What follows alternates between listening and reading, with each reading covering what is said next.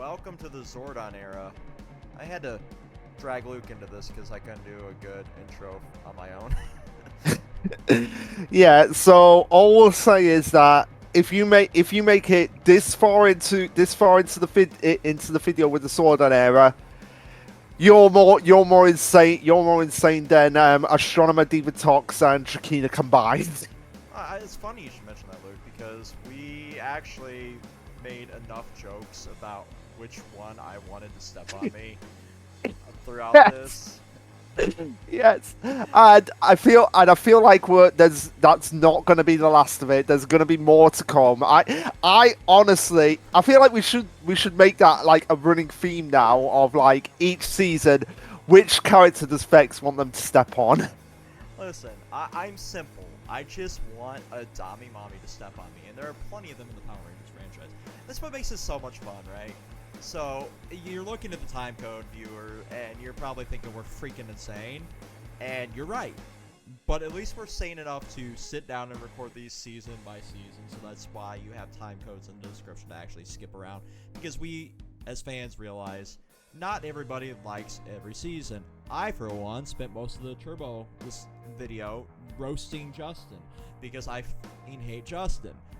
But that's what made it. That's what made it so fun as well. And I refuse to believe that anyone should be like, right, we're not watching this anymore. This is absolute crap. Like, no, there are good things in each and every season, and I'm gonna do my best to point them out when we get to them as well.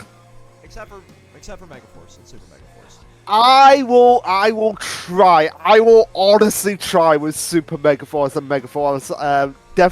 Because that season, oh my god, that season, just thinking about it is making me want to have a sea wave myself. Yeah, well, I mean, if anything is to show, the Z-Wave did not cure bad acting. It Nope, did cure no, a lot of other things, but not bad acting. but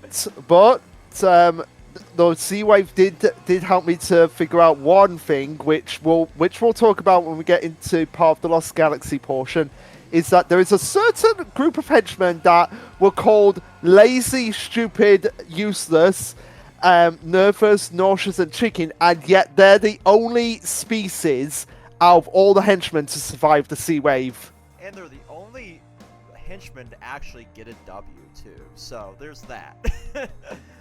That's what's so funny about this. Like, we obviously enjoy going back and viewing this for the nostalgia reasons, because this is definitely a portion of our childhood. But at the same time, we, sit down and realize it is utterly camp. Oh yeah, absolutely. And like I've said, to anyone who says Mighty Morphin, this is the best ever, this was the best time of the Power Rangers franchise, go back, watch season 1 of Mighty Morphin, and tell me that with a serious face.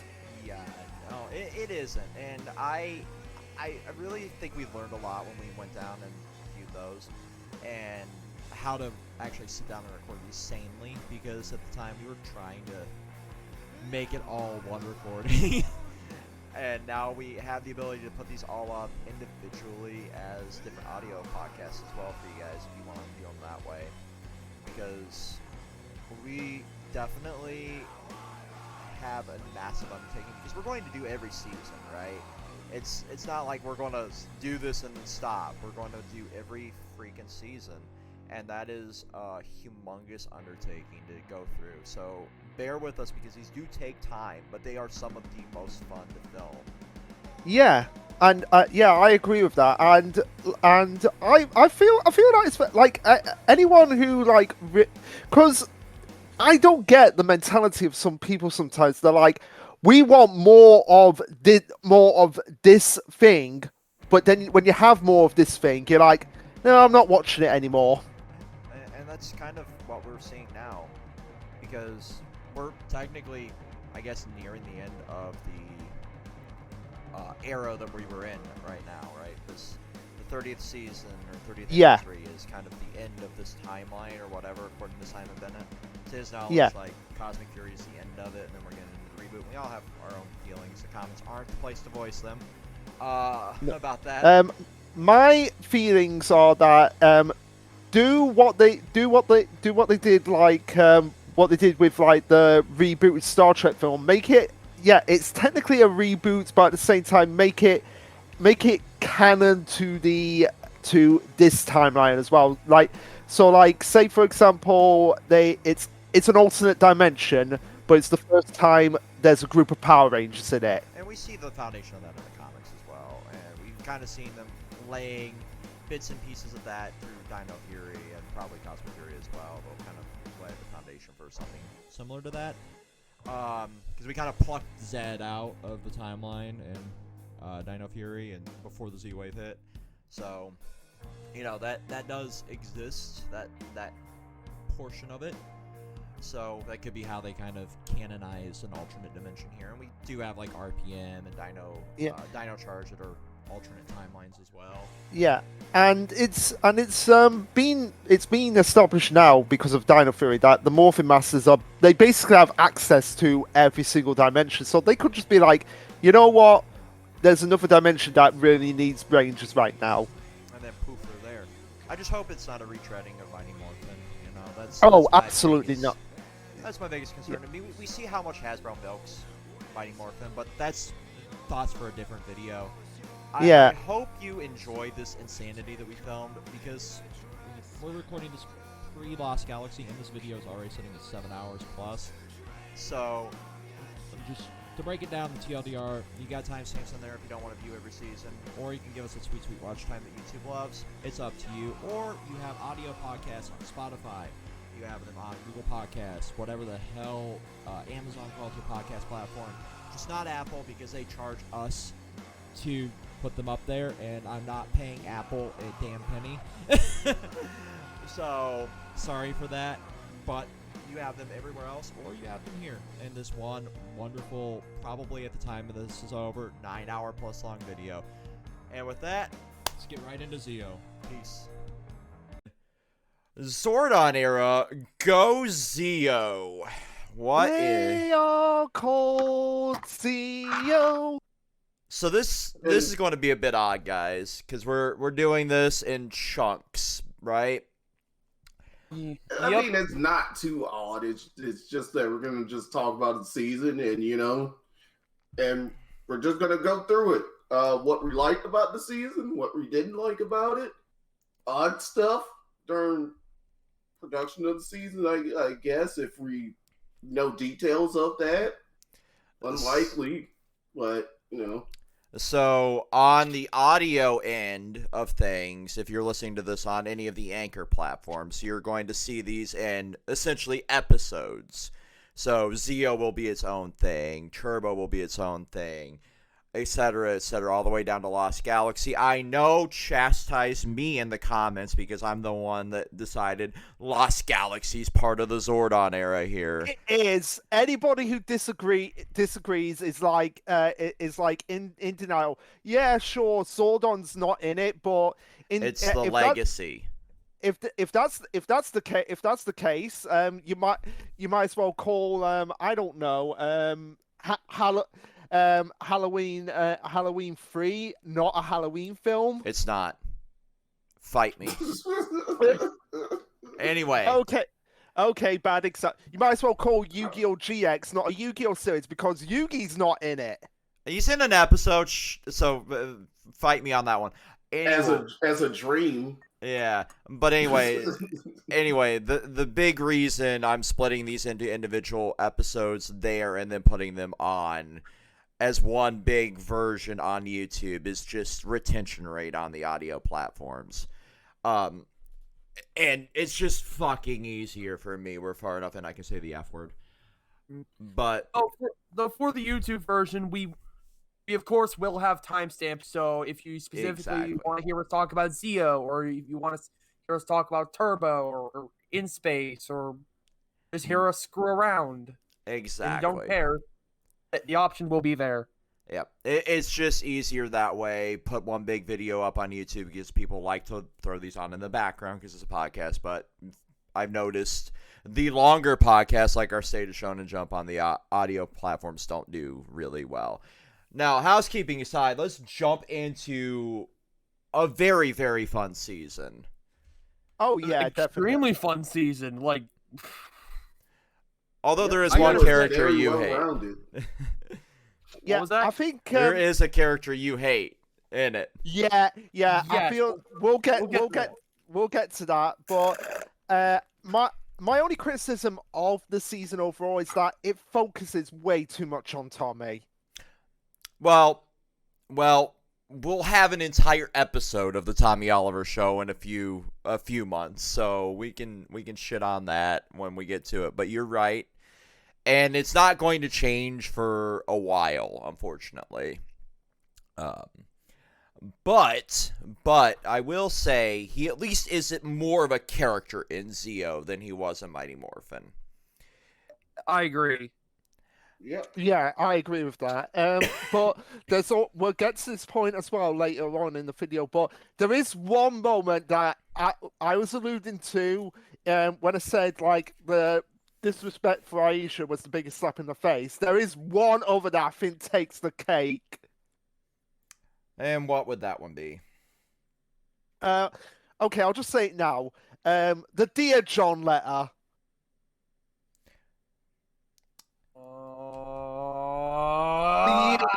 Now, so I want to get to one thing here because I find this funny, and unless you're in our server, you don't really understand this.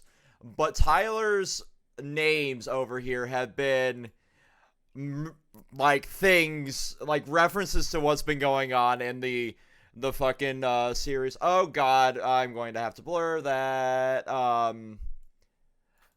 But anyway, that's work for me. That's work for future me.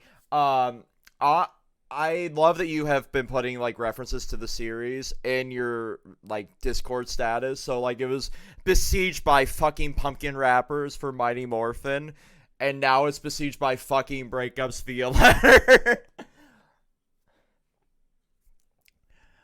I don't know what I'm gonna do for Turbo. Maybe I'll be like besieged by I have a very big hunch what it will be.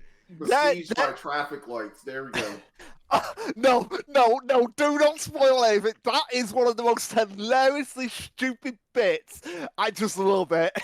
What? I was just referring to the fact that there's a lot of traffic lights in this season. That's all. Yeah. But no, there is a laundry list of things you could come up with, Tyler, for Turbo. Okay. I'll keep that in mind. There could be two options, actually. One will involve a certain food, and one will involve a certain animal. I'm going to guess on those being the things. And I'm assuming that animal isn't the weird Ewok things in the movie. No. Also, full disclosure, we did watch the Turbo movie after we finished Zeo, so Tyler knows about the Ewok, the Ewok, the Larigo Ewok, Yoda ripoff thing. And I hate it. Wait. I just realized something. Wasn't that the same guy who played like Willow? Actually, let me look that up because I think you're right. But yeah, sorry, we're going to say something. I'm just putting down a timestamp here really quick. It is played by John Samaritan. No, it's not. It's not because Warwick Davis plays right. Willow. But I'm seeing who the I actual was thinking voice like actor. I know he played like one episode or like I know he played a role in something Power Ranger related. I don't remember what. Yeah. And Lex Lang did the voice. So no, it is not. Wait, Lex Lang? Dr. Yes. Cortex?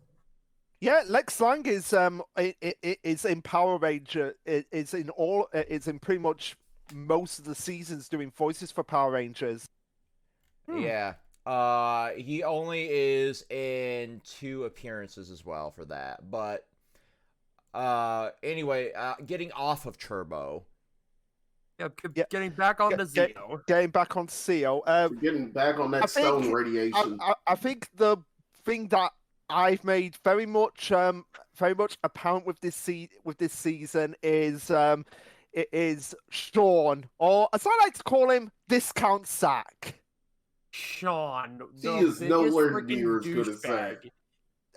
No, the problem I have with him is just his obnoxious attitude. He doesn't do anything aside from try to pursue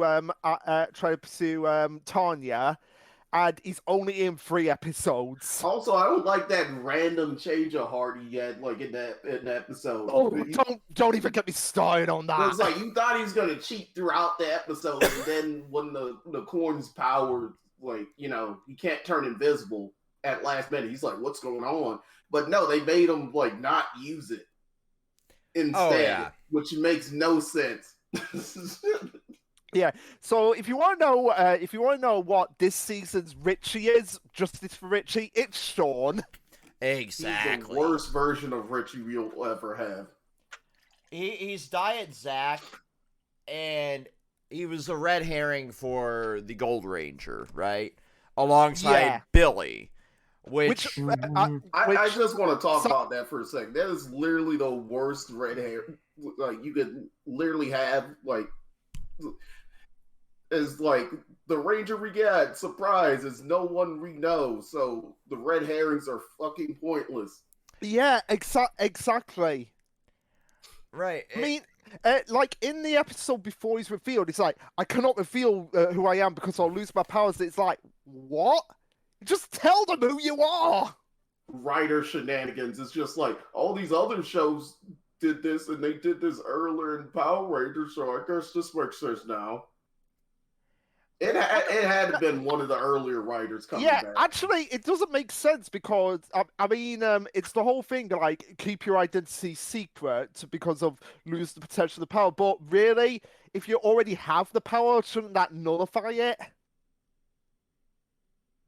I can get it to a certain extent. You can't just tell it to every single person. But you're in a room full of other Rangers. Who gives a like? Who that's cares? what I mean. That's what I mean. Like, if you're in a room full of other Rangers, you should be able to tell them like who you are. Yeah, that I never understood. Like an alien on another planet. Like, why does it matter? Like, if you reveal yourself to the other Rangers, like. Even if they were like evil, what would they do with the info? Well, actually, looking back now, it really didn't make any sense in the first place because in season 2 of Mighty Morphin, when it was revealed to Rocky, Adamai, and Aisha, they didn't lose their powers. So, what was the point of that rule? Because the whole keep your identity, my identity must be kept a secret. I'm guessing just don't tell random nobodies that, Unless they're related to you, like Tommy. Yeah. But yeah, so Sean, thank God he wasn't around, but I still didn't like it whenever he was around. And of course, he has to appear in the mandatory sports episode, which every night show has to have by law. Oh God! It's so weird. Like Sentai sports episodes, I love them. For Power Ranger seasons, it's like they forget the main important part, which is the fun portion of it. Yeah. Also, as well, since we're early on in the season, like. Where did Goldar's wings go between Mighty Morphin and Zeo? Who knows? Know. They went into the ether. Maybe his wings are retractable. They're clearly not. If they're not, then why did Lord Set have to restore them at the beginning of season 2? Fair enough. I'm believing somebody stole them. Like those people who would steal like your tires or rims. Somebody did the same thing with his wings because they got gold on them. You can't have shit in Detroit, man. Or should I say Angel Grove in this case? But yeah. I find that little plot point very stupid, and obviously the convenience and quote unquote amnesia, just a really, really dumb 90s thing. I'm not a big fan of that, but I get it. If you probably want, like the real answer is probably like either one, they lost the wings and they were just ordering a replacement from Tully, or whoever makes the suits for them, because they've been making like a few of the suits in house with Saban at this point. Or B, they broke them like they broke said staff. Yeah, they broke them just like Lord, but they didn't have enough clear tape. No, there was a shortage of clear gaffer tape at this point in the 90s, clearly. Or as we like to call it, duct tape. They used all the duct tape on Lord Zed's staff. All of California's duct tape went into fixing Lord Zed's staff. No, they couldn't afford duct tape. That's why they used clear tape instead. You cannot fucking tell me with as much money as they wasted on diapers and Mighty Morphin, they couldn't afford fucking duct tape. You see, like, they only go towards things like Saban wants to buy. Sheet cake and diapers. Remember, Saban is a greedy motherfucker. He is. He is Speaking of the food budget, it went so badly that it affected Lieutenant Stone's inability to pour ketchup in that one episode. Guys, we need you to fail miserably with this single bottle of ketchup. It's all we have for craft services. In fact, there's nothing in this ketchup bottle. We lied to you. Yeah. Yeah, because I'm just looking at my notes. It's like that one Tyler Perry movie in which like the people are just eating air because there's no food on the plate. Because I'm just looking at my notes now from the episode for Crying Out Loud, and I just put Stone's inability to pour ketchup. God. Oh my God. But yeah, speaking of Lieutenant Stone, finally him and Ernie got in the opening credits. Yeah. Ernie got to be in the opening credits up until the Turbo movie, and then he fucks off because, his health was getting bad, in addition to, like, a lot of other things that was going on behind the scenes, apparently. But I am glad that he got some recognition before he passed, because... Yeah, so rest in peace, Ernie. Rest in peace, Ernie. He really did make the show really feel like home for a lot of people, because the youth center was a big factor in the 90s and 2000s, and having that familiarity really helped resonate with kids a lot, and I love that bit.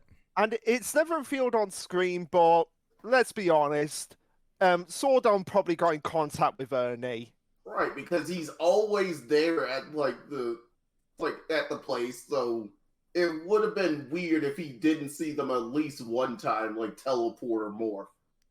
Exactly. Speaking of Ernie, or cameos or Easter eggs to Ernie, the trailer for Once and Always dropped, and we will be filming a video on that as well.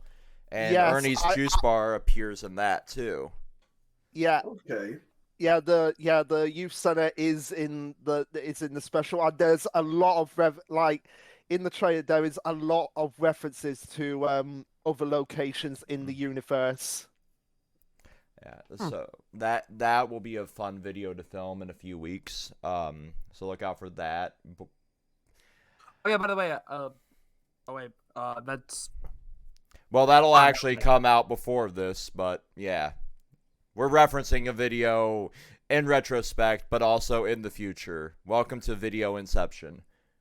I can see it to the future. Can we talk about Billy's Steve Jobs arc? Yes, my man was the best Steve Jobs. Yes.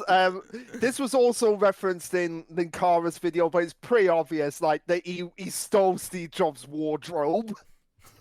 And he did better. I mean, he's making all the Zords, he's making all the weapons, he's pretty much doing all of Alpha's work. Again, it in freaking style. My boy Billy was rocking that. Yeah, I feel like Billy. I feel like the first half of the season focused more on Tommy, whereas the second half focused more on Billy's departure from the series. Oh Yeah. God. Yeah. I do genuinely hope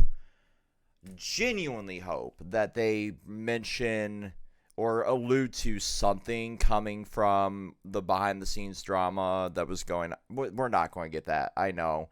But like, he left the series due to the ongoing homophobia on stage, right? And the way they wrote him out of the series was to have him age into this like 75, 80-year-old man and fall in love with an equation, and then that equation perform like some sort of like fucking water-based therapy with the fountain of youth, basically. Well, to play devil's advocate here, it would make sense that something like that would happen, considering Billy aged back up when everything else in the Alien Rangers arc, when everything else, every other character was still a child. Mm-hmm. So I'm playing devil's advocate here of saying like it would make sense, but at the same time, it just feels like they had he's left the series. Okay, let's age him up. Age him up, not pay his actor any royalties for that episode by hiring somebody else to play him. Which is why they probably aged him up to begin with, to make it, less recognizable as, like, his actor. His actor, leaving set, Yeah. Yeah. But also, like, in the 30th, like, obviously they're going to have to reference that in some capacity. I wonder if, like, they mention if he was able to, like, have a family or do anything like that with an alien. Yeah. There's no rules against the equation, Zordon. I mean, they're pretty humanoid, other than them being fish people. Yeah. But also as well, I do love the fact that the second Hasbro took over from the franchise, Dave Yost was like, "I want to come back," because he was very keen on doing the 30th anniversary. Well, so just gonna say, so I'm really glad, because Billy has been like one of my most anticipated returning Rangers for a long time. I guess like either he patched some stuff up with the producers, or they got out their BS. Most of the people who originally worked on the series been long gone at this point.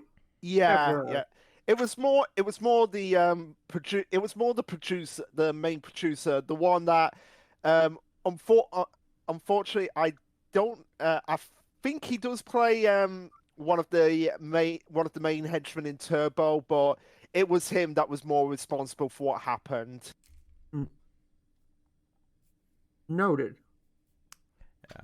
So we also have one other really interesting side gag that was going on this season, and I find this to be one of the funniest things that happened in Zeo.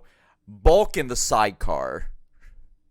Oh, yes, I definitely love that. Oh, okay. It was kind of like the sidecar. When I think of sidecars, I think of Wallace and Gromit. But it would be like if Gromit the dog was the one in control of the car itself. And also, Wallace was 300 pounds. And hey, you know what? I'm happy to see Gromit. I'm happy to see Skull finally getting the spotlight, because I don't know about Jens, but between the two, I prefer Skull. I like Bulk, but Skull is the actual comedy of it. Bulk is the crass side. Yeah, he's kind of the crass straight man of the group. Speaking of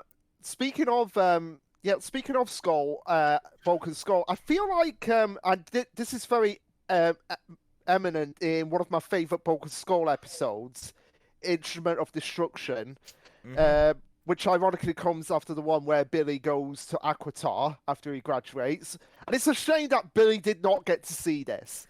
I get the feeling that Skull is the more timid of them, and he just goes along with whatever Bulk says half the time. Yes, Yeah. 100%. Absolutely. And that's a really very real dynamic in those types of groups too. Like one will just get roped into whatever shenanigans, and then the other will just kind of lead the pack.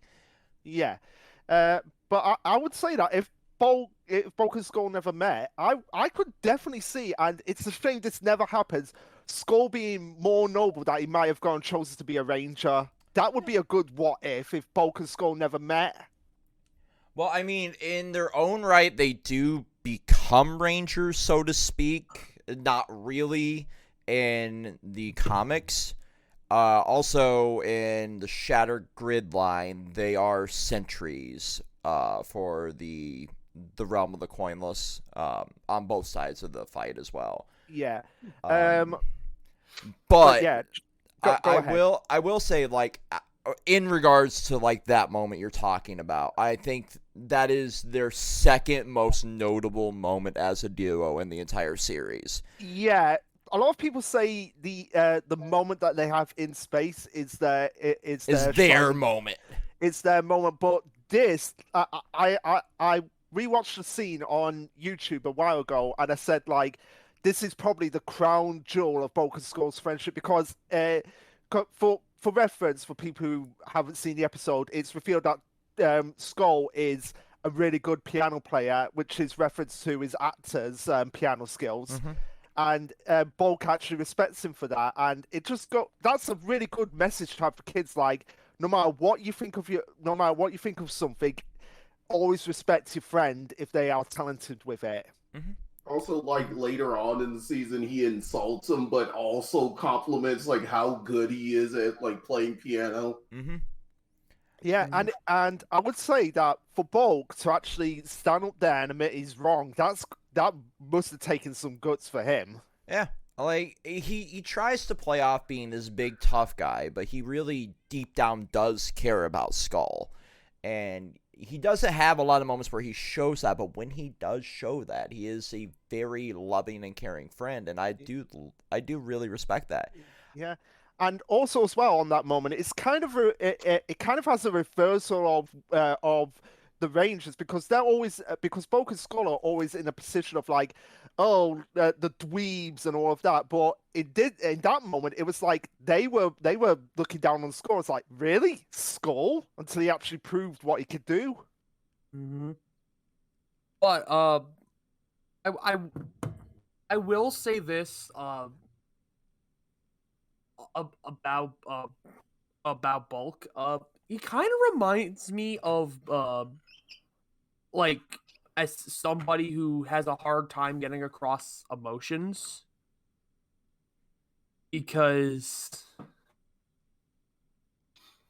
crap,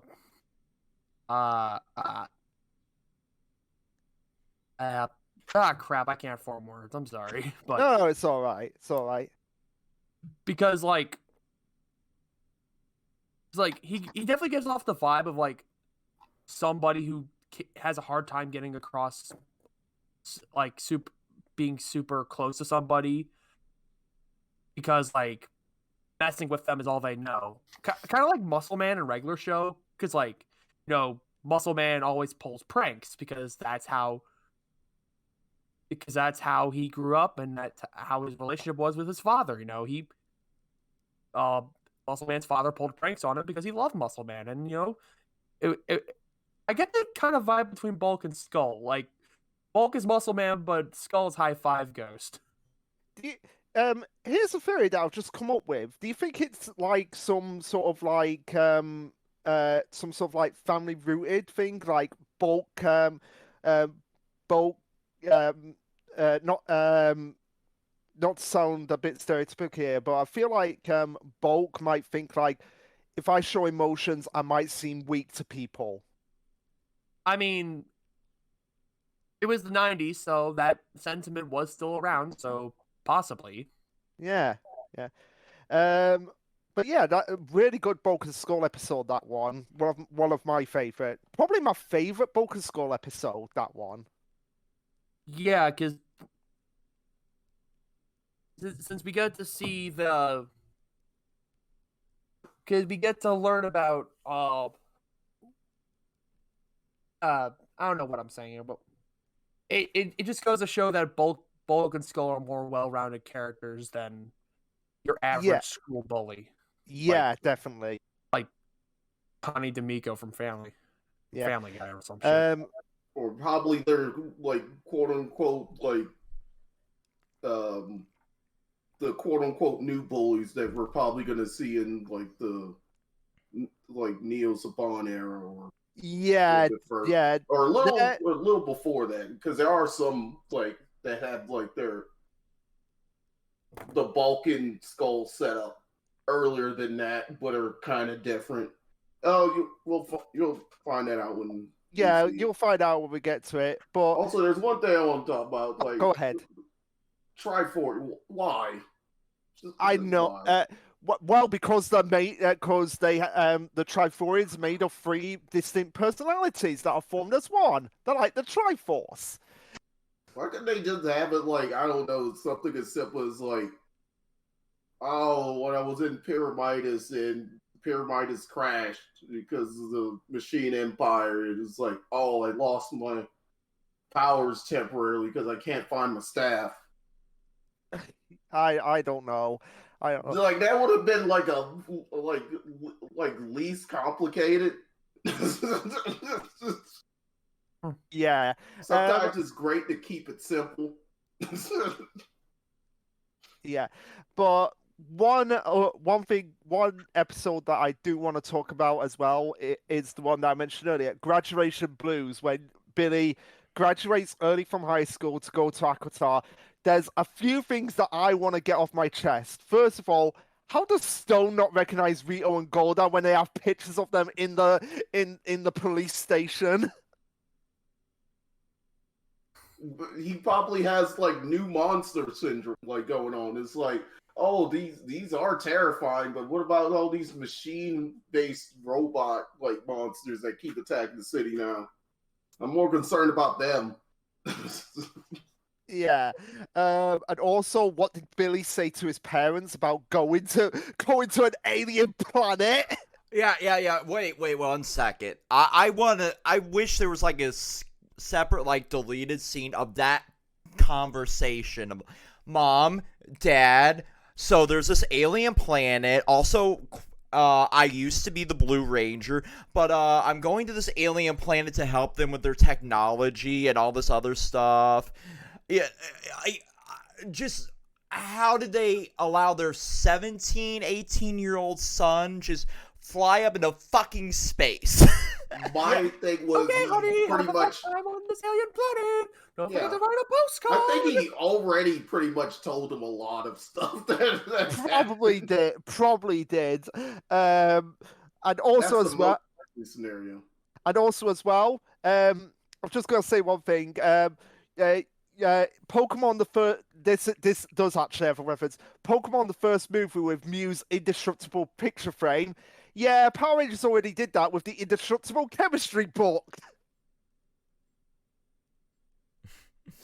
I'm just like, how did that chemistry book survive that episode? Nobody knows.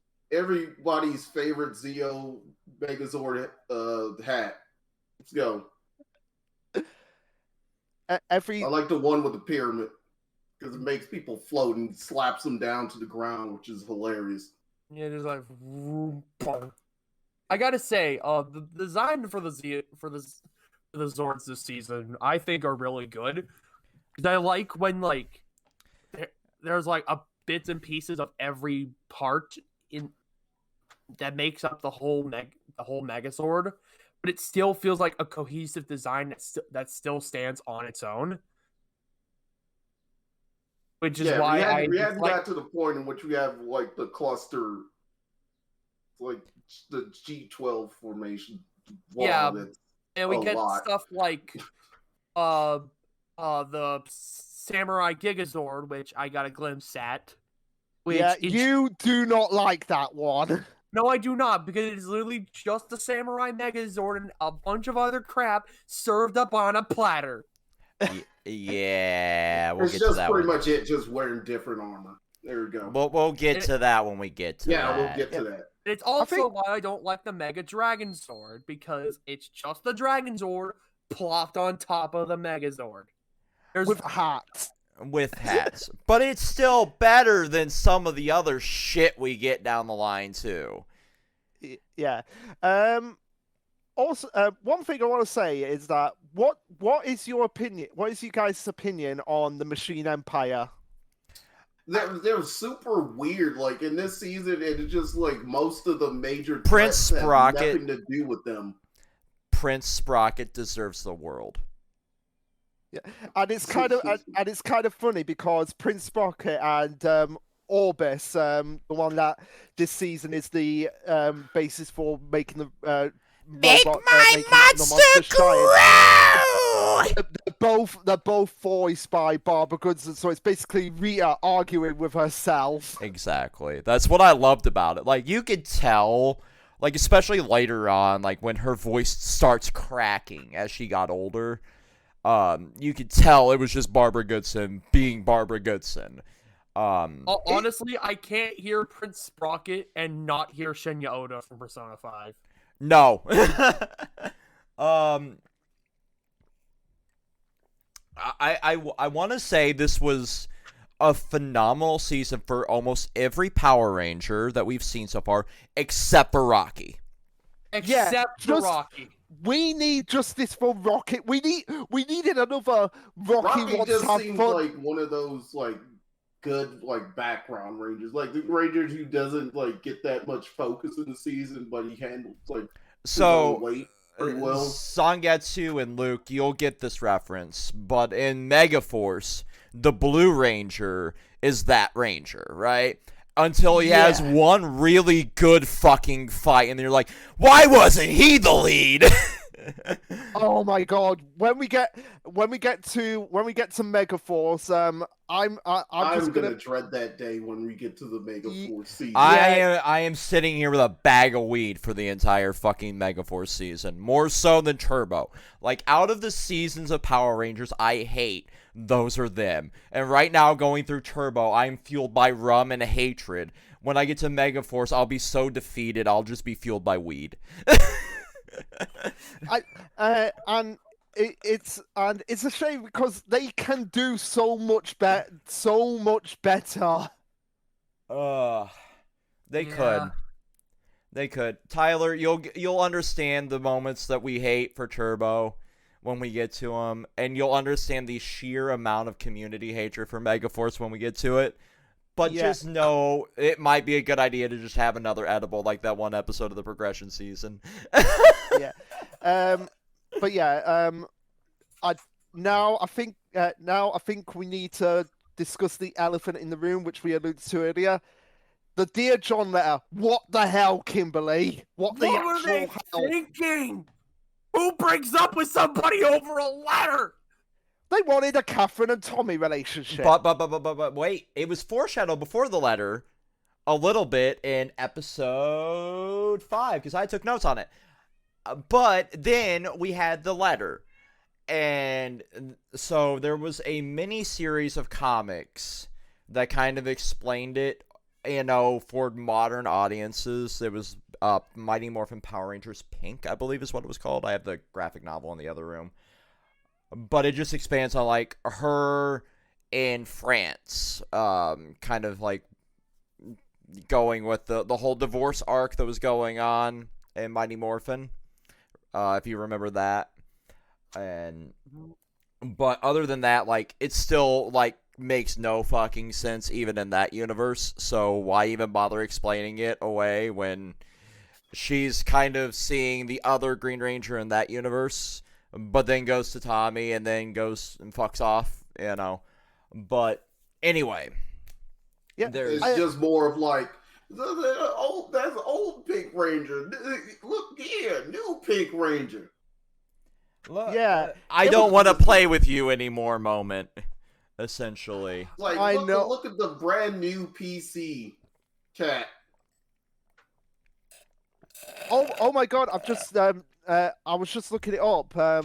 So that just to go off on a tangent here, Barbara Goodson is voicing Rhea in the 30th anniversary special. So it's good to see her voice again. So that was her. Yep.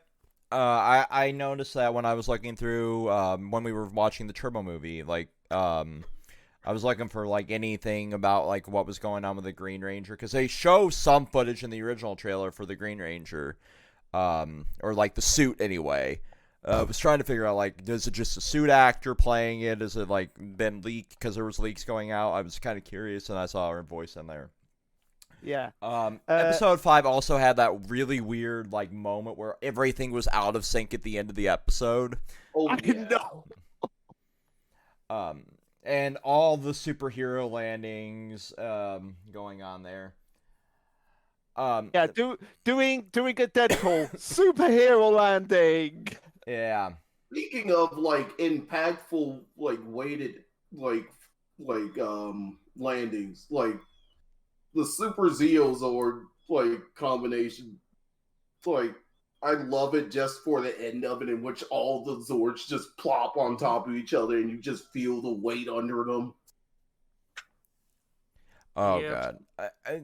I think out of all the Zords we've seen so far, these are also the most cramped too. Like, especially the original Zeo Zords, like it looks like the equivalent of a shoebox inside that cockpit. It is very small, like cockpit, even compared to like other, like, you know, Sentai seasons. It's like that's a very small cockpit. Mm-hmm. So, I would say literally one of the smallest ones. Like, there's some that were like designed only for like one person, and they don't look as small as that one. Oh god, yeah. We also finally did learn Lieutenant Stone's name in this season, and it's Jerome. It's fucking Jerome. I get all the scenes like photoshops of him with the do-rag. Somebody Photoshop him on top of the Jerome Cleveland. Has came for to stole your girl. Yeah, or something like that. That was also the name of the dude that replaced Cleveland in Family Guy. Remember? I could just I could just picture him photoshopped on top of that. He kind of has that same like relaxed attitude, no matter what's going on. He's still like chill. I somehow took a note in episode 9. A hole's a goal for the monster growth. I'm trying to remember what monster was going on in episode 9, so give me a moment. Yeah, I feel like because I had for the Puppet Blaster episode, seriously, Captain Pete. Yeah. And the food budget went overkill in that episode because it was like I'm gonna hypnotize these Pete kids and we're gonna have a food fight.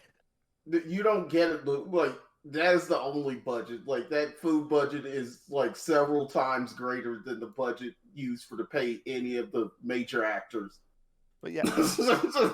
also, as well, speaking of acting, Invasion of the Ranger Snatchers, like, how did the Rangers get in a movie?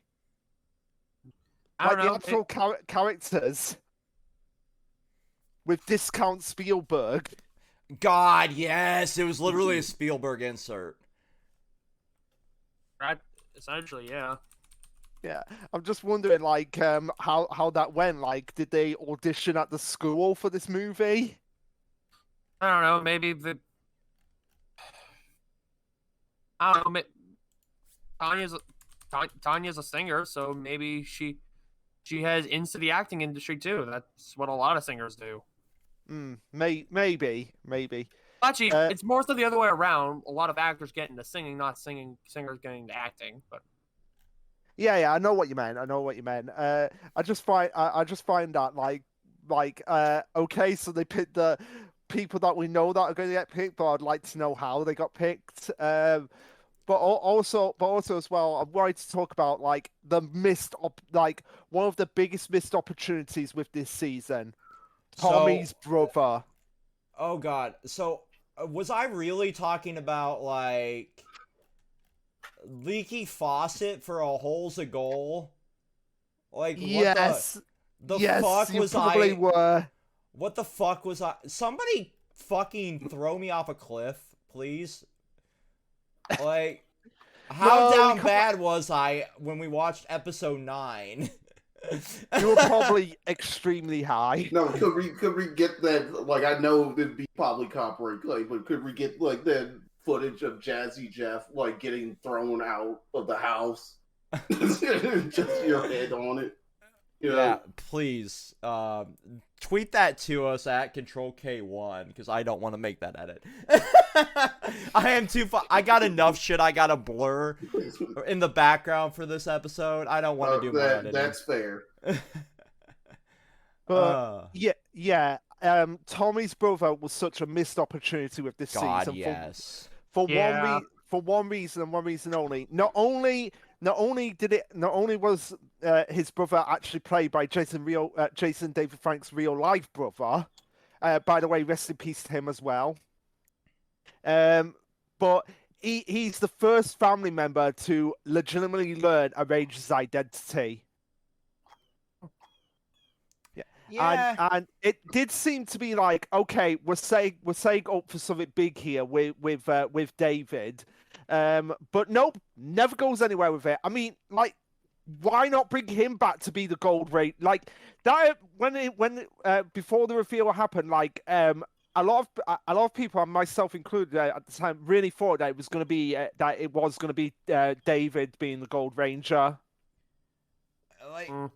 Like, there's so much missed opportunity with David Trueheart. There is. And let's not even try to discredit the fact that he was probably the most stubbornly douchey person early on because of his own like pride, right? Because when he got outshone during the little sparring match, he fucking blew a gasket. So I think they wanted to establish early on that he wasn't like true of heart enough, pun intended, to be a ranger, but at the same time wanted to leave him there in case they wanted to go that route. I don't think they actually thought that far ahead. I feel like it was more of a week-to-week writing for this season. Yeah, which is a shame because if that had happened, that would have been like the first time siblings were rangers. We get that a little bit down the line, but yeah.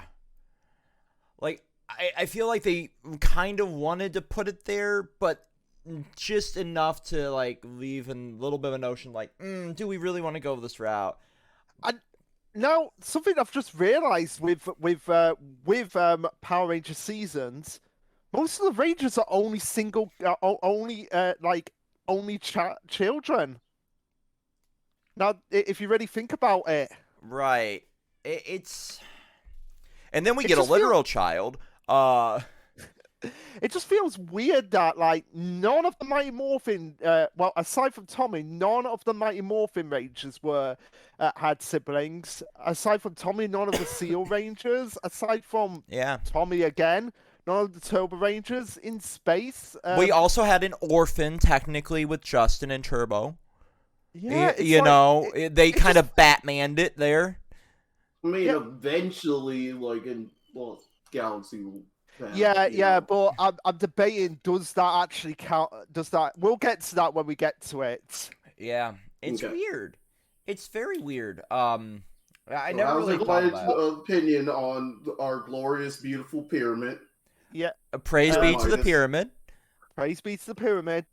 Every time I look at it, it reminds me of the pyramid from Stargate. It really does.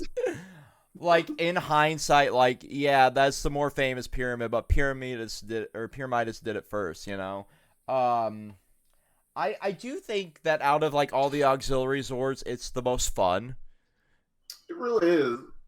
Even though it doesn't really do it but you get to store stuff in it. Right. You can't lose your like if you had this as a kid, you weren't losing your Zords or anything because it'll be plopped right inside of it. You're not losing nothing. I'm shocked they didn't try to find a way to cram Titanus into it.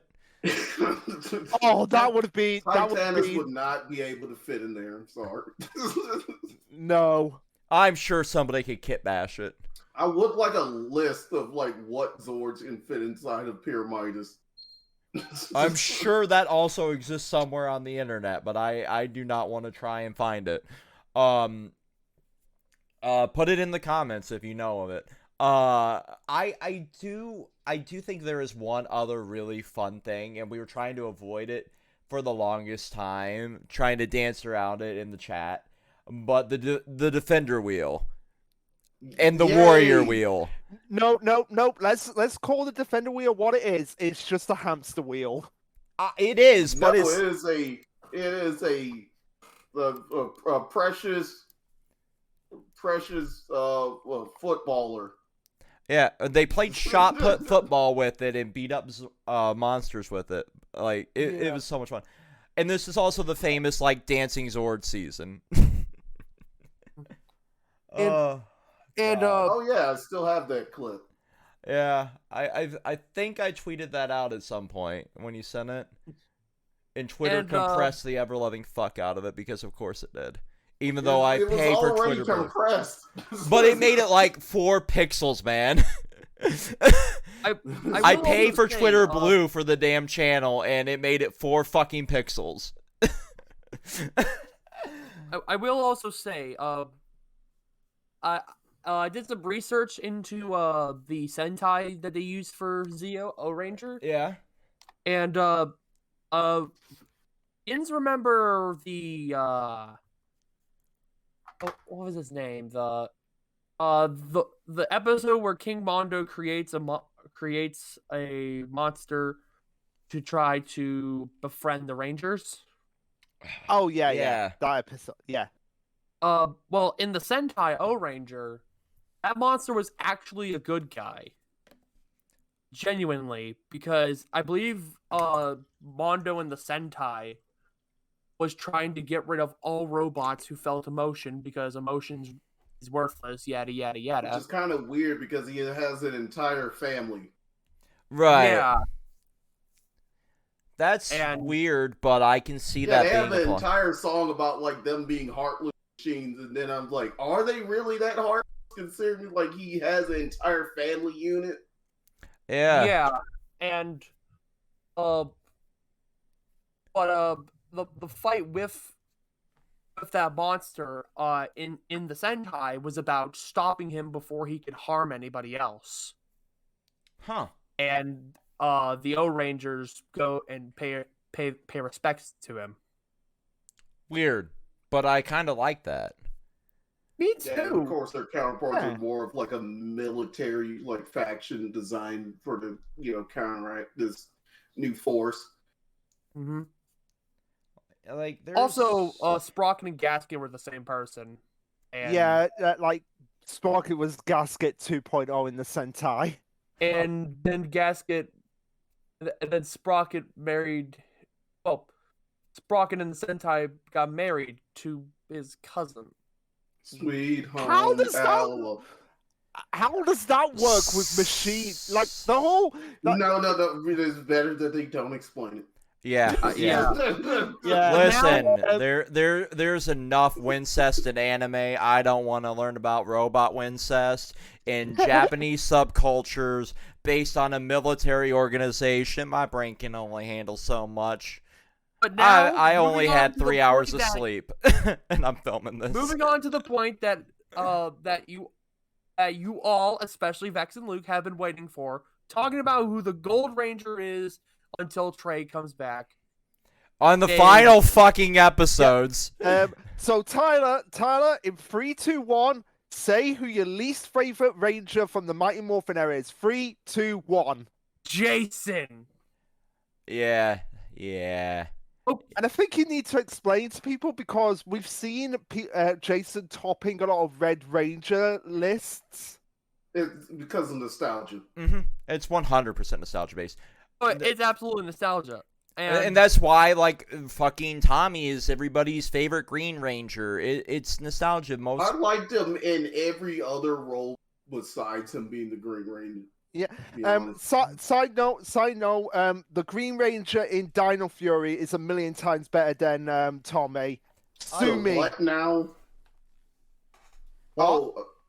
The Green Ranger in Dino Fury, a million times better than Tommy. I was gonna say, I was like, there's no Green Ranger in that other one. Dino Thunder, no. No, not Dino Thunder, no, Dino Fury. So sue me, everyone who disagrees with me. That is my stance. I genuinely, like, I think Tyler and I are of the same mind here. And you can boil Jason's entire personality down to karate and earrings. Yeah, right, because everybody gives Rocky shit, and I was like, as a kid, like growing up, I thought Rocky was a better Ranger personality-wise. Yeah, he didn't get to do a lot, but he was a better Ranger. He wanted to have fun. I'm never gonna forget that now. The name of that clip that you got sent to me for the Rocky just wants to have fun is like Rocky mocks indigenous people or something like that when he's running around. He's running around on the fucking field. But going back to Jason briefly, I legitimately put this in the Discord server. Because one smart commented of like, what's wrong with Jason or something that kids that, and I asked him to name me one thing Jason did in the series that had nothing to do with martial arts, and sure enough, he replies, give martial arts speeches. Yeah, like I think we've rested our case. Like there's.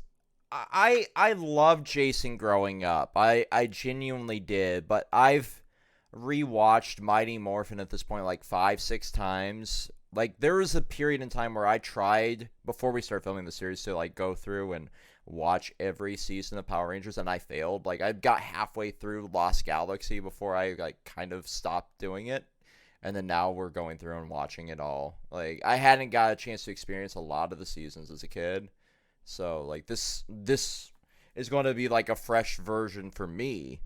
For a lot of these, but like Jason is just a weak character overall. Like you can look back in these franchises with like an adult mindset of like, yes, these were meant to be inserts for kids for like morality and like honor and all these like fundamentals that are taught through like martial arts and shit like that. But when you have zero personality as a character, in hindsight, like what value do you bring to the series and other than being the leader? And he wasn't even the fucking leader for that long, realistically. Right. Yeah, because then like Tommy takes over and the White Ranger powers, and then he's like, yeah, you're no longer the leader. He's because a bench warmer. Yeah. Yeah, pretty much. Like other than like him controlling like the, Red Dragon Zord. Yeah, but like didn't really bring that much to the table in season 2. But yeah, I feel like he was slowly like getting like more personality or at least a little bit more like a role in Zeo. The unfortunate part is like he showed up way too late in the season. Mm-hmm. He showed up way too late in the season and with zero subtlety. Like, once you saw the frame, you're like, wait, that's fucking Jason. Yeah, and I really wish everyone could have seen Tyler's reaction to Jason when he came back. It was priceless. Yeah, it was a reaction for sure. I genuinely think it would have been a better option to have had Billy take the role of the Gold Powers. Yeah. If not Billy, then David Trueheart should have. They were the only two options that would have made people happy. Well, not even David. Billy would have made perfect sense because he's already on set. Like this actor's already on set. He's already getting like a paycheck and everything. Might as well just you know, instead of what like the whole excuse they gave for why he couldn't take the power. Right, like it's just unfortunate. Like there was so much there for that season. And there's that like little arc there to be utilized that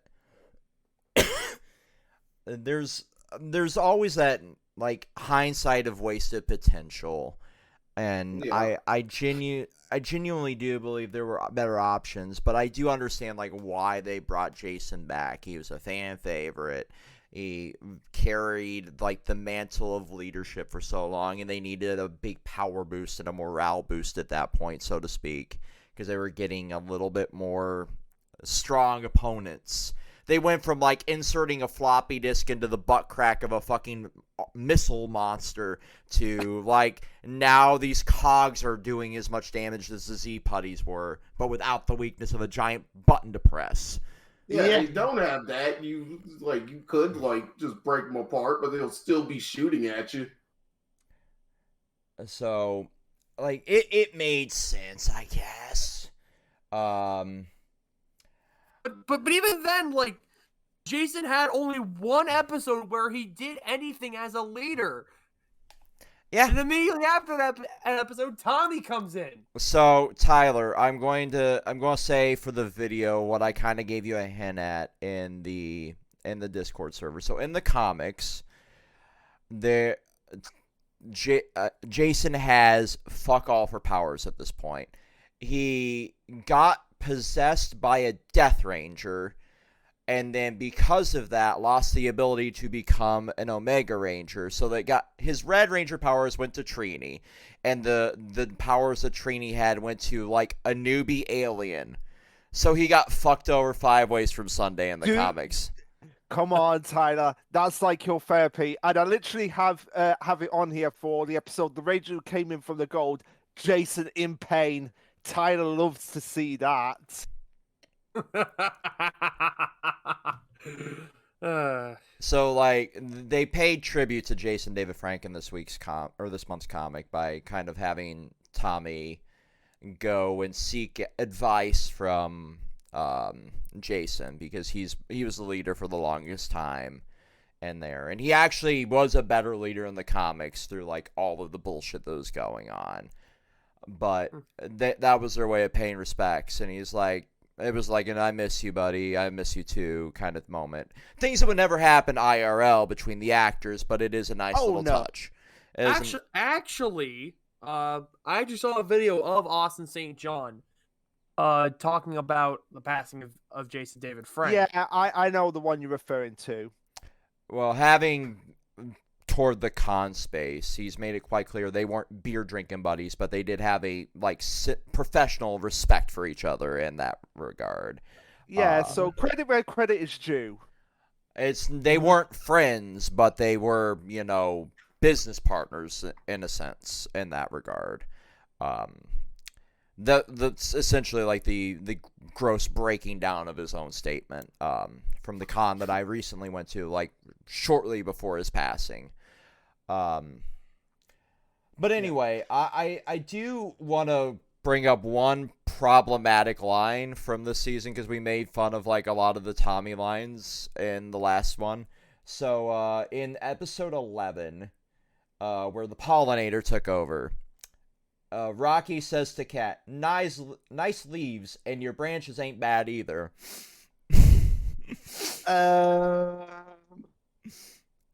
Yeah. Just not a lot of subtlety in the suggestiveness of that comment, but yeah, I kind of got a nice little chuckle out of it. But some of the dialogue in early seasons definitely haven't aged well. It's mostly because they're like, one, they really didn't care about like the dialogue that much, and two, they're like overly obsessed with puns. Yep. Like in general, in this franchise, they are overly obsessed with puns. Yeah, so much so to the show's detriment. Mm-hmm. No wonder we had that in the Neil Saban era. Oh God, hey, yes. Hey, I love puns just as much as Hey, I love No, fun. but they Wait go until we get to overboard. Neo Saban, Tyler. Just wait until we get to there. Yeah. But Go ahead. It's really funny, like looking back at some of the puns. Like you notice the dual meaning in them as an adult, kind of like the suggestiveness in a like Disney cartoon, right? There's enough there in the dirty humor to keep the parent that's having to sit down and watch the show with the kid interested. But it's also like, gonna be a real awkward conversation with little Timmy in a few years when they go back and rewatch this episode's reruns. Why is that always the name that they go to? Oh, we're gonna have to talk to little Timmy. That is so. I'm like, what? I picked that up from my fucking grandpa. I don't know why, but everybody's go-to. I picked it up from the internet. No, this is before the internet. Like, yeah, people using little Timmy as an example for stuff. Like, I heard my grandpa use it, and it's been my go-to for the longest time ever since. And I can't place where the fuck he got it, if his grandpa said it, but it's been a like you said, even the internet uses it. So like, it came from somewhere, but nobody really knows. I know.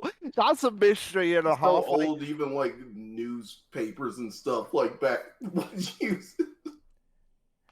Yeah. But yeah, there's also one other problematic thing that I want to talk about, and it's the same thing I had in the Alien Rangers arc. The problem with Tanya. Oh yeah. Well, it's a different kind of problematic here.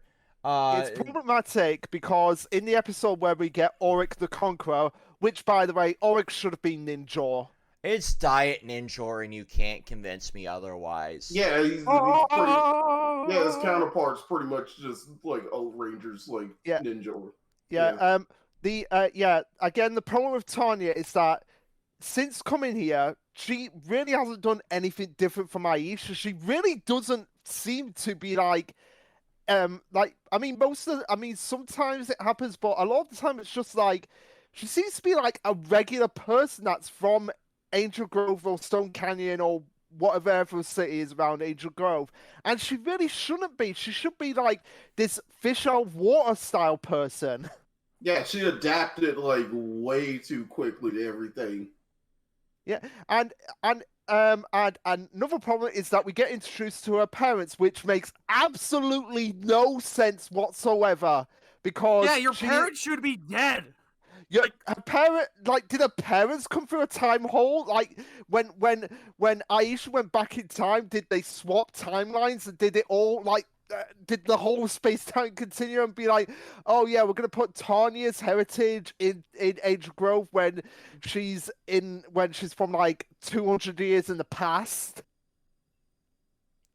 Yeah. So wibbly wobbly, like, oh yeah, it'll sort itself out. It was like, sort of, can you give me some help with this? It's like, oh no, I'm not touching this one.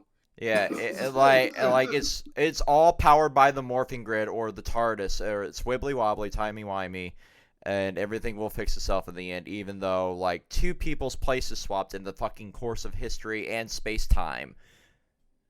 Like none of it. You're right, Luke, but it's a kid's show. None of this needs to make sense for it to work. It's like no, you're not going with excuses of kid shows. No, we do not use that as a kid as an excuse anymore. There's some kid shows that have phenomenal writing. Yeah, but they also weren't made in 1990. Oh, good point. Yeah. We can't argue with that. I'm just gonna blame like Saban as a whole for this. Oh yeah, 100%. Like now we have actual plot progression in the series and actual coherent writing. But back then you had Monster of the Week Scooby-Doo style episodes with a loose plot, if any. And that's fine. That can also work. Yeah. But when you're trying to just ham fist like time into anything where it doesn't belong, this is the result. Exactly. You have the previous character leading the path for the future character, somehow still remembering all of that, even though the timeline should have reset. Yeah, and also as well, I want to know, like, because sort of when Aisha, your decision to stay here as all the course of your history, and your family will join you as when you get back, like. What are they gonna say? Are they gonna be like last time we checked we were in like California. I was writing a Word document, and now where's my computer?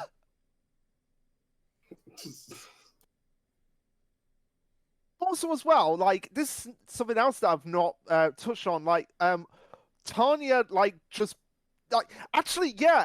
I believe I did bring this up last time. Like, Tanya should not age back up. That is another problem with her. Like, I'm not gonna get over this. Tanya was not affected by the reversal of time in the Alien Ranger, so she should not be an adult. And I'm not getting over that. More from critics like, this is the way. And also as well, wouldn't that be like wouldn't she be affected by the space-time continuum like Billy was? Shush.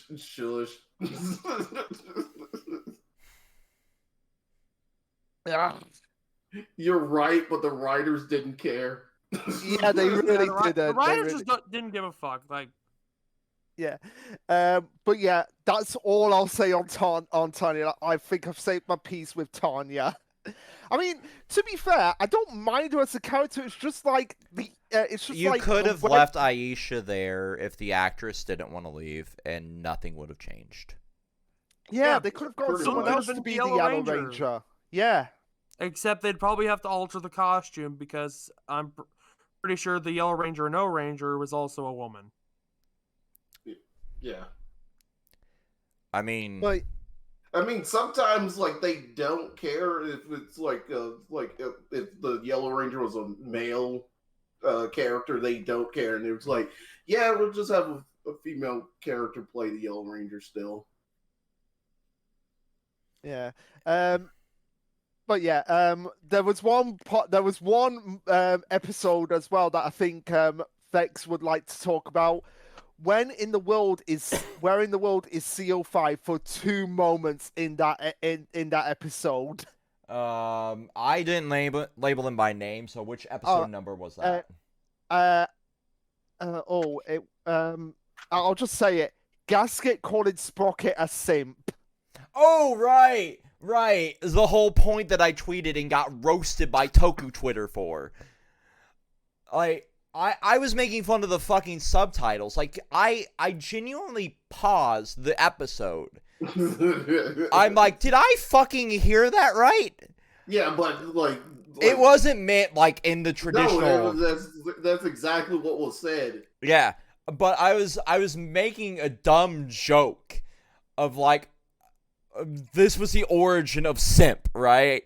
Yeah, they were meaning it as simpleton, not as the traditional sense of like we do now, where like you simp for a person. You could use the word like simpleton for like that case as well. It wasn't just magically today the internet just invented a new meaning for the word. Right. Like, no, you can also use the word simpleton for that meaning as well. Right. But Toku Twitter was having none of it. And I'm like, oh, right, this is why they cry and whine about everything. Exactly. As I'm like thinking to myself in the back of my head, like, this is why I don't interact with fandoms. This is why I just sit and record my dumb little videos and make fun of them on the internet. Because, like, I've seen the discourse for, like, the reunion episode. I have my own thoughts on that. You know, I've seen people bitch and moan about Lupin Ranger, Dawn Brothers, everything on the planet. I want to catch up with Dawn Brothers and see how that's going on. But also as well. But everybody loved Boxing Nun. Like the newer seasons. Oh, I want Boxing Nun. Everybody loves Boxing Nun. But yeah, I've seen discourses as well about the special, particularly from people being like, I haven't watched Power Rangers in 25 years. this doesn't make sense to me. No fucking shit. Who obviously did not watch the trailer, because in the trailer, Rita specifically says, I'm going to go back in time to before Zordon makes you Rangers. People will obviously say, they're bringing Zordon back, but something happened to him in space. How can they do that? I'm like, did you watch the trailer? They watch Pretty Colors, and they're like, oh, this is going to be like exactly the way I pictured it, because I hadn't been keeping up with the franchise, and I don't know what's going on. But I'm going to complain anyway. It could be a $1 billion Marvel production, and they would still find something to nitpick about. That's how fandoms work. I mean, I would complain about that because some of the Marvel stuff has not been really good. Eternals, Ant-Man, Thor. Side note. I would argue I don't like any of the Thor movies. Yeah, Ragnarok was fun. That was the only good Thor movie. It was the only one that was okay. Me. Yeah. Just on a side note, and here is a disembodied floating head with 3 frames of CGI, and it's somehow up for best CGI at the fucking award shows. I mean, to be honest, that's basically what that character was gonna look like, regardless. Yeah, but still, it could have, not looked like Baby's first Premiere Pro project. No, it looked like Shark Girl and Lava Boy, right? The villain from there, which essentially is a ripoff of him. Yeah. Yep. Side note about the last Ant-Man movie. I have an interesting connection to that one. Going off on a tangent, the one of the people who was the stunt double for Jonathan Myers, I actually know and I've worked with before. Nice. Yeah, so I actually do know, and I've shown Tyler this. I actually do know one of the people involved with the MCU now. That's pretty cool. I remember you posting about that in the Discord, but it's just so weird how small the world is sometimes. I know. But but that was a side tangent. There is one other really really arc here, and it's also another problematic lesson that we kind of didn't look too much at in the 90s, but there was a lot of grooming in this season. A lot. Yeah. Yeah, so Emily is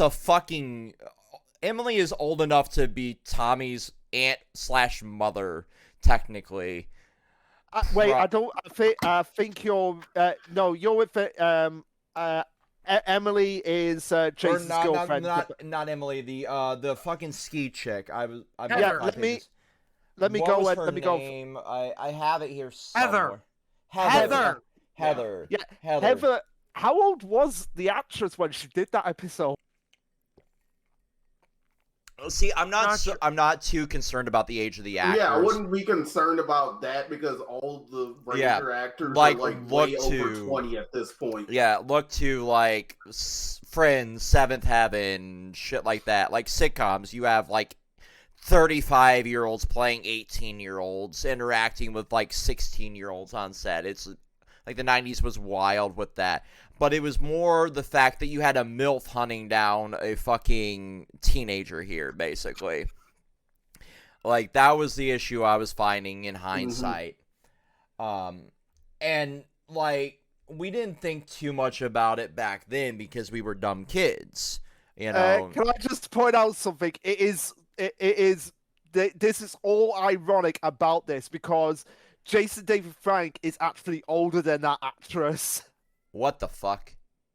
Yeah, but the thing is, we're talking about his character. You're right. It's just so weird. It is just so weird. And right. Kind of what how does this work? Well, they hired somebody that was actually a trained martial artist, and then they in 5-6 years of production down the line hired somebody to play a fucking ski instructor. That's how that happened.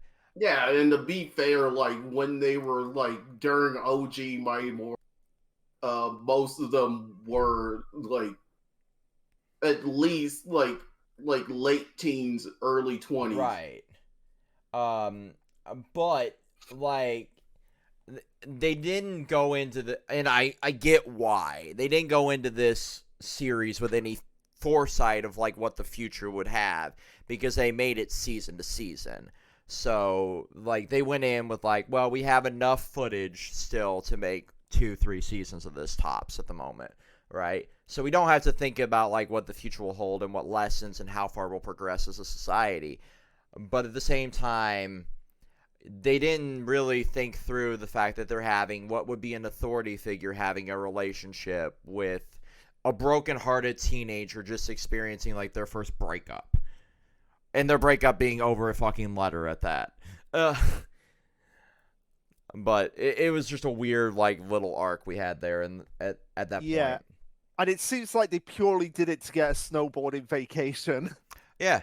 Well, I figure, like, it was at the time where, like, there was some California turbulent weather and they needed to go somewhere, so they probably went to fucking Aspen and got on the slopes and filmed a couple episodes while, like, hurricane whatever was going on.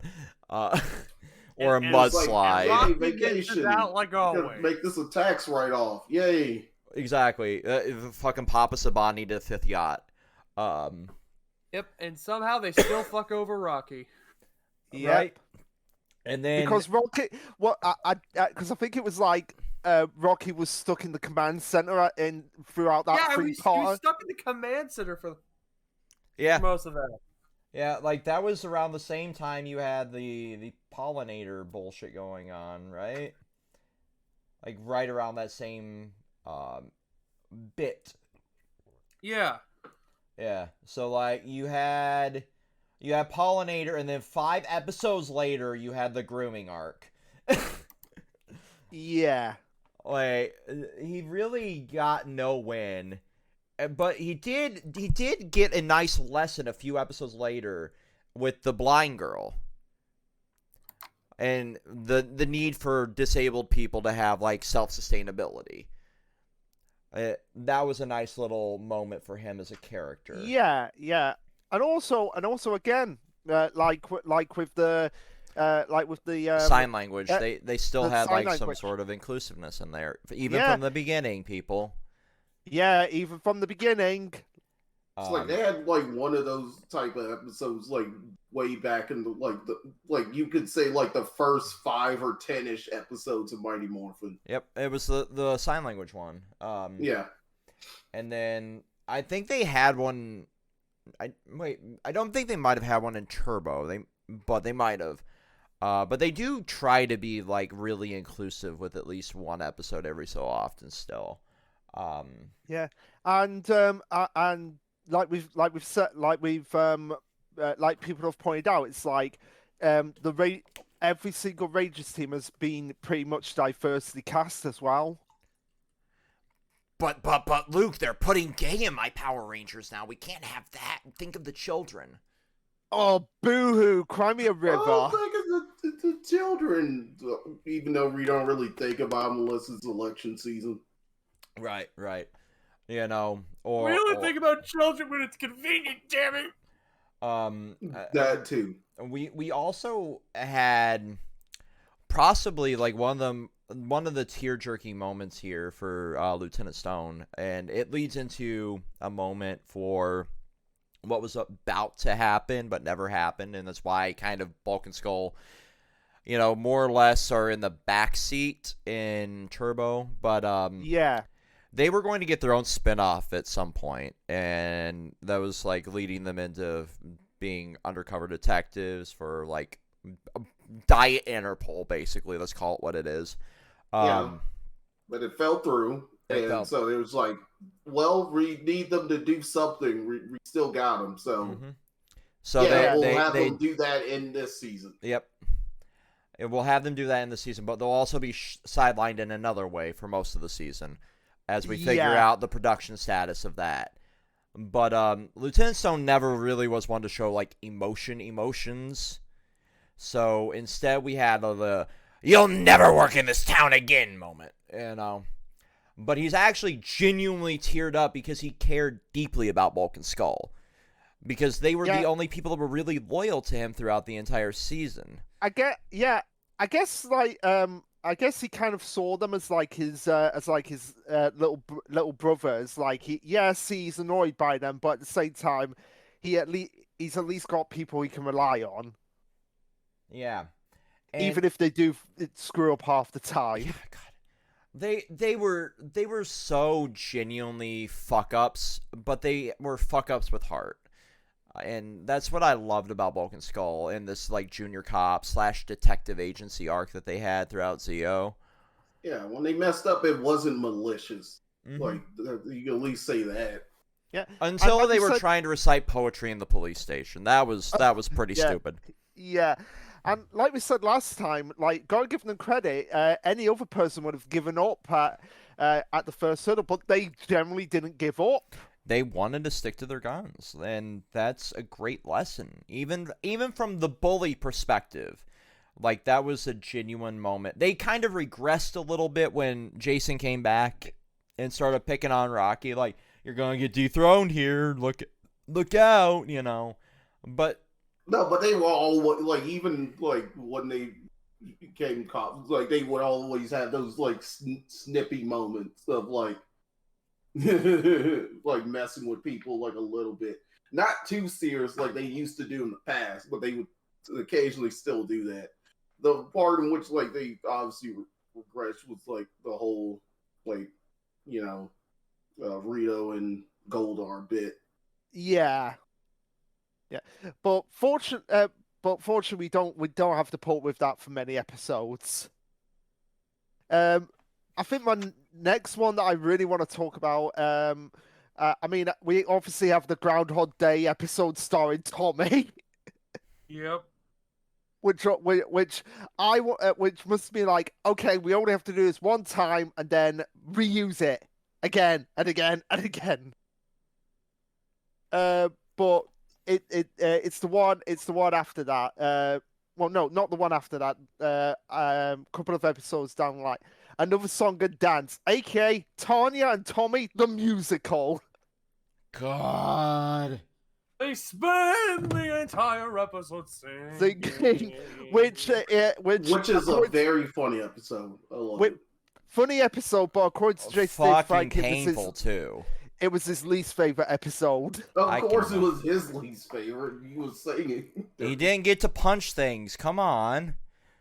especially singing the morphical Zeo Ranger 5 Red. But also as well, the funniest shit ever. No, the funniest bit of that episode is when they literally call it the Abandoned Buildings District. Yes, it's canon. We have a canon. It's canon now. They went through their recession arc. Like we have a canon abandoned building district. We have a canon mine or quarry. Wouldn't you abandon those buildings? Wouldn't you abandon that area? Monster attacks exclusively go there. Why continue to rebuild the abandoned building district though, Zangetsu? That's my question. Which means that Angel Grove. Here's the answer for everything that doesn't make sense in society: money laundering. Yeah, that's why Mattress Firm is still in business. Damn it! Exactly. Everything in Angel Grove. The only businesses we have are a mall with probably just Starbucks, Ernie's Juice Bar, and the school. You know what? They have other businesses and whatnot, but these are the only places the Rangers go to. I know. So they're the only spots we care about. But yeah, the environment, like, why call it that? Why? Because that's essentially what it is. Because a lot of people lost their jobs thanks to monster attacks. There you go. Yep. And then like all the warehouses and all the business offices, they all had to shut down, and it became an abandoned building district. Like that's the point where, like Zangetsu said, they have to launder money to make a living, and then they clean it through car washes and juice bars. Is Ernie confirmed to be like a money laundering scheme? Probably. Yeah, he could be the kingpin. This whole money laundering thing. Oh, maybe that's what happened to Ernie. Maybe that's what happened to Ernie. They found out what he was doing. He had to run from the IRS. And now that I have said it, it must be canon. And Zordon didn't think it was too serious because it wasn't like monster related. It's like, oh, that's just human business. I'm an Eltarian. Right, I don't get involved. I just deal with like monster attacks and whatnot. And turning children into soldiers.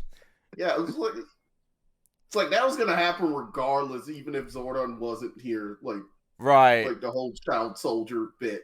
At least he gives them like cool outfits, you know. Instead of an AR-15, they get superpowers. Exactly, get super lasers that are way stronger than those. We have officially pissed off everybody at this point. Yeah. Abandoned buildings districts, just the most hilarious thing ever. But one other one I want to talk about as well is when we have the very first canonical team up between two teams, Rangers of Two Worlds. Yeah, which before last we get appearance to, of before Billy. We get to that, I wanna get on one recurring plot point here, and then we'll get right to that because it's like the next thing. Why the fuck is it always Tommy that gets turned evil? Like, well, no, we've had Billy turn evil just as many times. But have we had Billy turn evil, get thrown into a fucking Spartacus pit, fight his friends, and have his brand new girlfriend that he's probably been dating 5 days at this point in canon just hug him back to life, basically? Yeah, those episodes were weird but rad at the same time. Yeah, I literally put for that episode my only note. Which I should have put another one because the monster that Boca Skullade is played by the producer of Power Rangers and Super Sentai, which is kind of cool. But yeah, I literally free Tommy through the power of love. Yeah, I have a Huggy Wuggy fixes everything. Because it happened the other times. I don't see why it wouldn't work this time. Right. Like, we have this annoying thing where everybody wants Tommy's juice. And yes, that wording was intentional. And that's gonna get to really infuriating aspects when we get to a particular special episode. Yeah, we'll get to that a few more times where everyone wants Tommy's juice. And I'm just questioning how much sanity I'll have left by that point, because that's a very, very long time down the road before that final episode, which is literally the Tommy Oliver show. But I do really love those like Gladiator Pit episodes. It was funny to me, like them trying to rewrite his memory, and just the power of love overtaking it. Even though it was like fresh love, it's more lust than love, basically. But yeah, we have. That's the power of love. That's the power of lust. You're thinking with your dick, Tommy. We really stop thinking with your arrowhead. I mean, we wouldn't have SPD if it wasn't for him thinking with that. So at least we got that going on for us. Yeah, we got STD. Anybody who watches these, Tyler calls SPD STD, and we've got to live with it now. Yep. His offspring is the Green Ranger, chlamydia.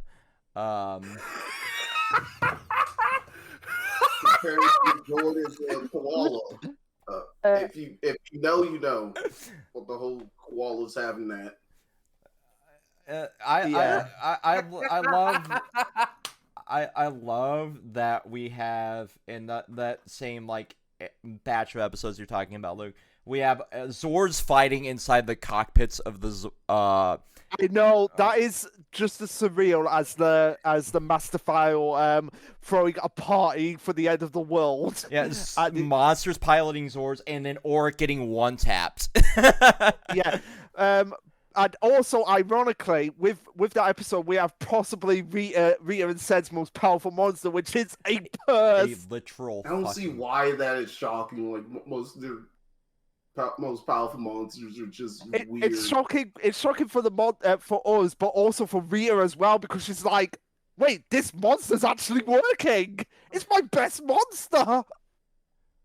Yeah. Why didn't she just bring that back? Plot. Yeah, it got also destroyed. footage. We don't have it.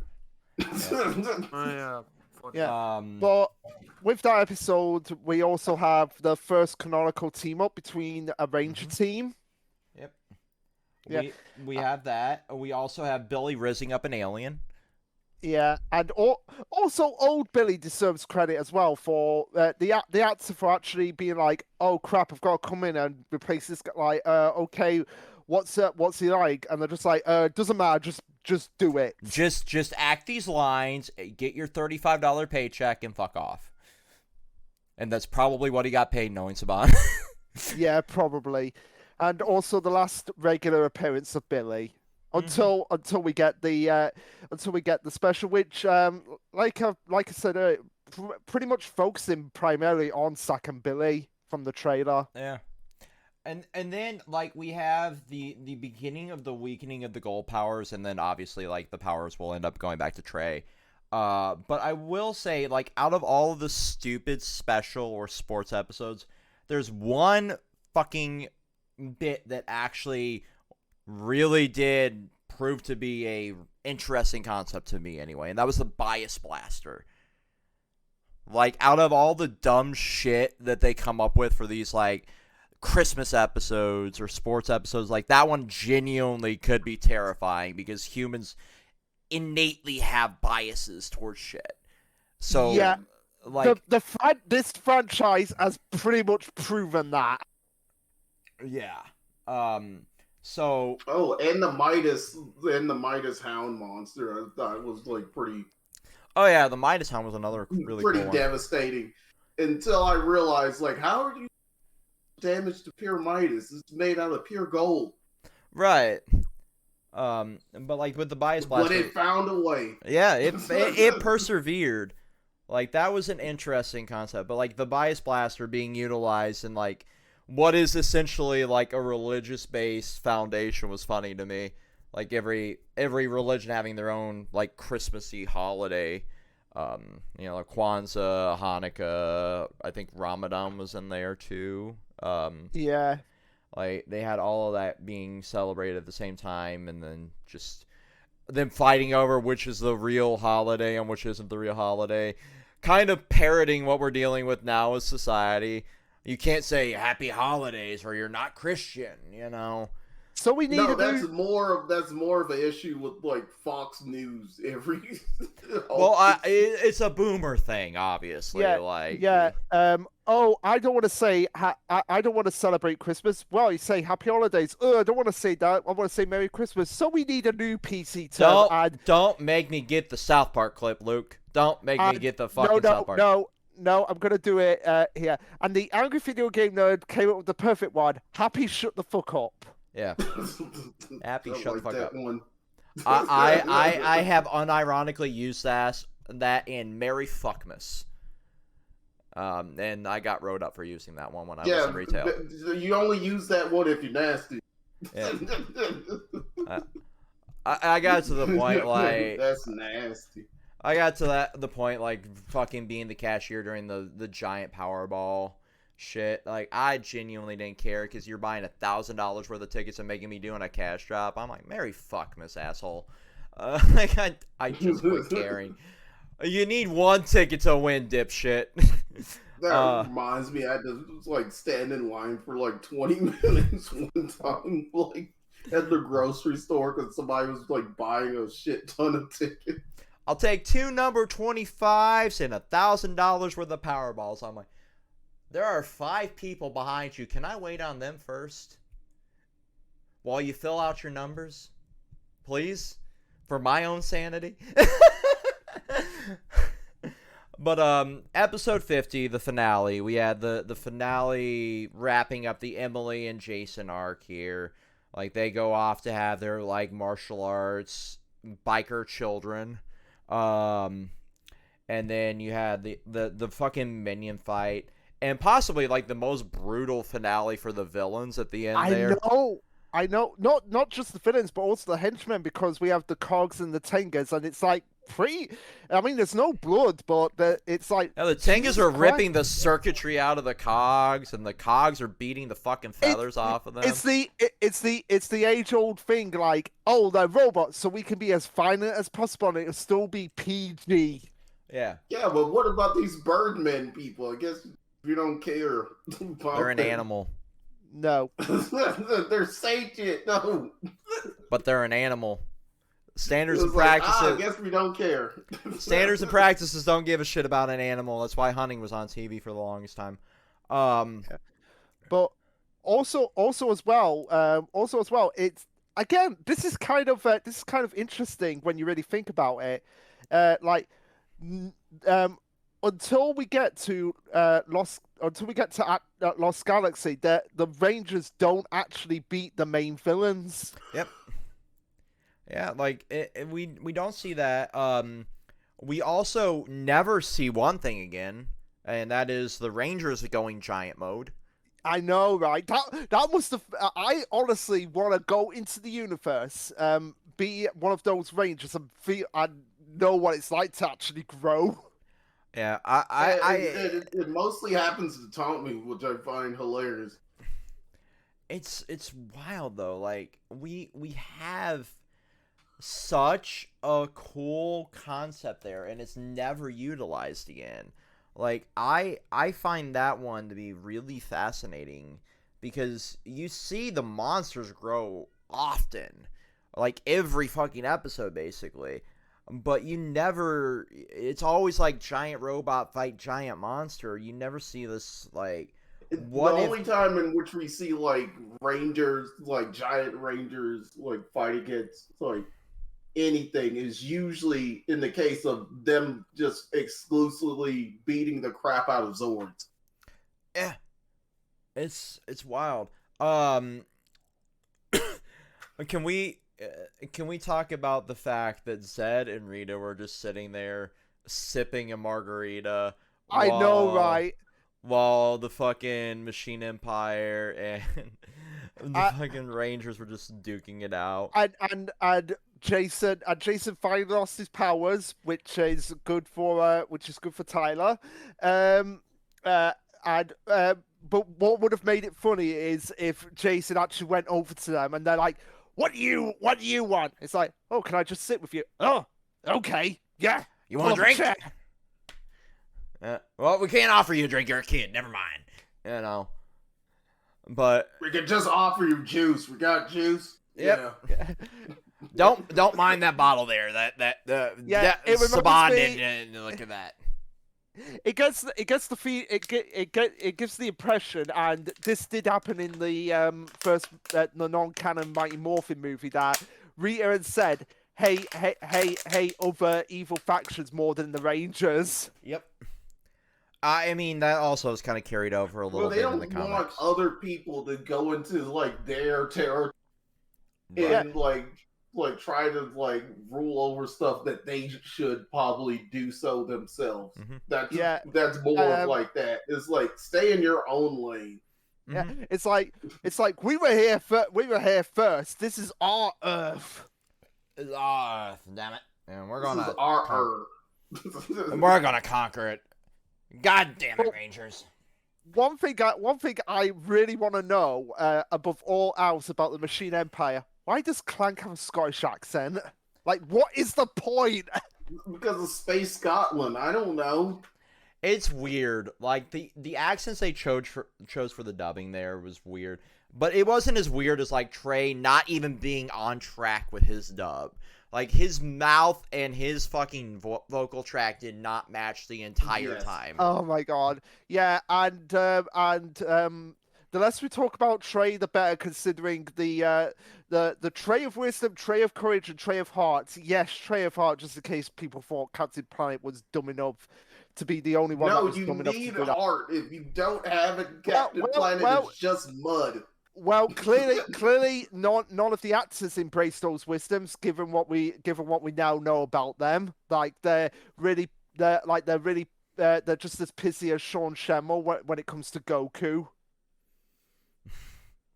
I don't want to talk about like that scenario because I already don't like a lot of the Funimation like actors, but we'll leave it at that.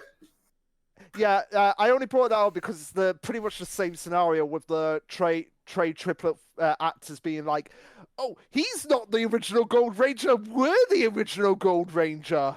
I mean, they technically aren't wrong in a sense, but also the way they go about what they've been doing is the problem. And causing all the fucking issues for like the Morphicon and the other convention owners is not the way to go about like getting your point across. You might have been the original Gold Ranger. You were also in 4 fucking episodes. Yeah, you were not popular enough. It's like the dude that plays. Just blame Saban like for giving you so few episodes that people barely remember you. It's the same issue that I have with the dude that plays the child version of Jason. He goes around acting like he's a Power Ranger. He never once morphed. Yeah, I want to ask him that. When did you morph in the season? Like, he shows up. That's right. The power corns were destroyed around that time. Yeah. Yeah, like you were a Power Ranger. Technically, yes, you were the child form of the Red Ranger. That does not grant you a popular seat at the fucking Power Morphicon table. It does not grant you a seat at the head of the fucking convention floor. Mm-hmm. You were an actor in there, though. You get the seat at the table. Yep. The same as like fucking auxiliary actor 75 that played a cog can go there. Convention going is weird. Like, be kind to each other. You're a fucking family. That's the entire point of the Power Rangers. I would eventually love to go to a convention. See how it is. They're fun. I've never been to one. They are fun. They are fun. They are fun. Depending on the size of it, a 3-day pass is definitely warranted. If it's a tiny ass con or there's not a lot of shit you want to do, get the 1-day badge. And that's coming from a con promoter. I'm not even going to our spring convention because there's so little that I'm actually interested in this time. But like, I'm still promoting it. So I'm in a weird middle space. If I cared more about Death Note, I would go. But like, it's also not 2010. Yeah. And I already have I already have Aisha's autograph on my Power Ranger wall, so I don't need to go see her again. Yeah, and I've already had my fair share of meeting who I want to meet at cons. Like I've got I met one of my favorite actors from a British sitcom. Got his autograph, and I got my favorite companion from the classic Doctor Who got her autograph, so I'm perfectly happy. Yeah, I got like the fall cons usually are bigger one. So I'll see who all is going there when they start announcing that. See if I go to that one. But speaking of conventions, I'm going to a convention in July, Techo 2022 down in Pittsburgh, Pennsylvania. We'll be having J. Michael Tatum, Brandon McGinnis, Laura Stoll, and Coy Dow. If you guys are in the Pittsburgh area, you could come see me. Yay! Go see Tyler. Yay! Like I'm hoping like for our fall con we have some more like newer Power Ranger actors because we've been getting them a lot lately. Or or the Chainsaw Man cast is one that we've been trying to get there. And yeah, I think the Chainsaw Man cast have just recently gone to a convention, haven't they? Yeah, I believe they went to C2E2, which is down the Chicago area. And they've been going to a bunch here lately. I definitely want to like get them to sign some shit and add them to the autograph wall here. I got to reframe my Roger Jackson print over here. I'm noticing that frame is kind of cracked, and that's my bad from moving. But yeah, I got Ghostface. Oh my god! Speaking of Roger Jackson, when we get to SPD, there's going to be one joke that I want to do. You won't understand What's it your when we get scary movie. You will understand. You will get it when we get to it because I've just remembered that now. So yeah, I have got to start wrapping this up so we can go watch some Turbo, and I can actually go see Scream 6 before the concert tonight. So So very quickly, I'm just gonna say 1, 2, 3, 4, 5, 6 6 actors in anime have been added to the list.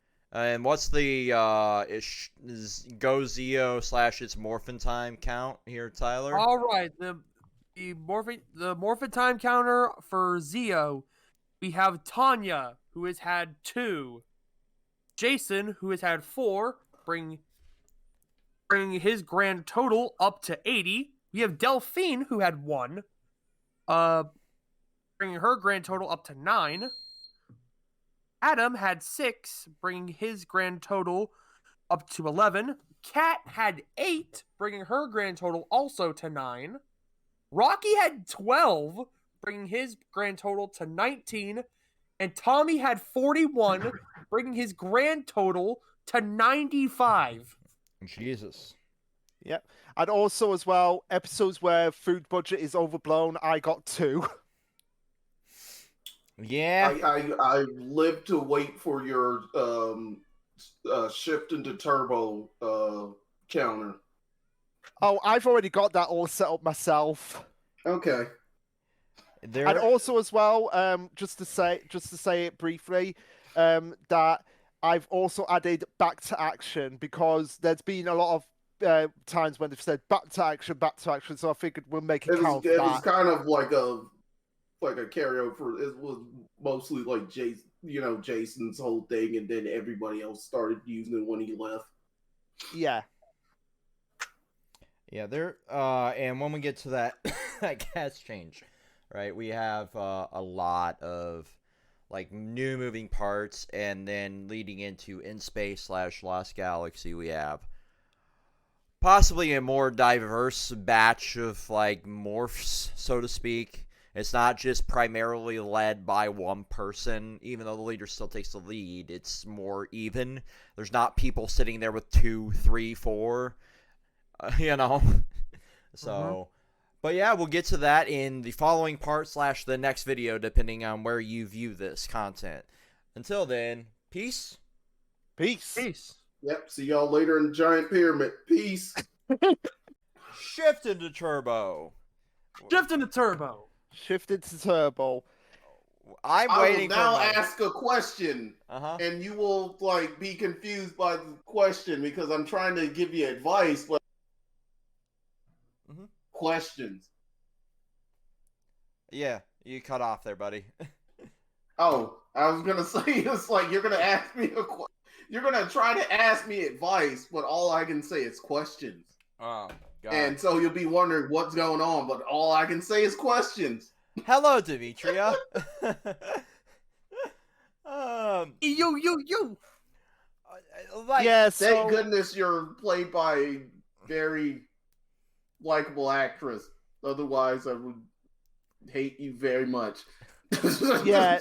So as you can tell, this is going to be probably so far the most debatable video of them all. Oh yeah, and it doesn't help that it's stashed right onto the edge of a 2.5-hour discussion about Zeo. So viewer retention is already in the shitter. Yeah. So I applaud anyone who gets through all of this. Well, like I said, I question their sanity. Like I said at the beginning of the Zeo, like on the audio formats, I'm gonna stitch these up into like different segments on there. And by question sanity, I mean myself. Yeah, right. No, honestly. And I think when we eventually do have the full video, we should have like timestamps for. 100%. I'm doing that for their own. Sure. We're doing that for their own sanity. Hey, my phone rebooted, so I can get to my fucking notes. So wait, are we? I suppose we're gonna start with talking about the Turbo movie, or did we already talk about the Turbo No, movie? we didn't. So we didn't. I think we so. mentioned I that think I had watched it at the end of Zeo. Leprechaun with annoying like talk pattern. Who is only in that movie in like 3 episodes. and there's never mentioned again after that. I wonder why, because he's annoying. He acts like he should have been played by Warwick Davis, but he wasn't. Yeah, it was very clear that they were trying to do Warwick Davis with that character.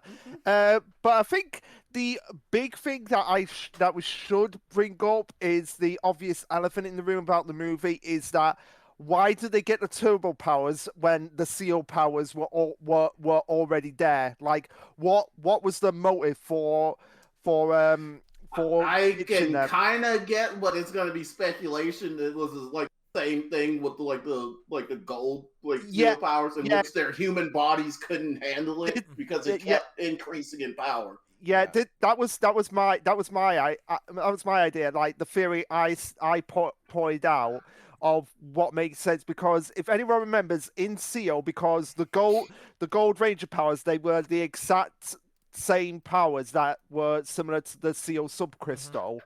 And Chase's body eventually rejected the Gold Ranger powers, and that was my theory, that because the Seal Rangers are constantly getting too powerful, off screen or Billy or someone figured out like their powers are going to get too strong that it will eventually destroy their bodies. So it's very likely that they had to cut their link to the Seal crystals and transfer all the power into powering up the turbo powers. Yeah, that's been the speculation for the longest time. I did a deep dive a couple nights ago into like Ranger history for that, just to kind of get some form of knowledge on it. And it's always been like, yeah, it was too powerful. It was just going to. And I want to headcanon it for like a certain gem-based Sentai series that could be adapted into the future for the Hasbro, but that's very unlikely. And I'm headcanoning it for another reason, for another series, because there's a fan theory about that series involving the Seal powers. You'll know which one it is because it revolves a Ranger coming back. I think you know which one I'm thinking of, Vex. Possibly, yes. Sorry about that. So the other big plot point in this movie is how they wrote Rocky out, and eventually that was just to transfer all of his powers to fucking Justin. And that is the moment of where we see the series start to take this decline, because not a lot of people like Justin as a character. It's one of the more heavily debated that this was going to be what killed the franchise. I mean, I don't really mind Justin too much, but it's like the comparison with him, like with Billy, because he's kind of like the smart one of the group, and also the fact that he's the reason why Rocky is like quote unquote out of the series, though of course he's not in actuality. Yeah, because Steve Cardenas at this point wanted to leave the series. Yes. It's been confirmed that that's what he wanted to do. He wanted to go off and do his own thing, which is fine. And also, looking back on Justin, like you said, Songetsu, Justin isn't that bad of a character. He really isn't. In all honesty, look, watching the episodes as well, I feel like the reason why he's so smart and the way he is because of his because he wants attention. Because the major plot point of the series is that he wants his dad in his life, and I feel like that's the reason why he's so smart. It's like he's got nothing else to do. He's got no parental guidance, so he's like, so he's probably thought, I'm just gonna become major smart so that my dad will actually notice me. Right now, just like re-elaborate or something about the point in which I made about Justin, like off record, is my like quote unquote assumption of why the fandom doesn't like Justin so much. Is mostly like they were kids, watching like Turbo, and they're like, oh yeah, this new kid is like, like we watch like Power Rangers because it's like a bunch of like teenagers. We want to be like teenagers growing up. Teenagers play. They can't be like the teenagers in Power Rangers because they have to be 30 years old to be teenagers. But you get the point, Luke. I get the point, but I wanted to. It's like we want to be like these teenagers. It's like, what this kid doing here? We want to be like them. I don't want to be like him. I don't like him too much. It's that sort of angle, and that in which he doesn't really have like that many like noticeable flaws about his character. Yeah, they wrote him a bit too strong into the plot. I mean, we do explore some of like Justin's like insecurities with like not having as he feels that he doesn't have anything like to attest his own strength to. Like he's insecure because since he's the smallest one of the Rangers, he's the weakest because it was the episode where he got the super strength from the ant. Yeah, but I kind of felt like it never, in like a lot of cases, like it really didn't like factor in like that much because the episodes in which he could like overpower the mooks and the monsters for the getaway and morph, he did so, and then vice versa, in which he couldn't, like all the other Rangers, so it didn't really make that much difference. It just felt like it was just there for the plot of that one episode. Yeah. And also as well about the Justin's insecurities, we do get a similar plot, a similar character trait later with another Blue Ranger, but done a lot better. And you'll see why when we get to that particular season. Yeah, like looking back on it, all memes aside, I still hate this season, pretty heavily, but it's not as bad sitting back through it. Yeah. There's other seasons that are way worse. Megaforce, if you think the Neo Saban season. If you think Turbo was bad to get through, you will have to have like 50,000 cans of Red Bull and liquor and alcohol on standby to get through Megaforce Vex. I watched a decent chunk of that while it was on Nickelodeon. Because I was trying to get back into it. Yes, it is very bad, but we'll get to that when we get to the Nickelodeon series. Yeah. Just my other, because I only had 3 notes. I know Vex had a ton more, but for the movie, I had this one similar to yours, Vex, but I want to point out Norman's bait shop. Like literally a fishing bait shop, and it's called Norman's Bait Shop. It's like, really? Yeah, that's appropriate for kids. Yeah, Norman Bates. That's perfectly kid appropriate.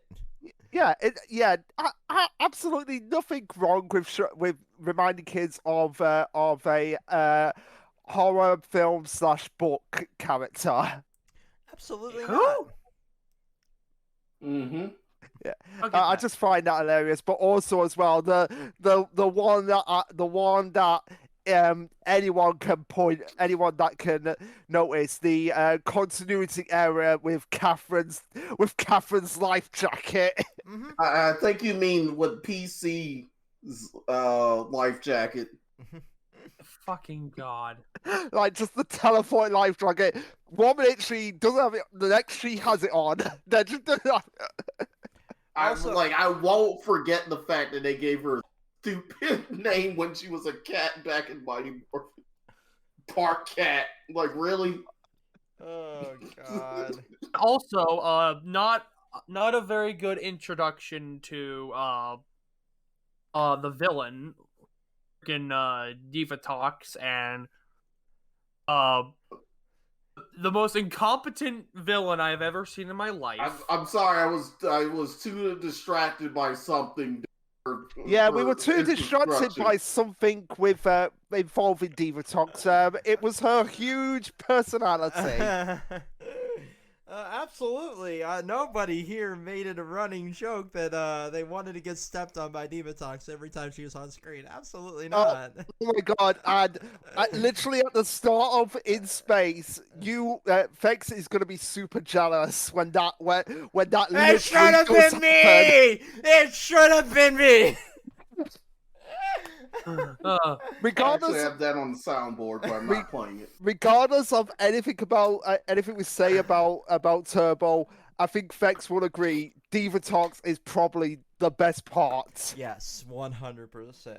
Mommy, please. He's probably like the best part and also the worst part because I get tired of the stupid subplot about the bombs constantly. Being set for 60 seconds, especially during like the first half, because they kind of like the second half of Turbo, but in the first like half of it, it's just a huge chunk of it just revolving around the bombs. Oh yeah. We also can't forget the fact that stupid Hobbit Ewok fucker wasn't supposed to be in sunlight and proceeded to go on a whole ass nature walk. Yeah. It's like the vampires in Twilight. We sparkle in sunlight, yet half the time they don't sparkle. Redo this because like fangirls will fan over us and they won't pay attention to the quality of our book. And also the questionable stuff in the books that are like semi like ew. Yeah. Speaking of that, we also have, and by semi I mean mostly ill. Yeah. Speaking of disgusting depictions, we also had the racist tribal depictions in the movie.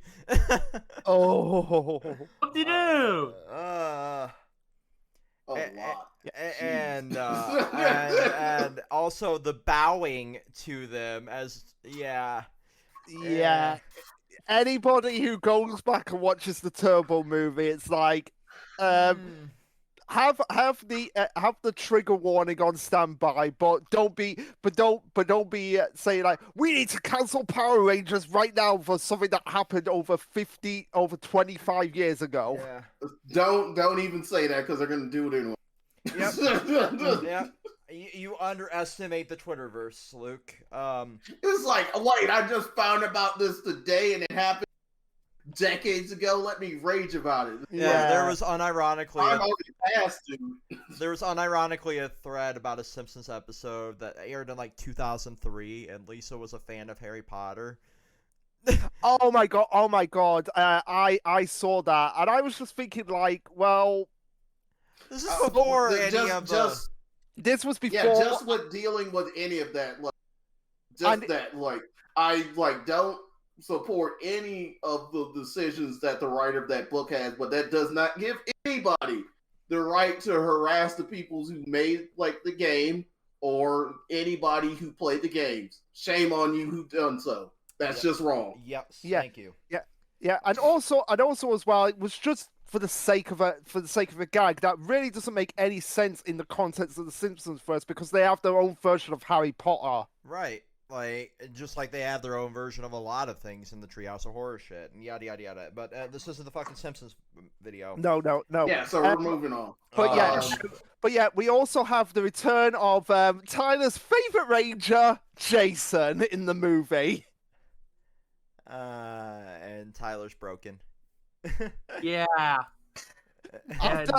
After Tyler said, we would never see him again. And I'm just over here like, I was like, we're going to see a bunch for a while. Yeah. But at least Jason was in Zeo. But even here, with him and I'd Kimberly, rather have Billy have the powers they were but, wait.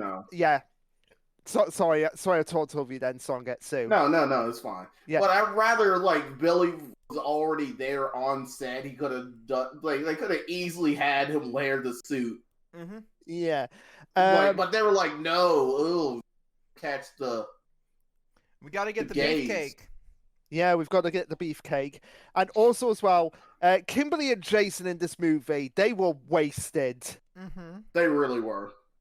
They did almost next to nothing. Yeah, and also as well, Kimberly, you aren't even, or Tommy, you aren't even going to bring up the biggest thing about your relationship, the Dear John letter.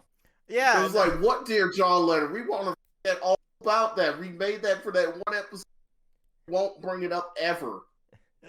Yeah, he had so much chance to be like, hey, so what the fuck? You know, I've moved on, but still, what the fuck? He also could have just let Jason fall into the fucking volcano here. You know, and that would have been so much better.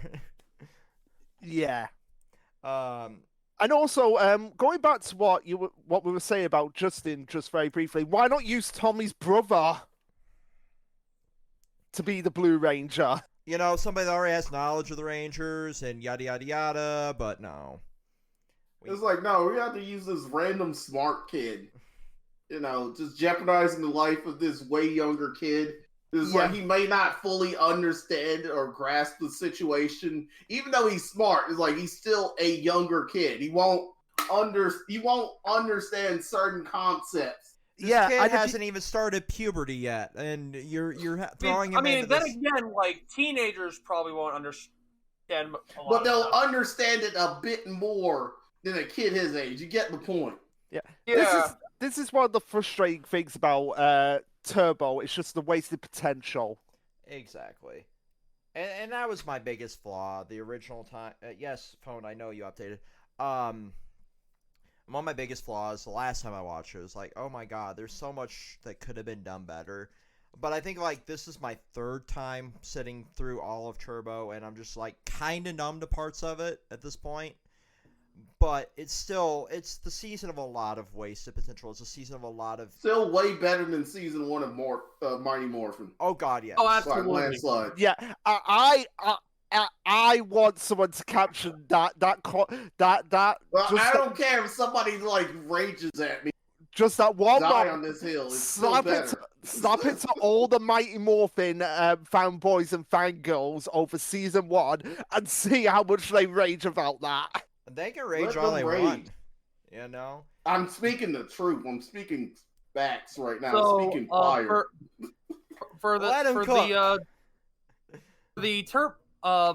So question for at least the first bit of Turbo and the Turbo movie, who was your favorite Ranger for the first bit of Turbo? Personally, I gotta say it was Adam. Yeah, I would go with Adam. I'd say Adam is probably the best and the most... I mean, that's kind of cheap because I've always, like, cared because I love the actor in general. Mm-hmm. Yeah. Specifically for his role in this, and also, of course, later on, but mostly this. Yeah.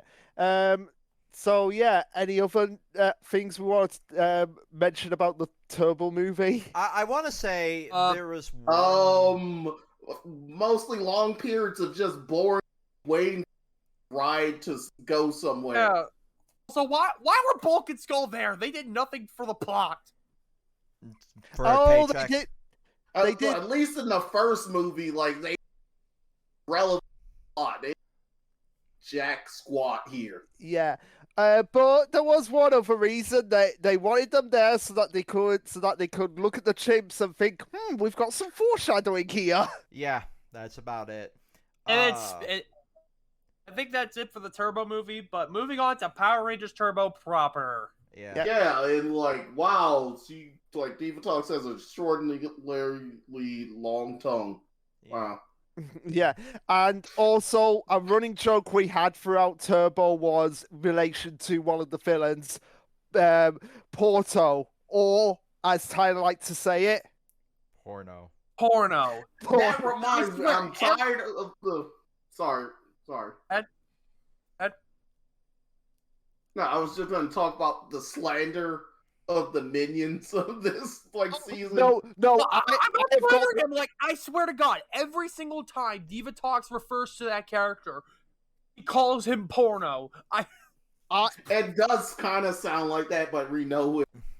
So Getsu, I want to save that slander debate for later. They made a whole song about it. And like the Mooks are very competent this season. They do their job. Yeah, let me get up the lyrics to that song so that people can actually. So for context for the audience, there's a song that typically plays when the putties of this season, the Piranatrons, show up. It basically talks about how they're bad at their job, how they're incompetent, how they smell bad, how they're lazy. Well, I don't doubt that they smell bad. They're fucking fish. Of course they smell bad. They're literally in the ocean constantly. If I was in the ocean constantly, I'd probably smell terrible. Yeah. That just comes with the ocean. But like everything else in that song is just utter slander. Like they need There's to. utter BS also because they're jobs. They're more like competent They than Eldar. succeeded. They succeeded where every other mook has failed.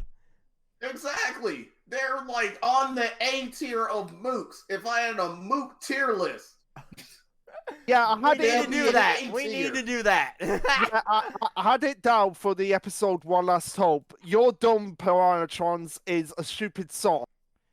But like the fucking song makes no sense. it does.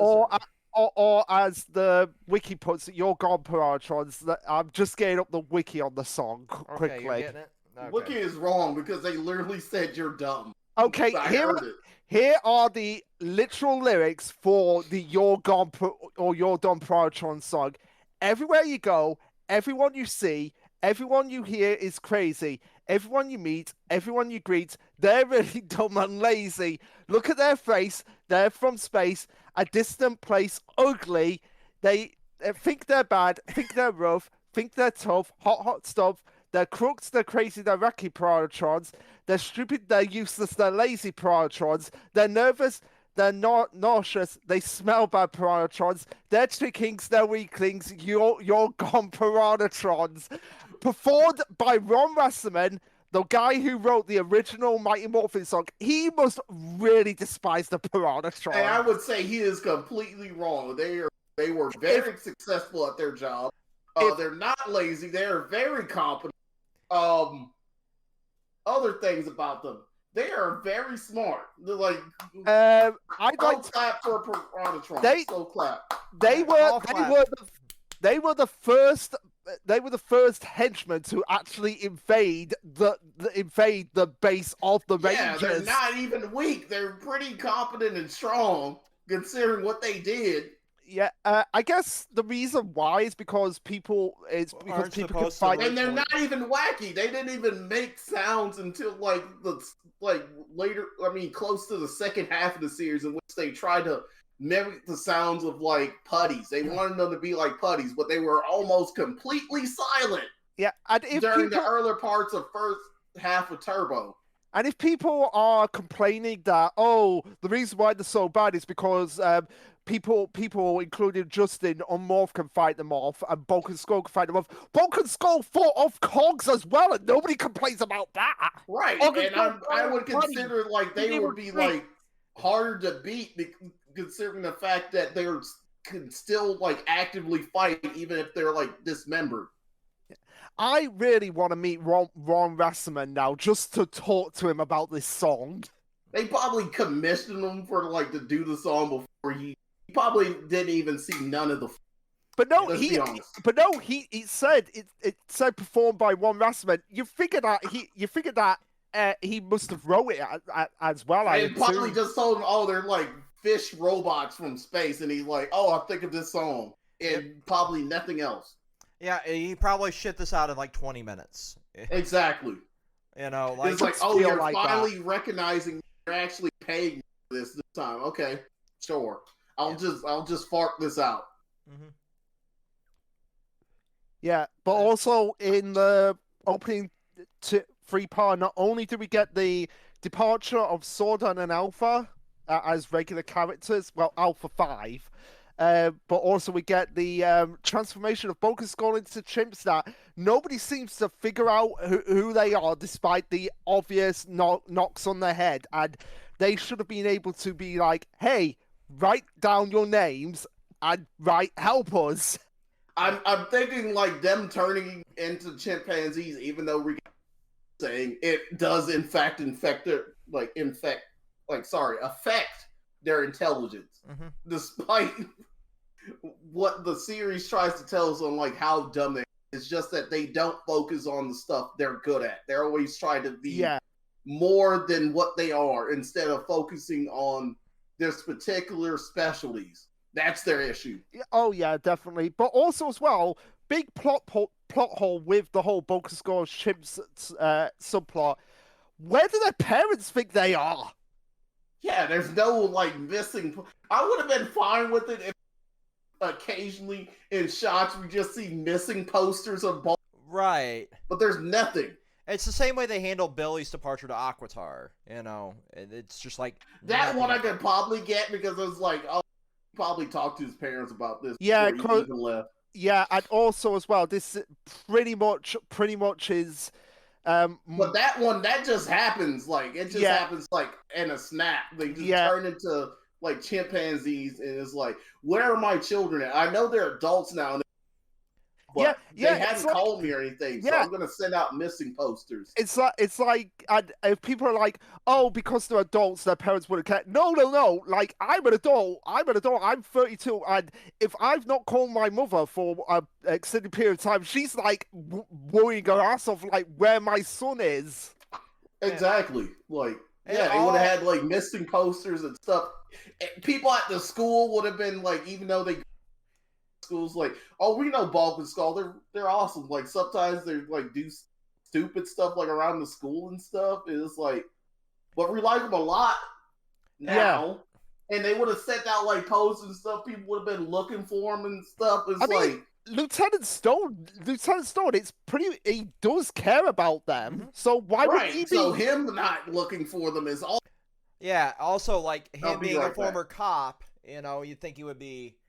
You know, you think he would have been like keeping tabs on his employees and being like, "Hey, where's my staff?" Right. And also, like somebody could argue like the quality of the parent would be, you know, part of the factor for like the putting up the missing posts. But we've seen the Bulk and Skull's parents care about them. You know, they have shown up when they've gotten in trouble. They have shown up and been like, "Hey, my Bulky, my Scully," you know. So they're not absent parents. They're not there, not caring of them. But I was gonna say, going back just very briefly to the whole Billy going to Aquitar thing. That's pretty. The fact that he must have told his parents off screen and must have consulted with Zordon, probably what did happen, because as he says in the Once and Always special to Zack, sometimes rules can be broken. Mm-hmm. Yeah, we can chalk it up to that. We also know that Star Trek is canon in the Power Rangers universe because of Diva Talks. Yeah, Diva Talks is a Trekkie, so I wonder if Rita is a Star Wars fan. Yeah, a Force wielder. Well, I guess she is, because her magic is kind of like the Force. That's a good point. We also have a graduation with a fight. And we see the beginning of something that sticks around for a little while here. The next time and last time on, which is always funny because we get to see like little.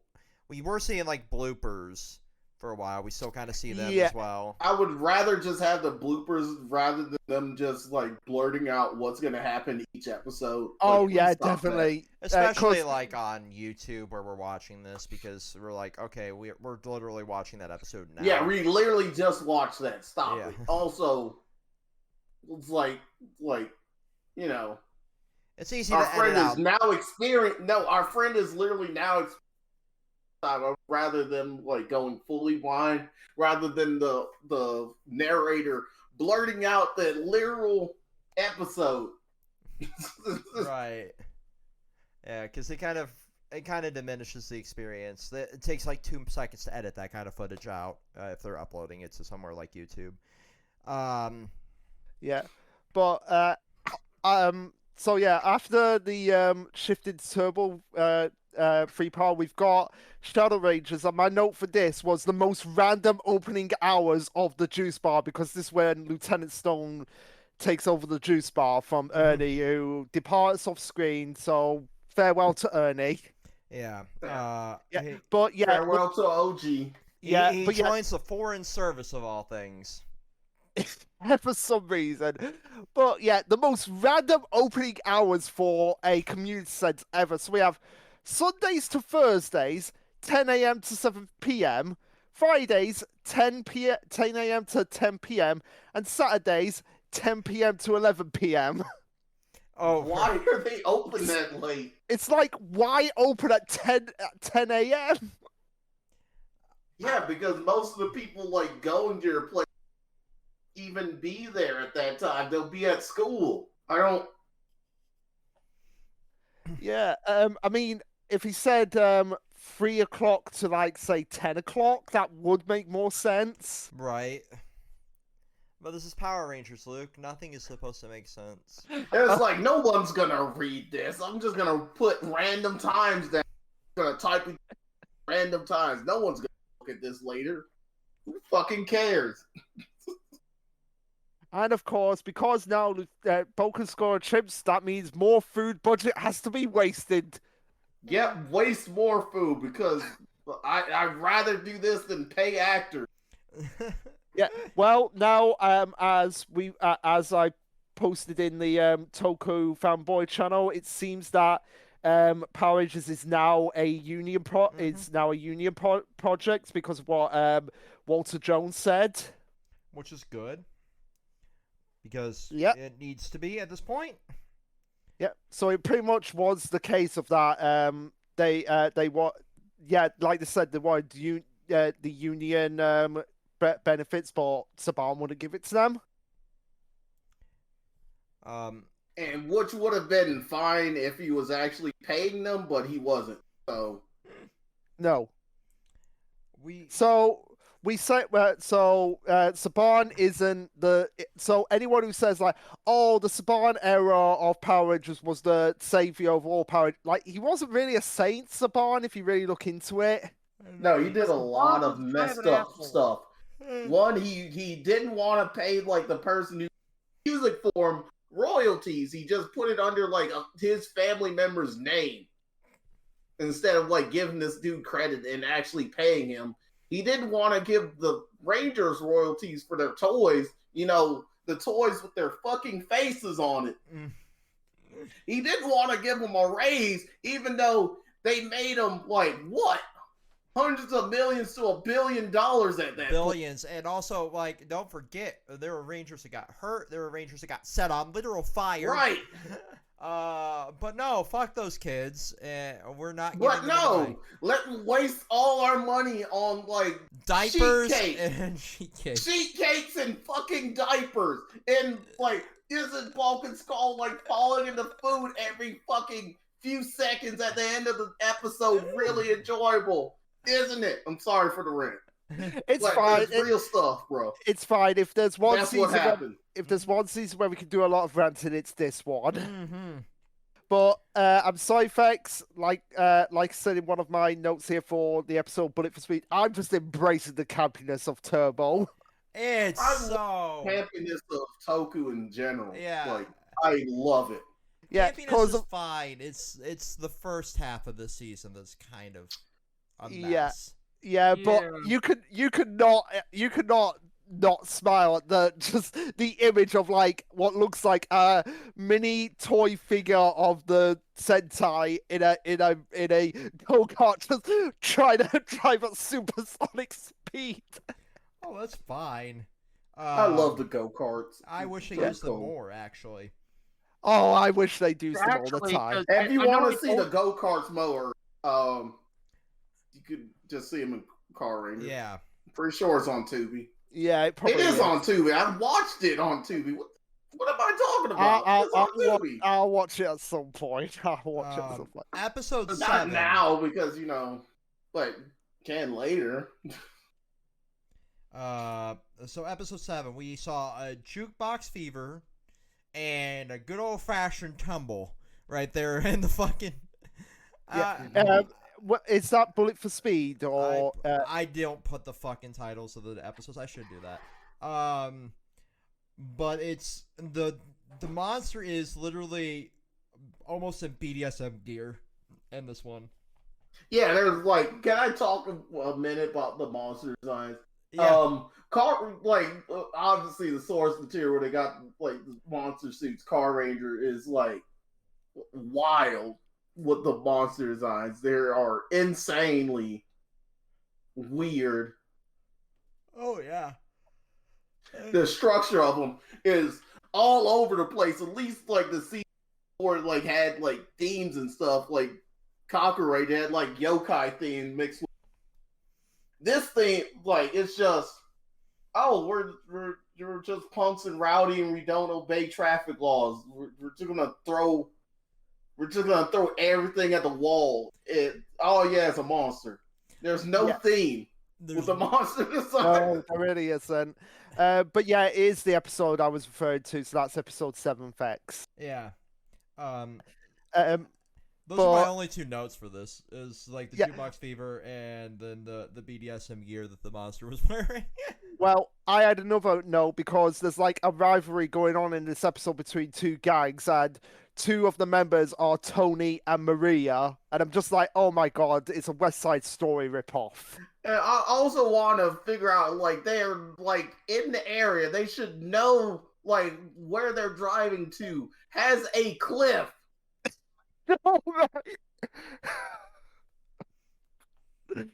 Oh god. Let's play a game of chicken in which we know there's a cliff right there, but we're gonna speed it out because we're the best. We're gonna like fall off this cliff and we're gonna die horribly if we didn't get saved. Terrific. It's stupid as shit. This episode. But you live here. You should know there's a there. Right. Yeah, but there's one thing I want to talk about in the episode before that, Rally Ranger, which is the Soapbox Derby episode, which it's the one-off character of the day in this episode. Warren is such a bad character. He doesn't even have his own. He doesn't even have a mention on the wiki for this episode. Good. That is so bad. That is bad when even like when even Sean, who I hate with a passion from Zeo, even gets a mention. Well, Sean had a lot of screen time. Yeah. Yeah, fair enough. For some reason. Fair enough, but still, that is bad when I had 3 episodes. Yeah, but still, that's a lot of screen time for like one-off like characters. I know, but still, he could have been like the golden child, just like that one guy in like Mighty stand around and look good. Like, it's mainly just because it's the amount of screen time, and if it's just a one-off character, they don't usually bother tracking down that character. It's very, very bizarre. I wish they would put a little bit more effort into it. They do that, like, on every other wiki, almost every other wiki page for every episode. Even the one-off characters at least get mentioned in the cast. Well, right, because the stupid gymnast coach got mentioned, so maybe this dude just didn't want to be associated with it. It was just a paycheck for him. Or maybe they thought this character is so bad we're never going to mention him ever again. He needs to be burned in the annals of time. It's a possibility.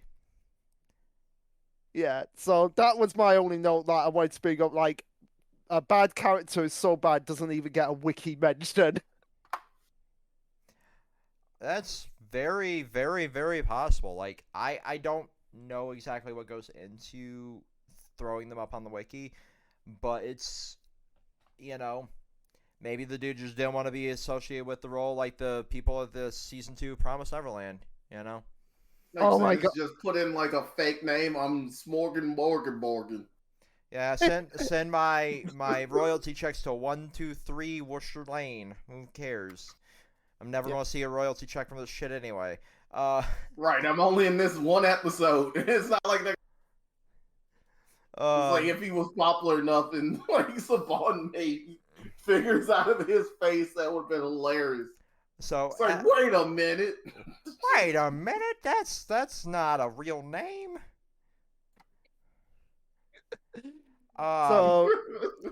Let's keep going down. My favorite blooper, I think, out of all of them is these chips are from the first season. Oh yeah, yeah. It was just throwing shade at Saban. That was the pettiest comeback I've ever heard, and it was in a blooper. Yeah. But also as well, after the Built for Speed episode, Justin finally gets his Teenage with Attitude license because he has his 13th birthday in Bicycle Built for Blues. And then we have a burp fetish episode for those degenerates that love it. I know. I literally in block capitals on my notes. Stop burping, and I'm sword sick. Uh, ah, ah. This episode got me thinking now, because fucking Totally Spies is getting a new season. What new fetishes are going to be introduced in that? Yeah, I was watching Totally Spies, and that was right when I was going through puberty. I was like, "What is this?" Well, it was like chicks in full leather outfits. Why? What's going on? Why am I pee hard? well, also as well. And I said to the other stuff, this is weird. But also full leather outfits. Oh my goodness. Well, also as well. What new trends will come back, including Ghost riding the whip that happens in this episode. And also getting trolled by cars. Yeah. Yes. And a crappy geisha costume. No, the trolling by cars is reserved for Lightning Cruiser only. Also, I want to like talk about what the cars for a second. Like the blaster weapon, they never talk about that. They introduce the blaster first. Oh God. Making the blue one infinitely more useless in the Power Rangers, like as the Power Rangers counterpart. Oh God. Oh Yeah. no. At least in Car Rangers, like, oh cool, we get a cool blaster from this blue car. Wow, you're awesome. In this one, oh no, I just hitch a ride on my brother. That's about it. And also, I can hold your blaster. Why can't I hold your blaster? No reasons. We don't talk about it, you know. I can just do. Gotta have some relevance to the series, you know. Just like how we haven't talked about up until this point. Yo. Yo, No. I hate you. Like Alpha 6's first voice is just so annoying that it makes you want to pull hairs. Yeah, I mean, we have Alpha 7 down the road. Alpha 8 turns into Robo Rita, and then we have Alpha 9 in the special. Let's let Alphas die, please, for the love of God. But Vex, in the words of Demetria, who practices speaking in questions because she's from the planet Inquis, why should we let Alphas die?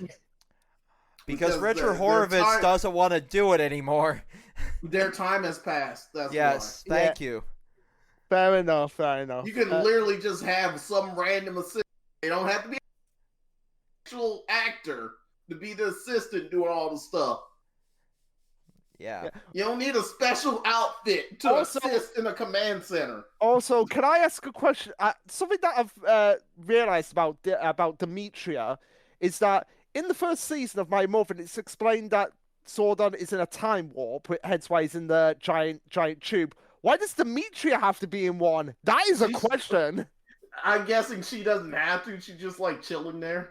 Yeah, because when she first appears in the power chamber, she's not in the tube, and then she's like, "Oh, I'm gonna be in this tube for some reason." It's like, "Oh, I'm in the tube because it's comfortable, and I get to look down on you, Rangers, and ask questions." Yeah, and be mysterious. And be mysterious, and ask the obvious question. It's like, you're not related to Divatox, are you? Oh, no. She wouldn't even know that to begin with. No, you are related She didn't get the message. No, you are related to Divatox, Demetria. No, I mean, literally, she probably would have known if she had got the message earlier, but she never got it. But plot. Yeah, because Demetria and Divatox in the first half of Turbo are played by the same woman, and it's implied that they are sisters. Not implied, it's basically slapped in the face. Yeah, but we couldn't get that plot line because the people who were over like the second half thought for some reason not to conclude that plot line for some reason, just to leave it hanging. Yeah, well, the original writers for that plotline left. That's why, the Roach monster I sent in Toku Fanboys also got... I was like, even if they didn't use that, they could still use the plot lines because they're literally hanging. Yeah, it's like literally. But it's there. like, no, we're just not gonna remember that for some reason.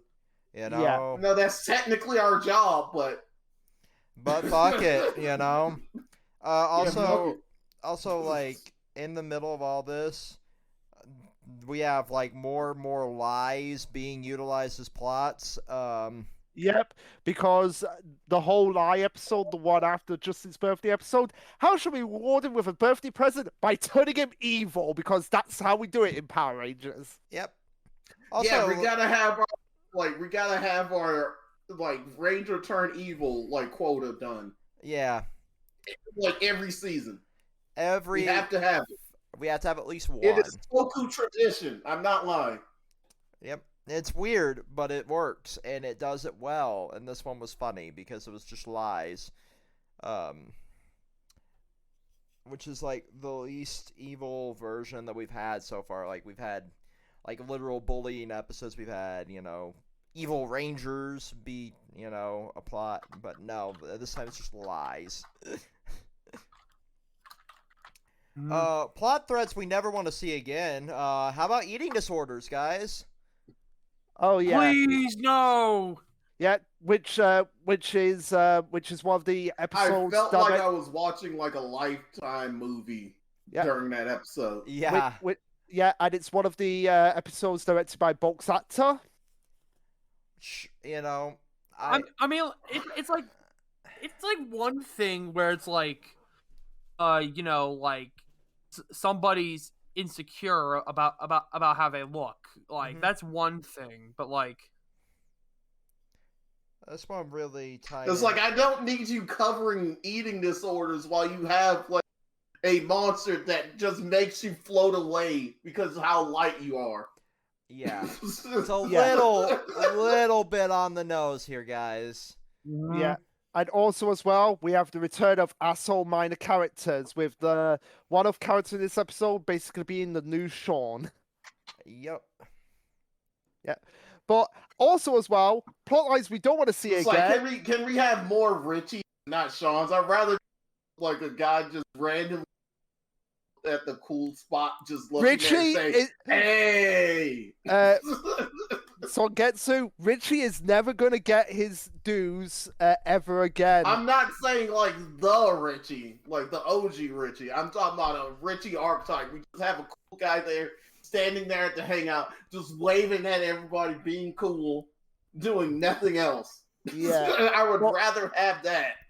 But also as well, one thing we don't want to see again is characters being unnecessarily angry with the episode right before that Wait episode. Mr. Peabody being unnecessarily angry about props. Oh God. and also Emily, Jason's girlfriend. I could kind of get you teenagers are fucking around, but really some of these props are really fucking expensive. Could you stop? Yeah. And really, he asked them to be there. It's he asked them to be there, but keep the props where I can see them, or where they are. I have to pay for them. I can kind of get that. Yeah, there's a need you're trying to take care you're of trying them.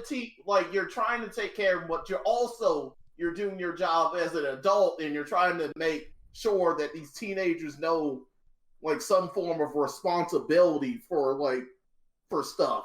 I can kind of get that angle as well. Oh yeah, very much so. The props, when I was even in drama, a lot of the props were really expensive, so we had to take super good care of them. But yeah, I get it. It's his attitude towards it that was really more. Yeah, it's just certain angles of stuff you understand more as when you're watching this as a kid to when you're watching this as an adult.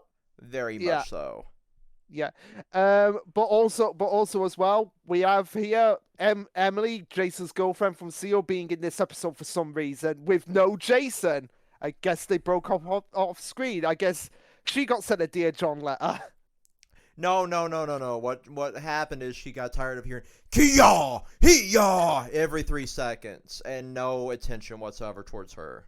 It's hey, you want to hang out with something karate? You what are you doing at the moment? Do you love me? Karate. I love karate, nothing else.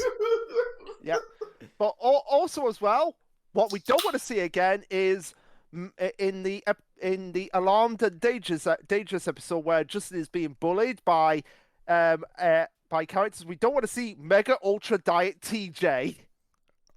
The thing is, they were trying to pull off this episode and bullied and all this stuff, and he's like, "Oh, I'm going to turn a ranger." It's like you could easily beat them up without morphing, but I get why you don't want to. Yeah, and also they make a big deal about him using his powers for personal gain. Well, it doesn't work if it's in self-defense. Right, he's doing this so he doesn't have to beat them up and be in trouble. Like, that's kind of like not him being like using his powers for selfish reason. He's using it to protect them. I know what one of the reasons was that he was falling out of that tree and he teleported right where those bullies it's not were. For personal gain. One is for to make sure he doesn't get injured and not being able to fight later because A, he's falling out of a tree, and 2, he's doing this so he doesn't have to beat the heck out of these like civilians. Yeah, do you remember what happened the last time a Ranger got injured? They got replaced by a kid. Well, see, so next time they'll be replaced by a toddler. Go, baby Rangers! You know what? I want to see. I want to see you that. You have committed several war crimes, Timothy. No, Fex, hear me out. I would have No, Luke, it's against the fucking Geneva Convention. No, thanks. You think Zordon and the other? Can I just say it? Let me say it. I want to see that as a spin-off, but with the Muppet Babies. Oh God. Muppet Baby Power Rangers.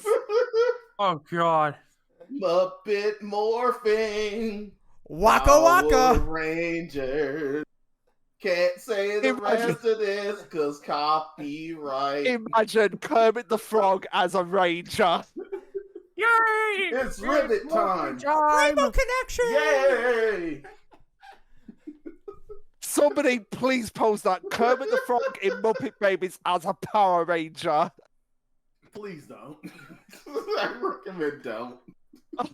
Oh, I'm gonna die. I'm gonna die from all of this. I am seriously gonna die.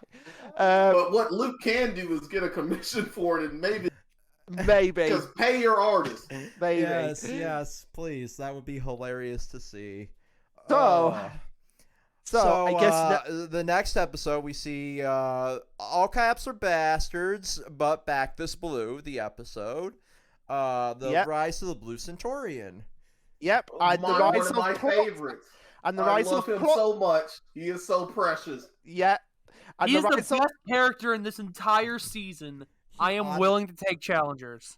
Honestly, I kind of agree with you. Diva Talks versus the Blue Centaurian for best character in the season. See, my dick says Diva Talks, but my wholesomeness says Blue Centaurian. Yeah, honestly, I feel like what I love most about the Blue Centaurian, and I said this in one of the later episodes he appears in, is that despite being from the future, he still takes his job 100% seriously with proficiency.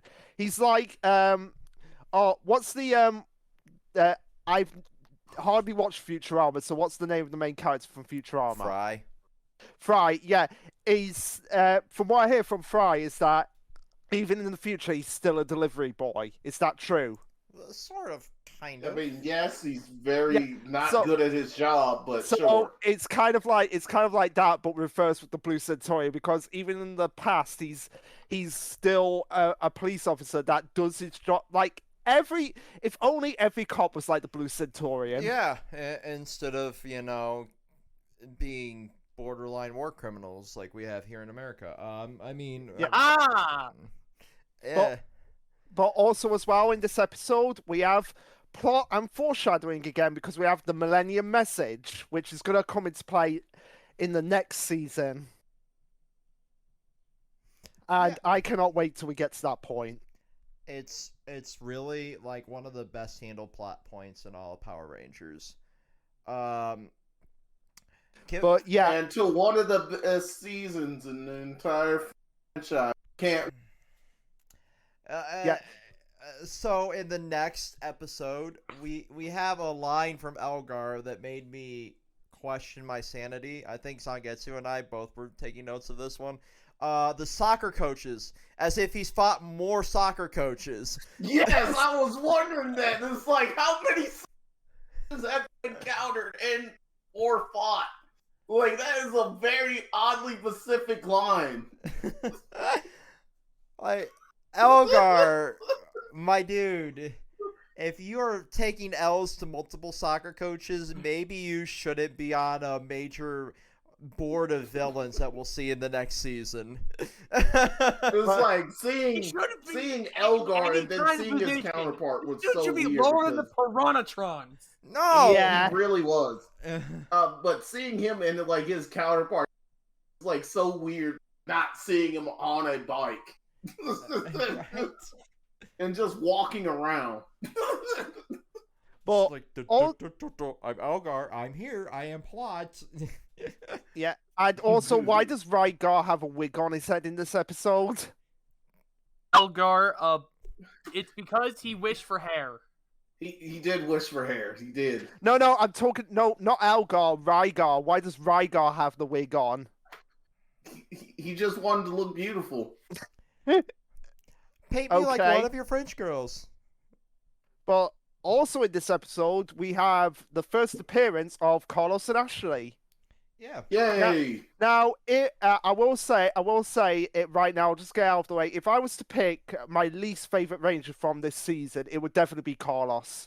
For one He reason, keeps overemphasizing words for some weird reason. that is why. It's just mainly because of the way he delivers. Why his did the dialogue. writers just make him just do reason that? to like somebody. No. It's like if you have to listen to this person as one of the main characters for half a season, at some point you're gonna be like, okay, yeah, this is too much. It's like, can you stop talking like this all the time? Yeah, it's just multiple episodes of him just doing that. Could you imagine, like, you're friends with somebody and they over and over again? Could you imagine that? Not really. Like, overemphasizing on one particular every sentence. It's very odd quirk for sure. Yeah. So that's the only reason why I would feel like I'm getting pranked. I would be looking for cameras and shit. I was like,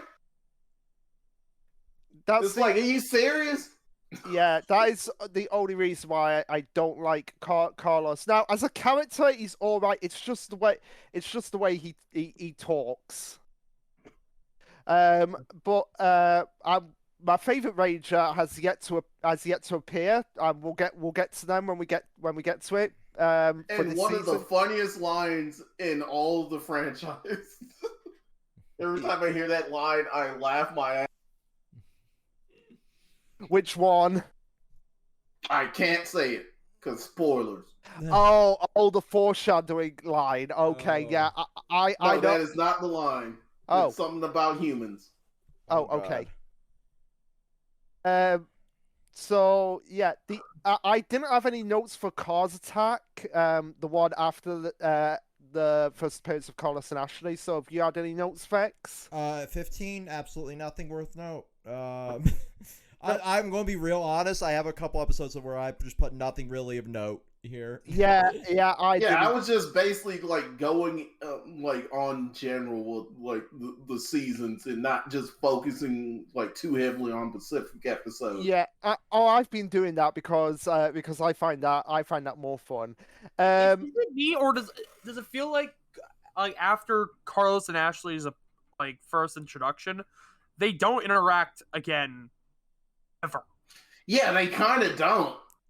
Yeah, it is a weird one. That's kind of Yeah. weird. You noticed, like, I didn't even think about that until you pointed that out. Wait, That's let's so weird. dive into that for a second. Like, they're introduced as like friends, so to speak, here, or at least knowledge of each other, and then they basically are fucking strangers for the rest of the season. What the fuck? Yeah. That is so weird now that I think about it. Yeah, you're right. Oh my god. But anyway, my next episode that I had notes for was Honey, I Shrunk the Rangers, which has one of the funniest lines in my opinion in the whole canon of any Power Ranger season. Okay, so the Rangers are shrunk and put in a box, and what do they say? Let's split up. When you're in a box, where you can go to? They're in a box, and for some reason they have fly wings, but they don't function. So why was the point of adding the wings to their fucking costumes? I know, right? And They could have just shrunk up, and it would have been the same episode. But I get why. Other than the dialogue pointing to it. I get the logic behind putting wings on them because Divatox likes to eat bugs because she's got the frog tongue. Yeah, but she would have ate them regardless. Yeah, there are bugs without wings, my guy. You didn't need to add them. Like, I would not be shocked if she was like a cannibal. Oh no! Songetsu, the eating the Rangers, that's yet to come. Oh no! I know that's a like staple in like Power Rangers and Sentai of like the vor. Like don't. You know, I consent to this one. I'm just gonna say it. Do you think since you brought up the 4 line, do you think Fujimoto's watched Power Rangers at some point? Probably. Like at least Sentai, I would assume he's watched. At least Sentai. Yeah, at least watched. I mean, they do air Power Rangers. That is true. So yeah. Unlike us. But yeah, I mean, we're just now doing it, but you know. We also have to have a different service to watch the Sentai. Exactly. Yeah. But yeah, nobody could defend the you're in a box, so how are you meant to split up live? Well, I mean, we also had another Scooby-Doo bit here where she's looking for the contact with just, floating around there like Velma. Yeah. Also, why the fuck did they just teleport? Yeah, plot. Exactly. They had the ability to teleport. It's like, yeah, you're tiny, but you can still teleport. That is it's just like, oh, we're in an unknown location. You're in the middle of the fucking ocean. Teleport. Yeah, that is literally what I had as plot You're on Earth. Teleport. Just teleport back to the power chamber. I mean, even Earth doesn't fucking matter. They're able to teleport to the goddamn moon. Right, but here's the thing: like, they can't tell. Like, teleporting has a certain distance. It's just like if you're further in the universe compared to like where you are, like it is harder to teleport. But they were on Earth. Yeah, and as we established in at Mighty least attempt to teleport first before anything. Yeah, and at least in Mighty Morphin, they established that they can teleport to other planets. Mm-hmm. Yeah, because they went. They can. It's just harder to. And we did that in Dino Fury too. Yeah. So. Yeah. But also at least for like Mighty Morphin. Like, yeah. But also in Honey, I Shrunk the Rangers, we have the final appearance of worst, most pointless subplot with the chimp broken skull, who get turned invisible. Yes. Yeah, it was just like, we didn't get our like spinoff, so we're here again in person. Yeah. But we're invisible. Invisibility is gonna come back, just differently. Differently. That's for a long while, though. Oh yeah. But yeah, we're up to the part where Tommy gets to live my fucking dream. Yep, and also probably for some people one of the most infuriating moments in all of Power Rangers, passing the torch. Yep. Yeah. Which was done primarily because Jason A. Frank and Catherine Sutherland, who played Tommy and Kat, wanted to move on and do other things. So, go ahead. Recently, I saw the actors for Catherine and Tanya. They were talking, and they mentioned that they found out about passing the torch because of because of the newspaper ad that Johnny Young Bosch found. Oh, so it was only Jason and Frank that wanted to leave, apparently. Yeah, just JDF wanted to leave. That's so weird. Like getting rid of like most of the cast because of one person wanted to leave. That's so weird. Also, I love their channel. Yeah. Oh, yeah.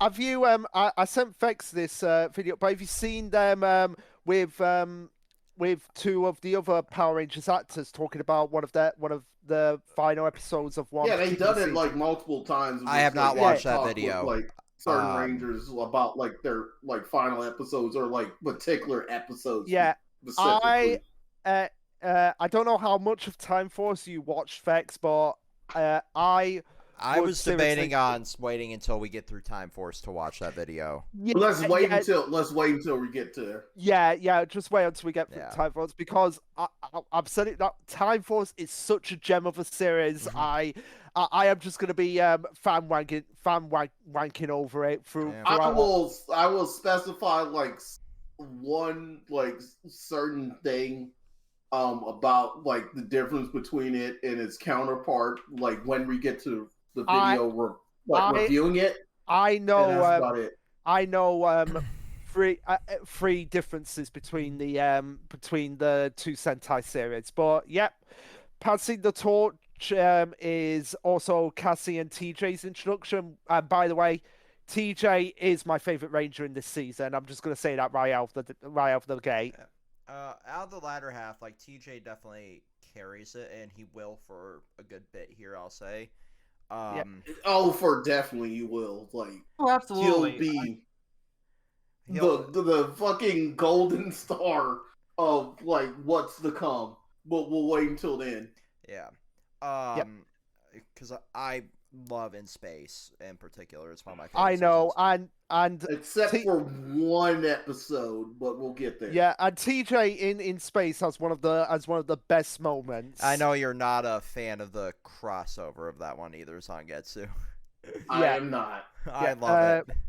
But we'll get to it. Yep.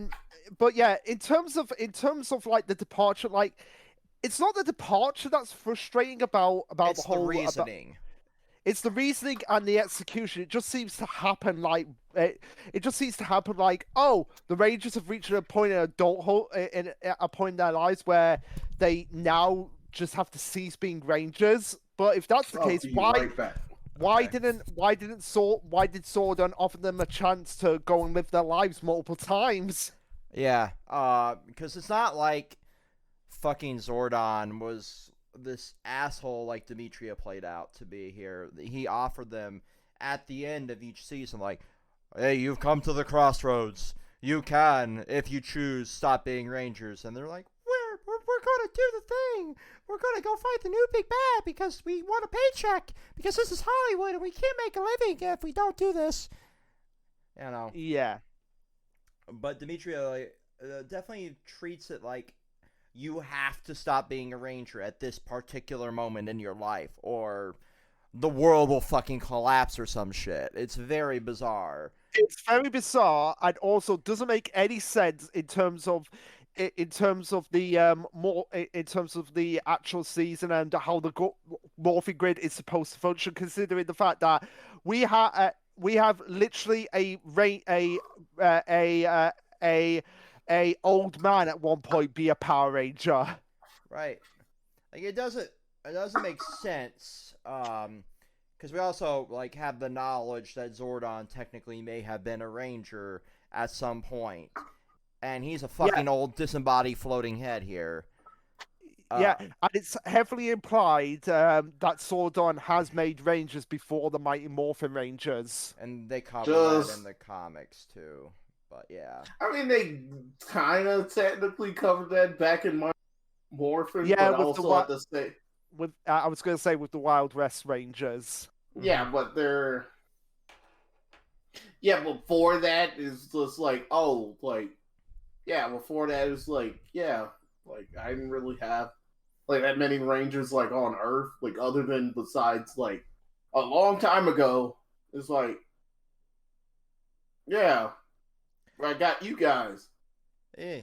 And then there's multiple Rangers on Earth, like, therefore after. With different, like, characteristics and powers. And other planets, they just have, like, one team. Yeah. And sort of. That team, you know, shuffles through now and then. And also SPD, multiple squads, but whatever. But it's just one of those very bizarre hangers-on from the old guard of Power Rangers here. I wish it was handled better. I wish we actually, you know, knew a bit more of what the fuck was going on here at this point. Did they want more money? Was this another, like, fuck you, we're not unionizing moment? Was there more to it? And you would think that the other Rangers would be like, yeah, we wanted this, and then we saw an ad in the newspaper. I kind of get it for the actors. Variously, we don't know what their situation is, but we can imply because of what happened previously. They did not treat the actors pretty well. We know so far. So why would we not be surprised that kept continuing throughout the seasons? Yeah. Also, we have one of the dumbest fucking lines in Power Rangers history here, and Cassie wanting to be Tina Turner. Yeah. I want to be Tina Turner. Beat up by Ike Turner constantly and be in the hospital, like almost about to die because of like how badly Ike Turner beat the hell out of me. Yeah. But also I'm going there. It's like I'm sorry. It's like I know this is a kid show and all, but we're adults. We're discussing this. If you're a kid, you probably shouldn't be watching this anyway. But yeah, Ike Turner was a very abusive person in general, and he was damn for sure a very abusive husband. Exactly. And he had her in the hospital because of how bad he beat her. Yeah. But Zangetsu, women's empowerment. We want to be like the big strong woman. That was the whole logic behind that line, right? Not just what's a popular female singer? No, domestic abuse in general is bad. Do not just randomly beat the hell out of people. No shit. I like that line out of everything in that double parter had me like, huh?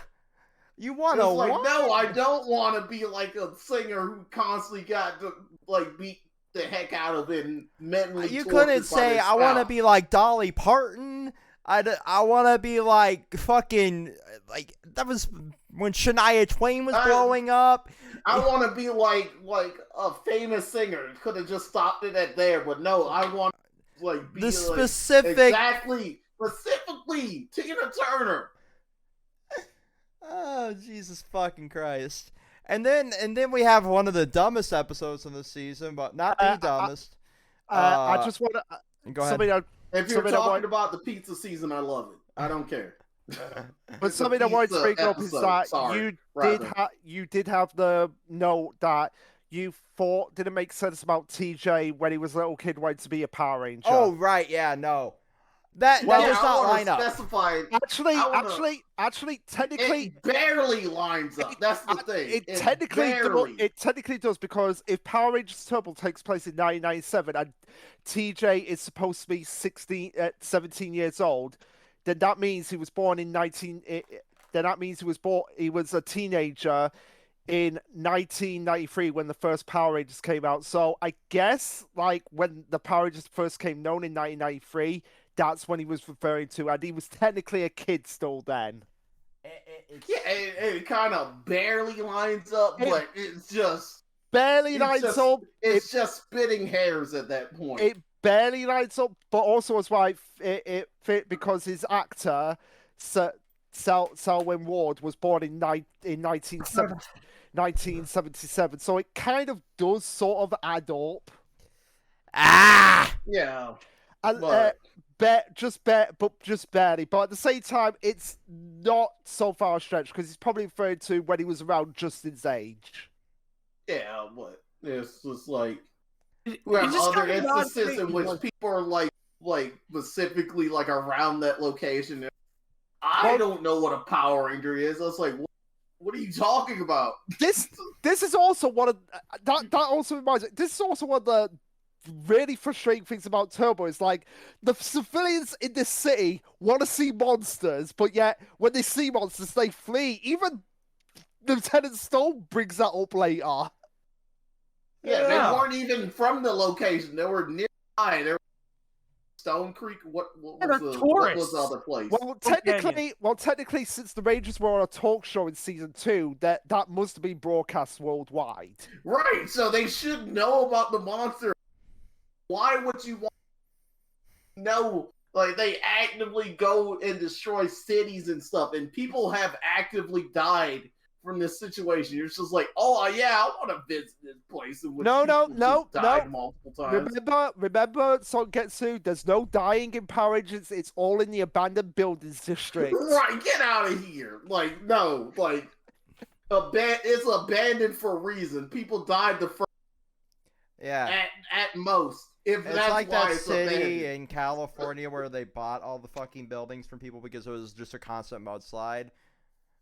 Exactly. It was like people died from that mud. Died from those monster attacks. By the way, speaking of which, I have got something so funny that I have to bring it up here. So yesterday I was walking with my brother around the mall that used to be very active when we were younger, and now there's like only like three stores and a bank that's still running there. So I made the comparison like, oh, this is the abandoned buildings district in real life. Honestly, like, you go to a strip mall. Yeah, I mean, that's happening to a lot of strip malls. Especially the bigger ones. Like, the smaller ones are doing, like, decently okay. But the bigger ones are suffering because just like... No, this is compared to the malls that we have where I am. This is small. I'm just talking about generally in the U.S. Yeah. I don't know about the UK in general because I don't live there. Yeah. But it's definitely like here. Like, I live like 10 minutes from one of the biggest malls that's still active in Michigan. It's still fucking like nothing. Like, you have a GameStop that's still kind of active. You have Barnes and Noble that's still active and Hot Topic, and then everything else is a rotating box of bullshit. Well, that's because you have like a bigger population. Like, I'm talking about like in like Mississippi. It's just like in general, like people don't like to shop in general at all. No. Yeah. Like, right down unless the road. it's like food and which like want a barbecue or like some shit. But other than that, they don't want to shop at all. It's like they could just buy like a few clothes online like that's about it. So like these like bigger like malls and stuff like where I am like locally are suffering. Yep. But of course, like somewhere else in which they have like a very large like population, it's not so bad. But just where I'm at, it's ridiculous. Like, all the little tiny strip malls I used to go to when I was a kid around here are just like, there's a bank, there might be a yoga place, and then there's nothing else there. It's like building for sale. Well, unless it becomes a Starbucks, like every other place becomes. Luke, we don't need it. That's not happening anymore. Like, we don't need an 18th Starbucks in the city. Please, God, no. Yeah, I don't think that's gonna happen anymore, especially like how thin the money is going. Like, right, Starbucks, that much for that to happen, I very much doubt it. But yeah, unless it's like a bigger city in which like they have like more resources. Yeah, and stuff, I mean, I live in a big city, and even here, like, buildings that started being built during COVID are not finishing their projects. Even it's fucking bad. Oh wow. Yeah. Wow. But yeah, I think I know which episode you're referring to, Vex. It's the one with the clothes. The one right after passing the torch. Yes. Which jackets make people assholes. The episode. It's like, like flannel like jackets. Yay. It's the jacket fruit for One Piece getting its own episode. It's the awakening.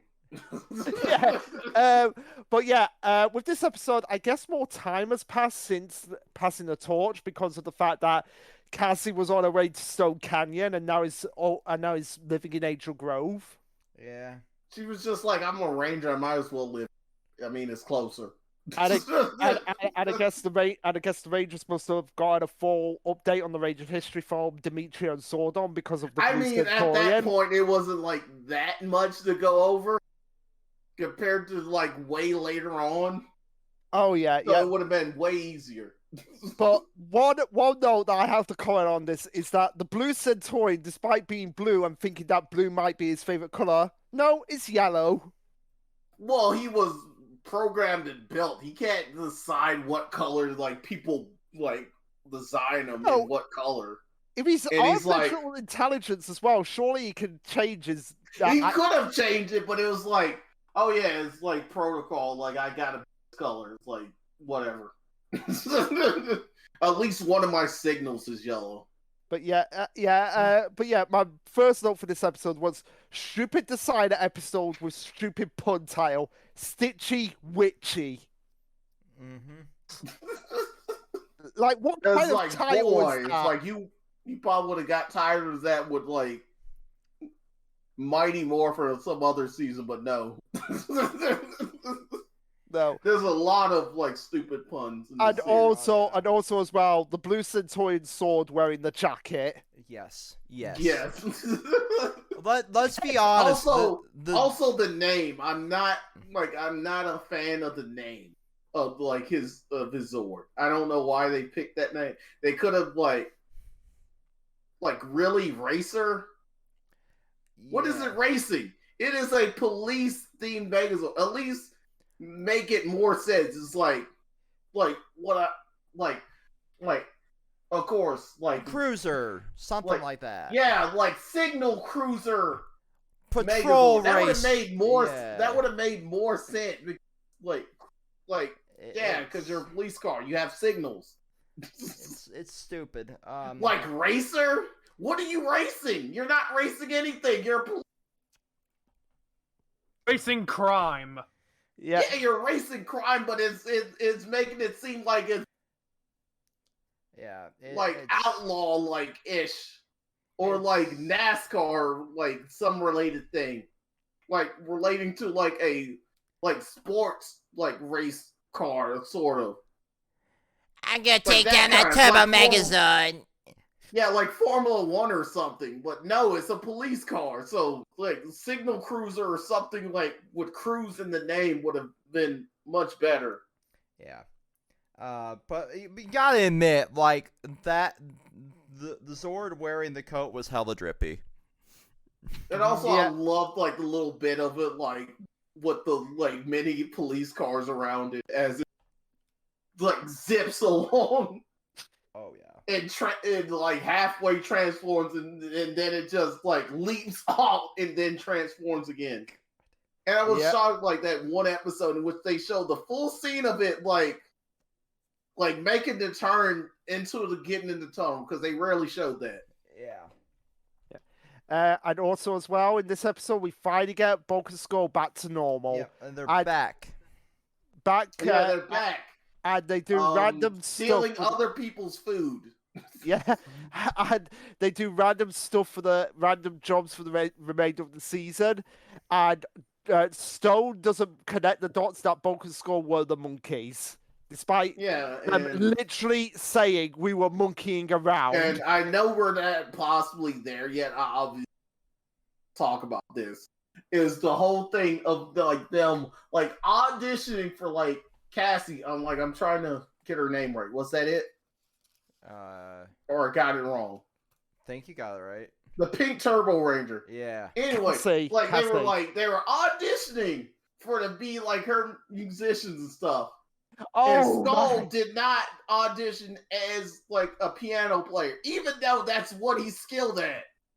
Oh God, yeah. It's so weird. Well, he's a classical pianist. He is skilled out the butthole with pianos. And he's like, nope, I'm going to pretend like I know how to play guitar or bass guitar. Yeah, and we saw what happened with that. With that, they rocked so hard, they blew up their own equipment.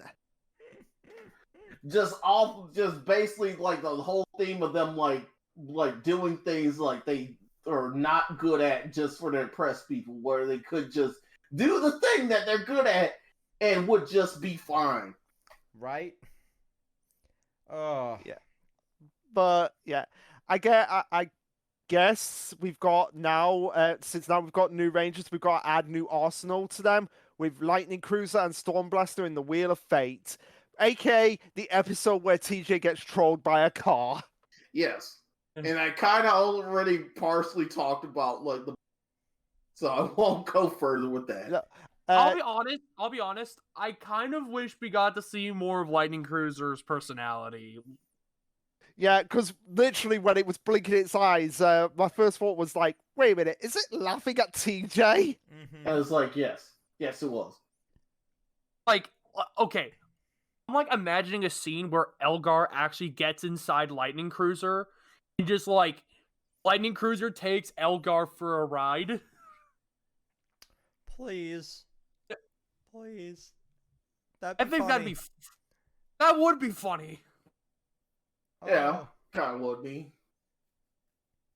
But like this episode was just funny. Like we see the cars trolling and everything going on. It's just one of those like shut your brain off episodes. Yeah. Oh yeah. Except before that for was like, yeah, this blaster is invincible. It can destroy anything. It's like, why would you promise that? Why? Because whenever they promise that, it's never going to happen. Have you ever seen? Well, this comes late. It's like you hadn't tested out. Also, wasn't the blaster supposed to be with the blue one? It's like, forget that. No, we're introducing it first for some reason. Yeah. Yeah, I'm gonna talk about it anyway because we brought it back up. Yeah. I lied. And also as well, Diva Tox has laser eyes. Yes. She has laser eyes just like every other villain ever. Please. Fex, we know that you want Diva Tox to step on you and torture you like she tortured Tommy with the vortex of eternal sorrow. But you've got to get past the random boxes first. That's fine. I'm okay with that. Yeah, I just love that. Like that for some reason in almost every I'd make it work, Luke. I'd make it work. Now I'm gonna use it. I doubt anybody's gonna hear this. Go on. It should have been me, not him. Yes. It's not fair. Honestly, I see Vex and Diva Talk going. Has anybody here seen the DBZ abridged Broly movie? No. No. Yes. I need to watch it. Okay, so I'm guessing you know what I'm talking about, but basically when Team 4-Star abridged the Broly movie, you know those little weird green Yeah, the knockoff Cybermen, yeah. Yeah, the Shimoshins? Yeah. Basically made them masochists. Yeah, pretty much. And like, I mean, we also have this coming up that I also would. There was like one part where Broly's like starting to indulge their masochism, and then it's like, yeah, you like that being under your mask? I mean, not yet, like Vex. Like, then I'll just blow up your planet. We'll talk about Hot Bug Lady later. Yes, we will talk about Insect Queen's human form later, which that's basically what she is. Yes. Hear me out, guys. Hear me out. I would still tap that with her full bug transformation. Don't at me. But first, we've got to talk about more important matters, like the Rangers being baked into the giant pizza. No. Yes, best episode. Best Best episode of the franchise. Best filler episode of the franchise ever. So awesome that TJ mentions it in a later season. It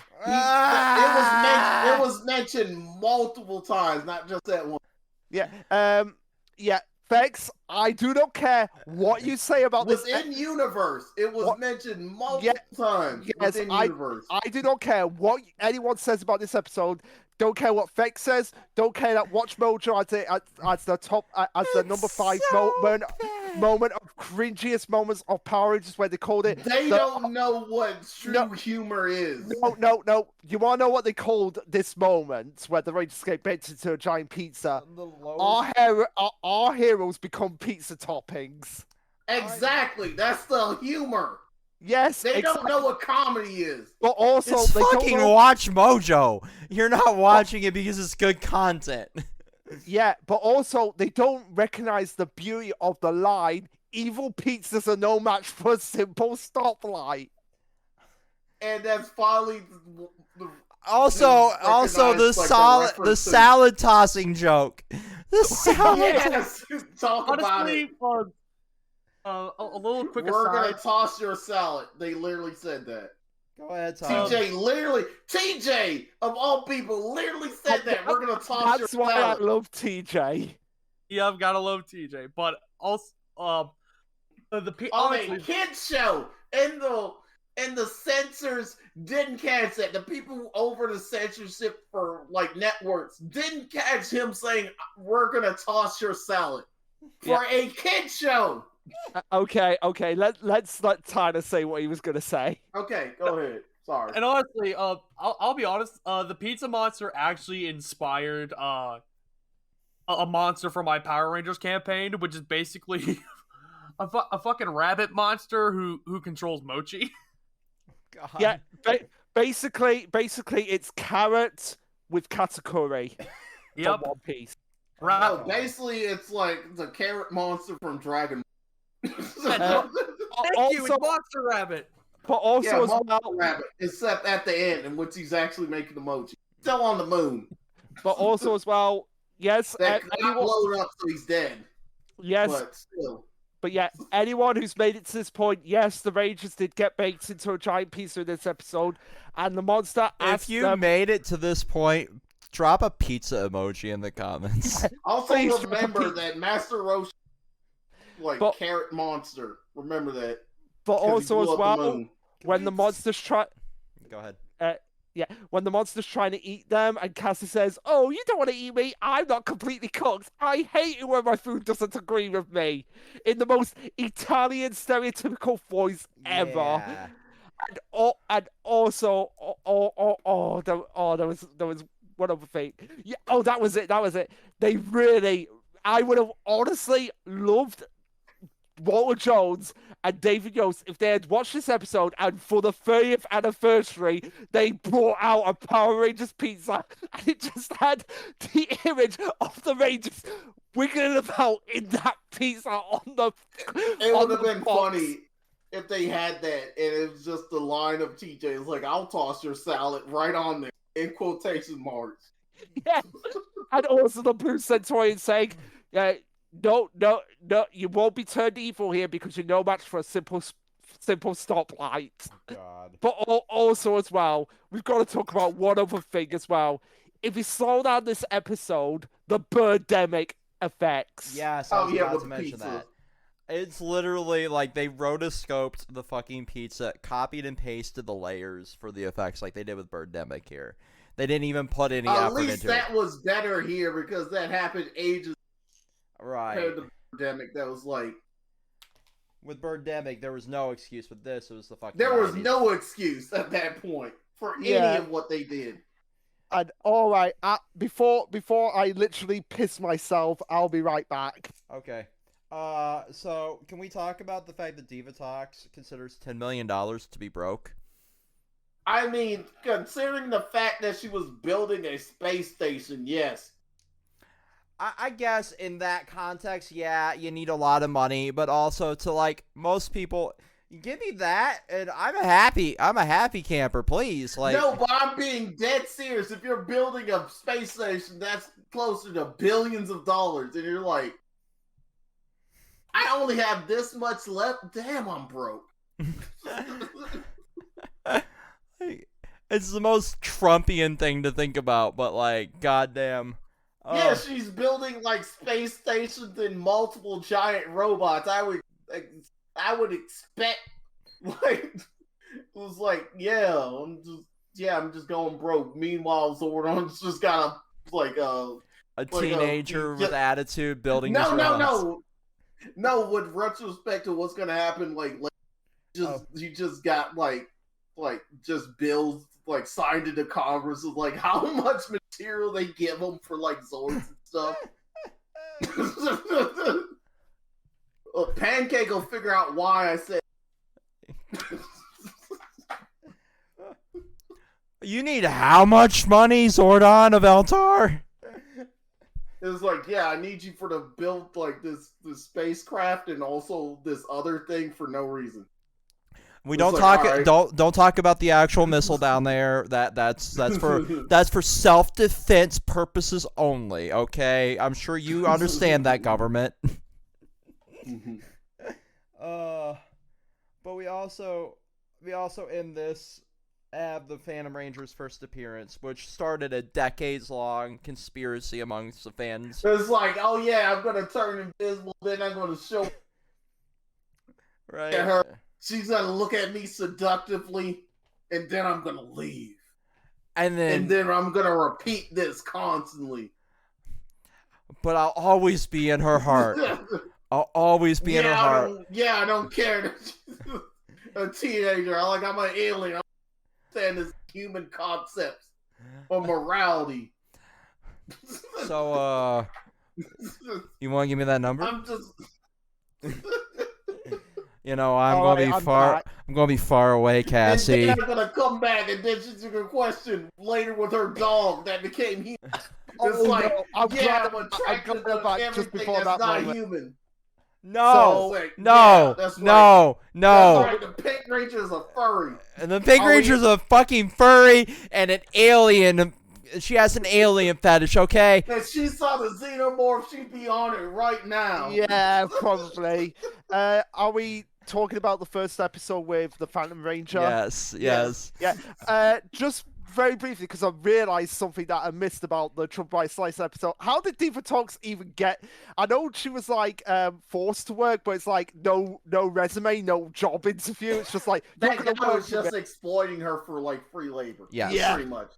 It was like normally around that point, like, I don't want to deal with the cops. So okay, if you're not able to pay for your meal, you're gonna like wash dishes for me for a few hours, and you pay it off. Not work for me and do every single thing I need to do at my restaurant for like a whole day. Yeah. No. Yeah. But He was also exploiting her for free labor, and he got his cunt up and yelled at him. Yes, he did. But yeah, that's all I wanted to say on the pizza episode. The Phantom Phenomenon. I wrote down greedy mommy that doesn't deserve Vex. I'll still make it work, Luke. You will not make that work with a greedy mommy like that. Have you seen her tongue? Well, that tongue can do a lot for me. I'm just saying. But also as well, for some reason, Broken Skull and Lieutenant Stone are back on the force. Yep. Why? It's like he knows a couple people. Like he asked them for a favor. Yeah. Let's give them Yeah, another 18th chance. Yeah, but specifically with them, he's like, no, I'm chill with the juice bar and stuff. I'm okay with that. Can you bring them back into the force? It's like, they did like this, and that's kind of BS because most of the time it's just monster related, and like you can't like what were the other people there like? Did they not tell them like, oh yeah, there was multiple monster attacks like like every other week? Well, as we've learned, Songetsu, the civilians they were just fired because of plot, because it's just like, oh, we need them to have a new job like the other next episode, not because of like in-universe reasons of, oh yeah, a monster attack. Oh, that's just like every other fucking Tuesday. Yeah. It's like, okay, you keep your job. But as we've discovered, Songetsu, the civilians on the Angel Grove that are not main characters are complete idiots because because every time somebody tries to explain, oh, it was a monster or an alien or some other thing that's out of the ordinary, like, yeah, right. I mean, it makes sense with the tourists during like the related things with like they're just looking at the mall. It kind of makes sense there because they don't live there. but the people who live in Angel Groves are doing this, and it makes no sense considering every other week their town is terrified by giant monsters destroying every other building. Angel Grove even has special rules and regulations related to the monster attacks. And yet they don't recognize, oh yeah, these guys are getting messed with by giant monsters. They even have Rito and Goldar's pictures up in the police station. Yes, that's the thing. I forgot about that. Yeah, that's the thing. They ignore their just specifically for Bulk and Skull, and they're like, no, fuck you. Yeah. That's the part I don't get. I do not get it as well. Everything else is like almost consistent with, sort of. But just with those two, it's just like, no, fuck you. I don't get it. And we have 2 Matt episodes up ahead, and then we have OG Diva Talks coming back from maternity leave. Yep, yeah. And the return of the Your God Piranhatrons, aka Piranhatron hate song. aka like anti-Piranhatron propaganda that I don't believe, because they are A tier mooks. They need to form a union. I have a note about that here. Yeah. They need to form the same union like the I keep forgetting the season. The most recent season of Power. Dino Fury. Yeah, Dino Fury, because like they get stuff, they get like photos and stuff. They got like they show off their personality a lot, you know. Yeah, they actually like that Kyoto or Osaka. It was Osaka they went to. They really got a chance to thrive. Yes, they did, and we loved it when we watched that episode. And I cannot wait for Tyler to experience that episode. Yeah, and I had the note about the monster shouldn't be special bit here that we just talked about, and this is where the Zord gets taken over by Havoc, who kind of looks like Gasket. Yeah. Yep. In no way relation to Gasket. Actually like that like subplot, because it was good in both like series, in which like that's a really good idea to just like overwhelm the Rangers and then steal their Zords for your own profit. And not to mention, it's the first time that anybody associated with Diva Talks was a threat. Right. Oh yeah. But besides the mooks. But what I love most about they Havoc, actually did their job.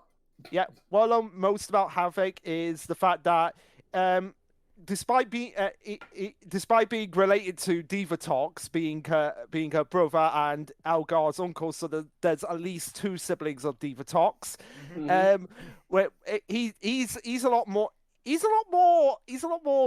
like if Diva Talks is like the bratty little sister, whereas Havoc's more like the cunning and just being like, hey, I'm going to be patient because it's all going to work out for me. Also speaking to that, he brought back the original mooks from Car Ranger, in which like originally was like the first half, it was just a one-time mook that was just messing with the Rangers.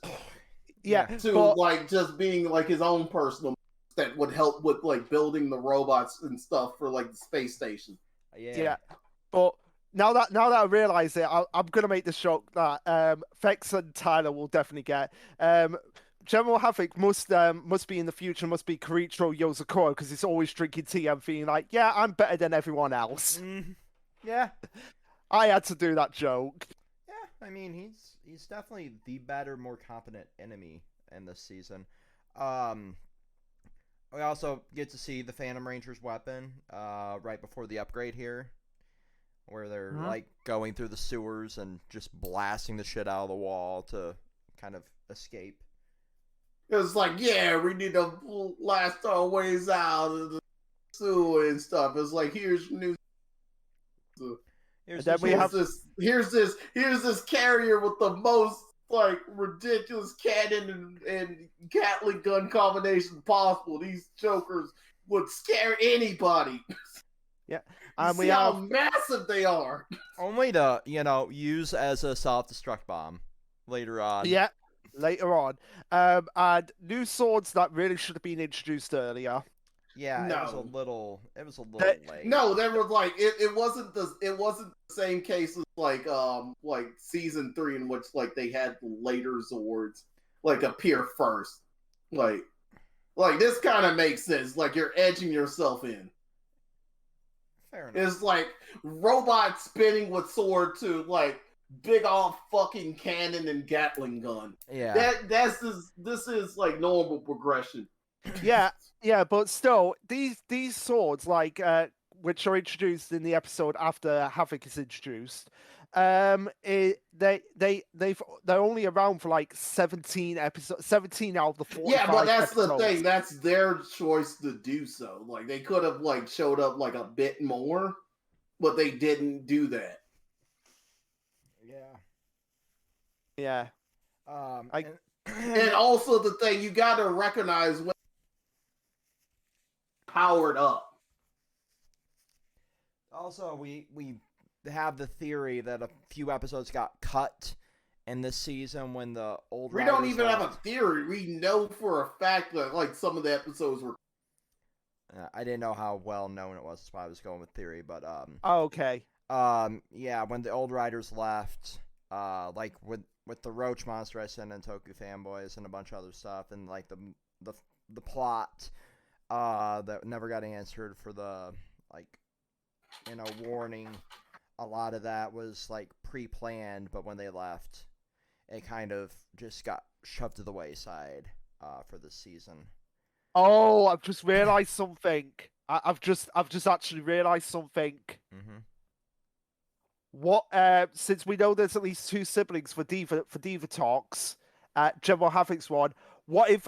Oh my God, this just creates so many. Yeah, it's like either General Havoc's like married somebody. No. Like, It has nothing to do with General Havoc. This or theory. like there's a third sibling we don't know about in this. Like, No. I've just got this massive theory that's just exploded in my mind. Demetria is Algar's mother. What, you think Divatov's just kidnapped her kid and just... Yes. Could you imagine pushing Elgar out for a second? Yes. Look at that calm down. It would have took her like at least fucking 10 hours to push him out. Yes, and Demetria was so horrified that she decided never to talk about this ever again. No, she was in so much pain that like the old be in a tube. Why are you guys talking about the birth of Elgar? Because it's hilarious. It's like, oh, my vagina's in we have face, to like I can only exist Zordon too. Oh, like if I exist, it's like a Bacta tank from Star Wars. It's replenishing her. Massive pain. She would have been like Princess Leia's mom, but she's like, no, I'm not dying from lack of love. I'm dying from pushing that fucking bubbling idiot out of me. Well, to be fair, put me into the morphing grid so I don't die from child labor. There is a theory about why. I'll be right back. Yeah. About why Padme died. Somebody made a decent theory about why Padme truly died in Revenge of the Sith, but I'm not going to get into that here. Yeah. But yeah, just have that mental image of Demetria being Algar's mother in your head. Oh God, what's up with his head? Cause I mean, we've got at least 2 siblings for Diva Talks, and then as soon as I wrote that, I was like, wait a minute, if it's implied that Demetria is Diva Talks' sister, well, no, not implied, it's definitely the case. What if, oh my God, that was literally my thought process as I was coming up with that idea. Anyway, moving past disgusting childbirth of a mutant monster, I just want to talk about must risk life for milkshake. God. The Sleeping Beauty Rangers episode, really? Yeah. Go ahead. Oh, I just want. Well, with that, it's like obviously the debut of the Rescue Swords and Demetria lying about the turbine laser, saying it can destroy anything. Oh yeah, I talked about that earlier. But yeah, it doesn't destroy anything. Funny. And when they say more power than ever before, it's like never ever say that line. Yeah, I mean, also to specify with like when they were the original OGs, it was powered up by the Phantom Ranger's gem and multiple giant AAA batteries. giant AAA batteries. Yeah, that's what. They're exactly like AAA batteries with giant. Yeah, that's it. That's exactly how Serpentera is run. It's on three AAA batteries. I thought it's run off of like one normal size D battery. That's why they have to constantly. Dead. Not the battery of an iPhone. So we have. It has a battery of our original like Game Boy SP. God. And then after the Sleeping Beauty episode, we also have Cassie and her search for love / alien dick continuing. Yep, which it was like I don't even know what he looks like. I was like, oh. He's so mysterious. I must take his helmet off and see that face. Meanwhile, he's looking. And it turns out as she takes off the helmet, there's another helmet underneath. Another helmet underneath because they hadn't thought about who he was because they didn't give a single fuck about the subplot about him because that was the original writer's thing. Yeah, apparently he was supposed to be a ghost ranger.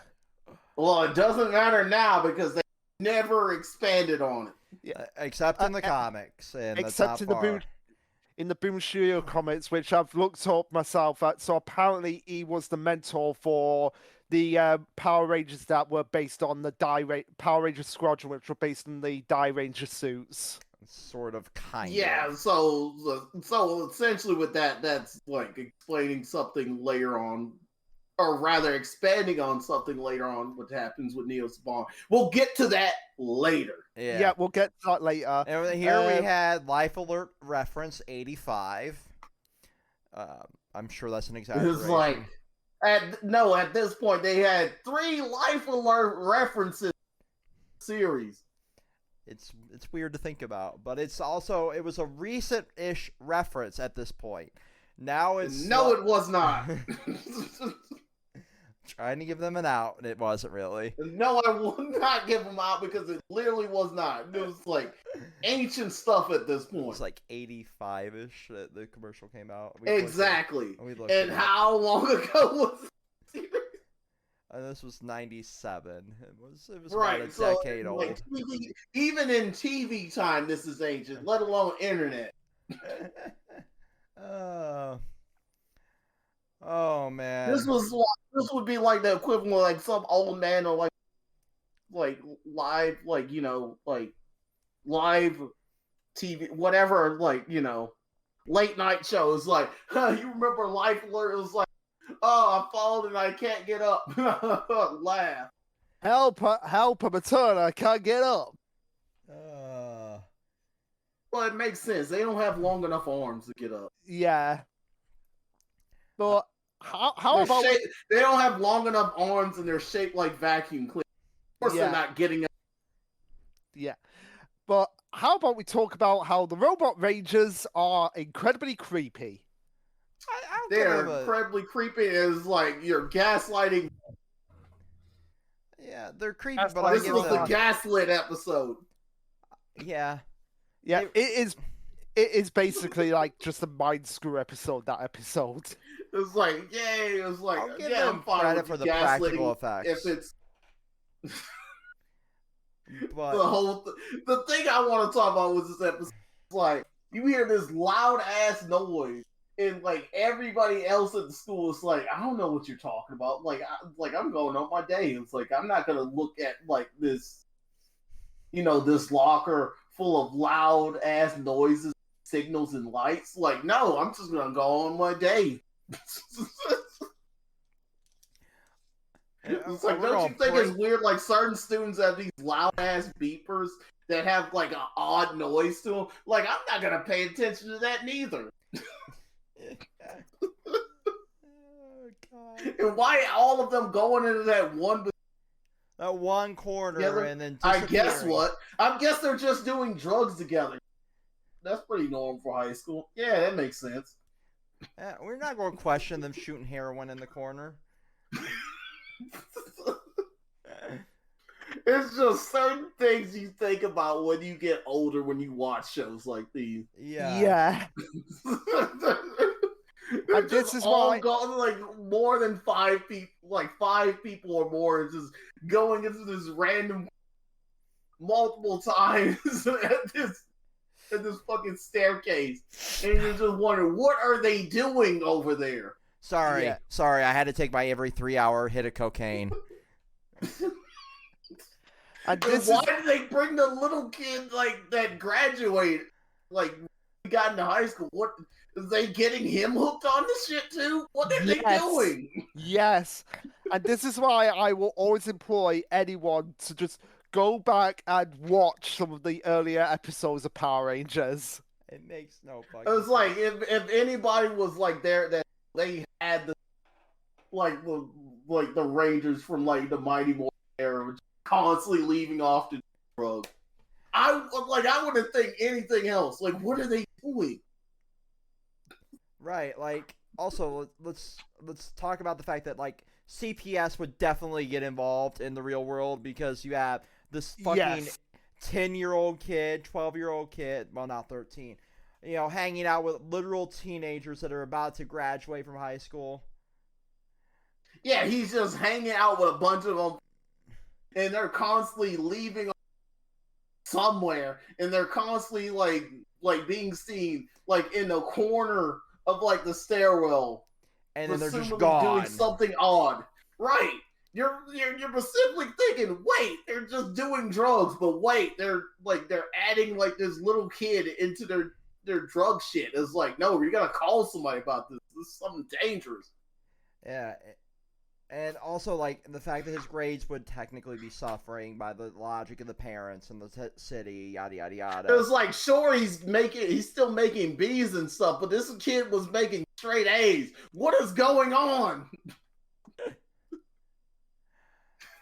Just the little things you think about as an adult. You're right, Zangetsu. Like, I never would have placed that as a kid.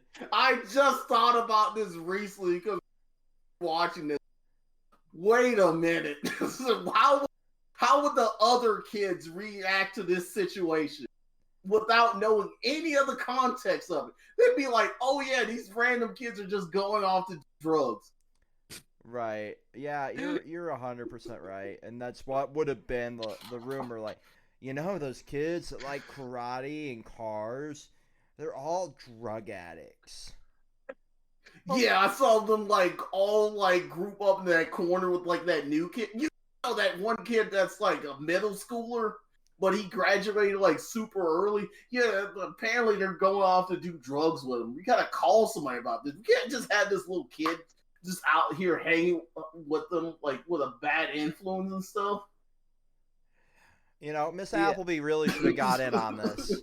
Yeah, she really should have done, but unfortunately, Turbo will be the last appearance of her and Principal Kaplan. And also, like, something else is going to be pretty much the last thing later on in a certain season, and we're going to talk about it there. Yep. It's a pretty obvious thing, but, you know. Yeah. But next episode I had notes for was the Garden of Evil. Not the Garden of Eden, the Garden of Evil, where Evil. Sorry. I mean, technically, the garden like holded like the tree of like information, which was also considered a sin. So, I mean, technically, if you want to be technical about technical, but this episode just takes the absurdity levels to a whole other level with.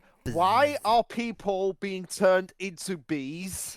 Right, it's a whole thing about like, yeah, is it because bees have yellow and black stripes? And also, like when robbers? I turned into gigantic, for no reason, there's going to be a giant bee next to me that also becomes a giant monster. Yeah, and is going to assist me in combat. Where'd that come from? At least have the giant bee show up earlier beside him. And so you can make sense of the like, no, we're confuse everybody. We're confuse the people who probably just saw Power Rangers for the first time. We're confuse the people who constantly watch it. We're confuse the people writing it. Or we confuse the people who are actually in the episode not being affected, and they're just walking by and just seeing everyone just act like me, and thinking, what the fuck? It's like I knew Harriet was on that weird stuff. See, I told you Harriet was on that weird stuff. They're smoking the buzz. I know the drug that they were using all this time was actually pollen from flowers. Pollen from They were- flowers and fucking lucky coins. Yes, they were getting high on gold and life. Right. Speaking of coins, what made Vulcan Skull think that it would be a good idea to put a random coin they ain't never seen before into an arcade machine that only takes quarters? I mean, I've definitely done that before too, but I was also a fucking kid when I did that. They are adults. Yeah. That is why I'm questioning this. They have no excuse. They're like, it's the same dimensions as a quarter. Why not? Yeah.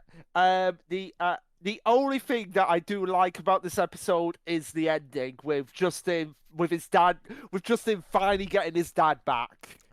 Dad. And also, like, if I were the Rangers, okay, you got that coin for your dad. Yeah, it's probably. Yeah, I'm gonna recommend that you don't put it in the machine. Could you put a penny in there instead, and not into the coin fountain since it's so significant to you?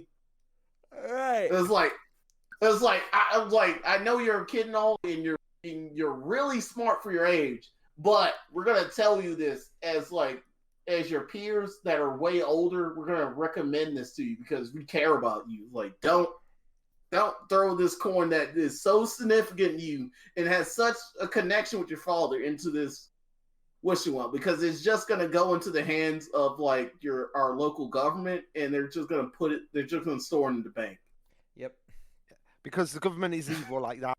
No, they're not evil. That's literally what happens. Throw a coin into the wishing well. It just goes to your local government. Yep. Some dude who's on like work release from prison comes and collects them out of the fountain, and they throw them in the bank. Yeah. It's like there's nothing evil about that. That's literally what happened. Yep. I had to do it when I was on community service. It sucks. Oh, okay.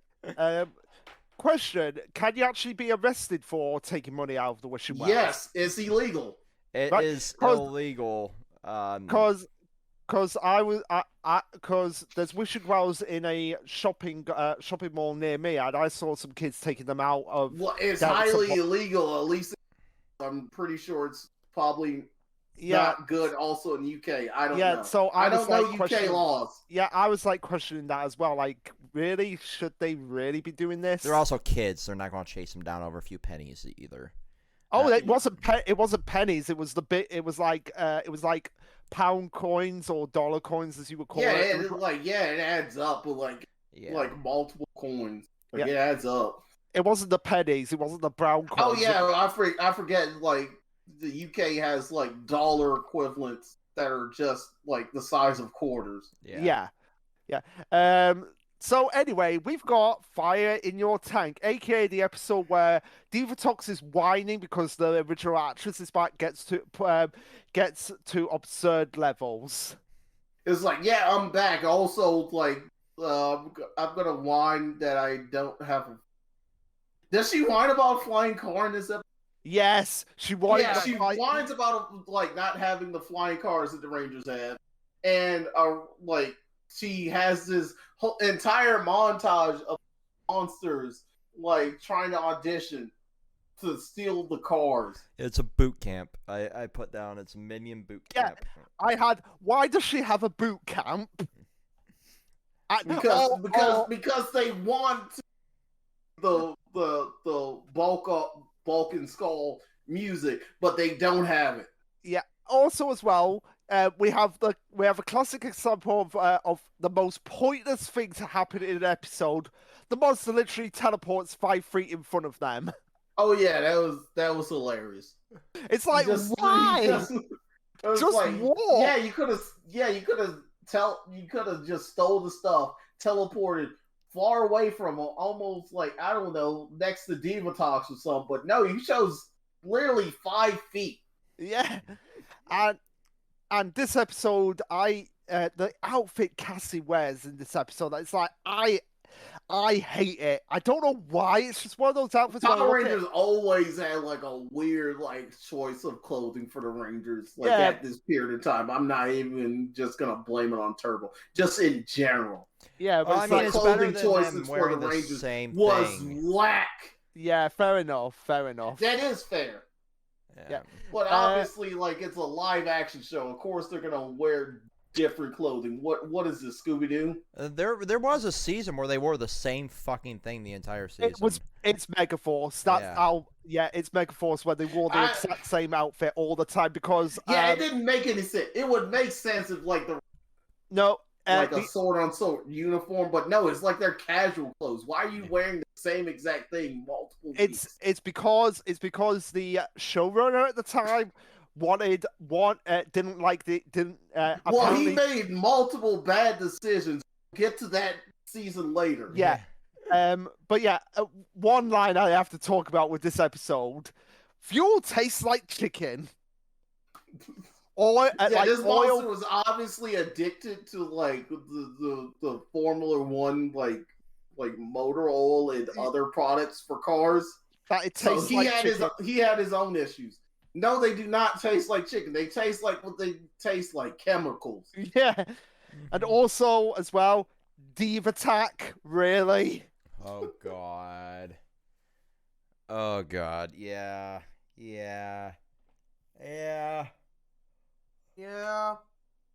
This one was rough. Yeah. But not as rough as one episode coming up in a minute. I don't know if you want to talk about like the reference to gender equality episode. Yeah, I have like this episode was gender roles are bullshit. It was kind of like janky and stuff, especially with the part in which like she was interacting with Skull and it's just like, what, a girl can't do it? It's like they never never questioned could you do it or not. They were just like, it's like, okay, why you want to do this though? Right. It's like they didn't really care too much. It's just like question the fact like why you wanted to do this, and also say later it's like, oh yeah, we were like really late for this. It's just more like we're already gonna be fired regardless. Why would you want to help us? But she didn't know that information, so she just assumed they were talking about like her gender. Yep. It was a dumb. And I think at this point, Bulk and Skull like could care less about this. Maybe season 1, Bulk and Skull would care, right? Yeah, about like any of that. But no, they're beyond that at this point. Yeah. But yeah, it was like a stupid episode, but not as like stupid as the next episode. Let me talk about the monster for this season. Oh, go ahead. Episode particularly. Go ahead. Like, oh yeah, I'm gonna transform random dude, and then I'm gonna go to a school full of students. Yes. Most students know who goes to the school and who don't. I'm a transfer student. It's like I'm a transfer student. It's like the teacher be like, all right, let me check with the principal. You wait right here. You don't go into the area with the other students. You just wait where you're at. Yeah. Right. And he would have checked, and he would have been like, "All right, you're not a student at the school. You're going to jail. You're just trespassing. Yeah. You are a strange adult trying to interact with these kids. You're weird. Leave, or I'm calling the police." Yeah. And that would have blown his cover. And all of a sudden, later episode, he just blows it anyway. Yeah. For no reason. For no reason. And then I wonder, why did you even have the human form to begin with if you were just going to do this regardless? Pad out the episode. So stupid. You could pad out the episode any other way. You could have just had the show up, and that would have pad out the episode. Yep. But you decided to pay an actor specifically to be like the quote unquote like camouflage of the monster and use it pointlessly. That makes it even dumber. Yep. It was a weird choice for that one. And then the next one's even weirder because we talked about a bit of it. Zangetsu saying Vulcan Skull didn't use their actual talents here. We have Earworm's episode here with the stupid song. No. No, there's the episode before that, Spirit of the Woods, with the environmental terrorist Jedi. We're gonna have like when we get to a certain season, we're gonna have multiple. We're gonna have an entire story arc, which is basically this episode. Dad is like the spirit of nature hates this, and so we're gonna like act like not productively to solve this issue. Yeah, we're just gonna fuck around and mess with the people that are trying to help me. Yeah, if I had to pick like the worst story arc in Power Rangers, it would be that story arc in that later season. Oh God. Yeah, we'll get to it when we get to it. But yeah, so in this episode, we have TJ befriending a spirit that only he can see. And it's an environmentally terrorist Jedi going up against a Sith Lord called Lord Litter, who literally litters everywhere. I hate that description isn't wrong. I had Jedi. It's just a random like magical spirit. We have like magical random beings show up before for like literally no like around the planet or like other planets. But it's just like I'm your Power Rangers equivalent to the crappiest version of Captain Planet. No, right. Call it what it is. Call the magic what it is. It's the Force. I'm your very bad equivalent of Captain Planet. Let me fight off this monster by like worsening the pollution on the planet by blowing the said like debris around everywhere with my wind powers.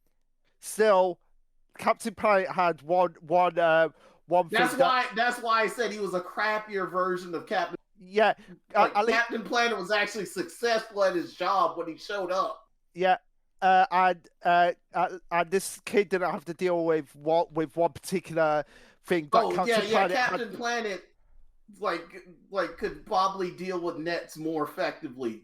No, he kind of didn't. No, I was talking about Captain Planet having to deal with AIDS in one episode. Oh, right, I forgot. Or that episode in which they were like,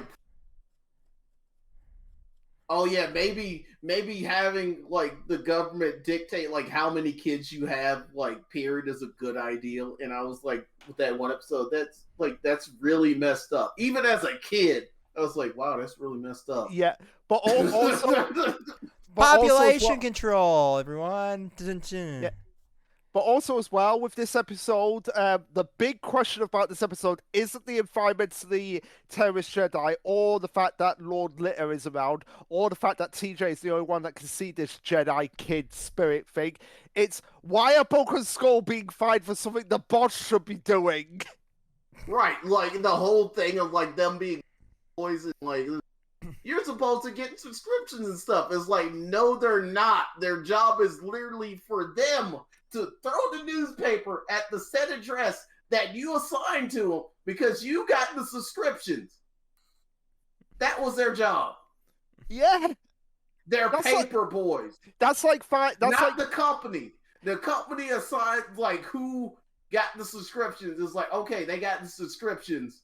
And so we send the newspapers to this spot. It's the same thing with like the newsmen, like the same thing with like the carriers in my area. It was like they got the subscriptions. They know who got the subscriptions. And so they send the newspapers to that specific spot because they paid them. Yeah. The paper's still a thing.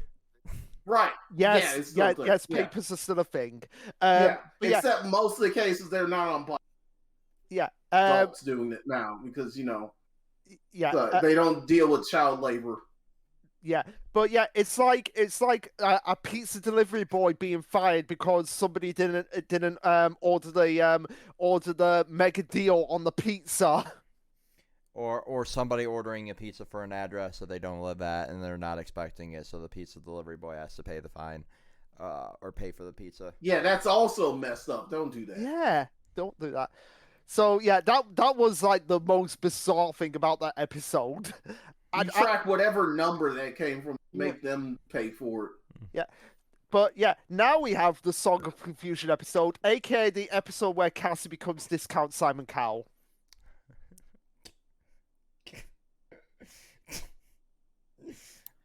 Yeah, and I still stand by what I said. Is like it just furthers the theme of like Bulk and Skull should focus on what they were like good at rather than just you know randomly. I'm not gonna state it fully. I'm just gonna readdress it. Yeah. Also, something I wanted to address. Like, I don't know if I'm just like if this is just like a me thing, but like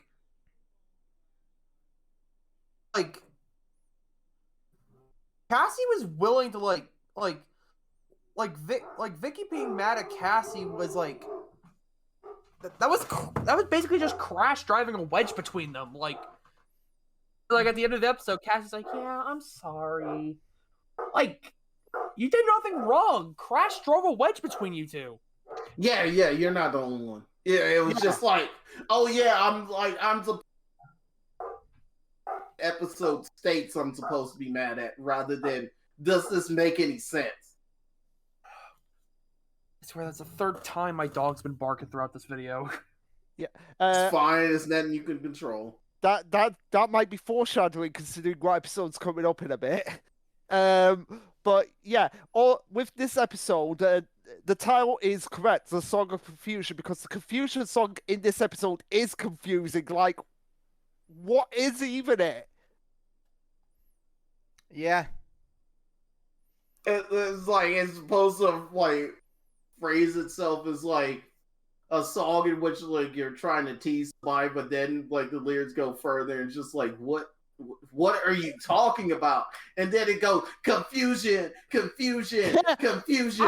am confused. Like, that's literally every time that song came on, I was like, I'm confused, and then it was like, make it stop. Confusion. No, Tyler, don't. No. And it wants to go with my very thing that I think about all the time. Is like catchy does not equal good. Yeah. Yeah. So yeah, that's really all the notes I had on that episode. The episode in the tier list of Power Ranger butt rock songs, I'm putting this on the F tier. Yeah. But yeah, the episode right after that one, the accident. Very fun piece of trivia I found out, because Chaz Prince, who plays Harvey in Dino Fury, was actually born on the day this episode actually aired.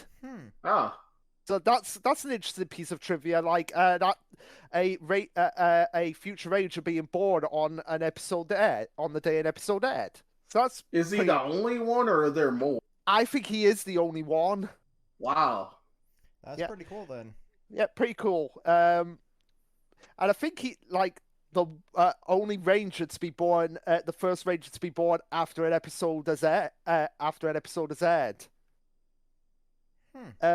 But yeah, that was kind of interesting. Yeah, so that's an interesting little piece of trivia that I found out on the wiki. But that doesn't excuse the fact that we have one of the most over-exaggerated characters in this episode with Owen, who basically Carlos supposedly tackled him in soccer, and he made it out to being like, "You've broken my foot." That pissed me off. Like, they gaslighting him into thinking like he like messed up this guy's like entire like career. Granted, it was in high school, but still, that messes with a person. Mm-hmm. Yeah. But he's just like, oh no, it was. You didn't do the thing. I was hating myself. Yeah. No, fuck you. That's worse than that guy name. What's that guy's name? That's a jerk. Sean. All of us. That's literally worse than Sean. Oh, I have to get like a tier list of the minor asshole characters in Power Rangers. No, that's literally worse than Sean, because he didn't guilt trip somebody because of injury. Yeah, fair enough. But yeah, I was just like, that episode, I was just like, oh, piss off, Owen. Mm-hmm. Yeah, I really want 100%. that on a T-shirt of like just Owen saying you've broken my foot. Like, piss off, Owen. I What I want one where want Carlos on a is just bitch T-shirt slapping is him. like Mighty Morphin, and then at the bottom of why can't all of us be like Richie? Justice for Richie. Be the random shining light in everybody's life, just hanging out and waving at them. Yeah, but Hi, I'm the red herring. yeah, I'm the red herring, which Why can't we be the shining light red herring? which Richie. by the way, Tyler, since we're doing that, the whole red, I don't know, are you still here, Tyler, or have you gone to? Yeah, you mentioned to me about doing about a redo of my Morphin Power Rangers, and you mentioned that they should have introduced Adam, Rocky, and Aisha earlier in season 2, and I said maybe they should have been the red herrings for the White Ranger, because then, okay, they weren't the White Ranger, but they're going to be Rangers later on. That would have made sense, but guessing like they were picked out like literally almost last minute. Yeah. Like literally, like the other Rangers leaving was not planned at all. They left because Saban was an asshole, and they left. It was not planned. Yeah. Okay, yeah, fair enough. But yeah, so that's the notes I had on that episode. The accident, which really wasn't an accident. Love on a Leash, Power Rangers edition, Luke. Cassie's it's like it follows the theme of her wanting stuff that are not human. Red Rocket? Yeah. Red Rocket? Sorry. No, God, no, South Park and like Red Rocket. No, we are not South Park in this episode. But yeah, anyone who, I feel like we need to sit down and watch Love on a Leash and make an entire video dedicated to it would have literally been like if they went full everything, it would have been literally Love on a Leash, but with pink instead of sage green. Yeah. Like, seriously, anyone who watches Love on a Leash, you'll be seeing a lot of green, wondering what this is. Is it like that the Green lady Ranger? was secretly a ranger, and her color was sage. Yeah, but I will say, like, about Love on a Leash, the best actor in that film is the guy who voices the dog, because he's like, it's literally the funniest part of the movie. Is whenever he's like ad-libbing for his line. Yeah, because he literally ad-libs everything. He said that in an interview. He sat down, looked. It's Ghost Stories, but it's a live-action movie, huh? Yeah. He sat down, looked at the script, and thought, "This is crap. I'm gonna do my own thing." No, it's instead of like Ghost Stories, it was like that was like already pre-existing thing, and they were like, it was like we're gonna redub this like some weird way, and they somehow agreed to it with Ghost Stories. This is the weird part, because the series was, because like despite like the rumors and stuff, like the series was popular in Japan. It was like wasn't super popular, but it was popular enough in Japan. Not like the rumors in which like it was just not doing good in ratings. Oh, okay. It's just a weird freak accident with Ghost Story.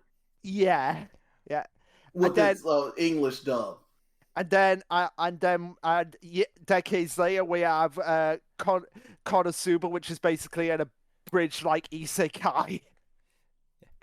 Shout out to the OG modern isekai .hack. None of that SAO that came way later. .hack was the OG. Also, this gave us one of the best lines in Power Rangers history. Get my goo on you. My goo on you. Yes, I wrote that down. When you're talking to a girl you like, hey girl. It's like I know you like me. I know you like me. I like you. Can I get my goo on you? The difference between Riz and sexual harassment. Obviously, you wouldn't just say this to a random. I want to make that clear. And then we have another sports episode, another dumb Halloween episode. Anybody got any notes on those? Well, for that one, I had mandatory baseball episode and another mandatory baseball, because baseball episodes are fire and Sentai. I'll just say that. Every last one I've seen has been fire. Carlos, the Halloween episode, Carlos was dressed in like he was like straight out of the Matrix. Well, that's a reference to the next season as well, a foreshadowing moment. The way he's dressed, not the way you call it that. I was just more of like they wanted him to look cool. Yeah, but I said Carlos wearing black too early.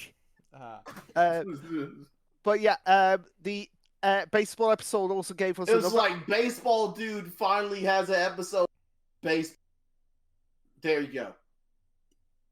And he was introduced with like his intro. So makes sense. Yeah, but also as well, for some reason, the Carlos as a vampire episode is the most highly rated episode of Turbo for some reason. I don't think it was that good, at least compared to TJ's episode. Yeah, and also as well, it's the final episode with Principal Kaplan.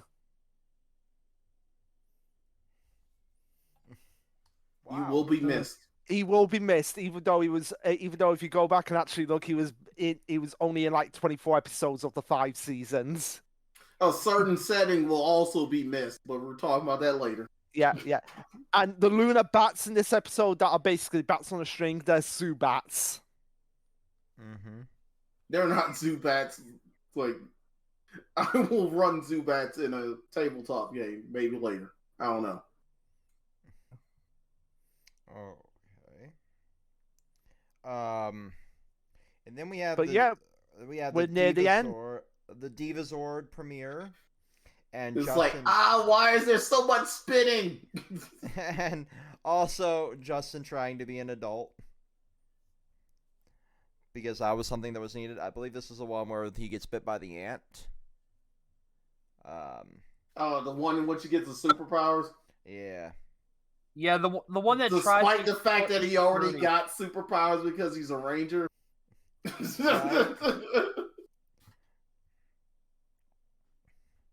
They're not compatible. It's like, wait, later on, maybe they will be.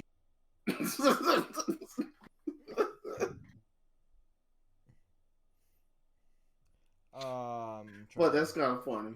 Yeah. And then the next episode is Ashley and Cassie trying to rizz up the new kid. Yep. And also has one of the creepiest endings ever. You want to dive into that? I have ending of the episode. No, is my note here. Yeah, where basically Justin, to solve the issue of the episode, basically invites Cassie and Ashley both to a dance. It's just why? Jail, straight to fucking jail. I'm gonna actually ask Chris Hansen about this.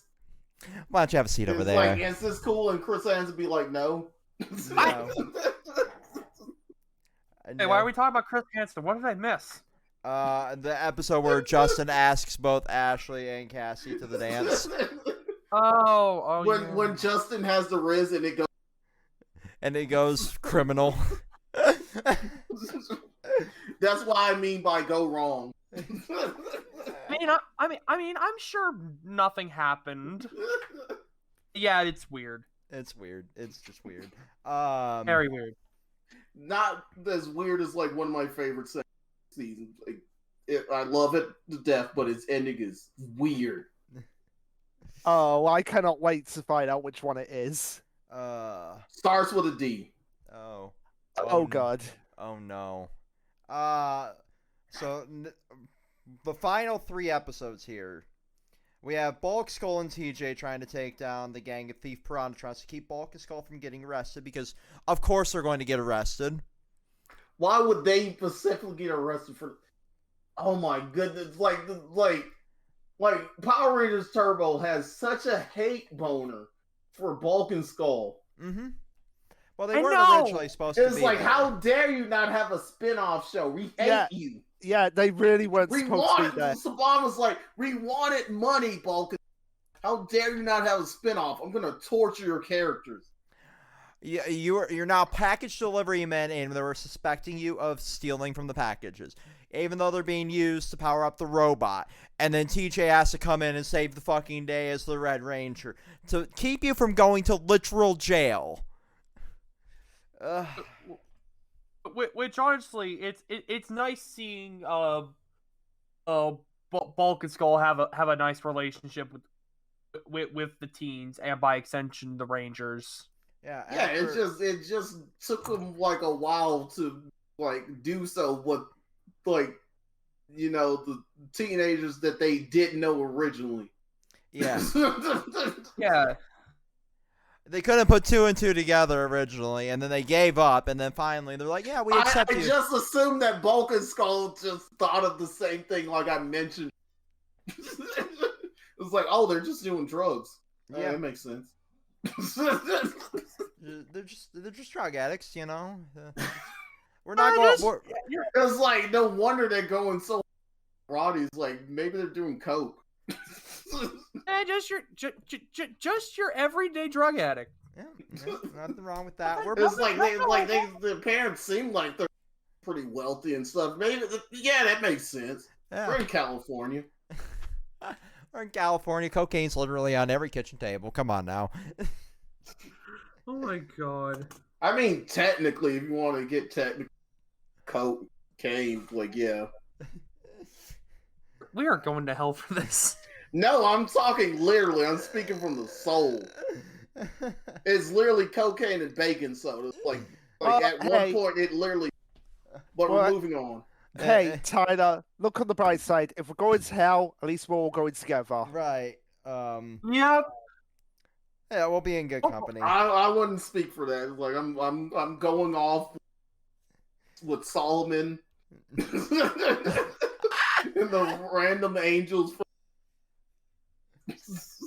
Okay, so you're just ditching us. Thanks, Songetsu. You darn right I'm ditching y'all. I'm going with the angels. Like like Solomon got all those ladies beside him. Why would I go all the way down over there? Have you seen the Dark World cards? They're ugly. They're butt ugly.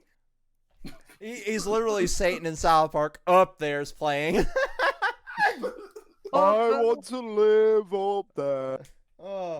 So we finally get to it. Na. Hey. Goodbye, Justin. Chase into space. Goodbye. Oh, this is getting to the part like I was. So I'm talking with the good. So goodbye to a lot of elements from the last five seasons of Power Rangers. Goodbye to the Juice Bar. Goodbye to Lieutenant Stone. Temporary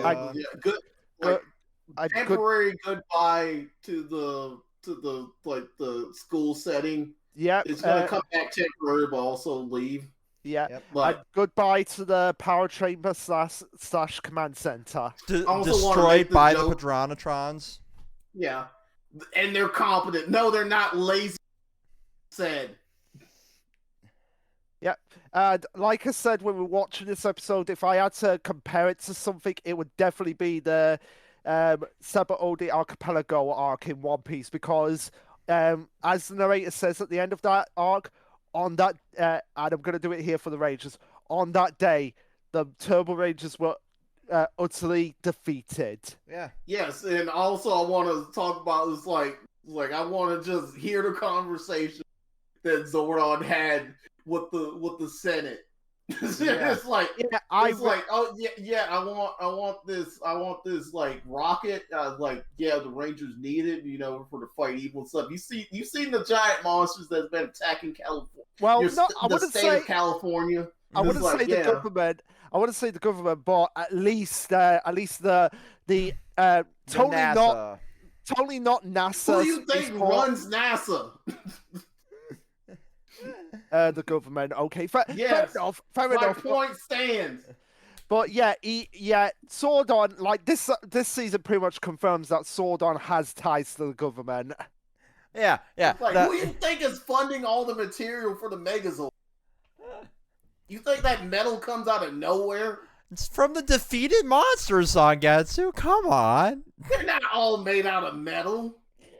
No, they're mostly made out of fucking flesh. They're mostly made out of flesh. What do you think of most of the metal? But I seriously, USA, baby.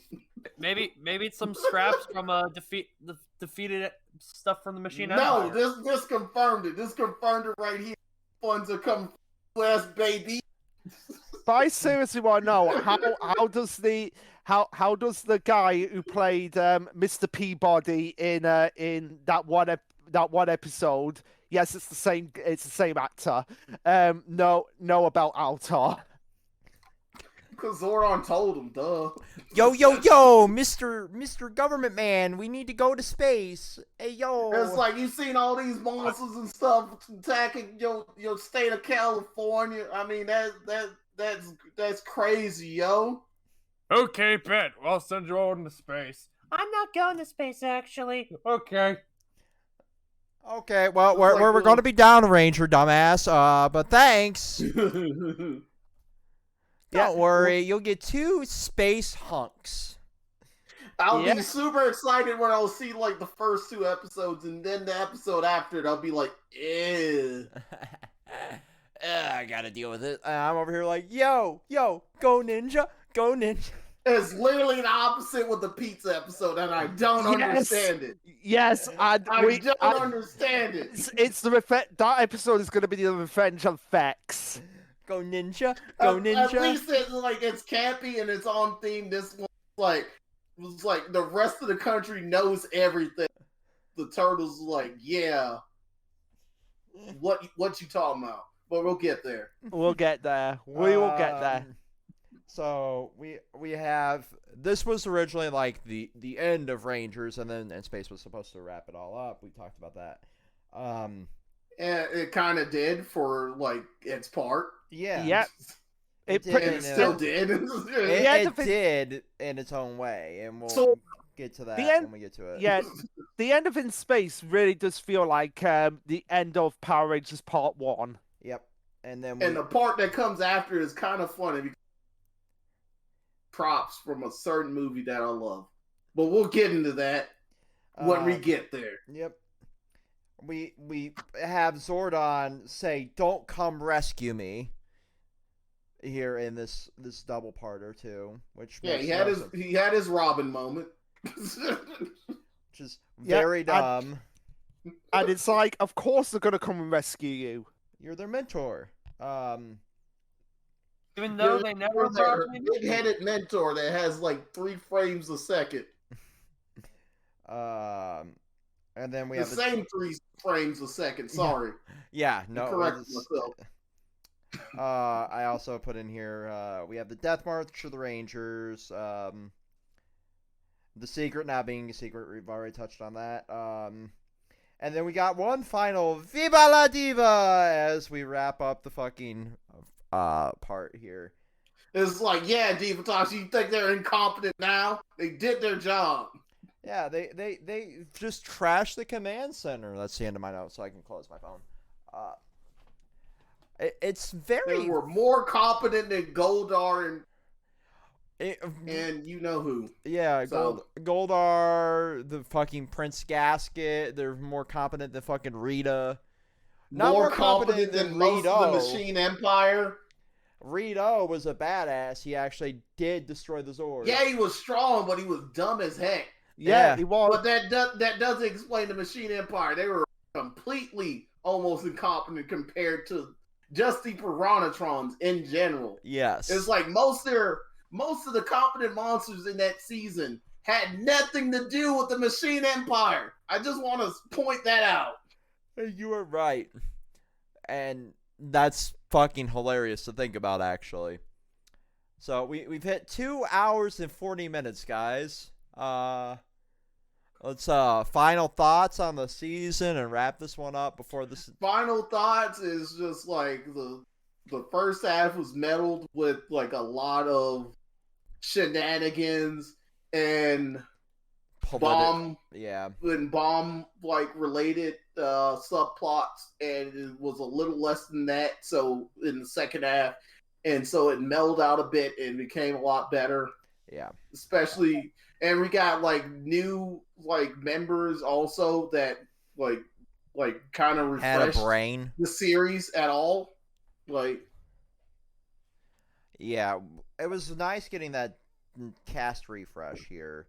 I will say, like, this being to be honest, the series kind of needed it at this yeah, point. it was needed. Maybe that was Especially that like they got new viewers that had no idea who these people were that were just sitting there in the first half, and then the people in the first like probably watching the first half got probably too old and probably didn't feel like watching the series anymore. So it made sense. yeah, for sure. In retrospect, It's there was the politics that weighed down a lot of the first season too, because we had writers, ousted. We had a lot of plots that were left hanging, and that did not do any favors to the series either, as we see.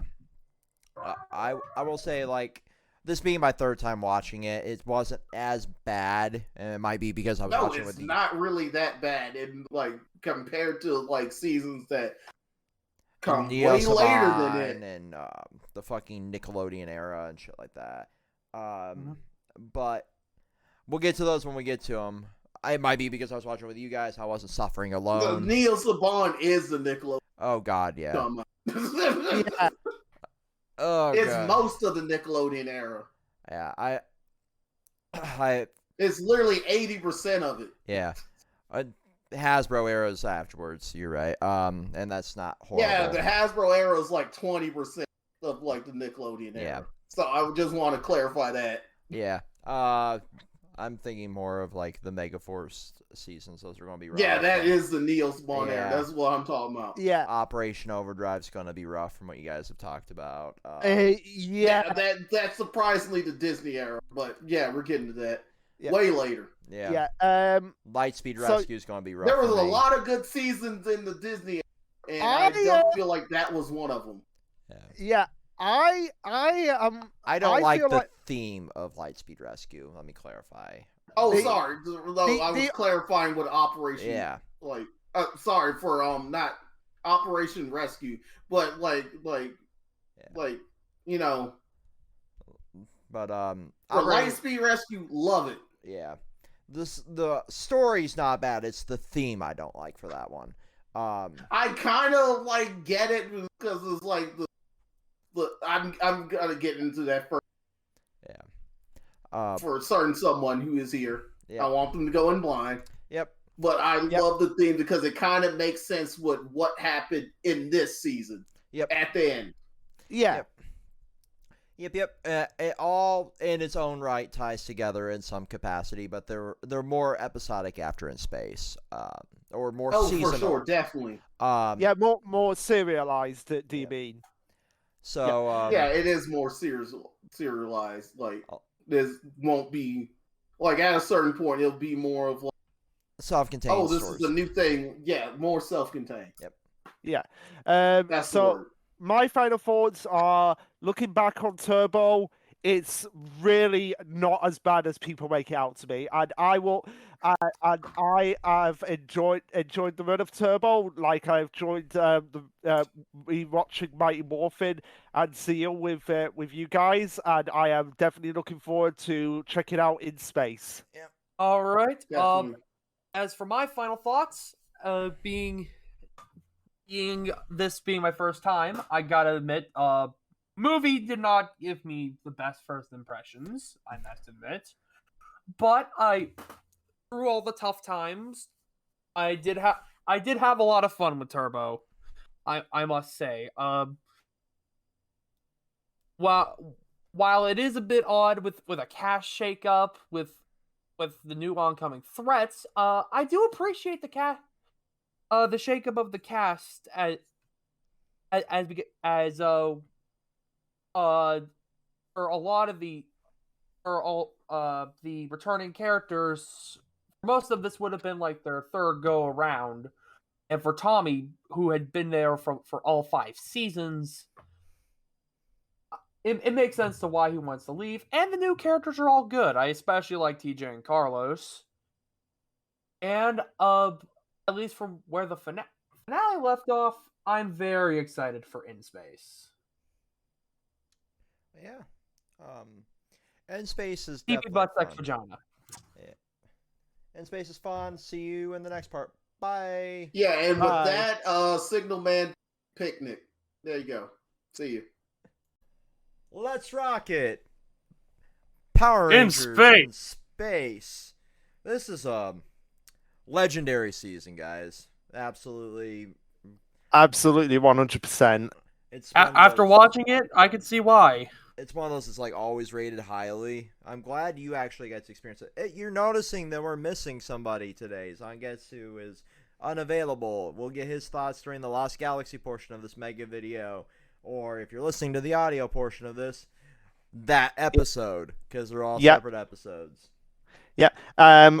And in case you're wondering, we are including Lost Galaxy as part to reiterate, we are including Lost Galaxy as part of the Zordon era because it is. A lot of people don't like to admit that, but it is, and Tyler will see why when we get to Lost Galaxy.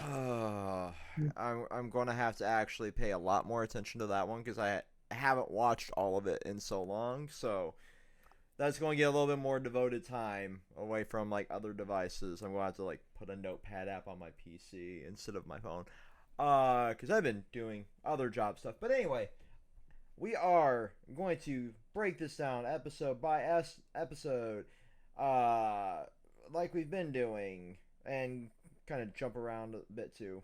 So episodes 1 and 2, we have that opening double parter. Yeah, from out of nowhere. So I guess the main thing that I want, one of the main things, a funny moment that I want to talk about is Diva Tox's line, "You remind me of my fiance to Dark Spectre," because it is the Malagor costume. I love that little bit there. I also love the introduction of Astronema in this as well. Oh yeah, even though we have the random changing of the hair. I kind of like that. It had to be a bitch to be the person doing the hairstyling on the season, though. Like, I feel bad for them. Oh, But also we get the introduction of our new Red Ranger in one of the most badass scenes in the entire, possibly in the entire season. With Andros being just like whooping ass at the big bad evil meeting. It's such a definitely legendary introduction for a Red Ranger. Like, they set you up from the moment this season starts with badass scene after badass scene. Yeah. And then we kind of go into some dodgy feeling stuff in another double parter. Yeah, we'll get to that when we get to it. But one thing I want to question is like when they're doing like the whole "let's have a toast to Dark Spectre" that said, how does he drink or eat for his great? Don't think about it too hard. Yeah. But there is also one other funny bit about this episode. So anybody who's seen the turbo portion of this knows that Vex wants Diva Tox to step on them. Well, unfortunately, Rita got that pleasure before Vex ever could, which led. Which I have something for this. Yeah. Where's it open? It should have been me, not him! It's not fair! The exact reason why we included that for the Discord, just for that one bit. I'm sure it'll come in use for other things, but I'm sure it will. I am sure it will. Censors the hell out of it during the progression series. Yeah. So yeah, and also as well with this 2-part, we have a new voice for Alpha, or should I say a old voice, considering it's Wendy Lee who's been in the franchise already, voicing Alpha this time, and instead of the yo yo yo, we're back to the I, which is a lot better in my opinion. You don't want the little hip hop sounding yo yo yo Rangers, what's up? Yeah. No, nobody wants the full jiving street talking robot. The how do you do, fellow kids robot. Yeah. And also one of my favorite scenes in the whole franchise is just the Rangers going around the megaship when they first arrive in it for like 5 minutes. There's virtually no dialogue. It's just like building up and just exploring this place. It makes total sense because they've never been able to really experience life outside of small town city, like Angel Grove or wherever they came from, right? And so getting down to this like massive, essentially compound of a spaceship, it's like bringing the new Doctor, into unfamiliar territory, right? Yeah, it's just like, what would you do in that situation? Okay, you've become a Power Ranger, you've been defeated, and then you've got to be blasted off into space, and now you're on this spaceship. Like, what would you do in that situation? Probably shit myself, because I don't think I would do well in a space. Well, I would die, first of all. Scientifically speaking, I would die. Because you can't be an astronaut if you've smoked menthol ever in your life. Your lungs will explode. Yep. Oh, I did not know that. Yeah. Something I learned like 2 weeks ago. So that's a fun little science fact. So I would literally die, but also I'd be in the same boat, in this theoretical scenario. I'd be just exploring this massive ship, trying to figure out what the fuck is going on and how I got here. So I guess the only other thing that I really had for the opening two-part is the Quantrons. Like, what are your opinions on the Quantrons? I'm not a big fan of them, to be honest. Really? Design-wise, cool. Personality-wise, the Piranatrons were better. Oh my god, that is a hot take if I ever saw it. Even more so than that stupid Piranatron diss song. But that's not a fault of the Piranatrons. That's a fault of the person who wrote it. Yeah. And also as well, we got to talk about the elephant in the room. Yes, the special effects are terrible, but everything else more than makes up for it. Can we address the elephant in the room from the get-go of this season? Cassie and Ashley immediately wanted to fuck Andros. They so who wrote the most episodes? So Judd Lin wrote the most episodes for this season. So Judd he was Lin has an alien kink. Yeah, it out there. Yeah, Judd Lin, so they can't sue me. Allegedly, they have an alien kink, but every alien these two women see, they want to fuck. Oh, definitely. Especially, although it's kind of weird. It's kind of weird because Cassie has a certain relationship with a certain wasp monster later, and we don't know whether or not she kind of wants to have a thing with that wasp monster. But we'll get to that episode. We'll get there. Moving on. To episode 3. Save our ship. Andros is a fucking Jedi. Yeah, he has telekinesis. Bulk and Skull are interested in space for some reason in this season. It's better than Tommy's entire personality being Cars and Turbo. Yeah, and we have their new partner in crime, I guess, Professor Phenomenus, who Not a big fan of, to be honest. Yeah, I'm not a big fan of Professor Phenomena. I mean, he was quirky and He was a diet Doc Brown, and you can't convince me that was what they were going for. Yeah.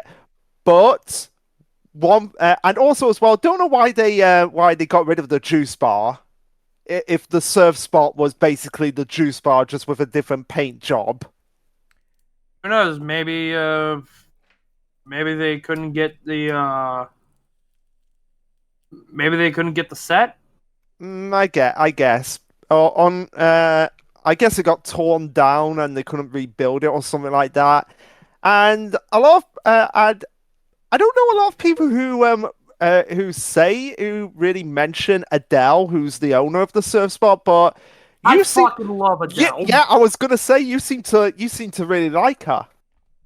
She's just the sweetest thing, and I adore her. Yeah, I would agree that, and also as well, with this season, we finally addressed the problem with Tanya.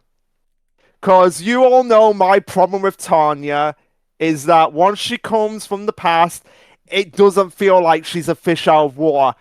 Andros is Tanya done right. Mm-hmm. Completely doesn't understand social comms and is a complete moron when it's like, hey, these obvious people who obviously want to steal something, yeah, they're obviously messing about with you, Andros, but I can forgive you because you are an alien. Yeah, we got some monkey jokes in here. We got the introduction of Ecliptor, who's a recurring villain and probably one of the best written recurring villains. Oh, absolutely. We'll get into why. I'm gonna hot take and say, well, at least amongst us three, I wasn't that big on Ecliptor. Oh, okay. Really? Yeah. Yeah, it might be a hot take here. What?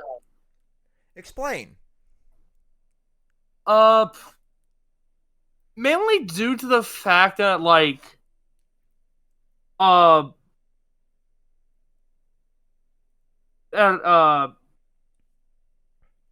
wait, did Ecliptor know that Corone had a brother? Yeah. Addressed way later. Okay, must have been misremembering, but like, it's mostly like, I get like she was dropped on your doorstep, but like if you cared about Astronema that much, why wouldn't you tell her that she has a brother who's out there? Like, what? Why throw her on the Dark Spectre path? Because he was built to be evil, and it's like he can't. Even though it's very clear that he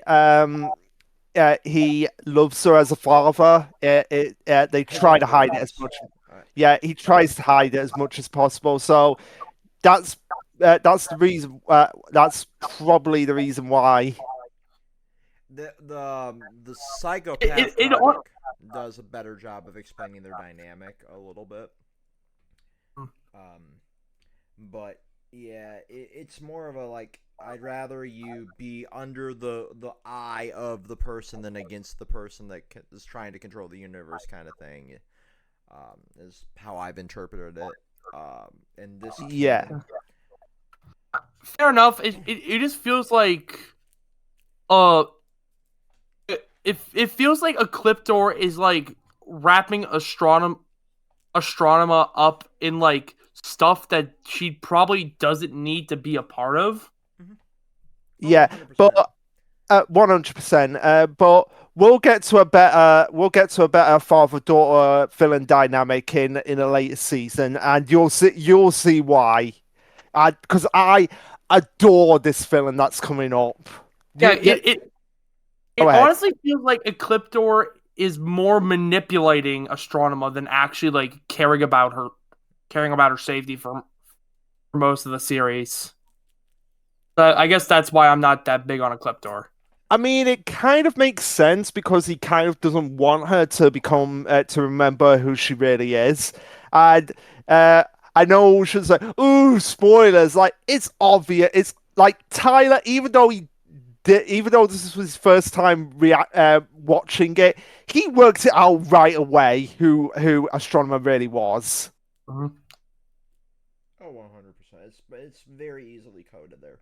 And we had Elgar TV because that was a thing that needed to happen, you know.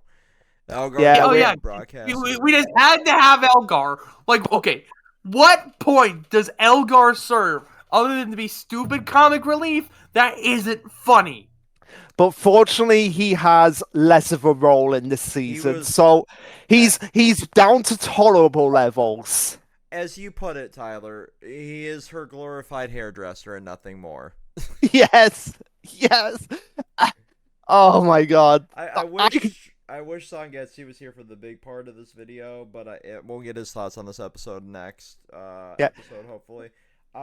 Speaking of the next episode, In Space is infamous for one whole reason. Ninja Turtles: The Next Mutation. Can I just say, I unironically love this series. I adored this as a kid. Yeah, I knew about this, but I was like, I never watched it. I knew about Venus, but I didn't know until much later. Jenica now, in the role of Venus in the comics. But question: in the comics, are the Turtles still biological brothers, even with the Venus replacement? Yes. Jenica's more complicated. Oh god. It's fun. It's fun. I love the IDW Turtles comics as well. I started reading them like right during the pandemic, getting like one of the hardcovers at a time. Which now are like $100 fucking a pop, unless they got reprinted. Which is annoying. But anyway, this is so much dumb fun. I don't care what people say. This is dumb fun. The Turtles fit perfectly in the Power Rangers universe. Oh, they absolutely do. I'm not complaining about that. It's just a weird This would have made more sense if it was a street level Power Rangers group and a street level Turtles group, right? Not a random half alien, half human piloting a giant spaceship, you know. Yeah, and also as well, trying to make with Next Mutation, trying to make the Turtles out to not be biological brothers, just so that they can have a relationship with Venus. Yeah. They didn't want to go the incest route, you know. No. I give them props there, considering the era this aired in, where you had incest in fucking Sailor Moon and Digimon. So I'll give them props for not going that route. Oh god, don't remind me of that. Wait, wasn't the incest thing like because of a translation thing? Because yeah, it was because of a translation thing. Yeah, but that doesn't excuse the fact that they didn't hire a proper translator for the fucking product. Yeah, fair enough. But with this episode as well, with the Turtles, tried to make out that the Power Rangers don't exist. You should know about them, because have you literally been hiding in the sewers when the monster attacks happen? Probably. I mean, that's where they spend 95% of their time, is down in the sewers, unless, you know, the Foot Clan or Stockman or some random idiot is attacking the city. So, by this logic, the Foot Clan should be working for Astronomer. Yes. Yeah. They probably get fucking farther than the Quantrons. Probably. But there is one other note I had for this episode, and it's for every single episode from this point. Stop spoiling episode. God, yes. I mean, I have one major gripe with this, right? This made sense during the time it aired, right? Where you had a week in between or 24 hours between this. You could have spent 35 seconds in YouTube Studio and edited this goddamn shit out. Especially the episode before the fucking finale. Yes. Why? Anyway, I think Tyler was about to say something. Wait, what was I gonna say? About stop spoiling episodes. I was about to say, to be fair, because I was about to bring up the point that Vex brought up of at the time as this was releasing, episodes probably coming out week by week. So you most likely forgot the next time before the episode even came out. Mm-hmm. But then Vex already talked about it. Yeah. Fair, yeah, and that is fair. But like Vex said, could have easily just gone into YouTube and edited it out. Yeah, that's the thing that gets me, and I think this trend continued well into the Neon Saban era. I might be mistaken on how long this trend continued. Yeah. We had a lot of like really, really cool Toku tropes in this one during the fight, where you were having the Turtles and the Rangers team up. So we had that going on, and we had Astronema manhandling the Mooks, just like full on beating the shit out of them.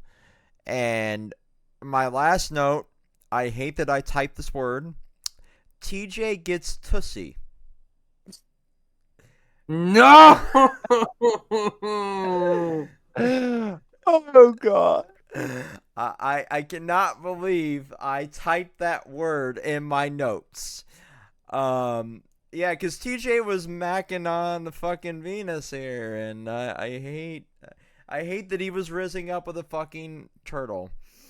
But we also have Cassie, who hits on any sentient being in this series, so why the fuck not? Yeah.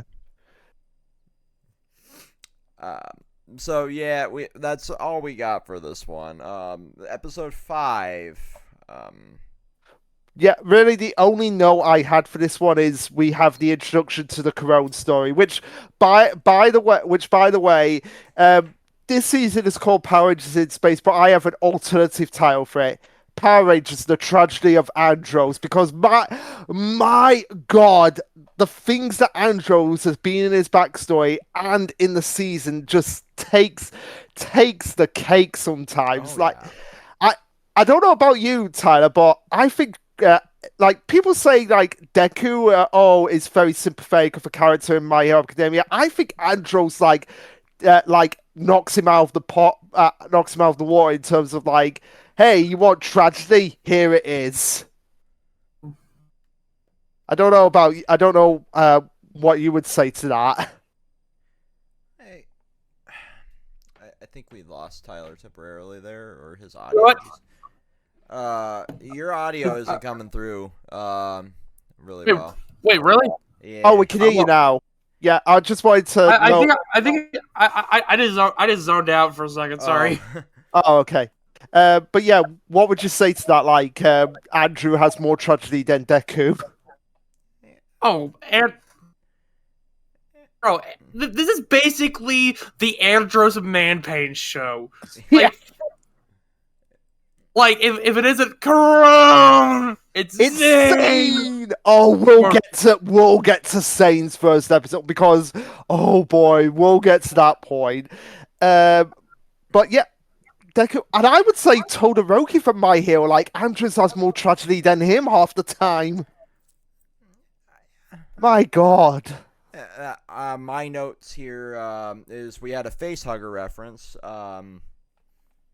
which, you know, is always appreciated as somebody that loves horror. And it fits well here because you're on a ship in space. We have Andros hitting depression mode, Carlos taking one for the team.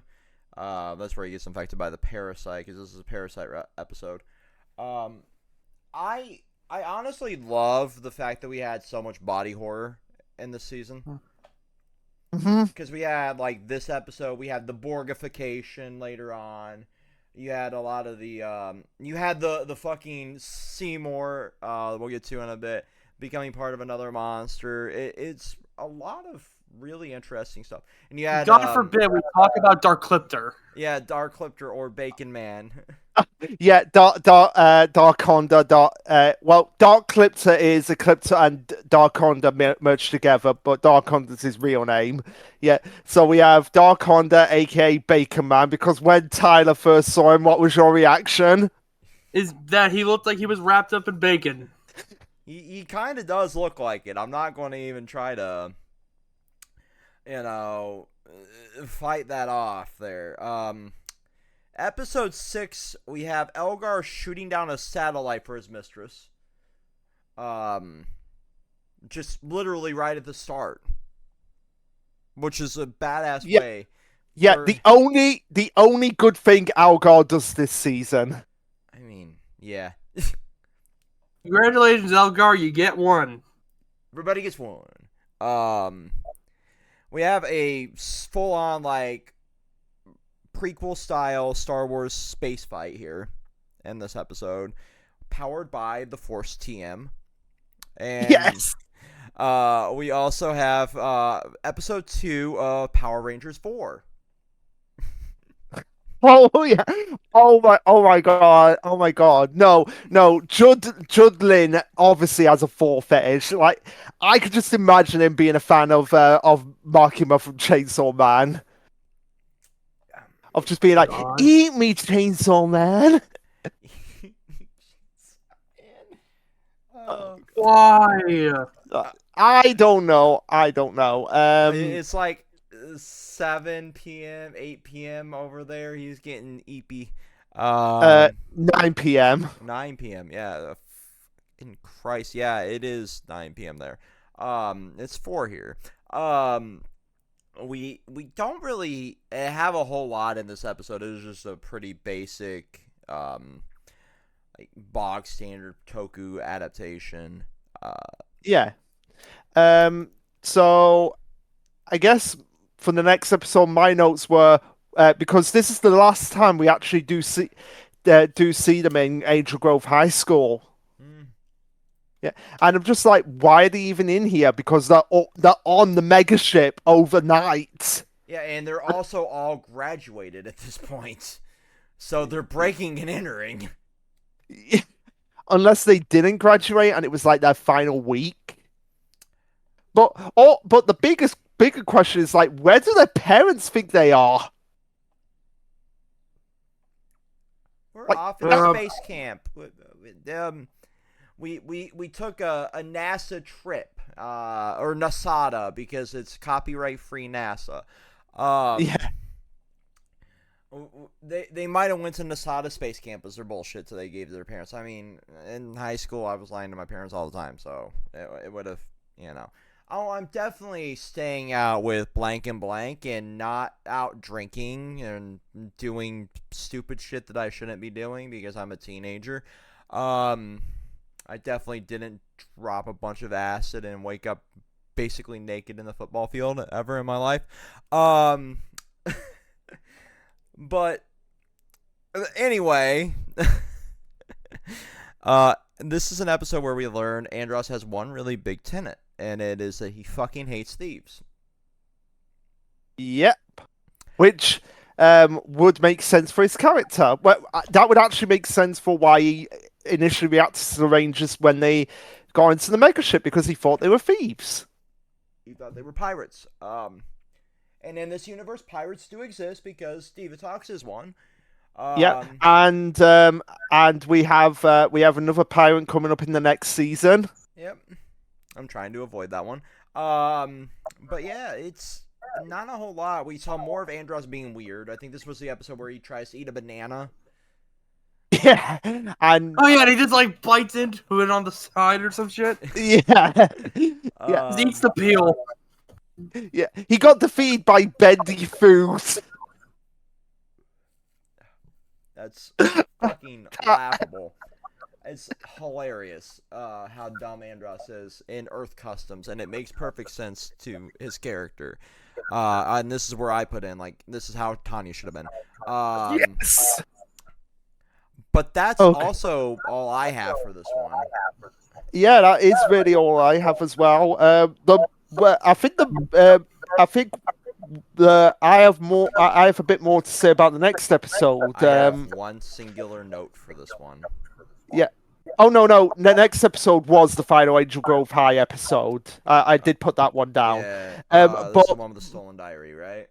Yeah, with the stolen diary and being forced to go on a date with the freaking quiet dude from Of Mice and Men. Yeah, with Larry, with Lenny. We've got to protect Lenny with all our hearts, because I'm just saying this right now. Lenny might be. I mean, it's not confirmed in the episode, but it's pretty evidently implied he might be the first autistic character in Power Rangers. Yeah, he's definitely. Wait a second. What? So you know how I made a joke about dating the big dude from Of Mice and Men? Yeah. The main two characters there are named George and Lenny. Yes, they are. That was the reference. And Lenny in Of Mice and Men is meant to be autistic as well, which made me think like this Lenny character there was no way that he is not autistic. Oh hell no! There's no way he's not autistic, but it's not explicitly the fact stated. that I got that just now. Yeah, and it's pretty cool. It's pretty cool that the first autistic character in Power Rangers got their very own episode and wasn't just like a random like side character. Yeah, it's definitely progressed a lot in even the few short years that have been on at this point. Because we start with like ASL and stuff like that, and blind characters, and a whole slew of other like diversity in it. But then we get to this. Yeah, and I don't, and all those people on Twitter complaining about certain season of Power Rangers. Power Rangers is gone woke, Luke. I gotta get my internet voice out. It's gone woke. How dare the franchise put a gay character in the main role? How dare they? How dare that be a gay person of color on top of that? Yeah, Power Rangers is go back. Anybody who says that, go back and watch the first 5 episodes of Mighty Morphin Power Rangers and tell me that Power Rangers has only just gone woke. See, Luke, it would require people to have this thing that doesn't really fucking exist anymore called media literacy. But yeah, before I kill my voice before upheaval, I need to stop doing the internet voice. Yeah, you do. But yeah, Lenny, obviously the first, because the way he acts around Cassie going on the date, that was literally me on my when I got my first girlfriend. That was literally me. It was all. I think people don't realize how accurate this episode could be, because a lot of what autistic people tend to do when they get into that first relationship is just try to people please and follow everybody else's advice, and tend to just fall into the stereotypes of like, this is what a relationship is supposed to be, and not be their own self, because they heavily focus on that societal standard. But after a while, you do tend to be just yourself. Mm-hmm. It just takes a lot longer, because in the back of your head you have this like, this is what it's supposed to be, and you don't really know if the relationship's really good or really bad at that point, because you've never really sat down and focused on that, other than the fact that you are in one. It's weird, because I had a very similar, first relationship. And I tried to make it progress way too fast too, because I wanted to meet that internalized societal standard. But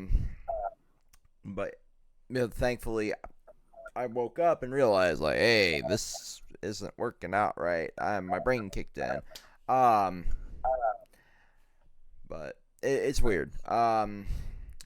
It actually made a lot more sense now as an adult rewatching this episode too. Like, oh, yeah, I was exactly that. Shit. Well, and as well, he got to save the day in the end. Yeah. And he, made a friend or maybe more, out of that whole stupid experience he was forced into.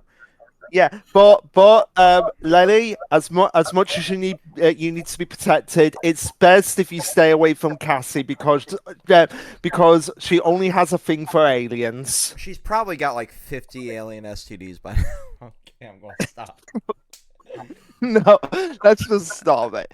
So, really, for the next episode, I only had one note. It's the Boy Who Cried Wolf episode. Yep, mine is Mooks meet Boy Who Cried Wolf and Body Snatchers. That was my singular note for this one. Yeah, because it's one of the few episodes in this season that doesn't have any of the main villains. Right. Not really a whole lot to talk about there. Tyler, do you have anything for that one? Are we just going? Not really. Though wait. I'm trying to remember. Was Ashley's grandma after this episode? Or it was after this episode. It's 2 episodes after this one. I'm looking at it right now. Okay, because that was a lot more. We have a lot more to say about that one, I think. Yeah. But I got a lot of notes for that one. But yeah, we've gone to the episode, one of the episodes that I wanted to talk about the most out of this, Wasp with a Heart, where we have Waspical, probably the first truly good monster in the series.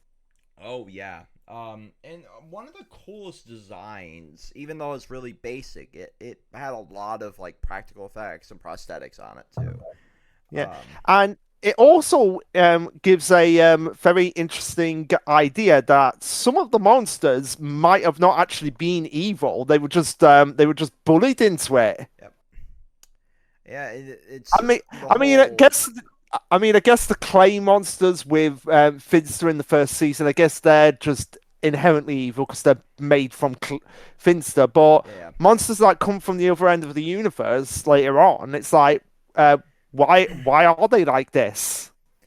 Well, I mean, I think at this point we're kind of like under the assumption that if you aren't fighting in Dark Spectre's army, you're kind of a wanted criminal, so to speak. Like, we see the later on, like the Outlaw Bar, which is on the planet. On the planet Onyx, which is very much in neutral space, because that's where I think after this episode Waspical went to. He was just like, I'm done with this. I'm just going to live on this planet because it's neutral. I can be myself. Mm-hmm. I don't imagine he's happy on there. Yeah, and good for him. The desire to be something more was the whole theme of this episode, which is a very, common one in Power Rangers. But it's one that really was told well here with a different kind of perspective, because we see like supporting characters trying to overcome like being a cheater in martial arts, or we've seen the race episode and stupid shit like that, where like you want to be better than being the bully, but that's a story that's been told by a million different other shows before this, and seeing it from the monster's perspective was really nice. And not only that, a hornet monster, because if anyone sees like real life hornets, they're scary. Oh yeah. Yeah. Motherfuckers, I just have to avoid them because I'm allergic to bee venom and shit. But yeah.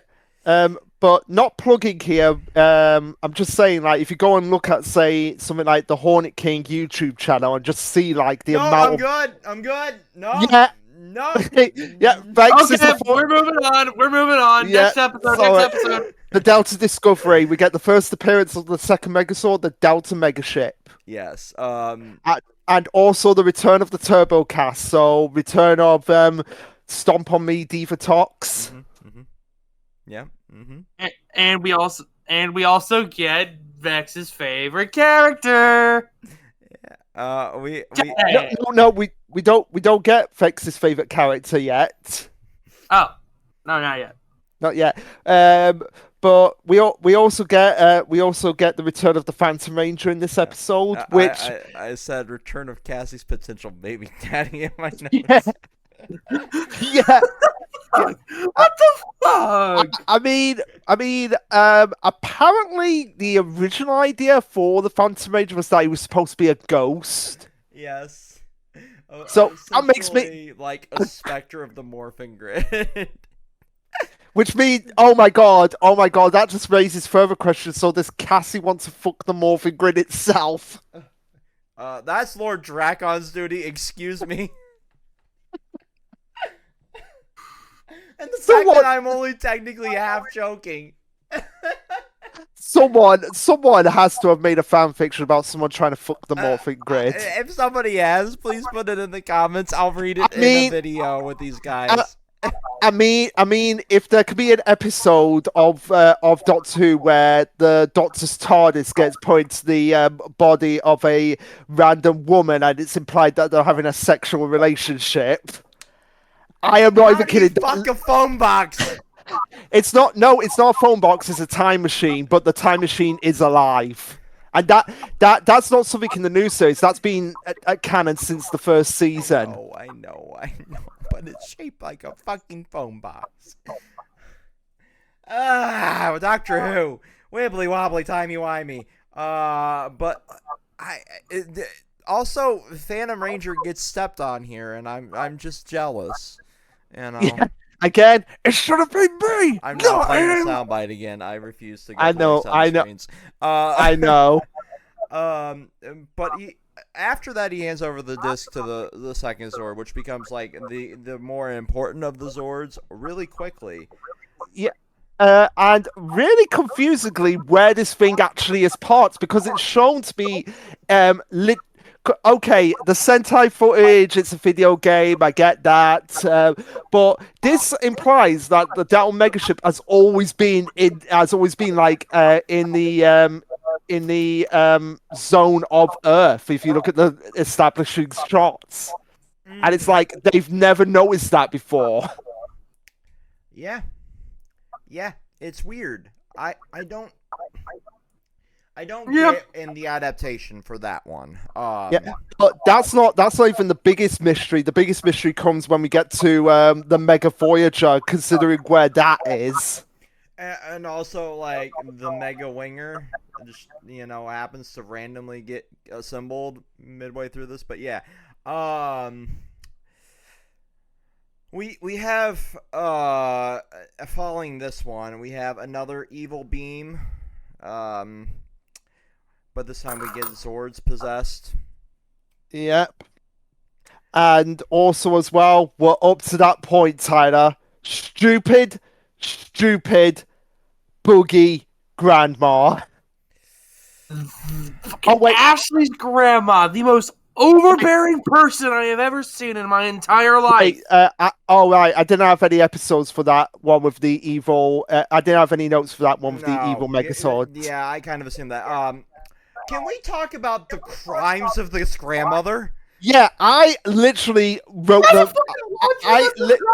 I literally wrote them all down. Right next to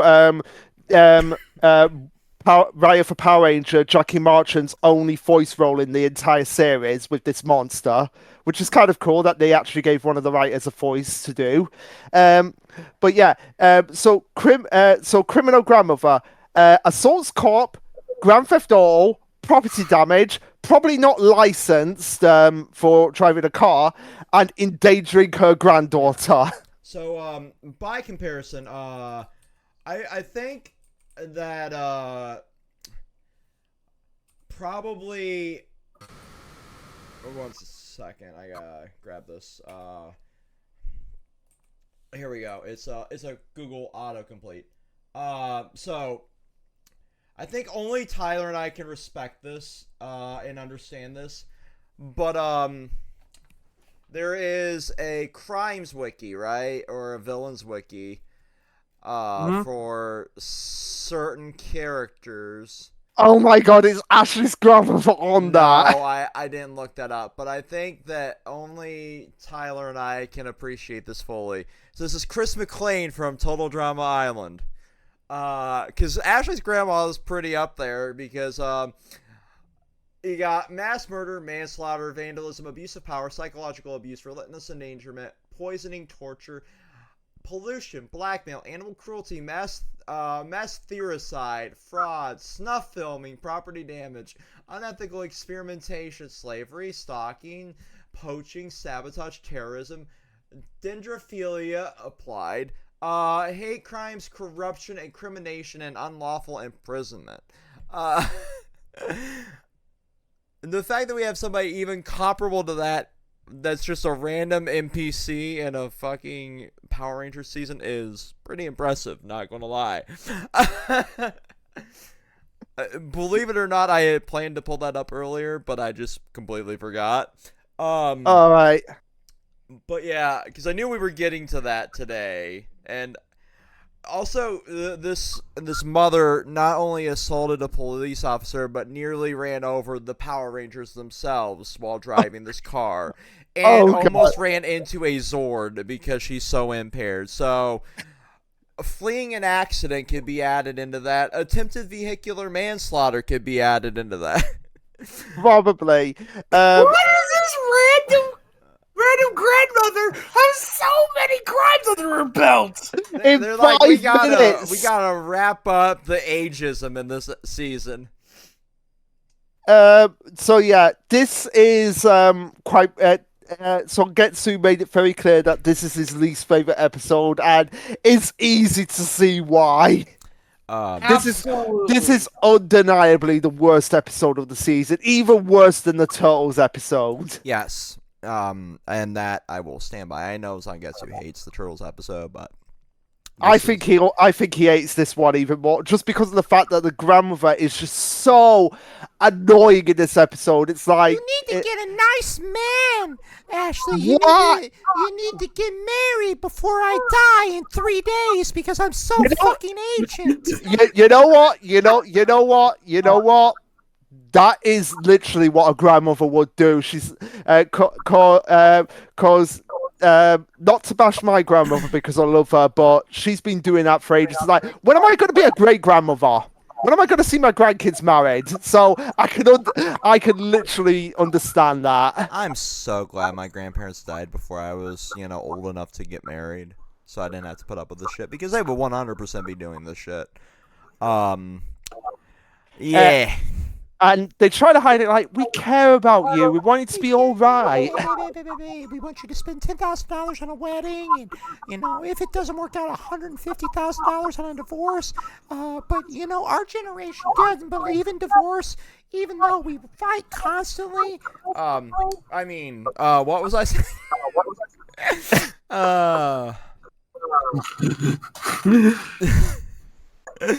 Definitely wasn't a lot of internalized hatred for my family. Not at all.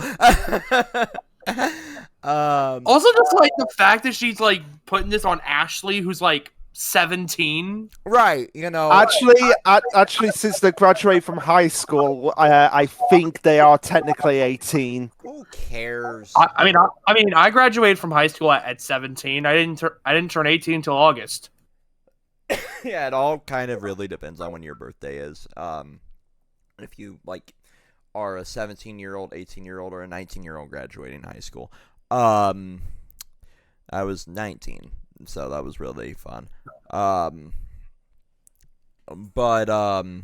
we have fucking in the next one Dark Honda appearing for the first time. Bacon Man. Yep, Bacon Man. Bacon Man. And also, this was one of the episodes where I had to mark down Andros' Let's Rock It because Tyler had to catch up. So I had to mark it down just in case. Yep. There is one really, really weird thing that happens in this episode. And it's Carlos getting turned into an alien, and you see it in grotesque detail. Yeah, well, not just that. I'm talking about the horrible editing in this one. Because I actually made a note to talk about that one. This one reminded me of the Green with Evil miniseries where there was a lot of jump cuts. It was like this one was like You know how Luke, you and I know this one. How South Park is made like 7 days before airing, so it's always constantly relevant. It's like they were rushing this one out the cutting room floor before it aired, so it didn't get fully polished, and that's unfortunate because this one had like some of the best effects in it, and a lot of the better plot for the Rangers as well. Like you said, Carlos having to deal with becoming a fucking alien monster. But just that I feel held it back was with the bad editing. And this also is where like we start seeing like the beginning of the Dark Clipper stuff. 14 and 15 is it's probably one of the better little side plots in this mid chunk of the season. But yeah, just wanted to bring that one up. Anything else on 14 or? Not really, no. Not really. Wait, no. I think I'm thinking of next episode. Yeah, that's the first Dark Clipper episode. Is 15. Yeah, where TJ loses his memory, so we have another amnesia episode. And I thought the Rangers being forward was repeated. Like we've had like pretty much every single season of the show now where the Rangers have lost their memory or something like that. Well, it's a trope. It's a Toku trope. Like amnesia and evil beams are tropes, and we always will have like evil Rangers popping up, in some seasons, and we'll always have like an amnesia episode popping up in some seasons. I think it gets less relevant as we've moved on, thankfully, because people probably complained enough about having to write a shoehorn amnesia plot into an episode, or a random evilizer beam thing. But I think this one was one of the better amnesia plots because it actually made sense. And it wasn't just some random bullshit. It was like in the moment, of a fight, and then he gets bonked on the head and kind of just loses his memory from there and has to go through and do the same move they were training and yada yada yada yada. But also I'm very tired of those two tried plots already, and we're only 6 seasons in. Oh god. Out of 24, 25. Yeah.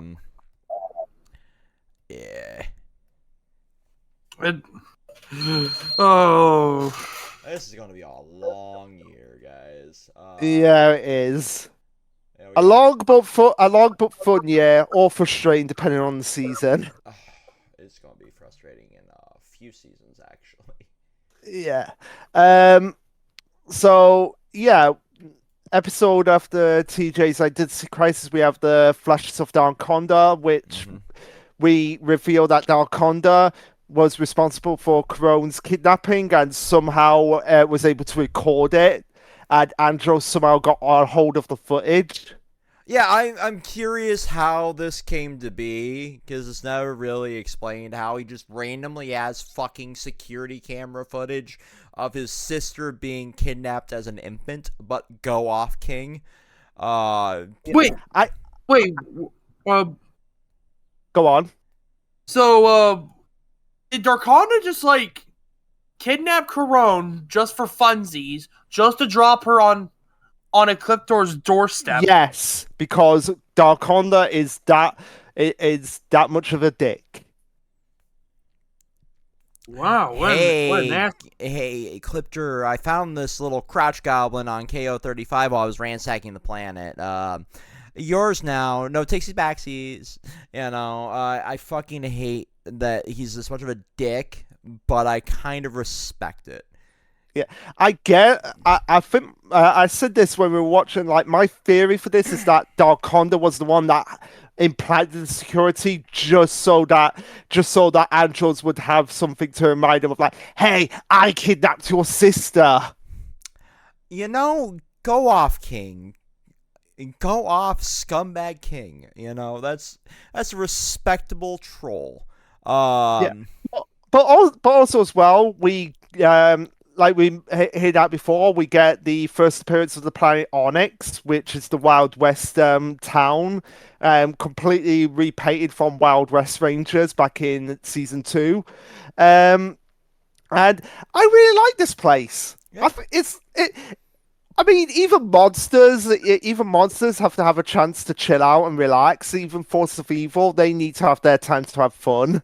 Away from their idea of fun is gambling for Zordon's key cards, because that's a thing that exists apparently. You know what? If they weren't so busy trying to destroy the Rangers, all these monsters, I think they could be like, hey, let's put our differences to one side let's call it temporary truce and pull up a chair, let's play some cards, have a drink. Yeah, I'm guessing these key cards were just found, after the explosion of the command center, right next to the scrapped Alpha 1.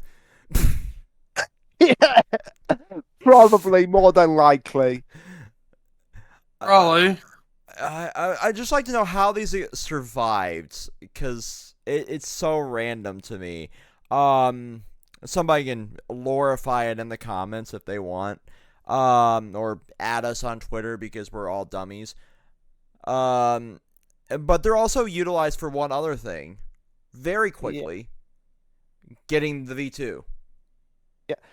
The Mega Voyager. And my note for this episode, the Rangers Mega Voyager, how many backup plans does Zordon have? The dude is the fucking Batman of this universe, okay? He has a contingency for everything.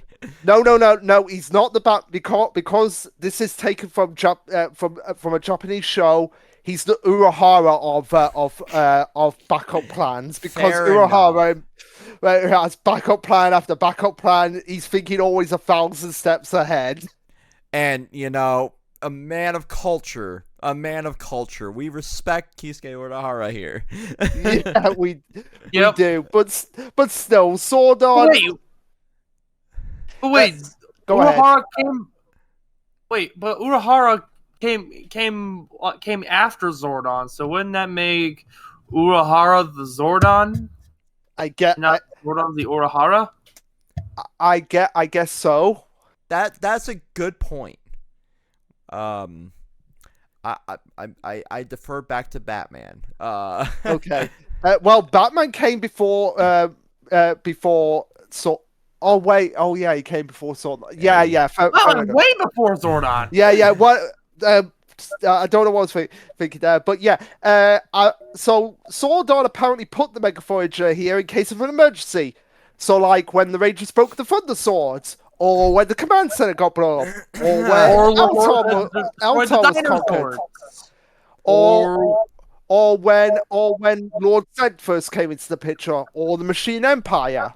Yeah, there were so many points where this could have come in handy, but he just chose to not use it and send people on a fucking spirit quest and get them involved in cars and learn ninja studies and shit like that before bringing a fucking spaceship down. Like, yeah, by the way, I had this thing because of this contract I have with our NASA.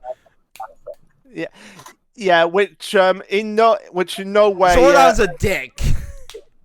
Oh yeah, we already Zordon is a massive asshole. But yeah, now we're up to the point where we have the return of X's favorite character. We had it. We were so safe. We were safe, guys. We had gotten rid of all of the fucking all the turbo. Everything was fine until episode 18, and then he came back. Returns. To be fair, this is probably one of his better appearances. Yeah, come on, Vex. Even you have to admit that. No! I'll keep the meme alive. So I'm gonna keep out the meme of like, there's nothing good in Sword Art Online, and we'll get to it eventually. We'll get to the Sword Art Online video where I'm tormented. But yeah, this also has an interesting plot element: the spare morphers. Right. Because did the other car have a spare red morpher in it, or It might have done, which might explain something that's going to come up in a later season. Yeah, that's why I was theorizing there. We'll get to that point. We'll get to that point when we get to that particular episode. Which is funny because there is a point in that episode that I also have to point out when we get to that particular episode as well. And not the sheer amounts of cannon breaking. No. It's what was in the original. Cut of the episode. What a specific character says in the cut of the episode in the original. I know what you're talking about now. Yeah, I will DM you so that we don't spoil it for Tyler. I think I've seen what you're talking about. I'm pretty sure I know what you're talking about anyway. But after we free the slave cars, because that's a fucking sentence that needs to be said. They are literally slave chain carrying around a goddamn car. It's that Fex. What I've just sent you. Let me pull up DMs real quick.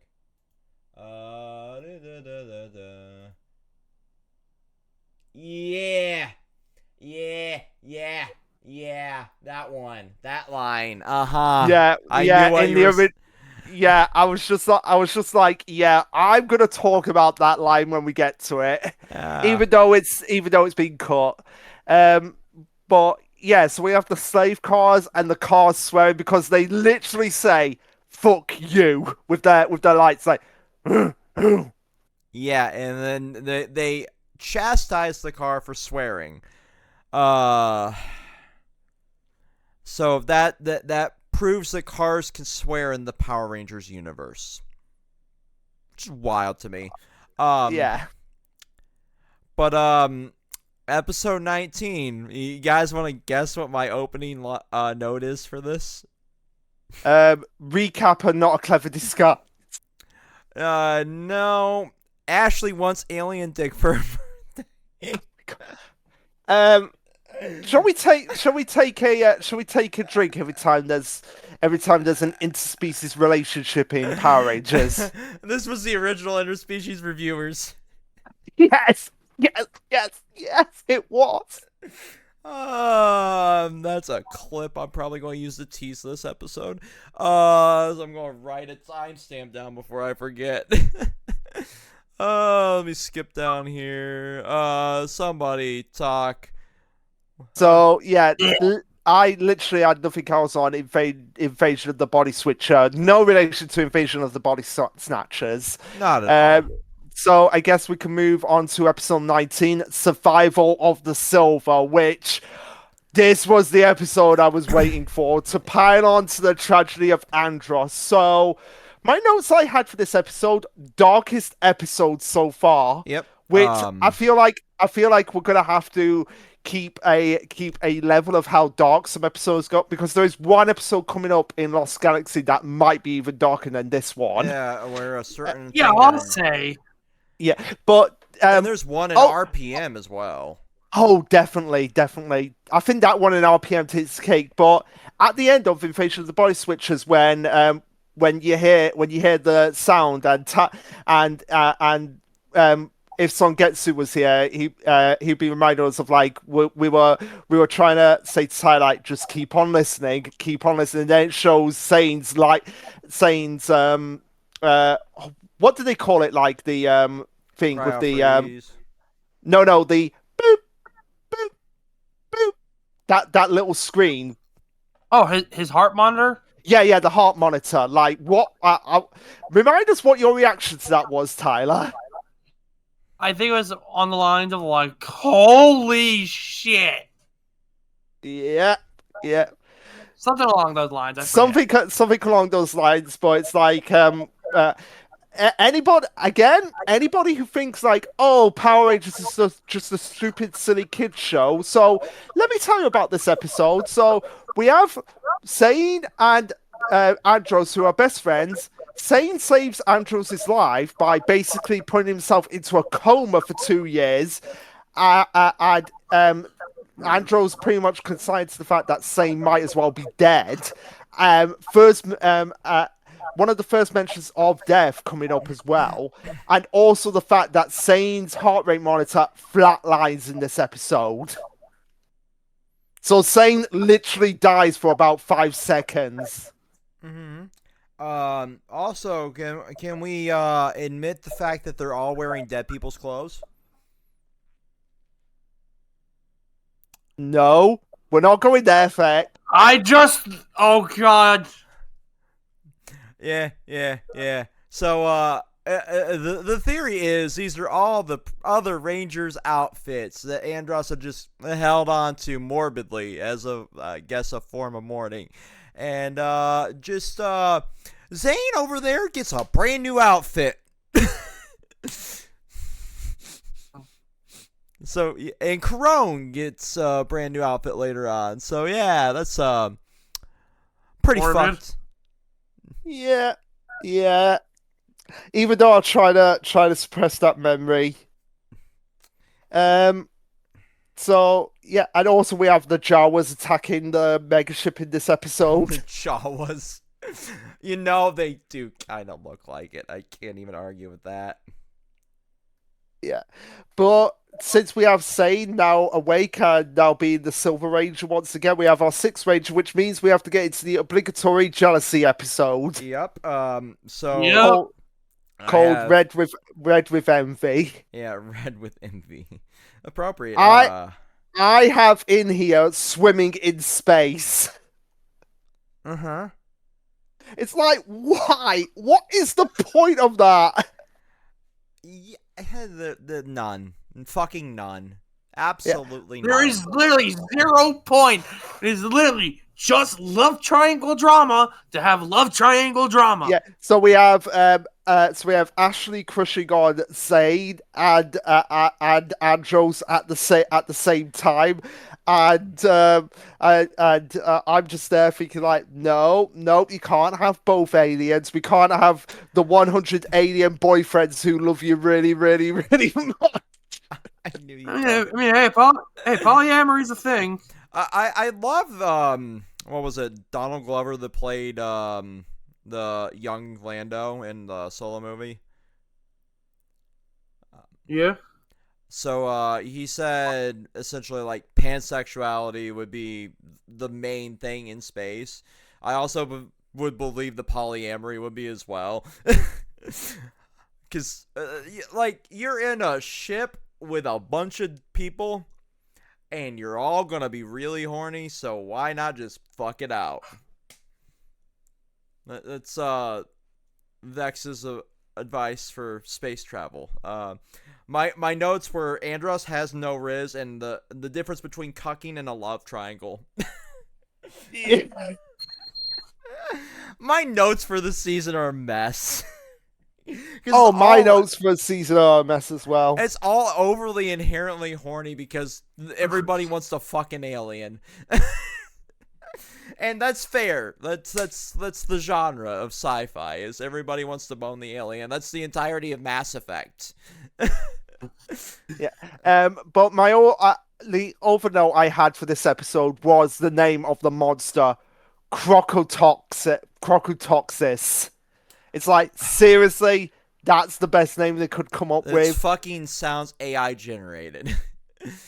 It really does. If there was a tongue twister to end all tongue twisters. Yeah, we're a breed of toxic crocodile / eel monster. Mm-hmm.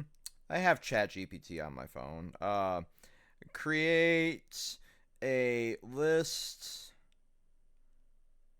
of Power Ranger monsters. And I have ChatGPT generating me a list of Power Ranger monsters really quick. Yeah.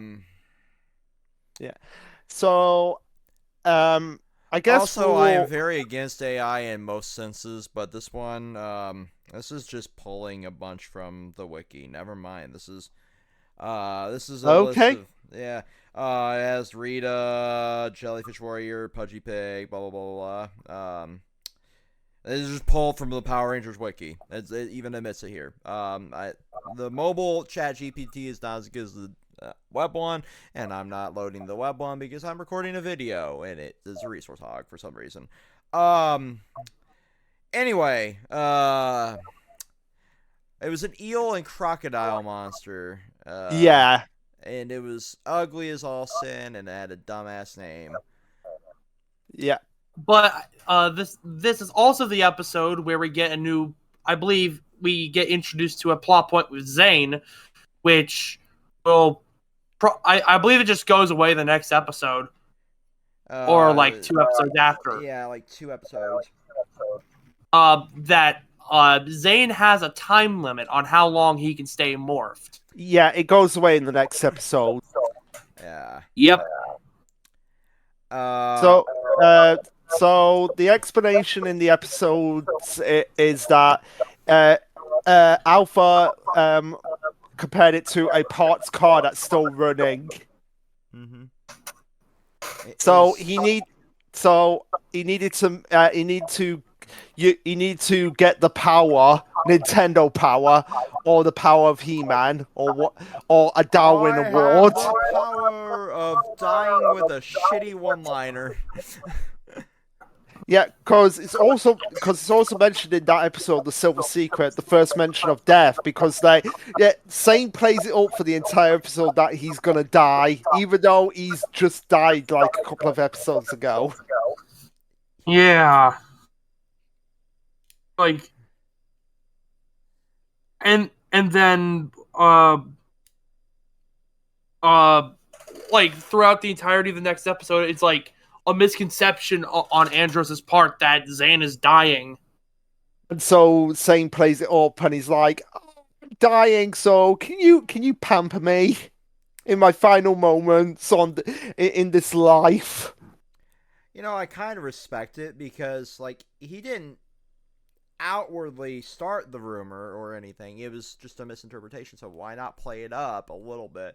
You know, have fun with it, get out of your chores, you know, something a normal young adult would try to do, you know.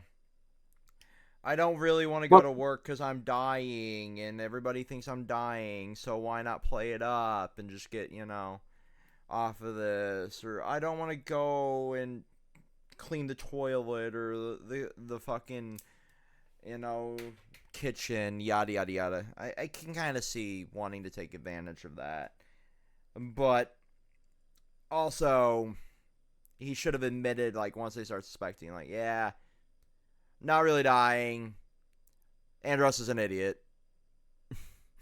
Yeah. Andros, we all love you, but you can be an idiot sometimes. Yeah, my notes were premature demorphing, and 2.5 minutes is plenty, damn it. Yeah. So I guess for the next episode, A Date with Danger, Zane also creates his own fan fiction. The episode when it's like, oh, I'm over Ashley. I'm gonna start banging my best friend's sister. Yeah. Which I'm surprised that, like, because I'll be honest, I thought they were gonna, like, kind of take that plot point somewhere else, but hey, you know what? It's whatever. They they shared one moment by the fire, and then a really bad date, which was basically just ruined by a clip door. Yeah, I put down even villains do cock blocking. I mean, he wants to protect his princess.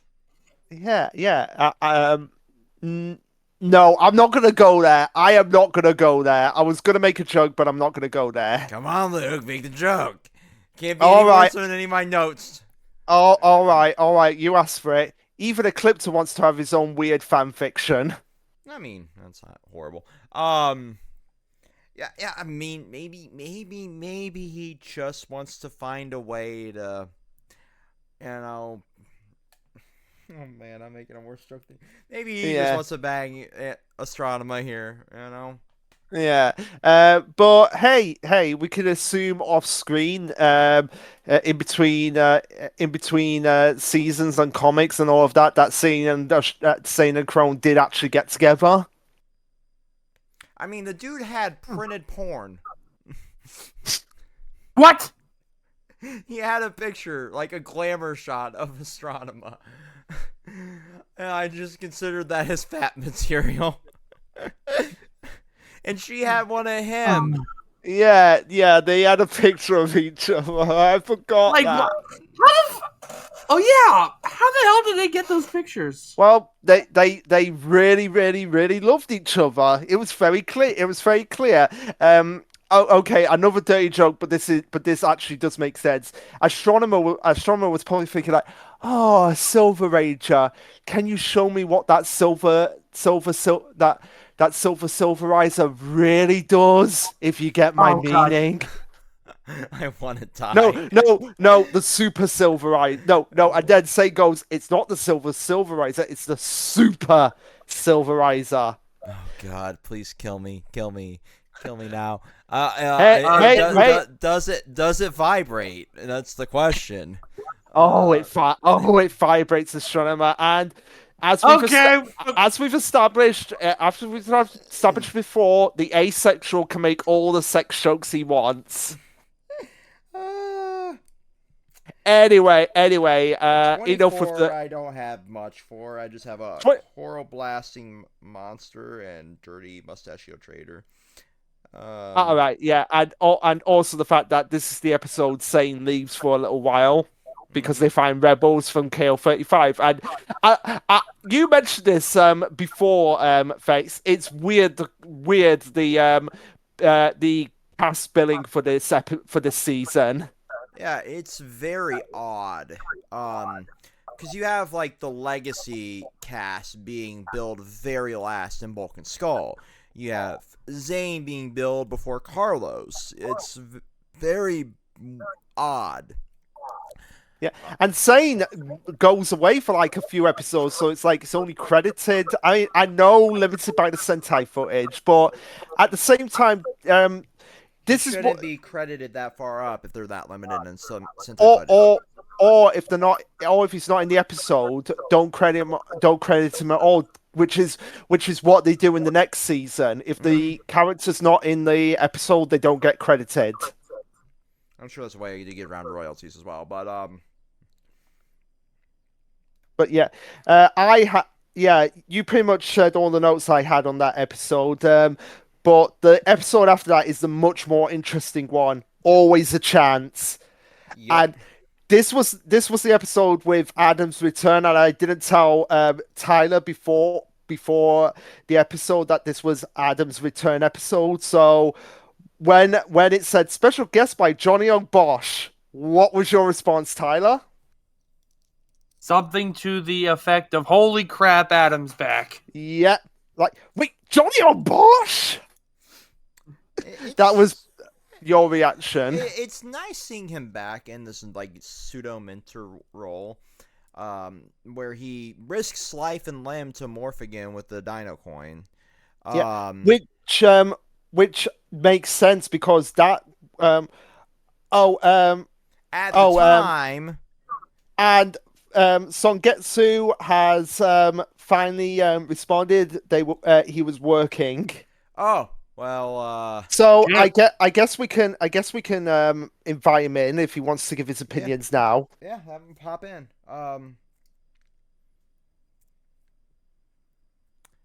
If he wants to. But we have this really, really annoying bit here where Carlos is a gaping pussy the entire episode because he fucked up. And which doesn't make any sense whatsoever. Right, because it's not his fault, but they wanted to shoehorn this guest appearance in, and they needed Black Ranger to mentor Black Ranger for it to work. But, like, of all the ways to do it, this was pretty dumb. I don't know. You have the tricky continuity with like the Dino coins because obviously that gets retconned later on. That but not actually. Does it really get retconned? I mean, because they're utilizing it in the Master Morpher, and Songetsu were just filming the in space portion. Oh. Yeah, we're up to the episode where Adam returned. Okay. But yeah, like it's being utilized in the Master Morpher, and is also like, well, they're synthetic or like pseudo coins being utilized once and always. But yeah, I mean, if it's being utilized in the Master Morpher, you would assume it was still safe to use in some capacity. Well, here's the thing as well, because the fact that Adam can still morph with a damaged morpher, that makes it believe that the powers, if they're not fully destroyed, they can be repaired because the ninja coins were destroyed, but the original Mighty Morphin coin wasn't technically destroyed, and considering the Rangers were smart enough to study the technology of the Astral Megaship, it makes sense that they would be able to fully repair the Morphers at some point. And also, like, now with Space Patrol Alpha and Delta and all of that shit going on, you have more advanced technology to utilize to help repair those powers and utilize another group of Guardians later on down the road. Let's be honest. Like, they could have, like, refounded, like, Ninja, or could have made replicas. Yeah, could have done, but Ninja has just faded into obscurity. And that's a good place for him. Faded into they had to return the suit. Also true. He wasn't even in like the 25th anniversary special, was he? Or no. The 20th. No, Ninja was not in any of the specials. So like they just fully gave that suit back, huh? Yeah. They clearly gave that suit back because like after that point, he just like Ninja Man just kept popping up into various crossovers, just back to back to back. God. Hey guys, I'm here. Now give me my fucking paycheck. For real. Here's 130 seconds to give me my paycheck. I'm so exhausted. I never want to go into another house that doesn't have AC, and it's 102. Oh God! Fuck all of that. Yeah. I'm good. I'll breathe the smoke of Grand Rapids before I do that. I kind of had to because I was doing it for like, it's like I was, like, you know, working on somebody's house is so. It just sucks. Yeah. And I got stung. I'll take more of that smoke from Canada, thank you. Yeah. I'd rather not have that smoke. I'd rather have a different smoke. Yeah. I definitely didn't just choke on a blunt like 5 minutes into this recording. Anyway, like that was my last note for that one. If you want to give like your thoughts on the first 24 episodes on Getsu since you made it in. Yeah,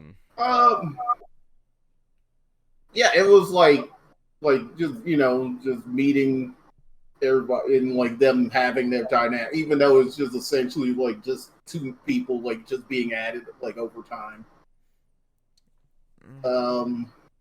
What's your opinion on Ecliptor? One of my favorite like monster designs, like Chef Kiss.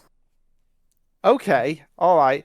And his weird head laser, like he could just shoot lasers out of his eyes, but he goes the extra step to decapitate himself. Oh yeah, he could take his head off. I forgot about that shit. I shouldn't because we watched the last like 11 episodes today. Yeah.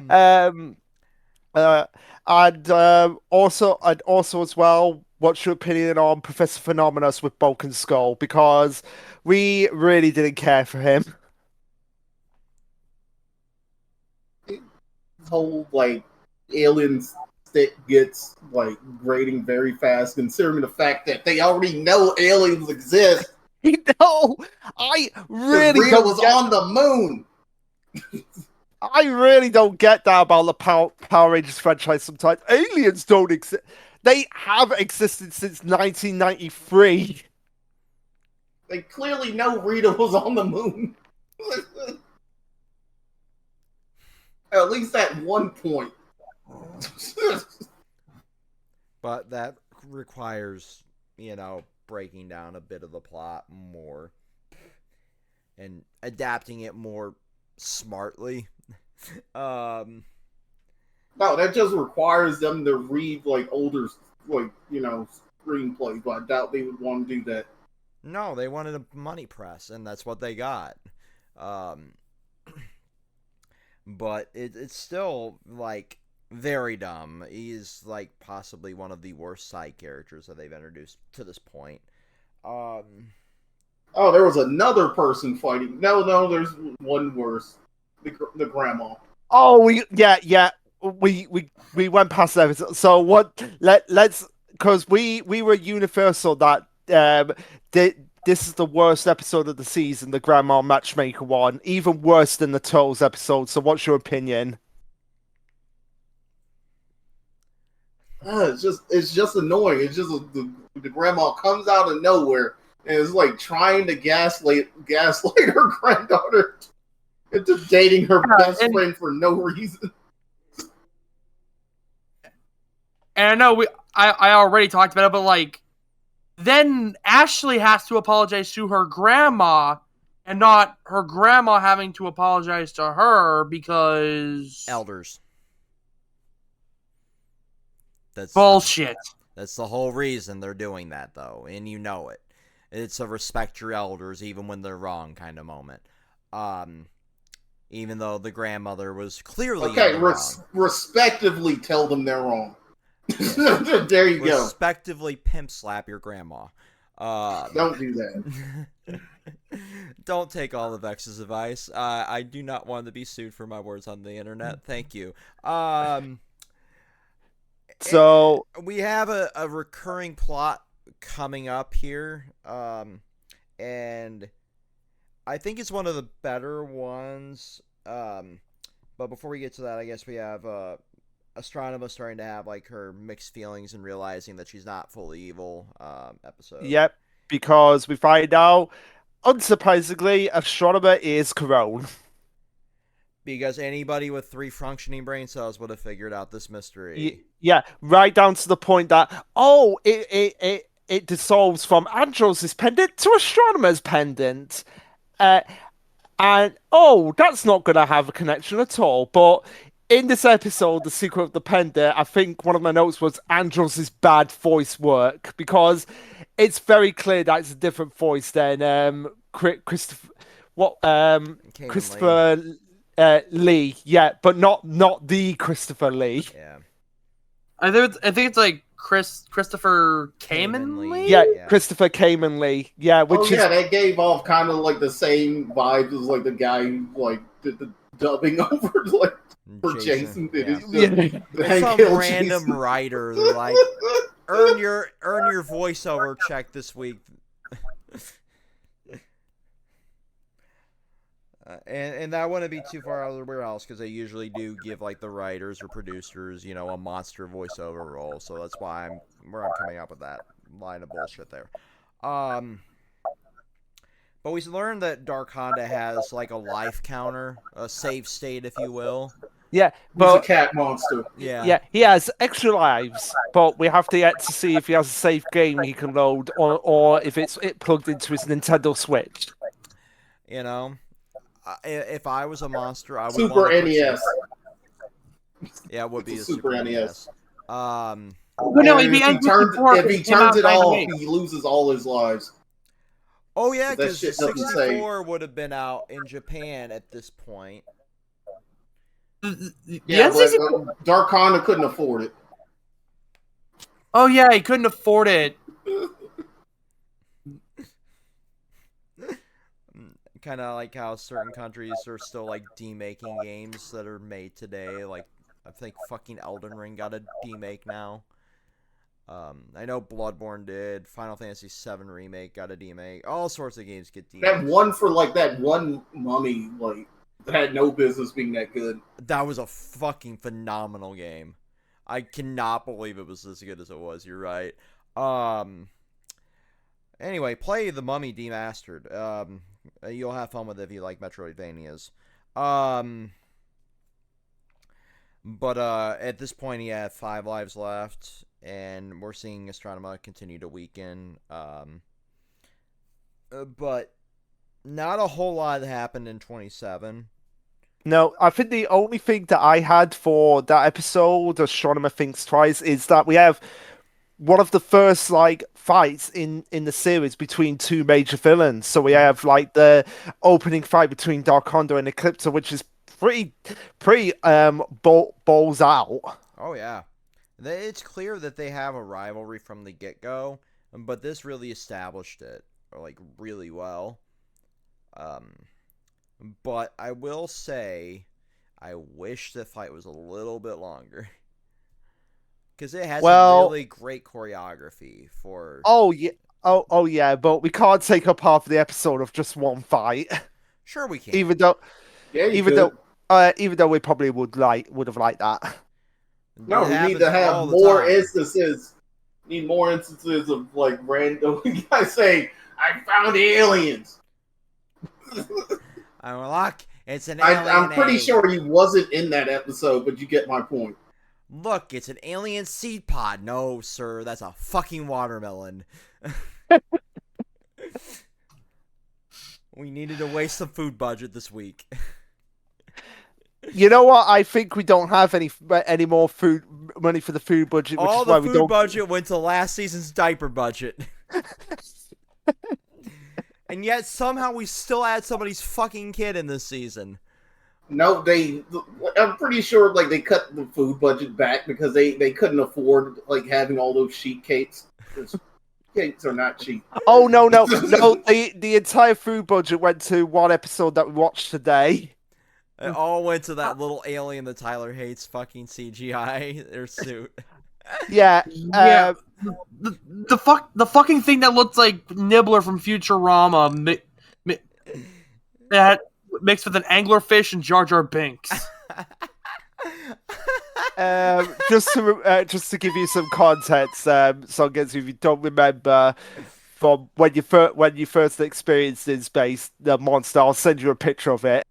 Please do, because every time somebody says anglerfish, different monster pops up in my mind, and that's way later. No, that isn't way later on, but it's later enough.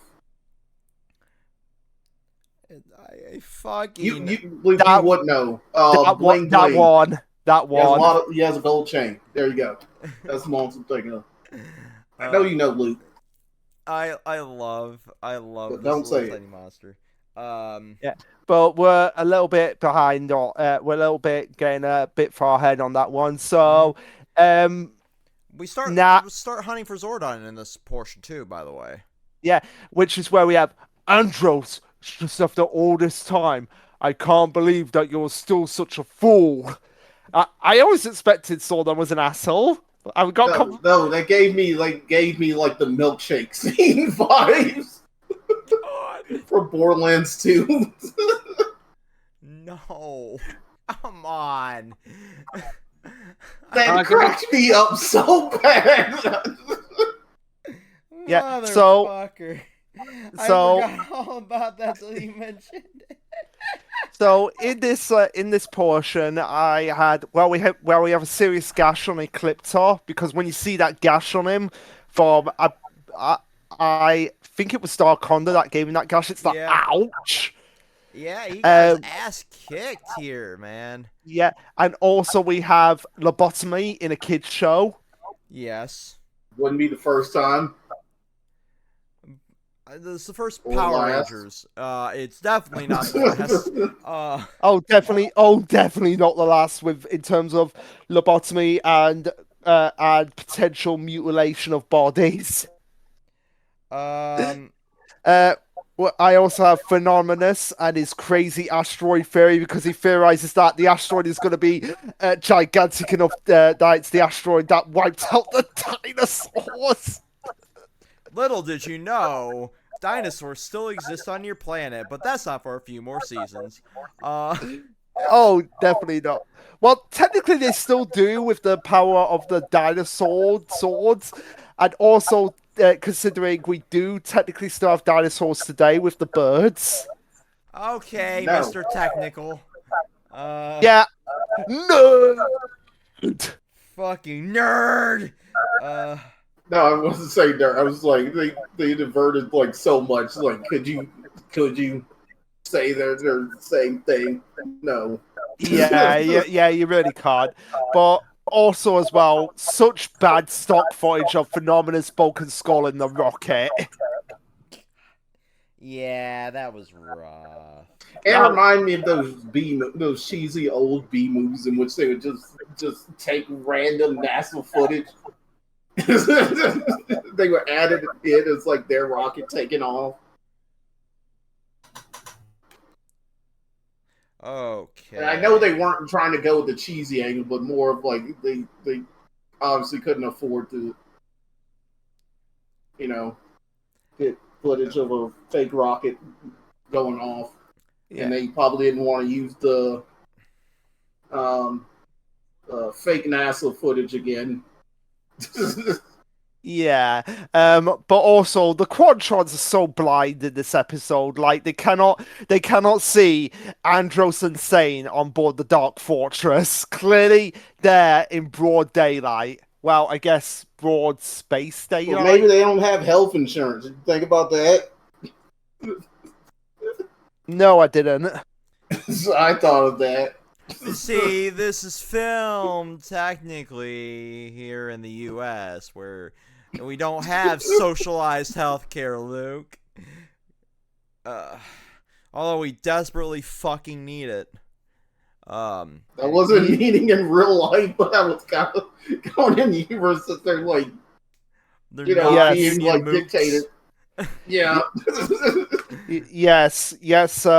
Yes, you definitely do need it, and you need it so that you can avoid stuff like what happens to Astronomer, where we have the Borg scene. I am the cutest of Borg. Oh yeah, Ecliptor and Astronomer got Borged. Yes, they did. Oh boy. Not before our favorite hairdresser did her hair again. Yeah, we talked about that already, about how Algar is Astronomer's personal hairstylist now. Yeah. Let's pour one out for the constant changing hairstyles, because they really aren't a thing after she gets Borgified. Which means it might have been a blessing in disguise for the person behind the scenes who had to constantly keep changing her hairstyle. It's all wigs, I would assume. Yeah, most of them are wigs. The one person that had to deal with headaches revolving around hair is a certain Red Ranger. I have a headache! No, I meant like they had to dye his hair like a weird way, and it's like that's torture on hair. That is torture. Coming from the person who dyes their hair like every 3 weeks, yes, it's very bad for your hair, and it takes forever for it to fucking heal. And I figure he is still to this day glad he's not throwing that raccoon stripe in every fucking week. But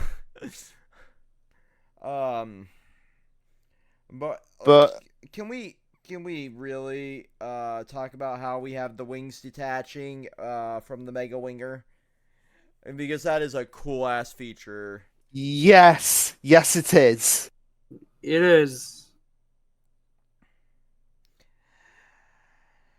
I just want to know, like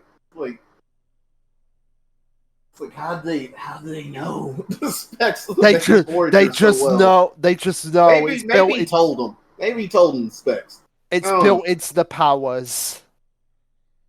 They automatically know. Like Billy said, it's just like second nature. Well, I can get that. Like, their suits are, like, giving them, like, extra info and stuff. Like, everybody else, like, actual stuff, they're probably just learning that stuff as they, like, live on the ship.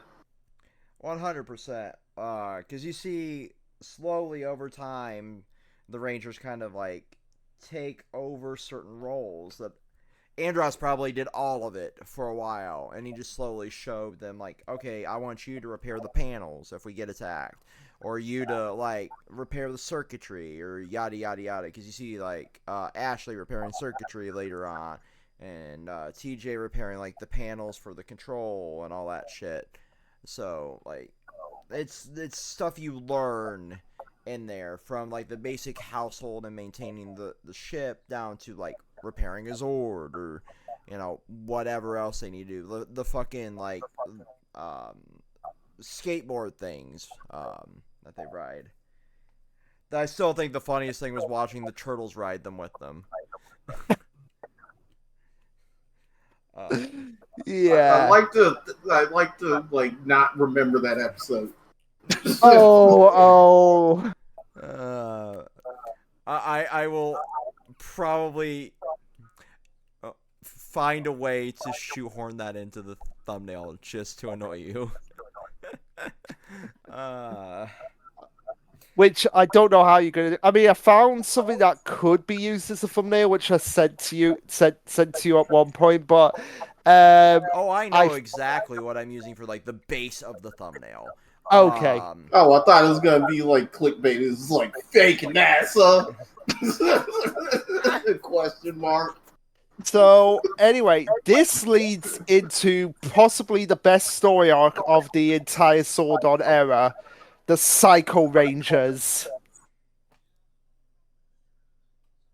So, Tyler, since this is your first time watching through Power Rangers, what did you think of the Psycho Rangers? Honestly, I feel like this might be a bit of a hot take, but I found them kind of bland. Huh. I mean, I can see it. Like, they have no motivation outside of destroying the Power Rangers, which, I mean, yeah, that's most Power Rangers villains. But still, they have no motivation outside the Power Rangers, and they're kind of they're strong, and they're kind of incompetent as well. Yeah, they're strong on their own. Like, I mean, hell, the entire team struggled to take out one Psycho Ranger, but ultimately their undoing is their inability to work together. That and a random PDA. Yeah, and a random PDA. And honestly, they spent more time fighting amongst themselves than with the Power Rangers, which I guess is supposed to be all, teamwork makes the dream work. But at the same time, you should know that fighting amongst each other is not going to help them in the long run. That's a very valid point. That is very valid. I'll admit that. I think it was just more of like trying to show like a contrast between the evil and good team. Yeah. You know, that and them like doing the weird stuff. Yeah, it's for the time, I think they were a lot more impactful for those of us that grew up with them. It's better than the sock rag Rangers. The fucking absolutely. Oh God, let's not mention those Rangers ever. But then again, they got the suit from Toei, so. You wanna know what's annoying about that episode, about those sock puppet ranger things? The black one is called Sane, just without the H. That makes sense. So I'm like, whenever I put Sane in, it comes up with that guy. Like, I have to remember, like, no, Sane's name has a H in it. A H. The Brits and your pronunciations of proper English. See, I complimented you all, backhanding you. as most Americans do. So how about we talk about the fact that Carlos has a friend that he just wants to have fun with, mainly because she's blackmailing him. Yeah, well, there's one thing I wanted to add into like the so ironic, blackmailing the Black Ranger. Right? No, definitely. And the funny thing is, this is Carlos, who's like one of the more trustworthy Rangers that got handpicked by the original Rangers, and he fucked up that bad by leaving the photo in the photo booth to get blackmailed. So I just found that really funny. But to add on to the Psycho Rangers, because they're going to be a recurring plot for a while here. When we were growing up with them, they were more impactful because we didn't really have a lot of strong carbon copy villains that actually made sense to the plot, unless we were watching stuff like Batman, yada yada, and that was all on like a same-ish block. But it was a concept that we didn't really have a lot of. Now we have every fucking multiversal version of something just getting shit out, mass-produced. Sometimes AI generated. Looking at you, Marvel. Yeah, so I saw that scene. That looked so terrible. Multiverse, stop. After Spider-Verse, just stop. It doesn't need to be a thing ever again for a good long while. It can work, just not by Disney. Yeah, no. Look what they did to, like, it's not even multiversal, it's like spanning timelines in Star Wars. They can't even make it's only funny so many times you make a reference to the Thanos copter. Yeah, the Thanos copter, or, in this universe, Ant-Man did crawl upside Thanos' booty cheeks. I knew you were gonna probably say that at some point. I mean, if the multiverse is infinite, it had to have happened because somebody referenced it. Like, you can't deny that by the laws of it. I mean, they did reference it because it was a meme. Like, I want to know where that actually came from, Ant-Man being inside Thanos' butthole. Because he's an ant, and an ant can crawl inside a butt. Yeah, it's just a shit post. Yeah, so can raccoons, and you don't see people saying that about Rocket. You can canonically fit 2.5 rockets inside a human rectum. There you go. Oh God! Oh just God! Because they can fit doesn't mean they whip.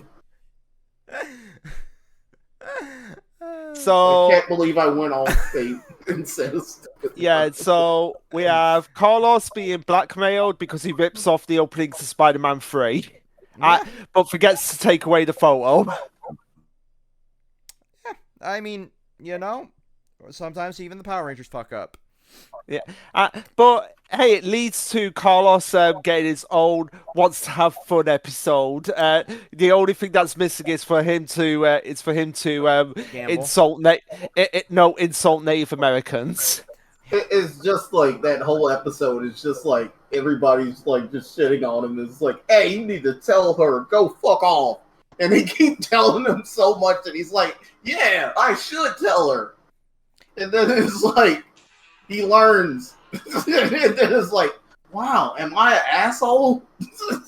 r/am I the asshole? I will say about Carlos throughout the season, he is a lot better in this season than he was in Turbo. I actually remember him. Yeah, I think it's more besides like soccer scenes. Yeah, I think it's more because of the fact that he doesn't enunciate everything. I don't know why they made him do that. Yeah, so that's why he's a lot more tolerable in this season. But yeah, and so after Carlos gets shit on by a girl that found out he was a Power Ranger, we have the most realistic, because this is the portion that we watched today, Songetsu. After that episode, we have the realistic depiction of family chores issue. Is what I put. I mean, you're not wrong. Because literally, like I said to Fex when we were watching, I was like, oh my god, the way Ashley and Cassie talk about, like, you're supposed to be doing the cleaning. I did it 3 weeks ago. I'm like, that is my family right there. Yep. There's not really a lot to be said here. They essentially utilize the arguing to gaslight the other Rangers into doing the chores after this. Yes. But also as well, the fact that Ashley should be dead from the giant explosion of oil and gases that happen. Nah, It'd be fine. As we know, like in Tokusatsu series, like humans are way more durable. Not invincible. Yeah, I shouldn't be questioning. I shouldn't be questioning this because in the next season we have the biggest fuck you to science. You'll know the moment when we get to it. Oh, Luke, I know the moment we're referencing here. Wait, you mean like not the fact that people can breathe in space? No, I'm talking about the moment when someone is unmorphed in space. Okay. At least with the last episode, because people will be putting up like, well, wait a minute, the little girl was unmorphed and in space. Yeah, Carlos made a half-handed excuse about like, oh my galaxy glider is protecting you. You're like in a protective bubble. But no, the next season. How's that explain the Teenage Mutant Turtles, huh? They're mutants. They're not human. So, but yeah, the next lost. Oh yeah, because they're mutants, they can breathe in space like Frieza. Well, if Algar can breathe in space, Algar's an alien. Well, technically, in another continuity, the Ninja Turtles were going to be aliens. They're just bringing it. Not in this one. They're just bringing it into the past. That's not how that works. But yeah, to be fair, I don't think they thought that crossover episode science-wise. No, they really didn't. And next season, there is no excuse. There is virtually no excuse. Okay, so we have everybody feeling blue this episode, with spray painting everybody's suit fucking blue, because that just washes off in the space laundromat. Yeah. And also, as well, apparently, according to the Five of a Kind episode, there's cameras in the helmet because how else did TJ get the footage of the fight? Of course, haven't you obviously seen the cameras? Because I don't know. It's almost as if you bring them into the sunlight, you can actually see in their helmet. You can see it. The weird symbols that look like a computer monitor, all that stuff. Little flip phone, all that shit, yeah. You know what? It's Toku. We're not going to think. We're just going to enjoy there. I just think that would have damaged all the internal circuitry for certain weapons, or maybe the helmet with that shit in it, but we'll just go with the fact that it washes out real well.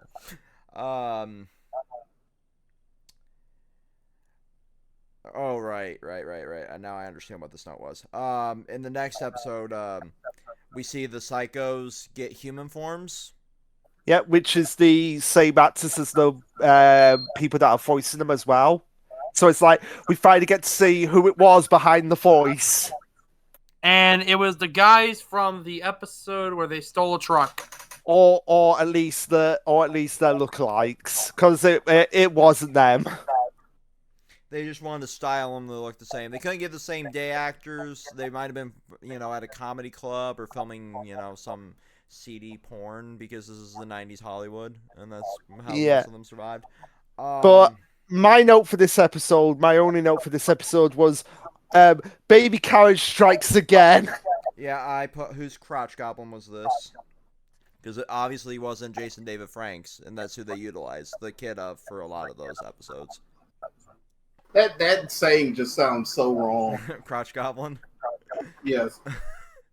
I have another one, but it's even worse. One of my friends got me starting to say pet cum. Oh god. Oh. Those are just sea monkeys. I mean, the Team 4-star interpretation cells got me saying somebody's overgrown sperm. Hey. Giant, like, well, you know, cicada. Yeah, but here's the note on the wiki for this episode. When the Psycho Rangers find Cassie, they were getting surprisingly close to her body. It almost looked like they wanted to harass her. Which they kind of sort of do. They stalk That's her. exactly what they do. They stalk the fuck out of her. And yeah. Every other, ranger by voice modulation, essentially. Which is wild that we have that technology in the Power Rangers, but also it makes perfect sense. Mm-hmm. And I hate that it does. Yeah. So, the notes for the next episode that I had is that it's that surprisingly Alpha can pilot the Megazord, the Astral Megazord by himself. Yeah. And also, Dick moves sane because at the end of the these were my only two notes for this episode. Dick moves sane because when Sane is stalking Andros as the Red Psycho Ranger after they've all been been destroyed. I kind of feel like with the Alpha thing is like this, like Megazord is just a ship. It's literally a ship that has another ship as a head. Shipception. Yeah.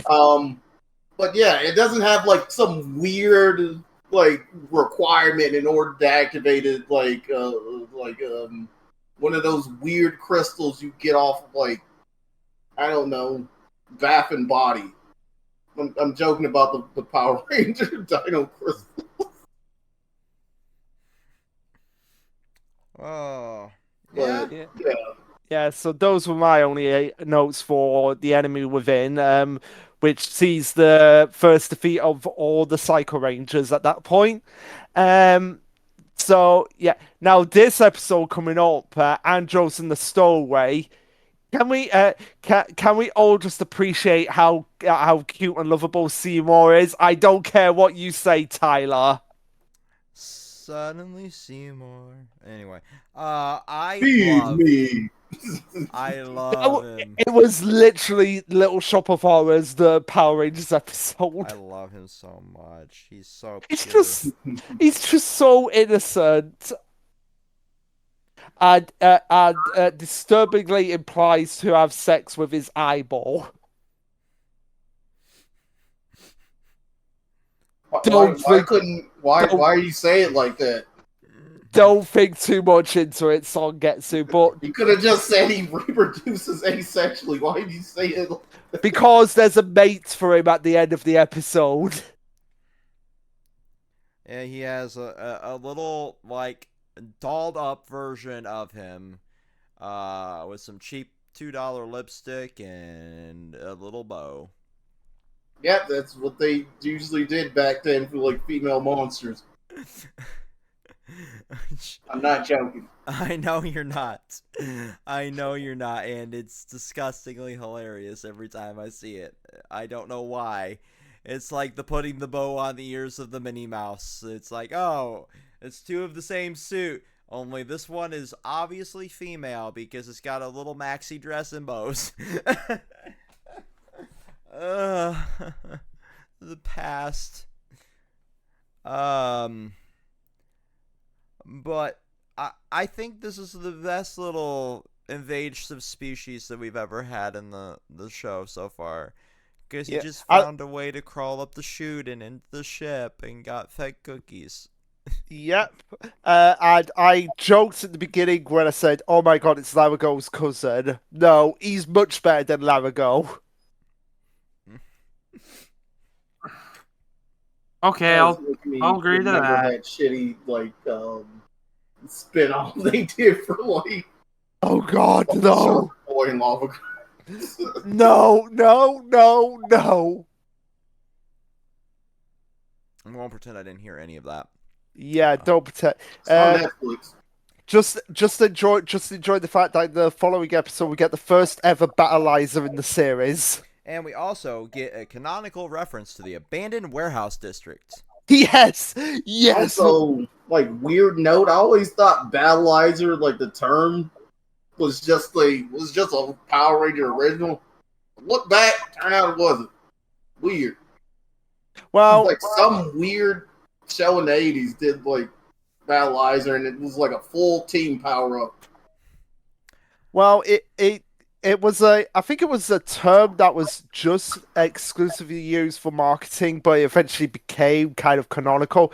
Kind of the same thing with. It was also used for like Mega Ranger because obviously they used like the same props. Oh, okay. And it was called that in that as well. Mm-hmm.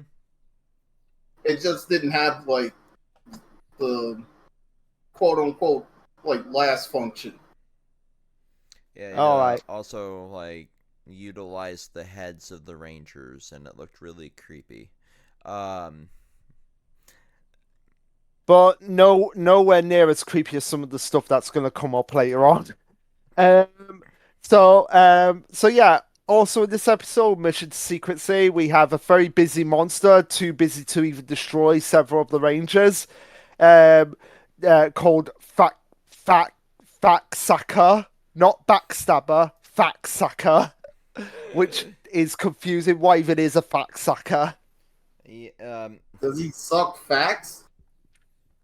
Like the fax machines? Does he just inhale them into his body? No. No. His name is spelled VAC, not FAX. Oh. So he's just a vacuum cleaner that sucks in more ways than one.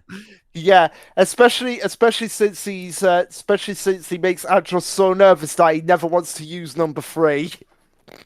I've never used number 3 before. Oh yeah, that's the one I was mentioning, the last function. Obviously, he didn't have a giant muscle suit. where he has his booty cheeks poured into the suit. The Superman effect. The booty cheeks.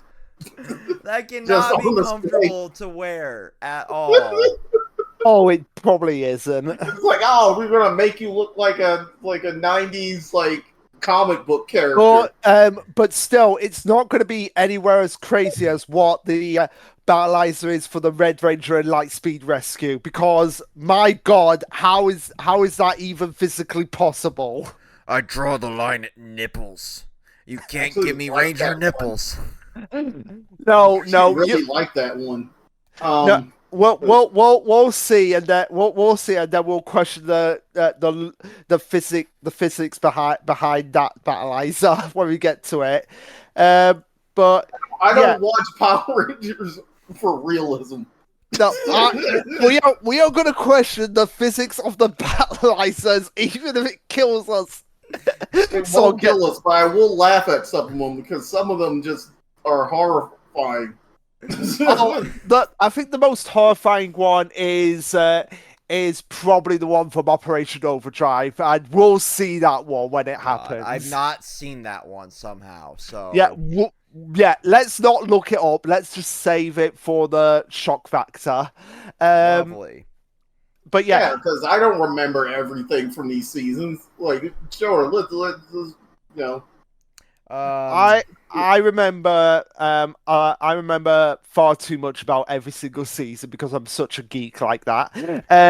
But anyway, I'm saying that because I haven't watched every single season. But yeah, like Samurai and like a little bit further, like I have not watched those. Okay, all right, so that'll be interesting. I can tell you, Megaforce, you weren't fucking missing anything. I've seen Megaforce. I cannot wait to get to Megaforce so that we can bash that one with an aluminum bat. I can't wait to watch Tyler lose his remaining brain cells for that season. Yeah. But yeah, Jason was bad. Oh God! Wait till you meet the Red Ranger this season, buddy. Oh God! Well, leave it at that until I don't know. Probably December. Probably 10 years from now. But yeah, mission. I'll put that one on mega hiatus. Yeah. The last note I had from Mission to Secret City is your fact-sacking days are over. That stupid one-liner. That was the best one-liner because it's so stupid. It is stupid, but it's what is vac sacking? What you sack you vac? sack what you vac, okay? You sack what you vac. It's shake and vac. Your sack. I mean, it's saying it right there. It's shake and vac. You got to do the shake and vac. You've heard of shake and bake chicken? It's the same concept with a vacuum cleaner. Oh, that was the brokest reference you'll probably ever hear from me. So yeah, it's like, hey, did you know you can like season your shit by putting it in a bag? Oh. And also in this episode, we find out that ghosts are canonical in the Power Rangers universe with the Psycho Rangers. That was more of like a technological reference than a ghost reference, but it worked in both here. Yeah, cute, like the Psycho Rangers, like awkwardly, like crouched in, behind one another while one of them like makes a vase. Yeah, which leads us into our follow-up episode. Ghost in the Machine have no relation to Rage Against the Machine. Oh boy. And the data cards. The data cards are so important, and yet yes, it's resolved so fucking quickly that it really didn't serve any purpose whatsoever. Except for a plot point which is going to come into play a little while later. But yeah, my question for this episode is how long did it take to get that many data cards? And by the way, you see like about 200 data cards. There's only it only seems to be like only 10 people that get revived. Well, see, Luke, they were all herded into a small building, one by one, like a certain event. Yeah, Like the answer, they didn't have the rest of the cards. Yeah. Where it's like, bring on the next group. In no relation to a certain event involving chambers from a certain period of time. See, instead of gas, it was a laser, Luke. Yeah. Which doesn't make it any better. No, it does not. Makes it just as horrifying. But also as well, this episode canonically proves that... Yeah, it's much quicker, Maybe less painful, too. We don't know. We've never been shocked with a label. No. We've never been turned into a card before. But yeah, so we have canonically in this episode that video games exist on KO35. So I wonder if Sane has played any Tetris or Pac-Man. Oh, they probably had like PS3 games. Yeah, I was going to say, wait, that doesn't... Oh, wait, that does kind of make sense for the timeline here. But fucking hell. Like, could you imagine... Like, not all humans live on Earth. Like, could you imagine Zane trying to play the original Demon Souls or something like that? As hot-headed as it tends to be. No, I've got the perfect game for Saint to play for his hot-headedness. The Famicom Transformers game. No. Honestly, I picture him playing a 2D fighter, and for some reason, like King of Fighters 94 is coming to mind, specifically 94 because the AI. The AI on 94 is just it input reads you from hell to back, but this isn't a King of Fighters video. Yeah, this is more of like old fighting games would do that a lot. Yeah. Fighter 2 is notorious for that, especially the arcade version, because it was programmed to take more money from you. Yep. Things you learn when you're older, right? Yeah. Wait. Go check out Thorgy's Arcade, Thorgy Arcade's Street Fighter retrospective. It's really good. Okay, done with the shill. Okay. All right. Everybody gets one this week. We had a date night, a canonical date night that wasn't forced by some plot point. It was just right there, between Andros and Ashley. Yep. Also, the episode before, I just want to say, Deca may be a really smart, intelligent computer, but she can't beat Alpha at 3D chess.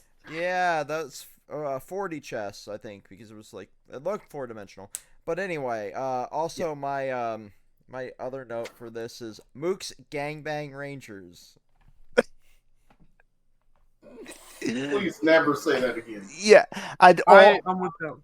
And also as well, Sassy Decker, we're not telling Eclipse the password. My notes for this are so fucking cursed. I also had in here Seymour is going to be a daddy real soon. Oh god. Which makes it even more awkward when I put Seymour is Squeaker from Dr. Stone. No! Luke, no!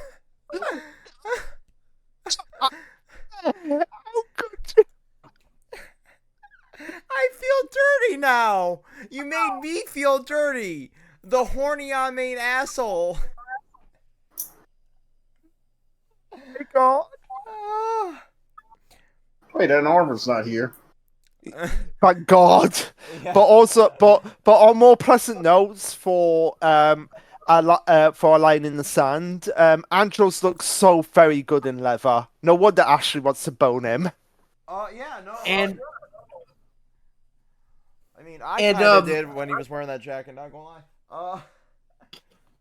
Yeah. I think it's more of like, it's like I want to bang a dude from space. It's just like I want to bang a dude from space. It's like. It's so funny. We're just like pink and yellow both want. I mean, they both end up possibly getting an alien. Possibly. Or they could just have a whole ass polycule, like both of them, and I'm banging both of the others. You know, just, go for it. It's space after all. No lift. I will not be going anywhere for the 4th of July. You don't need to send me a promo. But we needs monies. Yeah. And this is where I put down the note of why Bulk and Skull were last in the credits, even though they're the most senior actors. We also have like all of the Zords down by this point, all of them, which is funny because normally we have like a Zord getting destroyed like midway through a season, and we have to get a more powerful Zord. Here they were destroyed. That is a trend. Yeah. Yeah, and let's toast this tank. It's like, how do you toast a tank? With fire, duh. Yeah, fire. Or war crimes. Remember, it's not a war crime if you're not affiliated with the military. Correct. Fair enough. The Geneva Convention's more like a pirate code. Yeah. More of a set of guidelines. No, Tyler, it's against the fucking Geneva Convention. It's not set in stone. It's like every country's like been skating past that since it's been, a thing. See, we America remade napalm, so it would apply to the Geneva Convention. Just so we could burn people. Yeah, that's the thing we did.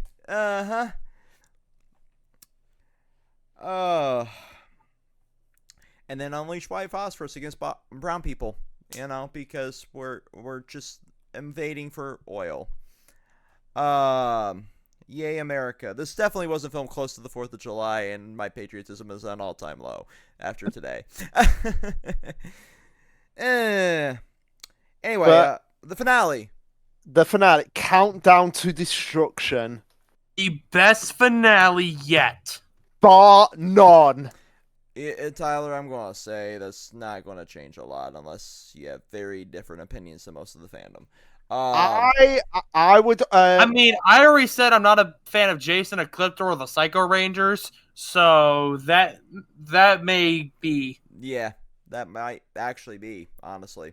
Yeah, I will say that the one that comes close, in my opinion, is the end of Time Force. It's the finale to Time Force. That's fair. I also do like the end of Dino Fury. It's not close, but like out of the recent shit I've watched, it's definitely up there. Yeah, definitely. And I know that's not a popular opinion online, specifically Twitter. Oh God, wait. Oh God. That's why we call them opinions. Exactly. Because it's your very own. Opinions are like assholes. Everyone has one. Yep. That's what my father used to say. I actually stole that saying from my mother. And she stole that from her father. That I think it's just a generational thing. Yeah.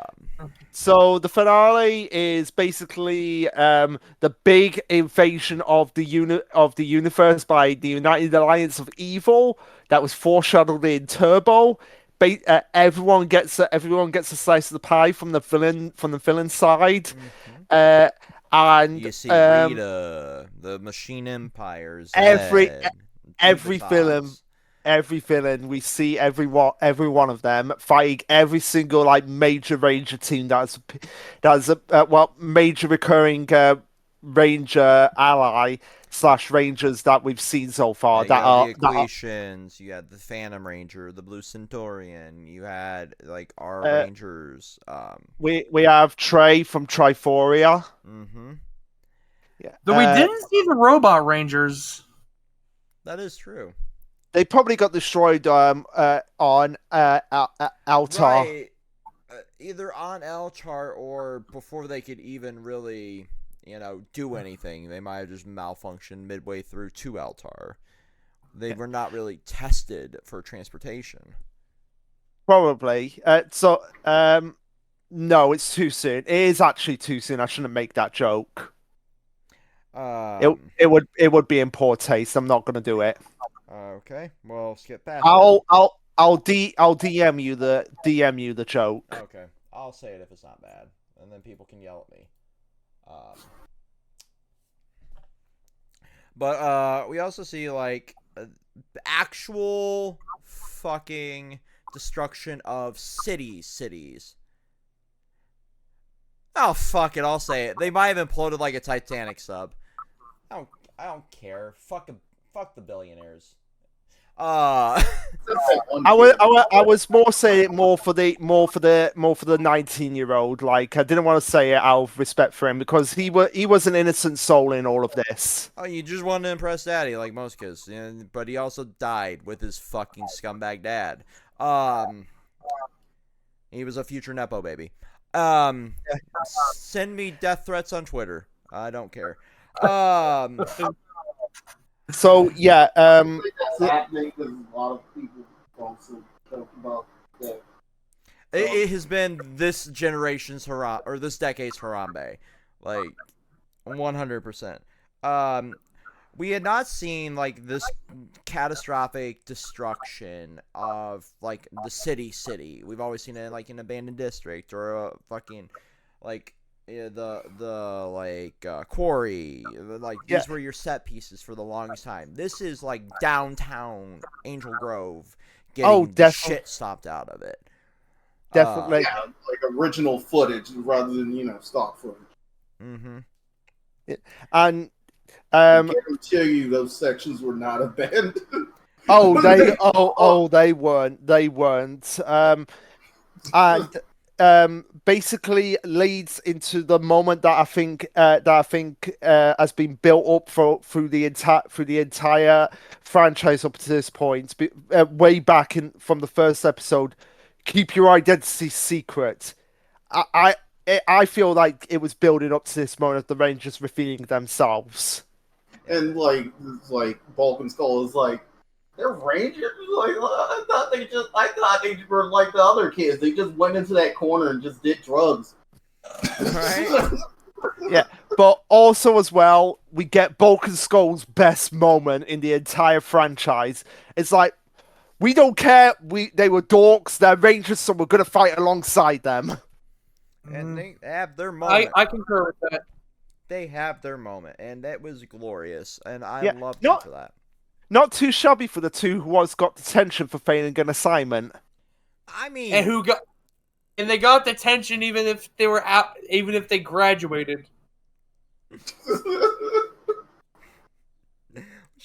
like you got detention. It's like we graduated like months ago. You got 20 months of detention.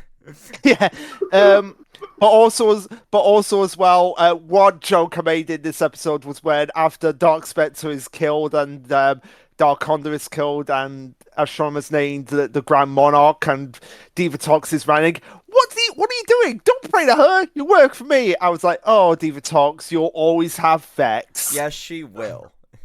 And she looks even more mommy now that she's good. So, yeah. Hey, But yeah, shall we talk about that moment, the death of Zordon? I mean, it's impactful, but also this is a dude who put teenagers in a literal war, so he's kind of an asshole. Yeah, kind of asshole, but at the same time, it's like it worked out. Yeah, but just hey. But just think, sometimes the answer to all the world's problems was child soldiers. But just think about how long it's actually been in the Zordon era now. 6 seasons, 293 episodes. Yep. Like, I'm shocked at how long the Zordon era had been. Like, the canonical Zordon era ended here. There's just lingering side effects of the Z-Wave and Lost Galaxy. And Lost Galaxy, I would say, is because it's literally just a follow-up. Yeah, it is pretty much like technically Spider-Man Far From Home is technically part of the Infinity Saga. Yeah, so the reason it's kind of a continuation, but it was also like the post-Zordon era, this was originally supposed to be the final season because of the ratings. And then this got a massive ratings bump, like, oh, they're going to actually kill Zordon. We want to tune in and see what happens, yada, yada, yada. And then it skyrocketed so much, they're like, well, we can continue making this. And then it just, went up and down from there. But they had enough capital left over to continue making it. Yeah, I think it was just the fact that they advertised it as like this was meant to be the final season, and it does show. It really does show that it was like, sorry, it could have just cut here, and that would have been it. And it would have been a nice wrap up. I think it was a connection of like the ratings and the toy sales because like because let's be honest, they're trying to sell toys. Yep. Yeah. It's kind of like how they made specific. It was blocks that they made specifically to make more Ben 10 toys in that franchise. Because you can connect to everything. Yeah, but or all the Omnitrix gimmicks in the reboots, like the Omni enhancements, Omni knots, Omni kicks, bullshit. Even if I don't like the last reboot. Like, I did like the concept of like the upgrade. Yeah, I didn't watch the reboot. It's like they're wearing like power armor on top of the alien, on top of the aliens, and it changes depending on which one. Yeah, I'll eventually watch the reboot. Them getting their Ben getting his ass kicked by a construction worker is ridiculous. Yeah, I could see. Yeah. But with the sacrifice came a lot of good. And some of it will make sense later on, like what the Z-Wave does to the universe, specifically for like Rita and a few other characters. Yeah, because like the Z-Wave will impact certain seasons positively. And then, but then there'll also be negative consequences of the sea wave, as we saw in Once and Always. Mm-hmm. Yeah. But like you said a while back, it was in the slice of life is better than action video that you did with Red a few years ago, where you said that the finale to In Space, where Andros has to be the one to kill Zordon, holds more weight than the whole of My Hero Academia, and I honestly stand by that as well. Oh yeah, I still stand by that. Like, he's essentially killing his mentor. This is somebody that set up this entire escapade of the Alien Rangers, of all these contingencies and everything that's been planned for this longest time. And he's having to make the choice to kill him to save all of humanity, his sister, the world, all of this. And his mentor's just there like, do it. Fucking do it, pussy. Fulfill your role. And him still holding back for the longest time until he realizes that's the only way is much more impactful than anything that got shit out of My Hero Academia. Yeah, no offense, Tyler. None taken.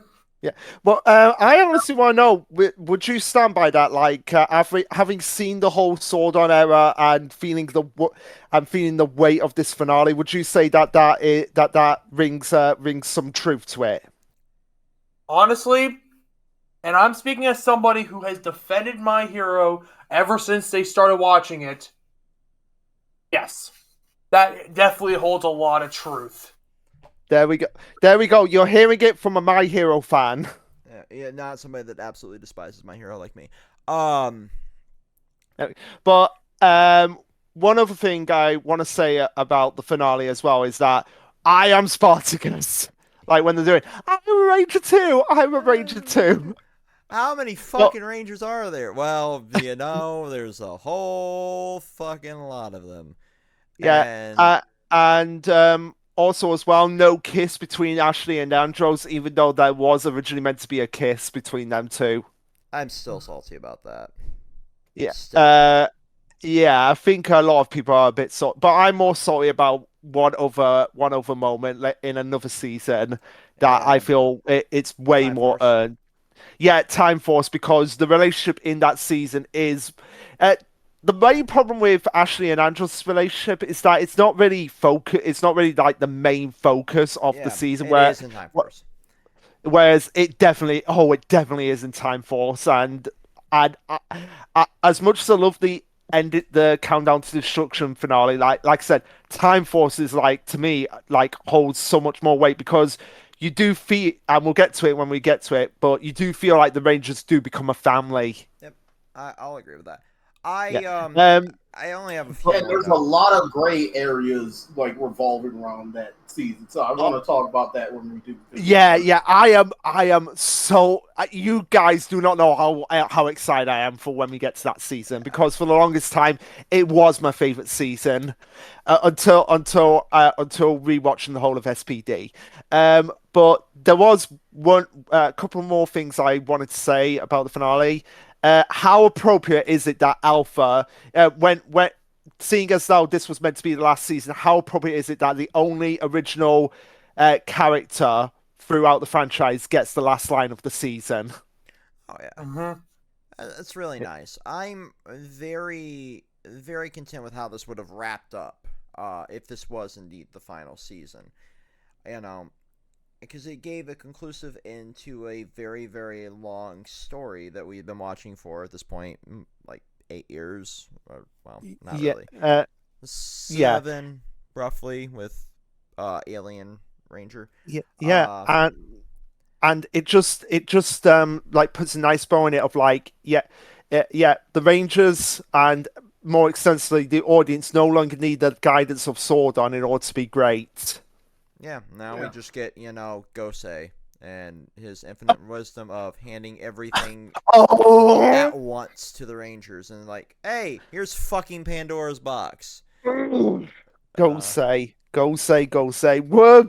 We'll get your day is coming, Gosei. Just we're coming for you, Gosei, you disembodied head. but also as well, so apparently, Andros Is Pikachu from Pokemon the first movie? No, I was gonna say more on my that but I was also gonna say so he's basically the revival fluid from Doctor Stone. Yeah. Everything comes back to Doctor Stone for you. Yes, it does. Doctor Stone can be found in all things as long as it has Dragon Quest tears or some sort of fluid. Giggity. But yeah, so we have Quagmire. We have magical healing tears. Yeah, it's crazy. This came out like a few years before the first movie, so we can say that Pokemon stole from Power Rangers. Mm-hmm. And we wouldn't technically be wrong. So I guess I should go with my, since we're at the end of talking about the season. Power Rangers in Space, aka the tragedy of Andros. So let's look at all the tragedies that happened to Andros this season. Loses his sister when he was a kid. Loses his best friend / nearly has his best friend killed. Puts his best friend in life support and has to feel him being flatlining. Loses planet and people. Gets sister back only to have her be lobotomized and turned into a Borg. Loses Seymour. No! Nearly gets his sister killed and has to kill his mentor to save everyone. And in real life, the actor being harassed by kids and like adult weirdos about the quote unquote murdering Zordon. Wow, what a bunch of assholes! I think that's not the only Ranger that's been harassed by fans either. That's a recurring theme, and we'll get to that a little bit. Yeah, but that's the one. That's the one of the biggest cases of it. Yeah, there's one other really big one. I think like 3 or 4 seasons down the road too. And we'll get to that when we'll get to that. Yeah. So that's all the tragedies that I could find with Andros' character this season. There's a little bit of nuance to the Z-Wave here, and it's been clarified a bit more in the comics. Even though Ecliptor had a heart, right? Because he's not organic, he did not get purified. I am sorry, he's dead.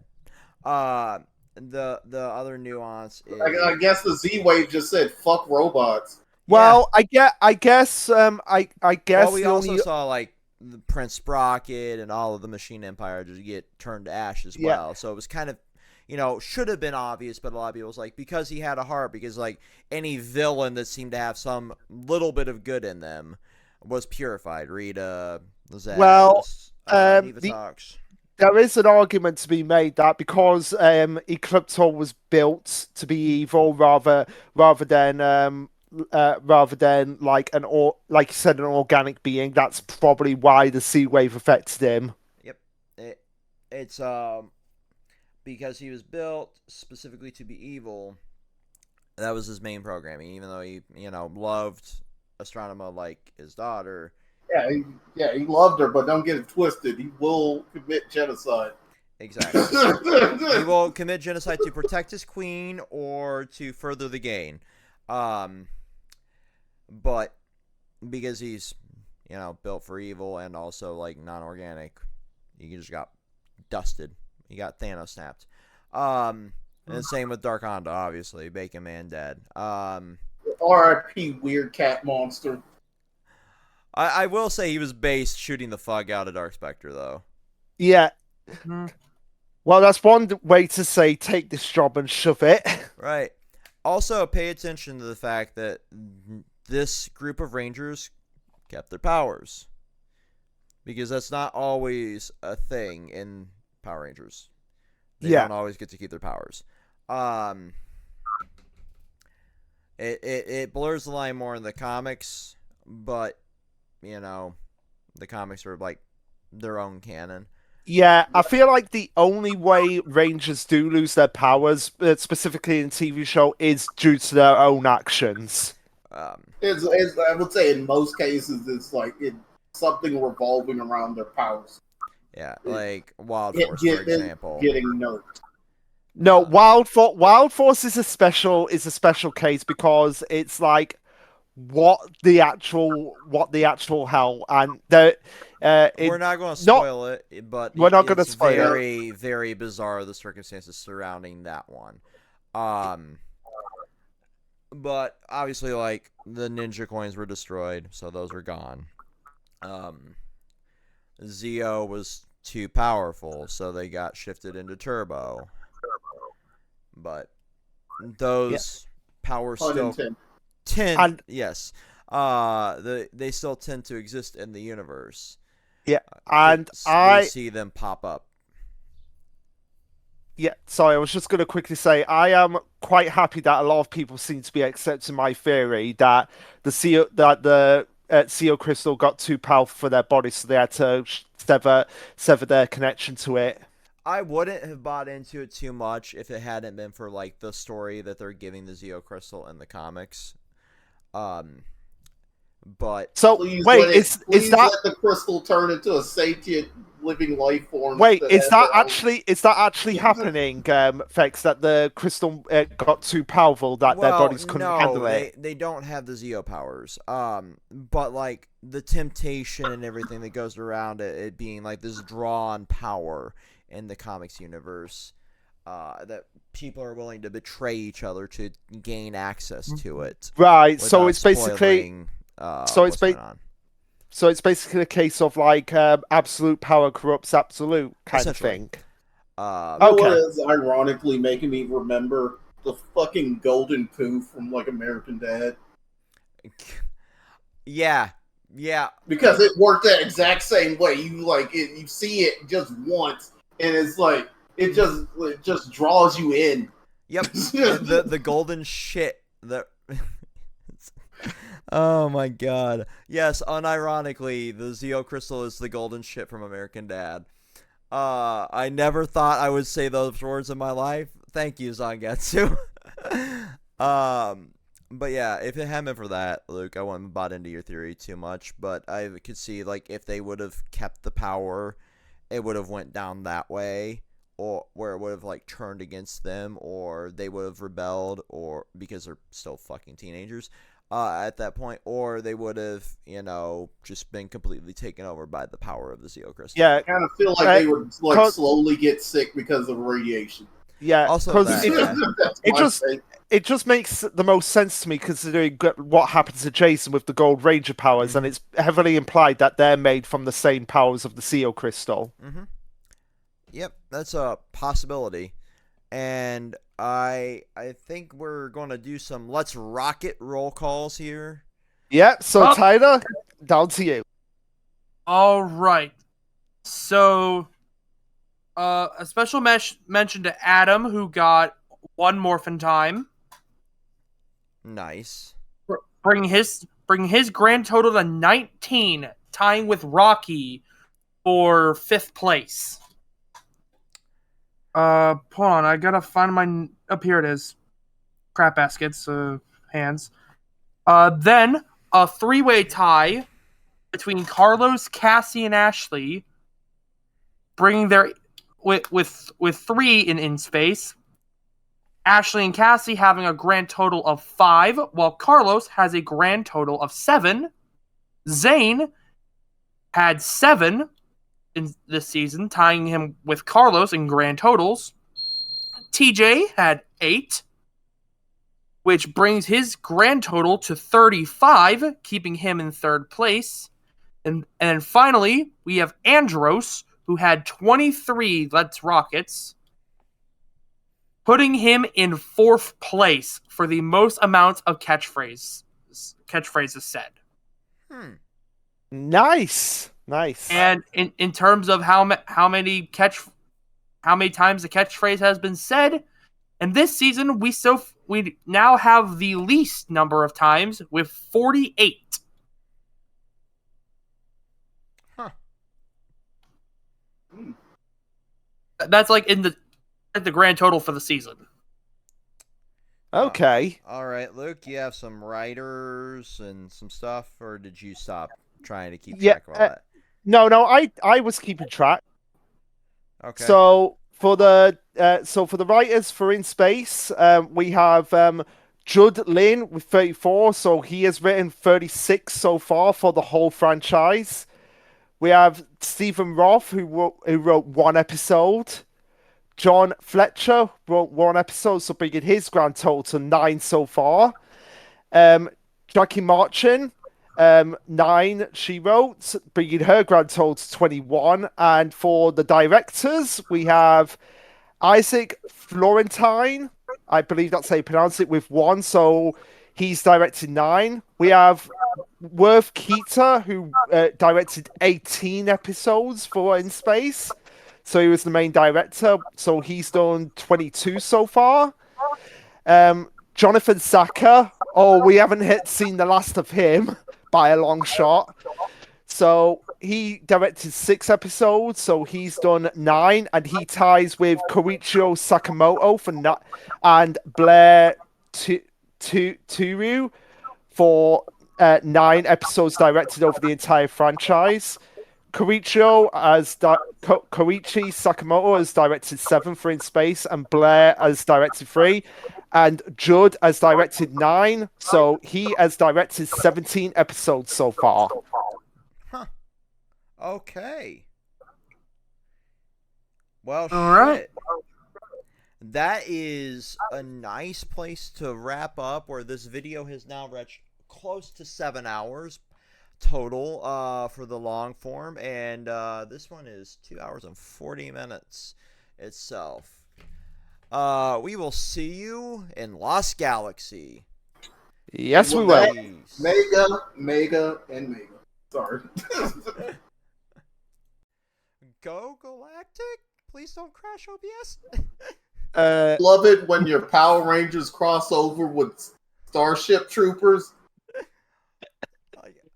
You're So, right. Like, I never thought about that, but the intro was really reminiscent of Starship Troopers, and referring to the armor.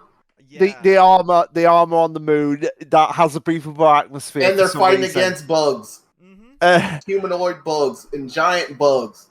Okay, so to reiterate what I was saying before, is that it's funny how it's called Power Rangers Lost Galaxy, but we spend 80% of the season actually getting to the Lost Galaxy. What does the season think it is? The One Piece? Oh God. Which actually that is actually funny now that I say that, when considering the villains in the Lost Galaxy are pirates. Yeah, you know, we got Ginga Man, which this is adapted from at the ass end of the season. Yeah.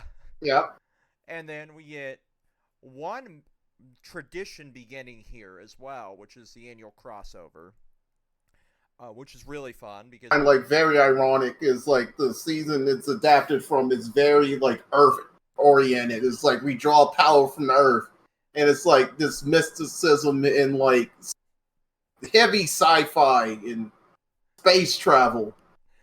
I mean, we kind of flip-flopped a bit In Space and Lost Galaxy when you think about it.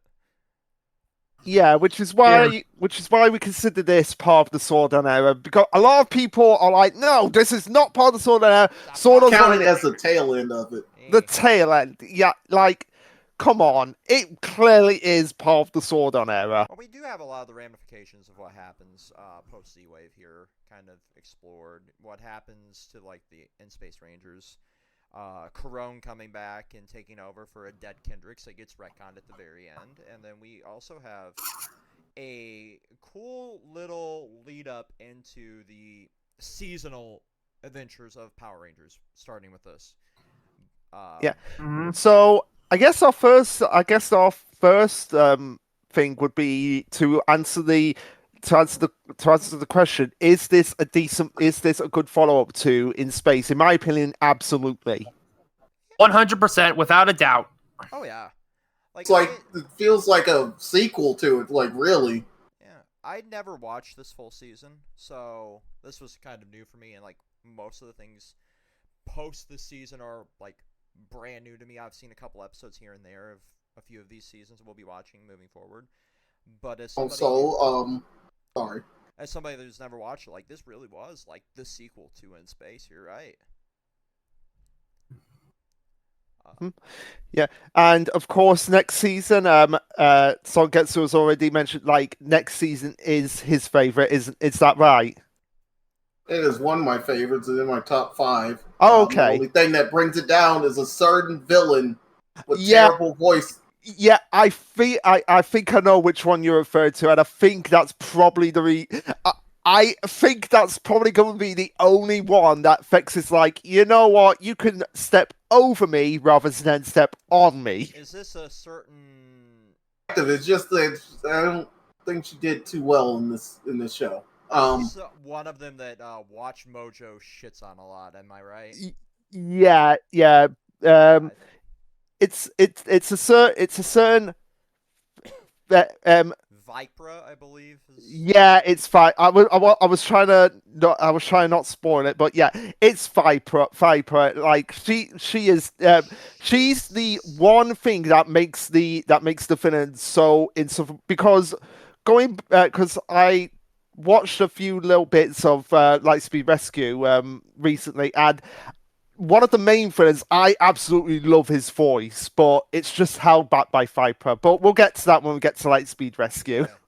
Like, I want to say, terrible actor. Yeah. I want to get back on the point. I want to say RIP to the 4 Megazords we lost at the end of Lost Galaxy. Yeah. But since you said that, since you said before that Lost Galaxy is the ramifications of what happened in Countdown to Destruction and in space, I guess we should start with one of my theories that I had, which I didn't put in my notes, but the more I thought about it, it does actually make sense that the reason why Terra Venture is setting off for a new world is maybe because of what happened in Countdown to Destruction. Like, this big alien invasion came down, basically stormed the planet. So, like, everyone's like, we need to get off world before this happens again. Oh yeah, like, there's definitely some massive, points to that theory here. I really do think that a lot of Zordon's backup plans from In Space kind of also might have been hinted at here, but they didn't want to lean too heavily into Zordon now that he was gone. I think he had like a huge influence on like the humans who left Earth a long time ago. Like that whole colony with like Andros's people. Oh yeah. In the comics, just to weigh into that, we see that Terra Venture is utilized a little bit more in that before the Lost Galaxy plot points, and we also see like the first Ranger team that Zordon was leading, with Grace being the former Red Ranger from that failed mission, but also like being heavily influenced on there and starting this like technological facility before it ends up, they're two separate canons. We all are aware of that, but just to kind of tie it into this, we see that it was originally used as like a research facility before it would have ended up becoming what it is in Lost Galaxy. So that's a neat little nod to the TV canon, so to speak, that's being put in there. But it would kind of lead into like research into what, right? Research into space travel, into whatever, because Zordon's influence would have been in there through Grace.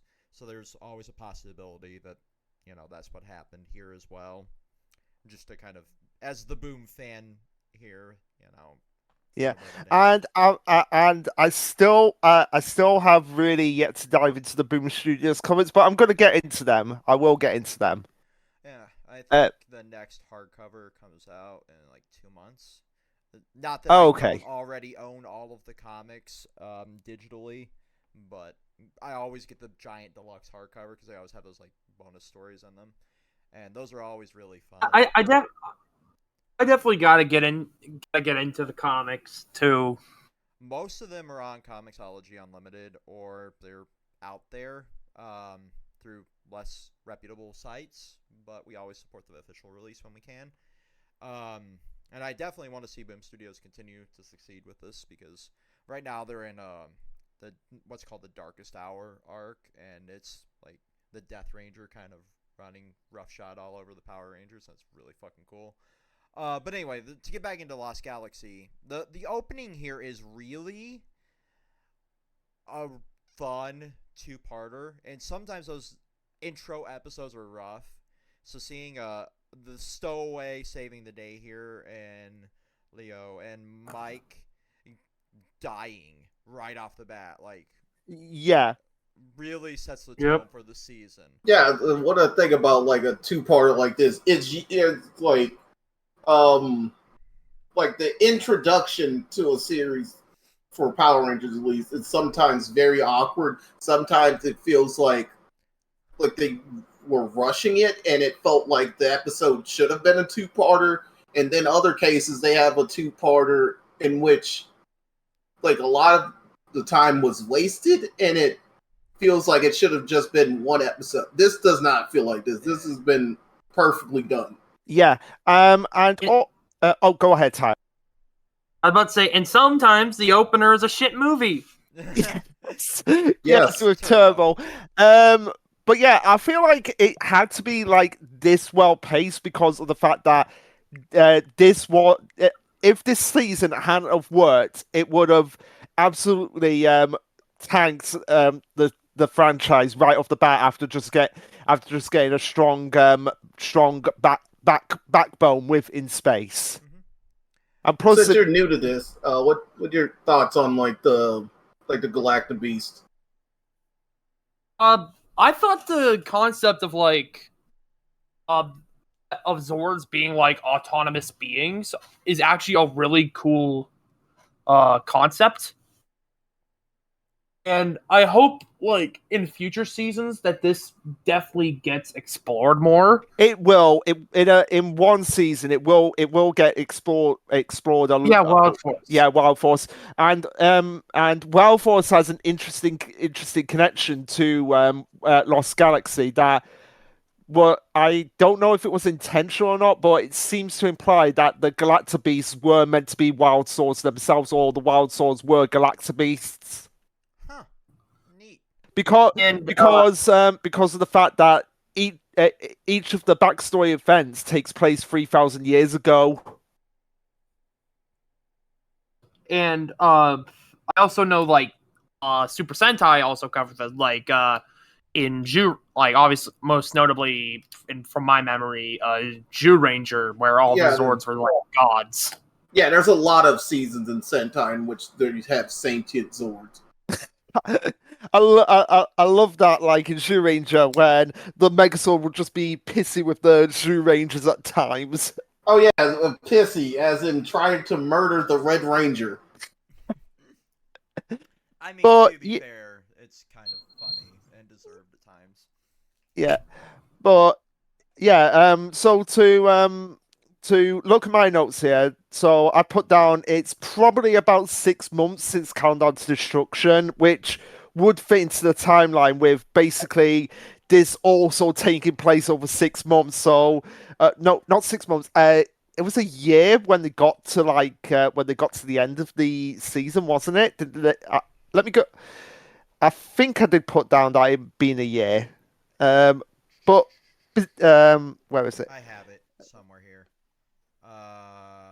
212 days overall. Oh yeah, so yeah, it was 6 months. So yeah, so basically a year passed between the ending of In Space and the ending of Lost Galaxy. That's my personal headcanon. And that would make sense, just to skip ahead a little bit, for like the In Space Rangers having like laid down their morphers a little bit there before the return of the Psychos. You know? Yeah. That would give enough lull of peace there for them to be like, okay, we don't have to worry about fighting constantly anymore. Yeah, and it does seem as well like I did make a note. It's like Terra Venture seems to be built from the dark from either the destroyed command center / power chamber and the Dark Fortress. Which would how it does seem because the dome of Terra Venture is very clearly the Dark Fortress. I feel like it's more of like like them using like what technology they could find off of like the said thing, and then reverse engineering like the blueprints of it. Or maybe like they studied the Dark Fortress and like modeled TerraVenture off of it. It is possible. But everything's possible with fake NASA. Nasada. But yeah, one thing that I think a lot of people would be questioning as well is that, okay, so you have these people boarding to get onto TerraVenture, and then you have the Commander Stanton saying to Mike, "Oh, odds are you'll never see Earth again, Mike," in the first episode. But it begs the question: why aren't at least one family member of everyone serving on TerraVenture getting a VIP pass to come on board TerraVenture? It's weird, isn't it? Oh, maybe it was like some weird lotto event. Yeah, but it doesn't. But that doesn't make any sense for Mike, because Mike, it very clearly established he is a high-ranking official in TerraVenture. So you would think that he would be like, "Hey, can I bring my brother along so that he doesn't do anything stupid?" And then the higher ups probably said no. Yeah, they probably just said no. So I honestly would have loved an episode where where high-ranking stuff on TerraVenture just went up to Commander Stein. It's like, why was your daughter given automatic access, but my grandson wasn't? They just said deal with it and walked away. But the thing I like is like the whole thing with the Red Ranger is just like, do I deserve this power? It's like yeah. Like, I have to try to at least feel like I earned it. Oh yeah. Even though it was done in like both, it's still a great storytelling device. Yeah. Absolutely. Yeah, because I get the feeling that the reason Leo is pretty hot-headed is more of a rebellious streak of just trying to get his brother's attention at times. Yeah. So. Which works well because his power is fire. Yeah, and also and also when he's sneaking around, he can summon the dun dun dun dun dun dun dun dun. I have no idea why that. And I'm trying to figure out what the track to that is. When he sneaks on board the shuttle, you just hear that classic music playing that everyone's probably heard, but doesn't actually know the name of. Yeah, like it's one of those classical songs, right? Like a Tchaikovsky or. If you're really into classical, you'll know the song like off the rip, but yeah, not our cup of tea and musical knowledge, anyway. Yeah. But also as well, speaking of Rangers, who we get very distinct, very obvious characterizations right off. I've got to say, my guy, Kai. At the beginning, I'm just going to say right now, Kai ended up being my favorite Ranger my favorite character / Ranger out of all of Lost Galaxy. But when he started off as this, oh, the rules are the rules, we cannot break them. I'm just like, oh, shut up, Kai. Yeah, he's supposed to be the traditional stick in the mud, just like the straight man. Tie collars, we'll follow the rules or we'll die. Yeah. My first note about Kai, it was from episode 4, and it's just Kai is a useless piece of shit. But then when we get to later in the season, when he's the one who actually saves TerraVenture because he decides not to follow the rules anymore, it's like, okay, yeah. But one thing I did actually take note on, because I put it in because I've made a plan now to do fun facts about each of the seasons, and this was one of them. So Damon is the first and so far only Ranger of an initial lineup who doesn't appear in the first episode. Huh. That's actually pretty cool. I have one complaint about an early monster, and it's from episode 3. What is it with pop culture and fucking Elvis references? You got you got this monster, you know. Yeah, I just JoJo's Bizarre. Yeah, because I put down, give me what you got, baby. And it's like, seriously, that line. There's a lot of how you doing? I'm the obligatory Elvis reference. Except I'm actually better than Elvis because I didn't marry a 14-year-old. How much do you want? How much do you want to have a death battle between the rapping pumpkin and the Elvis monster? I don't care as long as they both none, because I would probably put a bullet to my. Never mind. TOS, Sangetsu, TOS. I feel a bullet to my target because we're going like shooting later. Yay! Yeah, we're shooting range. All the guns are certified. And we are using them for recreational purposes. Yeah, we're filming with Donut Operator. Why not? Anyway, there's a lot of craziness in this, but I think Maya might be the craziest part of this, especially early. Yeah, Maya, again, because it's another Yellow Ranger. Why do the Yellow Rangers keep doing this to me? Maya is another example of the problem with Tanya. Honestly, I thought Maya was great. The problem I find with Maya, easily the best Yellow Ranger. Yeah, but the problem I have with her is that she's a girl who, I mean, we don't know how old she is, so I guess she's 16, isn't she? Like 16, 18? Like how old it doesn't say how old Maya actually is in the series, but the reason I have a problem with her is that she could have had so much knowledge about the Galactic and everything, and we could have had a situation like what we should have had with Tanya, where she is completely fish out of water because she's been whisked away to a technologically advanced civilization different from her own, and she just fits right in, and it's like, okay, but you should not know what these things are, given your backstory. I'm guessing that like some time has passed, like between the her entering, Terra Venture and like us, like the viewers, like re-seeing her again. Okay, and that's another thing as well. They made a big deal about Leo being a stowaway. Technically, Maya is as well. Well, they were like hot chicken bikini. All right, you can stay. It's like, well, you're that cool guy's brother. I guess you could stay as well. It's like we're already in space. Where the hell are you going? What next? They pick up a stowaway with ridiculous hair, and they're like, "Well, your hair is crazy. Okay, you can come along."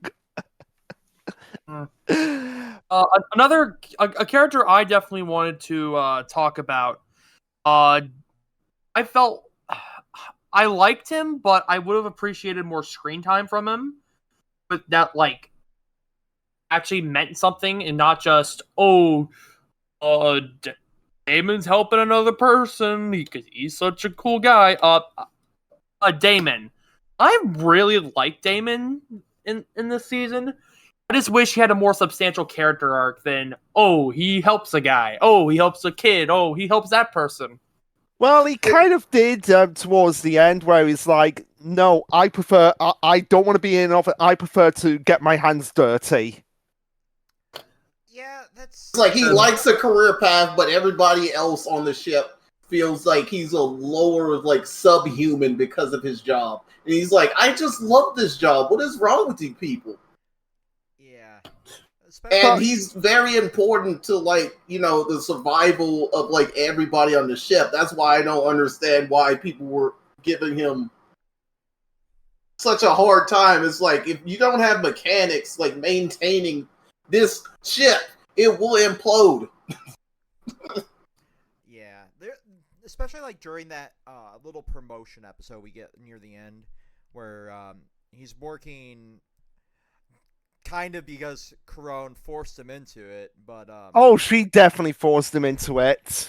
You have him working on the technology that would end up defeating the monster of the week, and then you see like how looked down on he is even by his peers in that field, and that's kind of why Corone's over there nudging him like, you could show them, only to be cheated out of it, and he just rolls with it. Like, he just rolls with getting cheated out of that promotion, and then turning it down because of a suit. Which, I feel you, man. I fucking hate wearing a suit anyway. Yeah. He just wanted to work in his field that he trained to be in this field. Mm-hmm. He loves working in it, and they're telling him, oh yeah, no, you don't get to do the job that you love no more. Yeah. It's sit at this desk and be bored. Yeah, it's definitely like, I feel you, because you want to actually be out there doing things, helping fix the ship and doing all the things that you love about your field, but at the same time, just rolling with it, like just fucking letting it brush off your shoulder after you were cheated out of it.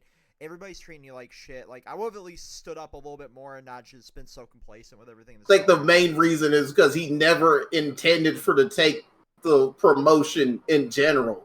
Yeah. He never wanted it to begin with. That's why he didn't care. And just as that episode, it puts more of a highlight on all these things of which the other crewmates and stuff looking down on him. But you do see bits and pieces of that throughout the season. Mm-hmm. So I like that. It's just he's the very humble, down to earth guy who's just hey, I just want to build shit, and I'm saving the world as a Power Ranger. Oh yeah. And then since we're on the topic of talking about the Rangers, Kendricks. Go ahead. I was just going to say Kendricks.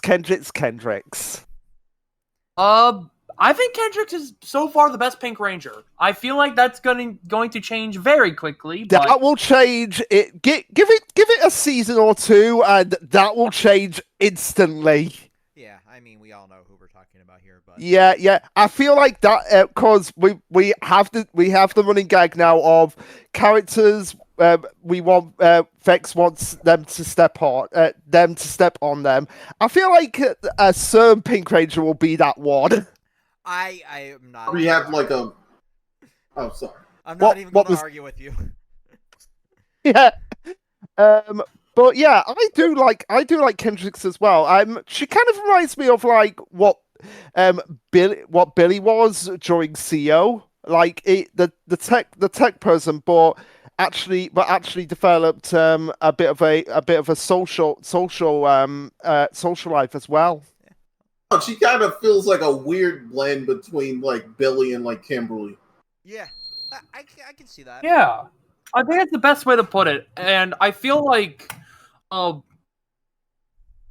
feel like a lot of Kendricks' best moments come from her relationship with Maya, and I think they have the best two-person dynamic in the entirety of Lost Galaxy. Oh, I would say Kai and Leo are definitely a good contender for that as well. Kai and Leo are a good contender, and Mike and Leo is third place, maybe fourth. But I'd say Kendricks and Maya is probably the best dynamic. Oh yeah. Yeah, but of course, with those good dynamics, we need the traditional. We have to argue about something stupid episode, as we see when Kendricks didn't say anything about the cake for Damon, for it being for Damon's birthday. Also, we also have the jealousy episode thrown in there where they argue over Maya's friend that was, obviously an impersonator.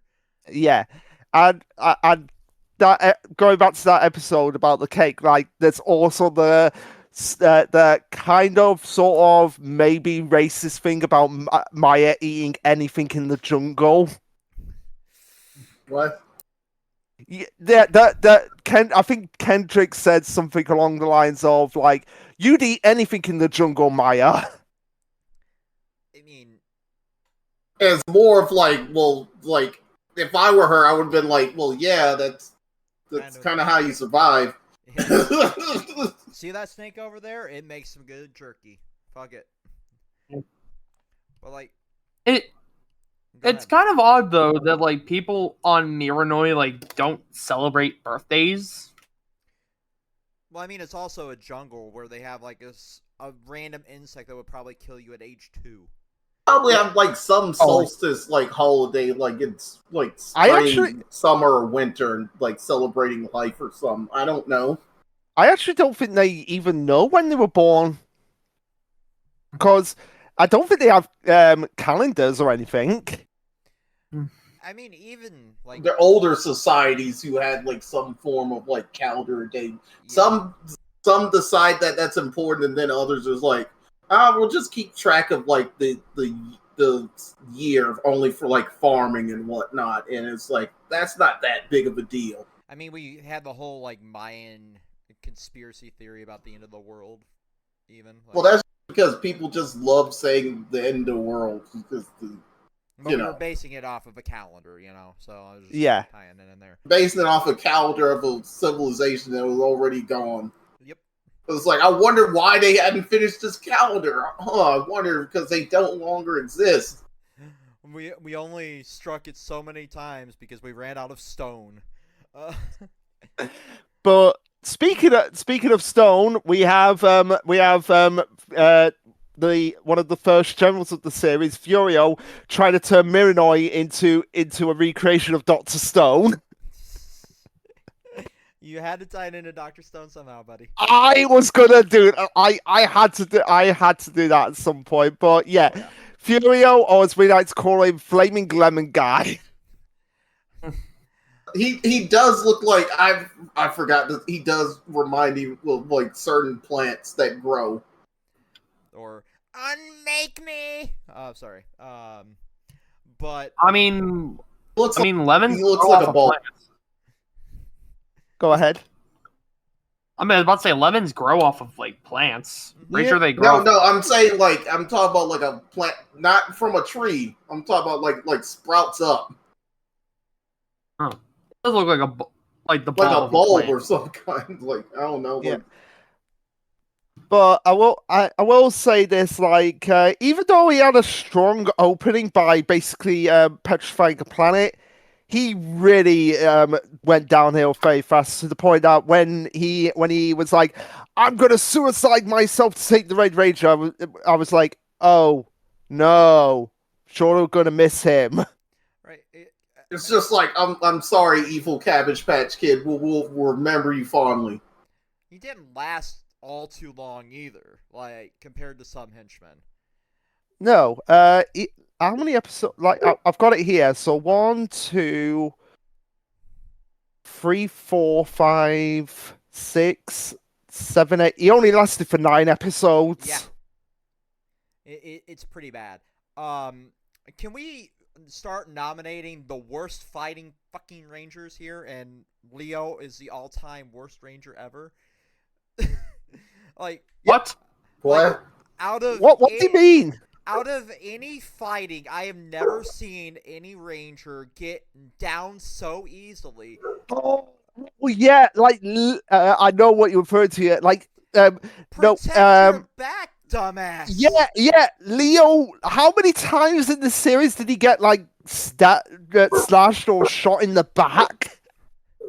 Like, you're stowing away with a futuristic, like almost UNSC crew here from fucking Halo, right? And your back has been constantly exposed for the entirety of this season. You learned nothing in fighting. And then to make matters worse, in a future episode, he rips his shirt off for no real reason other than just make a gif. Listen, I'm okay. No, it's with just that. For the opening. It was for the opening. I am okay with that 100%. It's like, we need a scene for the opening. All right, you rip your shirt off. It's like, shirt why? off and be the gay awakening for a lot of people. It's like, director, why do I have to take my shirt off? You know why. And then the director's like nodding his head. Okay, we need to showcase the abs. And then the director's like, man, I wish I could really do this with Billy's actor, but he's not here.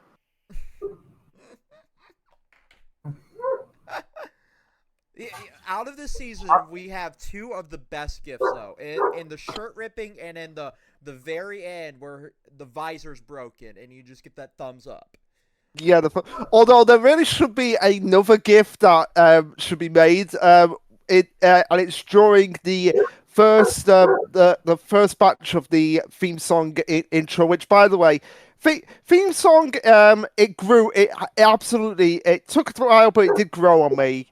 Especially the part where it shows Maya and it's like na na na na na Rangers. But yeah, the gift I'm talking about is when you see Kai just turn his head and it's just like, duh? It's the derpiest. It reminds me of that. No. It kind of reminds me a little bit of like that one Blue Ranger who's like brushing his teeth. Why do they choose some of the scenes they choose? Like, that is very. It seems like they're deliberately trying to be like, okay, guess which is going to be the gift this time. Oh God, everybody's feeling on edgy bull ghost dude. Yeah. Well, I have some choice notes that I put up on our Twitter a while ago. Edgy man is edgy. Edgy man gets a Zord, and edgy man's Zord has nipple chains. Yeah, those were the chains for its bull form, but I don't know why they kept it. Ironically, some people think he's the most badass character ever, and it's like. No, and it's like I will defend it to the design is badass. Yes, but and he has a shotgun. I'm sorry, shotgun sword. Yeah, I'm sorry, but there are two Rangers in a future season, same season that I was talking about earlier, that are more badass than him. Yeah, but still. He's the most badass of all time. But it is pretty badass. He just walks in, pulls out shotgun sword, does a falling shot. That's pretty dope. It really is. Like, yeah. Well, I find it really interesting how his character progresses towards the end, because he starts as just this edgy, like, Sasuke-esque character, right? But man pain. My son died. Please, let me avenge my son. Let me get the lights of Orion. And yeah. And like, by the end of it, he's like sacrificing himself only to get fucking Mike back, because, you know, we needed Mike's actor to get paid for the rest of the season, I guess. But I guess so. It's like they do the same thing, Giga Man. It's just like, oh no, the brother's trapped in this pit. Oh, he fell down, and the pit is closing. Yeah, and Tyler, you brought up an interesting point when we got to the flashback episode about Tretron and the Magna Defender. What did I bring up? About Tretron being on Miranoi in his battle with the Magna Defender. Oh. I did? Yeah, you bought because you were like, wait, so how did Tretron get to Miranoi to battle the Magna Defender? How did the Magna Defender get to Miranoi? You did say that at one point. Oh yeah. Because I think he's for bringing up that they might have been fighting on Miranoi. No, they really were fighting on Miranoi, if you really think about it, because the Magna Defender was in that crevice and where Mike fell on Miranoi. Yeah. So it begs the question: why were Tretron and and the Magna Defender on Miranoi? My guess would be the Quasar Sabers. And guess how how the Magna Fender got there because he got the Toro sword. Like it can move in space. Yeah, but the original... but it's more so like why they were there. Probably looking for the lights of Orion, maybe. It would have to be looking for the lights of Orion because he doesn't need a Quasar Saber to morph. He also doesn't need like anything. He doesn't need any of that because he's just a dude. Yeah. Like he doesn't have any purpose to try and hunt those down or, do anything other than looking for the lights of Orion on Miranoi. Yeah, that's the weird thing about like Mike like morphing everything. He's just turning into a dude. Like the dude is just some random space dude. Yeah, he's a badass space dude with a cape, but he's just morphing into him. Shotgun sword. Yeah, and a shotgun sword. We can't forget the shotgun sword. But sorry, it is a badass weapon. It is a badass weapon. I'll give you that. The OG Defender lasts all of 6 episodes before he just sacrifices himself, and then we randomly poof. There's Mike again. Really sacrifice himself. You really think about it. It's like, wait, you were already a ghost, but you're. Here's the thing with this whole explanation. It explains it poorly. You were a ghost and you possessed Mike's body. There you go. Yeah, like bada bing, bada boom, and explain like I'm 5. There you go. It took him like 3 sentences to explain that, and it made no sense. Retrade like life forces and stuff. It's like you were already dead. How are you trading anything? It's the morphing grid. It doesn't need to be explained. It would be so much better if it was. No, this has nothing to do with the morphing grid. He's just a ghost. No, it's to do with the morphing. It's to do with the morphing. He's literally Power from Chainsaw Man. Yeah, so say the link to the morphing grid is the Toro Zord itself. Yeah. So now that you mentioned that, Fex, you've got to say, why Magna Defender? Why are you alive? Not. No, he got that really big bang, but just not by Makima. Yeah. Also with the Magna Defender, we get a first for the season on-screen child death. Yeah, I mean, so many flashbacks of it. It was like, why do you have to keep showing this kid getting murdered? Because we want to prove we can be as dark as some anime. No, I think they showed like this flashback like 1 or 2 times, but this but in Lost Galaxy is like 6. Yeah. Or 8. They need to pad out that extra 30 seconds. They didn't have any other footage. We gotta pad out time. Trying to show some child murder. Somebody just really hated kids on the production team. Let's be real here. They must have done. Can we talk about one other really downside of the season though? The first like Zord transformations of the season were probably some of the worst CGI in the entire series so far, other than like the shitty metallic armor. Yeah. Because the first like Galactabeast morph, you had that really, really deep zoom in on that claymation style, and it was I don't know if it's just because they're viewing this through like YouTube, or it's just the footage was actually... No, those are dudes in suits. But it just like so the whole them in their furry forms. No, that's just suits. Jesus Christ. Just dudes in suits walking around. Yeah, you see like the Red Rangers one. That's just a dude like walking around on his knees. God, it's so rough in that first sword transformation though. Yeah. But there was were you gonna say something, Tyler? Actually, nah. No. Okay. There was one plot point that I wanted to bring up because it did show like, oh, this is actually something that people really need to take into consideration sometimes. The episode Homesick, where we have that young child stowaway on Terra Venture, but is actually homesick, and it's like, I don't want to be here anymore. I want to go home. And I liked that as a message of just like, hey, don't be under the illusion of just seeing this grand big thing and thinking, I want to be on there, because if you're on there and you don't have anyone, what are you gonna do?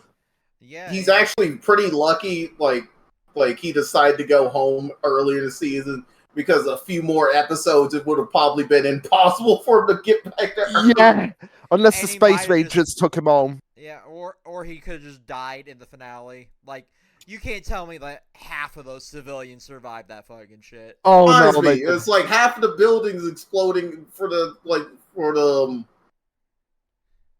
every time like a building would explode. It's like I would see at least one building from Jew Ranger. Yeah, they're using the recycled Shoot 2 footage. Not Jew 2 footage, like literally from footage of Jew Ranger. I know. But yeah, so that was one episode I really wanted to highlight. And also as well, I wanted to highlight the episode where Kai gets a crush on the random girl of the day when he's meant to be babysitting. See her again.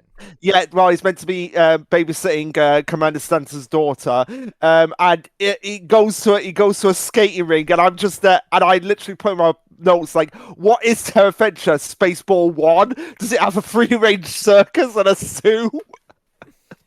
Why not? Maybe you gotta have entertainment for the distract people, otherwise they start murdering each other.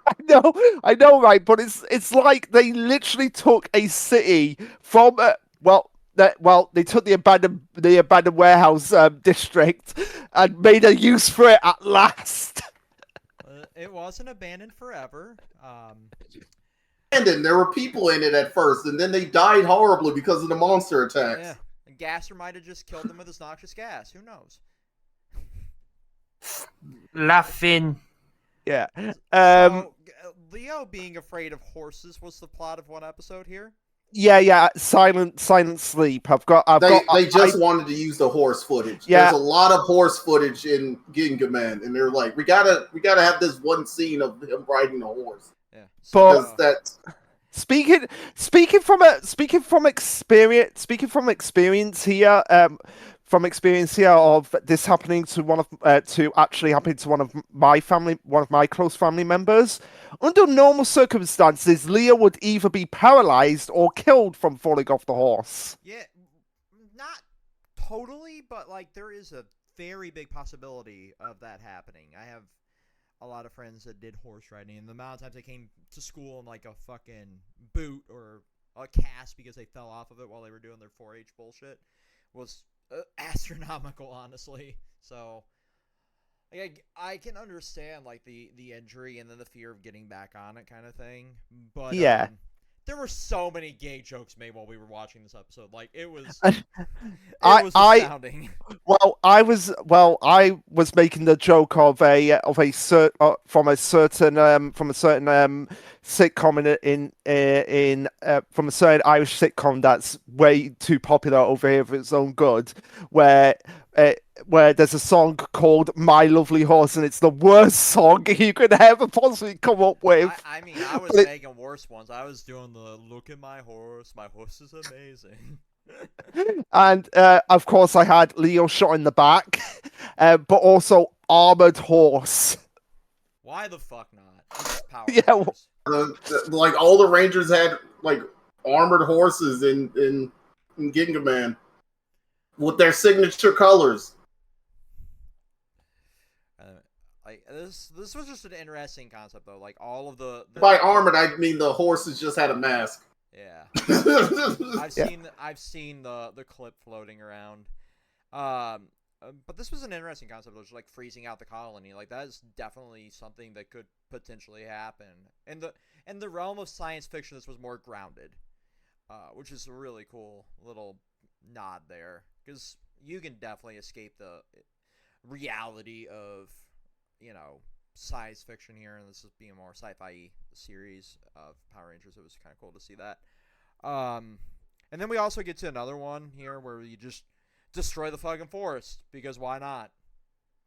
Yeah, why not? Why not?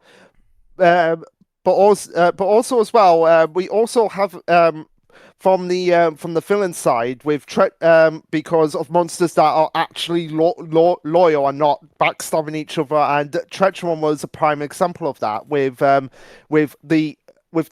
poorly named Shark Brothers. I think he was kind of poorly named himself because he wasn't very treacherous. That I feel like that was the irony of it. It was the irony of his name being Treacheron, but he's not treacherous. He was one of like the Paradox brothers in Yu-Gi-Oh! Play on that same thing. They weren't very paradoxical. Yeah. He was one that I did actually miss because I really wanted to know more about him. Yeah, he was cool. But I had also put down in my notes for that episode, I eat stingwingers for breakfast with a side of Power Rangers. It's like, really, you do? That's gotta be really awkward going back to your boss and you're like eating the stingwinger. Well, we see in one scene Trakina kind of eating a bug, so it's very likely she eats stingwingers as well for breakfast. I mean, you're not wrong. Weird family cannibalism, there somewhere. Well, it's a weird family to begin with because when we first see her father, I kind of feel like the stingwingers are all her relatives. Possibly, but it's a weird family dynamic anyway because you see when we first see Scorpius, her father, you're like, how on earth are those two related? Well, he doesn't even look like a bug. He's like some Cthulhu-esque monster, and she's like a mantis monster. Yeah. Is this like what the MCU's equivalent of Egon the Living Planet, where he can birth a human and a mantis girl? Why the fuck not? Like, I don't try to logic a lot of things in Power Rangers just because of how. Guess the cocoon, I'm guessing he got trapped in the cocoon with like somebody else too, and that explains why he looks like that. It's one of those like blob monsters from like early sci-fi he got trapped in there with, and that's why he looks like a flesh scorpion. Yeah, he was a scorpion. He was a scorpion monster, and he got trapped. I know the scorpion's not an insect, but still, he got trapped in there with a octopus and like some jello, and came this thing. Yeah. And because he became so depressed, he started eating, and because he became so fat, he couldn't even walk anymore. So they had to carry him around everywhere. But that's why Scorpius looks like a giant testicle. Yeah. Because he's very obese. Yes. Well, yeah, Marsh's balls from that episode. It's what he kind of reminds me of at the end there. When we get the full panning shot before he's defeated, just reminded me. But yeah, this episode, what I took notice about this was that it does hint at future elements used in later seasons, such as the diverting tactics and the multiple film factions. Yeah, so that's a nice, neat little foreshadowing for things we're going to be seeing later on. But I've got to say this about Alpha, who's still hanging around with the megaship. You had one job to do, watch Leo, and you didn't do it. I mean, they don't pay me enough for this. They don't pay me at all. I mean, correct me if I'm wrong, but he also did the same thing with Zane. Yeah. Alpha has only one job to do and can't do it right. That's it. That's it. We're starting work on Alpha 7 when we get to Miranoi.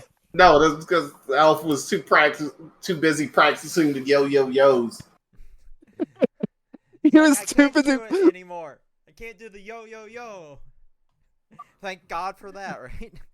Yeah. But I also do like in this episode how Kai is the one insisting that Leo take some rest, which helped to make me think that Kai might potentially become my favorite character because he was, even though he's like a stick in the mud, he at least was like caution of like, no, you are in no condition to be up and about at this point in time after being shot in the back for the bazillionth time. Listen. He just likes taking back shots, okay? Yeah. But this episode also is some of the signs of some of the worse at editing in Lost Galaxy because I put this note in. Leo kicks Shark Brothers so hard that him and Shark Brothers teleport through different dimensions and time periods and different series. He kicked them literally back into Super Sentai. Tradition in Sentai in general to kick people into the quarry or to kick them into the warehouse. I know, but Power Rangers normally is very clever at hiding. It's very clever at hiding that, but Lost Galaxy they dropped the ball on the head quite a bit in OG Power Rangers, like Mighty Morphin. Yeah, but they did get better there for a while. There's another glaring editing issue we'll get to a bit later. Yeah, oh my god. That glaring issue was so bad that I literally had to make Vex pause and go back. Yeah. So, the episode where Scorpius' ship is leaking and Magna Defender sacrifices himself. Can we just talk about Power Rangers' problem with cultural appropriation, too? Yeah. Because we had it really bad in the Turbo movie. And then we have it here. Was it the Tiki Monster? Uh-huh. Yeah. Yeah. Oh my god. I thought I put the note down, but I guess I didn't. When Trakina says the line, "We're ready, Freaky Tiki," and she says it with the most serious, like, you are meant to take this line 100% seriously. That just the way she says it just made me burst out laughing so hard that because I was watching the episode in one of my rehearsals for the play I was doing, and one of the cast members were like, "What are you laughing at?" And I had to explain why I was laughing so hard. Yeah, it was some Freaky Tiki, and you cannot say that name without. It's like just the name alone is so stupid. It's probably the stupidest name for a monster ever. Like there have been some about like Pudgy Pig and worse. I kind of feel like Freaky Tiki was like one of the better like cheesy ones. Yeah, I would give it like a good cheesy name, but it is one of the dumbest names they've given. Yeah. But Pudgy Pig's worst, in my opinion. Pumpkin Wrap. I kind of feel like also I want to talk about this. Like the episodes with the oddest like placements ever. It was like Orion Rising and then Orion Returns. It's like Orion Returns from where? Because it showed up last fucking episode. Yes. Some of these episode titles, but yeah, they're literally like throwing darts at a board. Like, what do we name this episode here?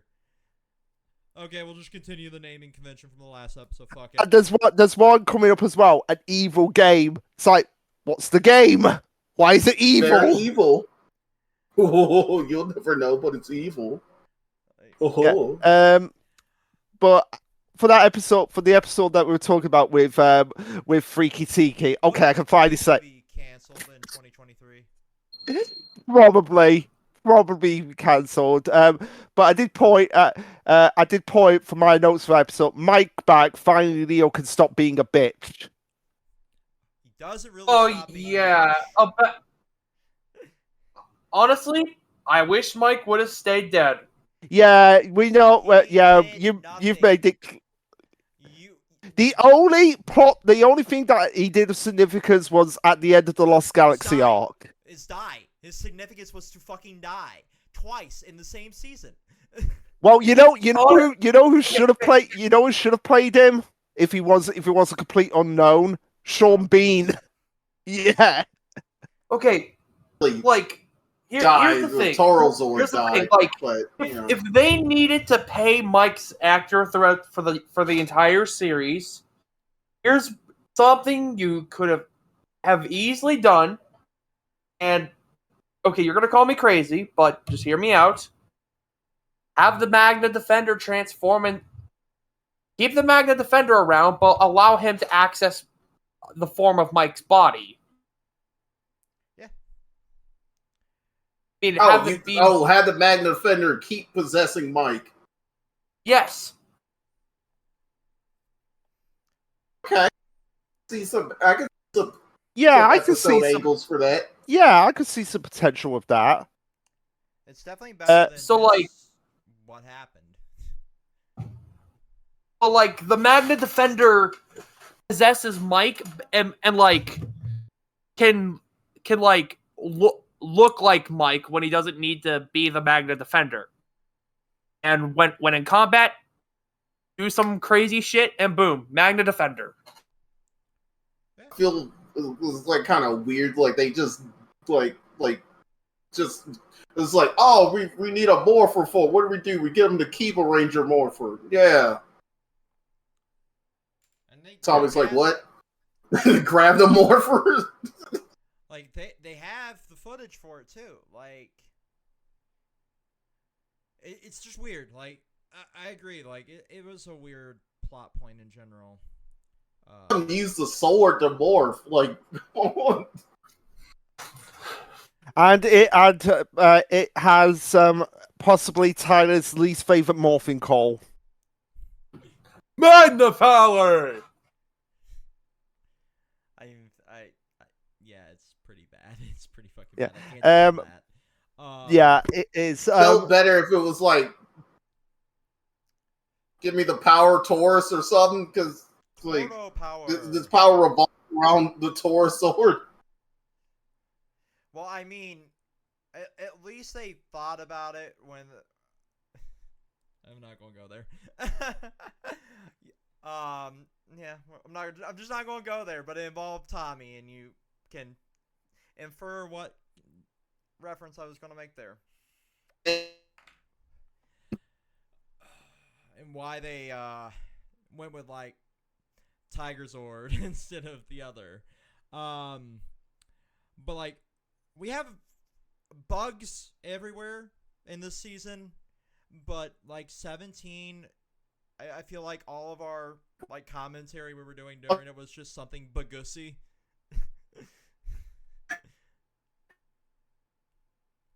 That episode was evil forces need a gas, or if you're in Europe, petrol pump in space badly. Yeah. Like why is gas still an I'm pretty sure there's a space shell somewhere, but they're like nowhere near. Because they're at the back of space. I guess the shell. Whoa, we getting choppy audio, guys.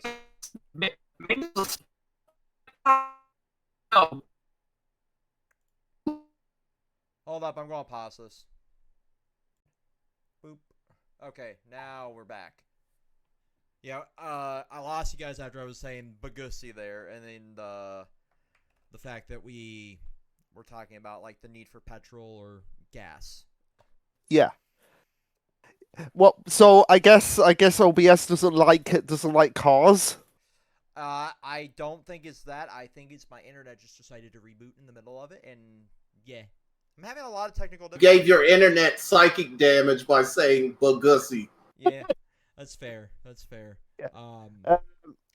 So yeah, we're at that point where Mike is the Magna Defender, but really doesn't contribute much. But there was then we get to the episode that's basically Banjo Kazooie, where Chikina wants to steal the beauty of everyone, and everyone becomes horny for her. Yeah, I mean it's very cool. Beauty by making you all purple like Thanos.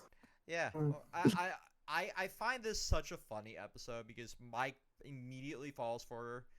You would think, or at least that you're led to believe that, and then he turns out to have seen through all the bullshit. And this is like one of his only shining moments till the end of the season. Yeah. Like Mike was like, well, yeah, I always thought you were hot, but you're like crazy. So why would I want to fool with you? Oh, yeah. And it's also the season requisite jealousy episode where Kendricks is jealous of Leo because he's simping for Chikina in human form. Yeah, I mean that's fair. So it's like so Kendricks is like, I need my Kendricks ex Leo fanfic. Yeah, that's an interesting fan fiction that we would have here, right? Because we have a lot of connections between Leo and this entire season. I don't think I can hear you guys again. Can you hear me now? Yeah, now. Oh, can you hear us? Yeah, Okay. yeah. But yeah, so that's really all I had for this episode. Except, and I didn't put this down. Bulk randomly showing up after being absent for 17 episodes. What he was doing like between those episodes. Yeah, it's like, why even have Bulk in this season if you're not going to do anything with him? Yeah, he really. I mean, to be fair, they didn't do anything with Bulk Skull and In Space. All they did was fuck around with some old guy. Well, they more than we did here, and they had the whole final speech at the end where I'm a Power Ranger. I am Spartacus. Yeah, literally. Like it's kind of like, oh, we're gonna let you like be in some episodes and we'll pay you and whatnot for seniority's sake, and you're not really doing much. It's like, okay. Yeah. But yeah, the next episode that we had, which was the rescue mission, was one of the episodes I was most looking forward to because it was pretty much just an Aliens ripoff. That's literally what the director of the episode calls it, like the biggest Aliens ripoff he could make. And yeah, it was a very horrifying episode, considering it's one of the only few episodes that has no Sentai footage. Monster kind of remind me of like the Predator, though. Yeah, no, you're right. Like 100%. Like it. Like the plot of it is Alien, but like the monster of the week is Predator. So yeah. Aliens versus Predator before Aliens versus Predator. Yeah. But also featuring like Starship Trooper. Yeah. Because their armor. I'd also I actually watched that as a movie. You've Starship Trooper. No, like something similar to what we got in this episode, where you have Starship Troopers, Aliens, and Predator all mixed up into one. That'd be kind of fucking cool. Yeah. That also has the random of the book. Literally sits on and it's mostly not in the Rangers' favor at all. Why do they keep it? Burn the It was Luke, it's your audio that's bugging out, buddy. But yeah, like there's something interesting about this episode in particular, other than the or it just might be Discord shitting out. Other than the lovely plot here, we have the book that will continue to kind of play into this season. That ends up being like the whole crux of getting the new Zords and everything else. Hold on, it's Discord shitting out. Oh, okay, so it's not start the worst two-parter. Oh yeah, really? It's the worst two-parter in this season, I might add. Yeah. In this season.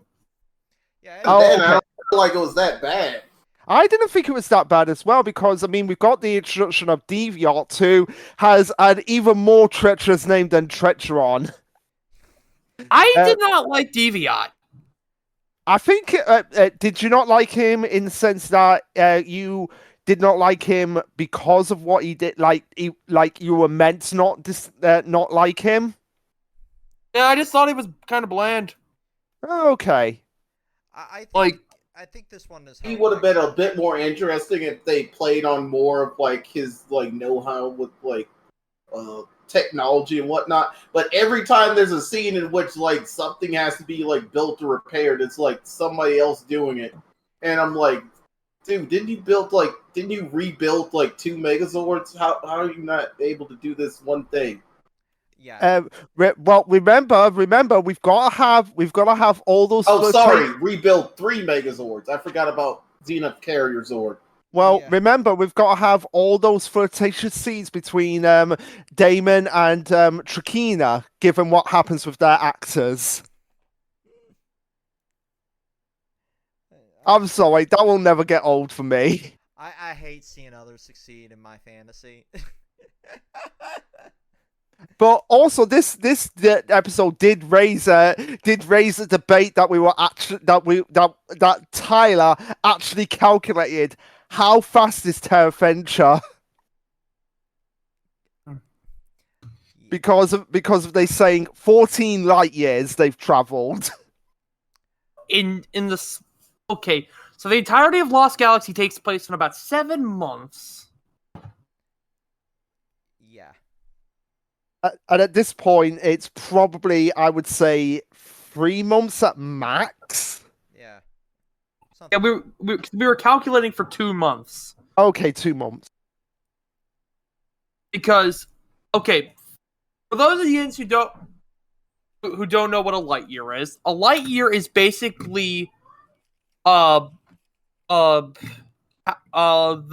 distance light travels in 1 year. And the speed of light is 186,000 miles a second. And a light year is 6 trillion miles. That means moving at the speed of light, light travels 6 trillion miles in 1 year. Hence, that is 1 light year. So to travel 14 light years, let's actually do the math for that real quick. 14 times 6... 24 or I'm glad that would be Go ahead. 84 trillion miles. They traveled 84 trillion miles in 2 months. And which means it's probably of our known galaxy, Tyler. The span of our known galaxy.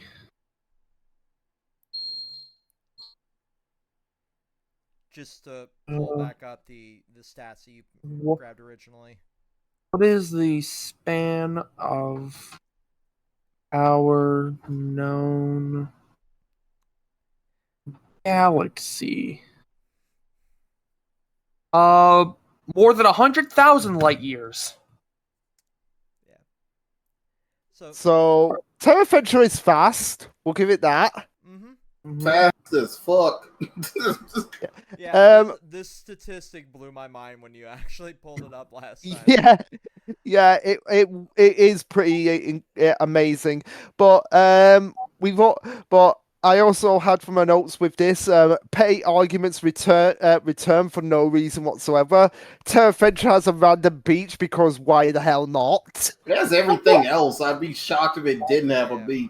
Yeah, like it has a woodland, manufacturing district, it has a warehouse, buildings, it has all that shit. So it makes sense to have that. I have down here suit actor gets yeeted to the wire level because you could actually see like OG Star Wars style, like the wire harness that they're using so they don't get injured. Still in the footage, they didn't rotoscope it out like they had been doing, so there was just an editing mishap here, but not a clip. They never do that. You see it all the time. But it's not as obvious as here that I've seen. Like, it was just like right there, center frame in this. Yeah. And I also had here kamikaze cycles. Yeah, I had that note as well. We were on the same brain there.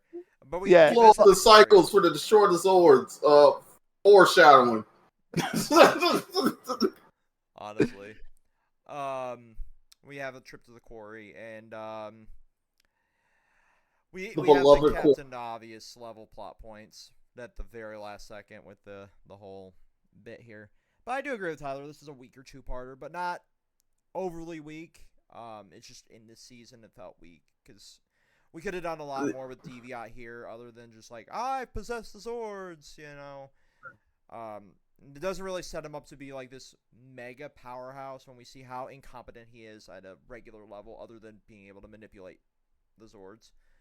Yeah, that's fair. That's fair. The only thing that really bothers me is like the Rangers like couldn't obviously put 2 and 2 together. Like they had the book, they had the picture of the that is Galactic Beast, and it's just like, I wonder why ours aren't fighting them.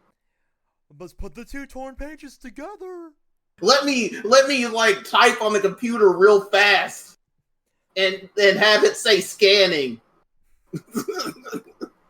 for an hour and a half before I realized it. And the message comes back: use your brain, dumbasses. I wonder what the Red Rhino and the Blue Phoenix and the awkward shark with Gatling guns. I wonder what these are. This could possibly be the things we're fighting, guys. That's too obvious. We don't want to, be Captain Obvious here. Jesus fucking Christ. Okay, I'll give you that one. That is pretty weak. But also this leads into what we get. We get Scorpius's death, which it's very surprising that you get the death of, Trakina is meant to be the main villain of the series, but Scorpius up to this point was the major threat. So to see him go halfway through the series, it kind of reminded me of what happened in Zeo, where King Mondo got taken out for a while, but in this case it was permanent. King Mondo can be rebuilt. It kind of reminds me more of I don't know. The Rangers being swapped out in Turbo, except it's reversed for the villains. Yeah, that's what I said as well when we were discussing Lost Galaxy, and also as well we get introduced to Finamax, who is similar to Deviant but a million times more cooler and better. Agreed. Also, I love these moments in which for Power Rangers they can twist a character's whole personality compared to their counterpart, and it's night and day. Oh, absolutely. That was one of my other fun facts, that Finamax's counterpart was the complete opposite of him, and any Sentai footage of him had to not be used because he uses guns. Yeah, you can't have guns, but Magna Defender can have that shotgun sword. Why not? Yeah, Magna Defender can have that shotgun sword, and the Rangers in goddamn RPG. Yeah, and the Rangers in Lightspeed 2 RPGs. Yeah. And the Rangers in Lightspeed Rescue can have blasters, but not guns. No, they can't be called guns, even though they are clearly guns. Okay, here's the thing it reminded me of. They needed somebody to give them random crystals to access, their upgraded versions of their RPGs, which they already get because of the powers of, the Flights of Orion, at least with their counterparts. So I found that weird. Oh, yeah. It's just a silly little thing here. But, we also, Trakina being bullied on Onyx was fucking hilarious. Because you have, the daughter of one of the most villainous people on the planet, right? But at the same time, she's being treated like a nothing. An absolute nothing. Treating her like that because the news came by fast that her father is dead. And there's whatever. What are you going to do? We know you ain't shit. Your dad was shit, but you ain't shit, so get the fuck out. Yeah. That type of scenario. And then her getting rescued by Villamax and getting one of the hardest goddamn villain training montages ever. Some Rocky level shit here. Which, I was gonna say it needed either the Rocky theme or "You're the best around." Nothing's ever gonna. I'm sure that exists somewhere on the internet. I'm just too damn lazy to look it up. If not, I'm sure somebody can edit it and put a comment somewhere or tag. Somebody already did it. Linkara did it when he was doing his retrospective on Lost Galaxy. Perfect. So he's already done it. Perfect. Then nobody needs to make it. We also have, just shortly after that, the shirt rip from Leo. Yeah, because he has to show off his abs to the villainess in the first one-on-one fight with a main villain in the franchise between one of the Rangers. Full on fight. I mean, Tommy fight Lord Zed Lord Zed, but that was more of Lord Zed tossing him around. But it still was the leader versus the main villain. But he got fucking absolutely manhandled, which was funny. even mocking Tommy's constant high Ring by saying, "Do those high R's give you more power?" And Trakita's upgraded weapon is just badass. Like, oh, absolutely. But yeah, let's. Hiya! Fucking hell. Could I jump ahead for a little bit and talk about the chess monster? Yes. Yeah. He is so OP, but at the same time so stupid. I'll be right back. Just bear with me. All right.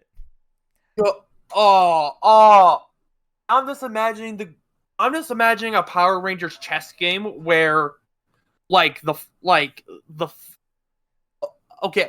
imagine a Power Ranger chess game. I'll use Lost Galaxy for example. The Stingwingers are all of the pawns, and then the Rook can be like Furio or something. And the Rook, Bishop, and Knight are like the lieutenants, and then the King and Queen are like the head honcho bosses. I think there's something similar to that. Let me put it here in the modcast or the mod stuff. So this exists in more. I feel like one of the villains had a similar setup. It was like, what was it? One. But what you're describing. Oh, that would be our other Pink Ranger. Ironically enough. Because she had figures of everybody, including herself, set up like on a chessboard. All right. When she was a villain. I find that hilarious. In space chess pieces. Boom.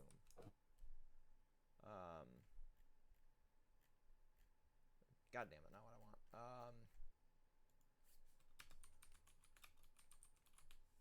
There we go. All right, I'm back.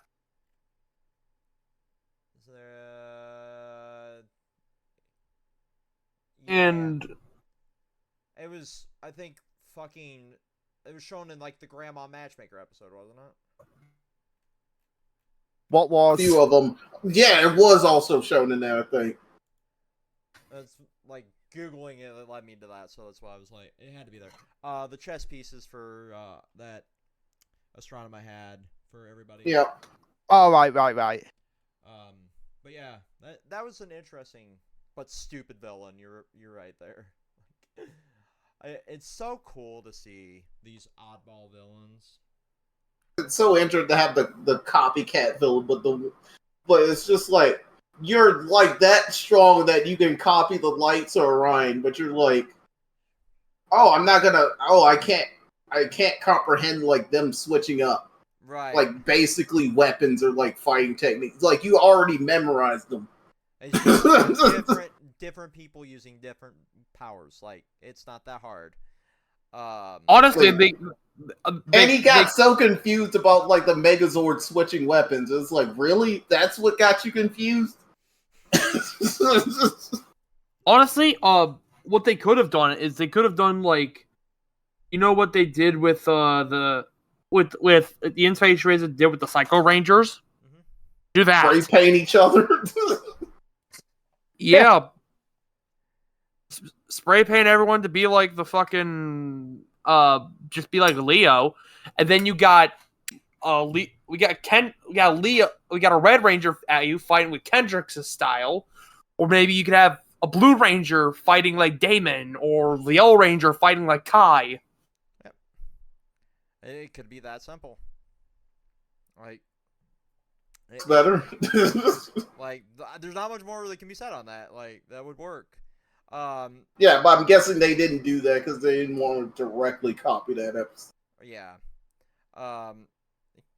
One of my favorite episodes this season was 25, where the director of Terra Ventures is kind of overtaken by, stupidity, where he wants to kind of shuttle the ship right into the sun and everything.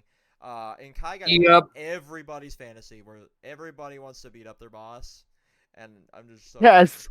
I'm just like, thank you. Somebody gets to. But I do like this episode as well because it's the episode where, like, Kai pretty much officially has his transformation of just like, okay, yeah, I should trust myself more than like what the boss is actually saying. Yeah. And everyone should have been questioning Stanton on why he was doing what he was doing. Like, nobody should have been like just blindly following orders. Why? Sure, sir. While we're low on fuel, let's just shuttle ourselves to the fucking sun. Why not? Yeah. It's like we're running out of supplies and they're low anyway, and we keep getting almost murdered by this sexy mantis lady. Yeah, let's shoot ourselves into the sun and put us out of our misery. Yeah. But this episode as well finally gives someone to use their natural voice, because we have Barbara Goodson as the monster of this episode, using her natural voice. Yeah, that's actually pretty cool. So we haven't had that ever up to this point, that to our knowledge. No. But I want to really talk about the episode right before that, where we have Damon going to help the villains repair their ship, because he's the only mechanic that is ever utilized in this entire season for some reason. But it's just the fact that the guards in Power Rangers are just the dumbest thing ever. Like when Damon's going up to one of the higher ups of Terra Venture, and they're just like, get away, get away. It's like, no, I'm just giving paperwork in. Right, like, it's so fucking...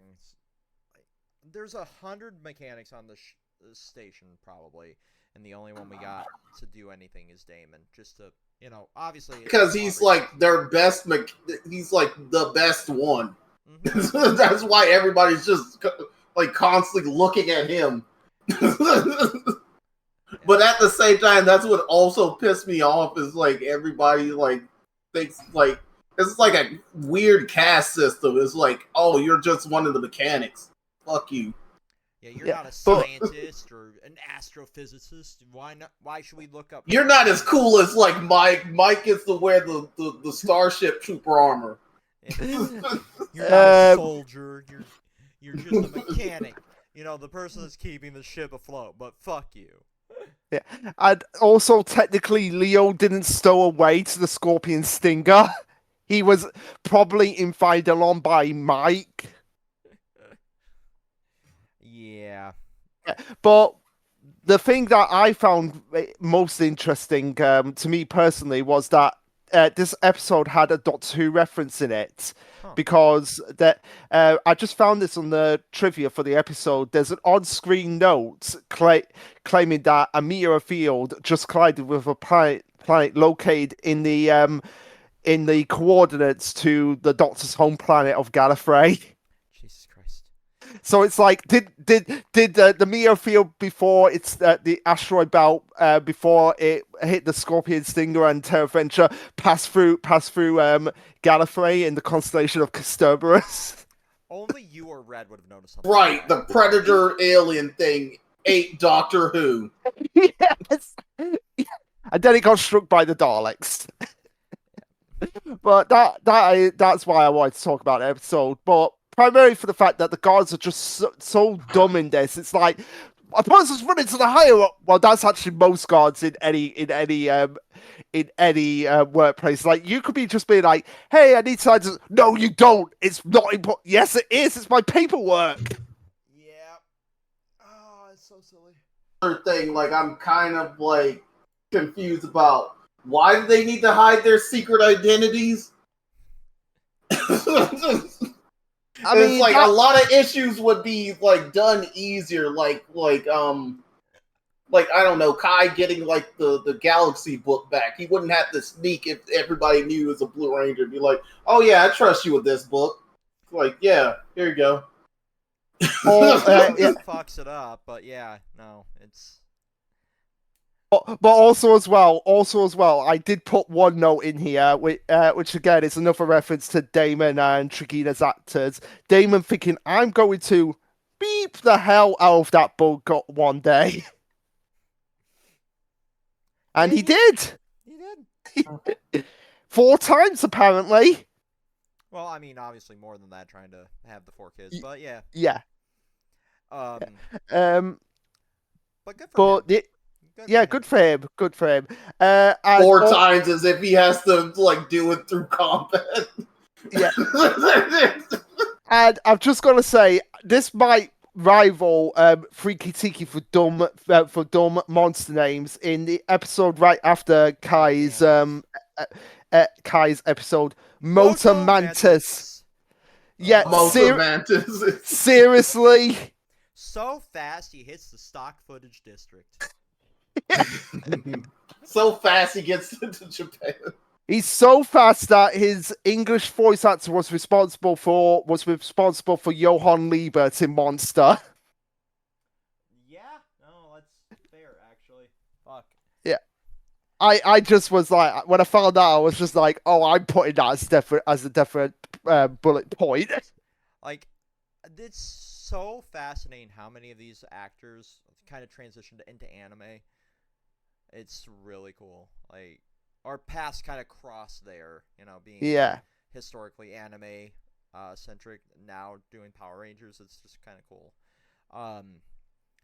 But yeah, there's something weird about this one to me and the fact that they're willing to bet everything, the quasar on a sabers, race, the fucking bikes, your teammates, against the cheating villain of the week. It's like, he cheats by the point you're willing to put your damn morpher essentially up for grabs. Your weapon, your bike, all of this, and you already know he cheats, so why risk it all for that? Instead of just beating the shit out of him. Hey, you know what they say? You gotta go big or go home. Yeah. But I think Leo should have just gone home.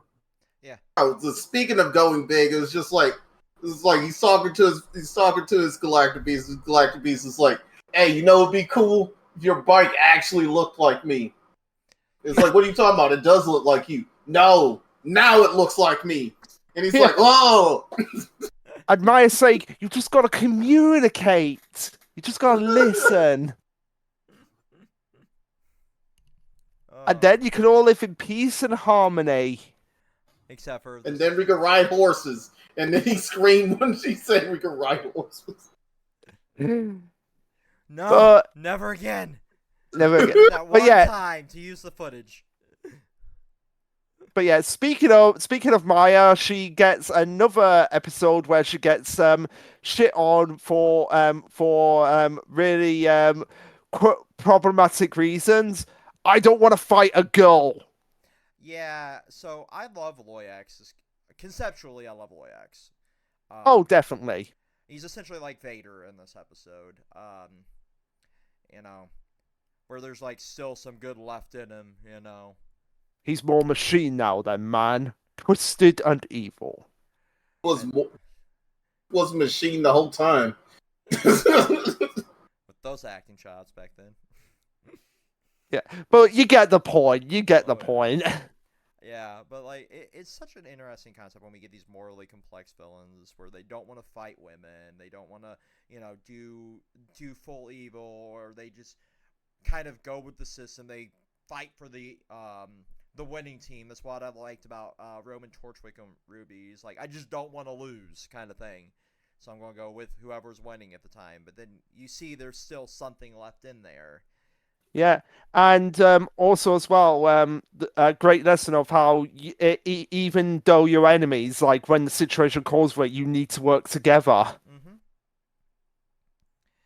So yeah, it's just kind of cool. Like and it has possibly if I was going to say top 5 ending scenes, this will.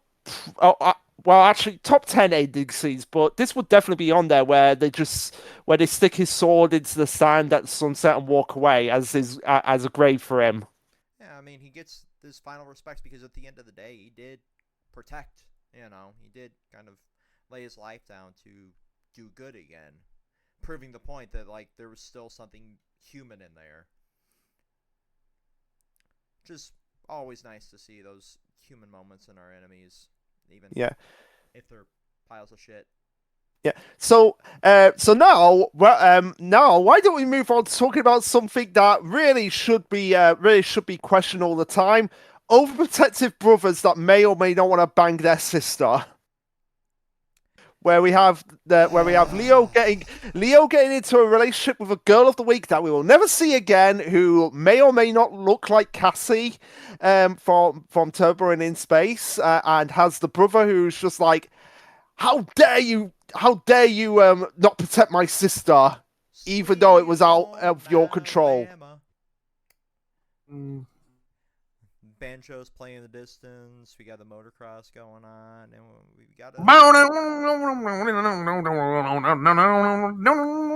played dueling banjos if I didn't think I get fucking copyright struck, but like, there's why just why do we have those moments? And yeah, okay, okay. There's a difference between being protective, and overprotective to the point of like, really? I just want to go and hang out with. No, I can't trust this guy for some reason. Yeah. I mean, It's like even just like the basic of like, oh, I'm gonna make physical contact in just the most casual way. No, that's still not enough.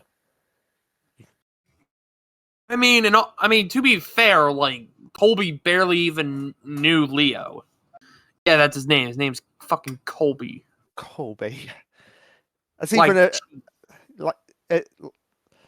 I don't. I was trying to make a joke there, but I was like, it went completely out of the water. But yeah, it's like, okay, I get that it doesn't know him all that much, but at the same time, it's like, come on, your sister is not 5 years old. Yeah. Which make this all makes me kind of worried when the anime onlys watch Mission Yozakura Family and react to Korichiro.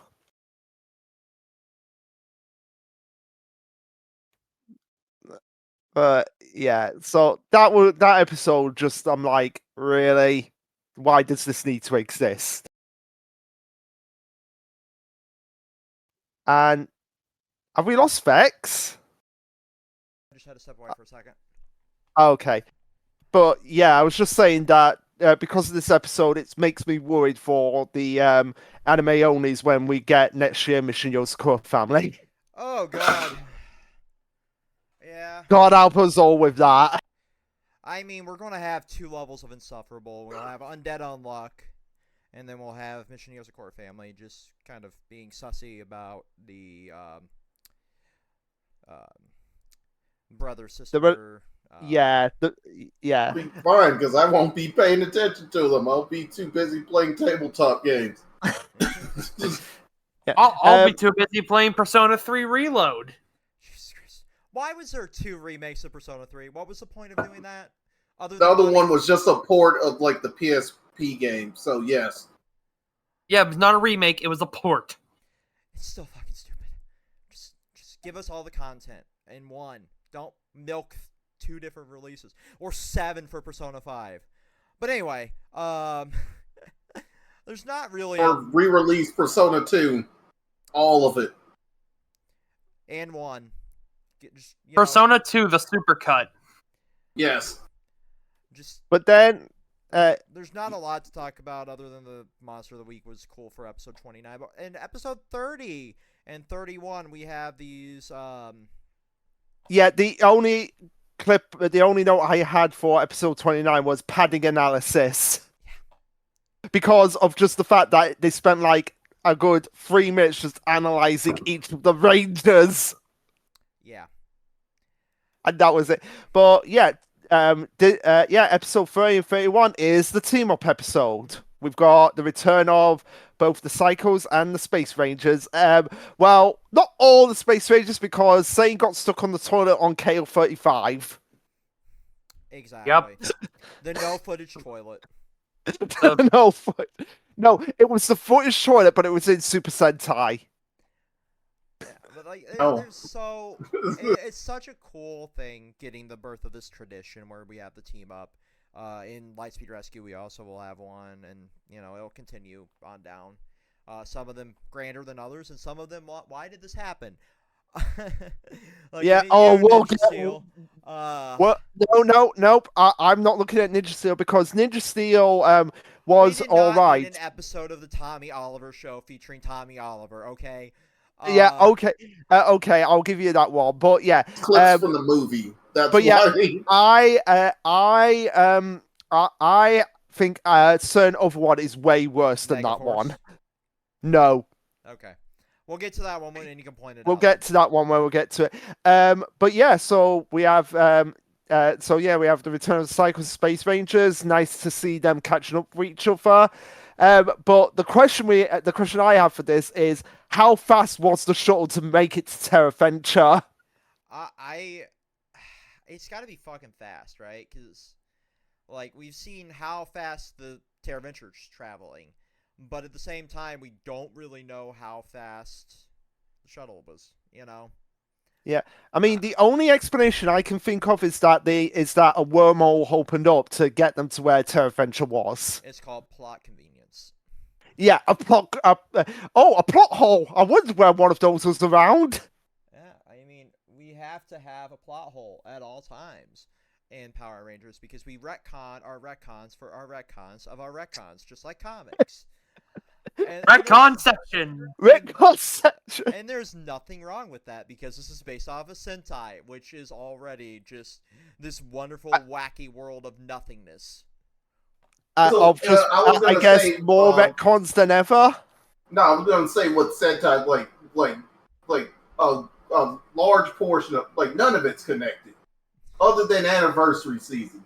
It's absolutely everything's one off. They don't. So they don't have to worry about continuity errors or plot holes. Yeah, it's just fun though. It's the nonsense of the Sentai is what kind of leads to the need for plot holes in the Power Rangers universe. Just because we have, God damn it, that saves it in MKV file. We have the need to kind of build our lore around the stock footage. And that kind of leads into how can we write this in to fit the universe that we've created. But at the same time, as we go from director to producer, we create our own plot holes. How does this minor thing work in the universe? And as we went further in time, we had people that kind of took over the role of the lore keeper or the people that kind of make sure everything fits in the universe. For a period of time, that was Missy Flores, who we've interviewed on the channel before for when she started Dead Lucky, and she kind of just had a role there to kind of make sure things kind of went in place, essentially. And now she's heading up the Boom Comics as well, so that's really cool that she gets to revisit a universe that she left for a while there. And she's kind of admitted to needing to relearn certain things, kind of as she wrote in. She did a Q&A on Reddit last week, I believe it was, talking about the new event and kind of favorite seasons and how a typical Q&A goes, which was really fun to read. I put out she's based because she loves Diva Talks like me. But yeah, no, it's kind of that fun little give and take with the Power Rangers universe where we kind of have to fit the roles to not only just do the plot convenience and the pad in the plot holes, but also fit around the footage that we have still and everything. So having no Zane kind of made sense. And also, look how many Rangers we had on screen for what was taped on actual film and not digital back in the day. So yeah, that to go with. Yeah. But this team up also leads into a first for the series, which was hinted at in space, the death of a Ranger. Mm-hmm. Yeah, with the death of Kendricks, which was only done because of behind the scenes issues. Yeah, it kind of makes you wonder though, right? Would Mike have actually been the death?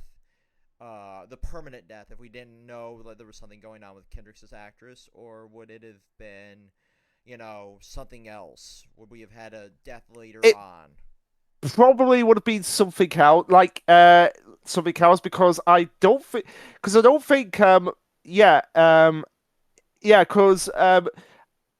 the episode where Damon had to help out the villains with the ship, that's when she began. That's when she I think had her diagnosis. So it wasn't immediate. So it might have been a death later on. That's fair. Probably at the finale. In Leo, probably the at sacrifice there when he kind of used the battleizer. But this raises an interesting question of just like if Valerie Fernan, who plays Kendrick, wasn't diagnosed with leukemia, how would the team up episode have gone differently? That's a fair question. I wish we knew a bit of what was going on behind the scenes and what the but we're not a fly on the wall, so we'll never know. Yeah, it also leads into another what if as well, because Patricia Lee, who played Cassie, was going to be the Pink Galaxy Ranger originally, and there was a script ready, completed, where she actually assumed the powers. It's been released online, but I've not read it yet. But obviously that didn't happen because of the fact that she was only being paid as a guest star, so Valerie Fernan could still get her full pay to pay for her leukemia. Which, to Saban's credit, for all they are stingy about money, that was very nice for them to do. Yeah. Well, I mean, they're not stingy in the sense that they'll waste $1,000 an episode on fucking sheet cake and diapers, but they won't pay their actors properly. But here they did a good. Yeah, they did a good. So credit where credit is due. They actually did something right. But they probably also thought that that if they didn't pay her properly, they might have got that probably would have violated the contracts, and they probably would have gotten sued. It's also a possibility. It could have been for a selfish reason. And I kind of lean a bit more into them doing it for the selfish reason than the whole. But I want to give them the benefit of the doubt that they did do it so that she could pay for the treatment.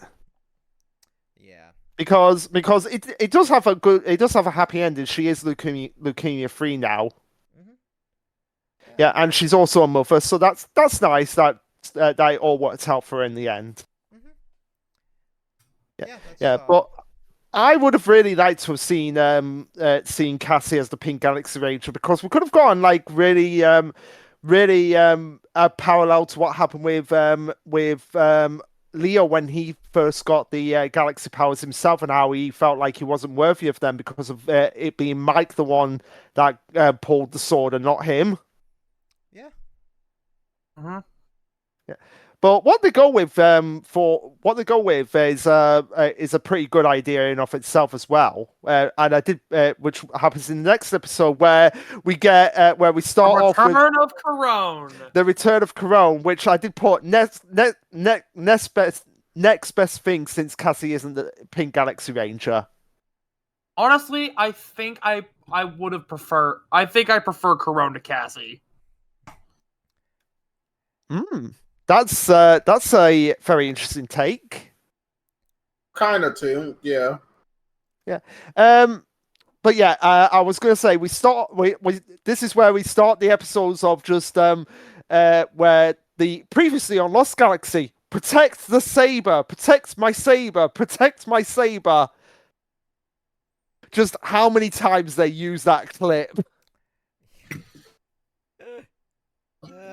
We need to protect the saber. I guess it's also for us to remember, and also the fact that it's like, oh yeah, we're gonna need a line for each episode for the still keep her on like main billing. Yeah, fair enough.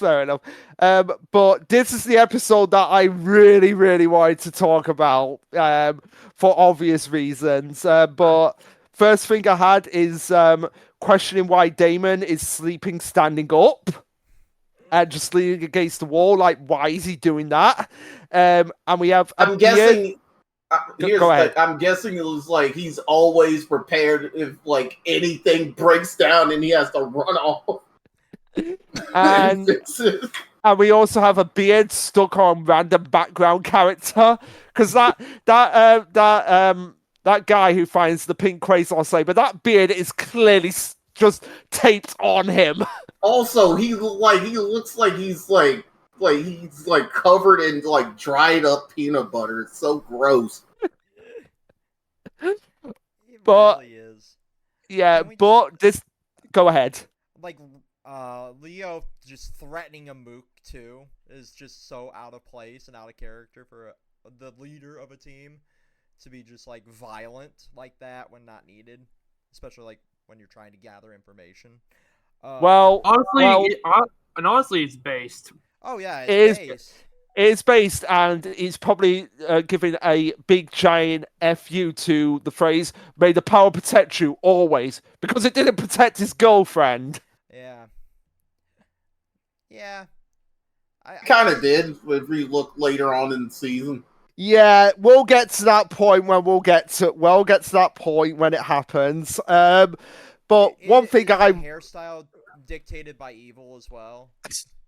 Probably. The evil salon. Yeah. Well, she no longer has Elgar, right? Yeah. So the evil salon. I almost said the evil salon. But speaking of, he's always evil. Speaking of the auction on the home base of Farius Finland, Onyx. No, not the Rock Snake Pokemon. There is one particular henchman who appear here who have a song that has the lyrics, "They're stupid, they're useless, they're lazy." We see the Piranatrons here, so they are the only henchmen who survived the sea wave, and were basically like, you know what, we're gonna go and do our own thing. It's like, no, I think it's just, I don't even think these ones are connected with that, and they're just from the home planet. It's just like, oh, we need some bodyguards. It's like, never like, sure. Yeah, but to call the Piranatrons pathetic where they're the only henchmen that survived the sea wave, it's like, no, they are not that. That song means they weren't evil. Yeah, that song is completely wrong. Wrong estimate. I want you to answer my question. Why do you hate the Piranatrons so much that you have to make that song about them? Sorry. Maybe the Piranatron song was only referring to the Piranatrons that work under Divatox specifically. But that doesn't even make any sense. Them. They're very competent. Make any sense at all as well. Yeah, they destroyed the fucking power chamber. Like the command center, they just destroyed it.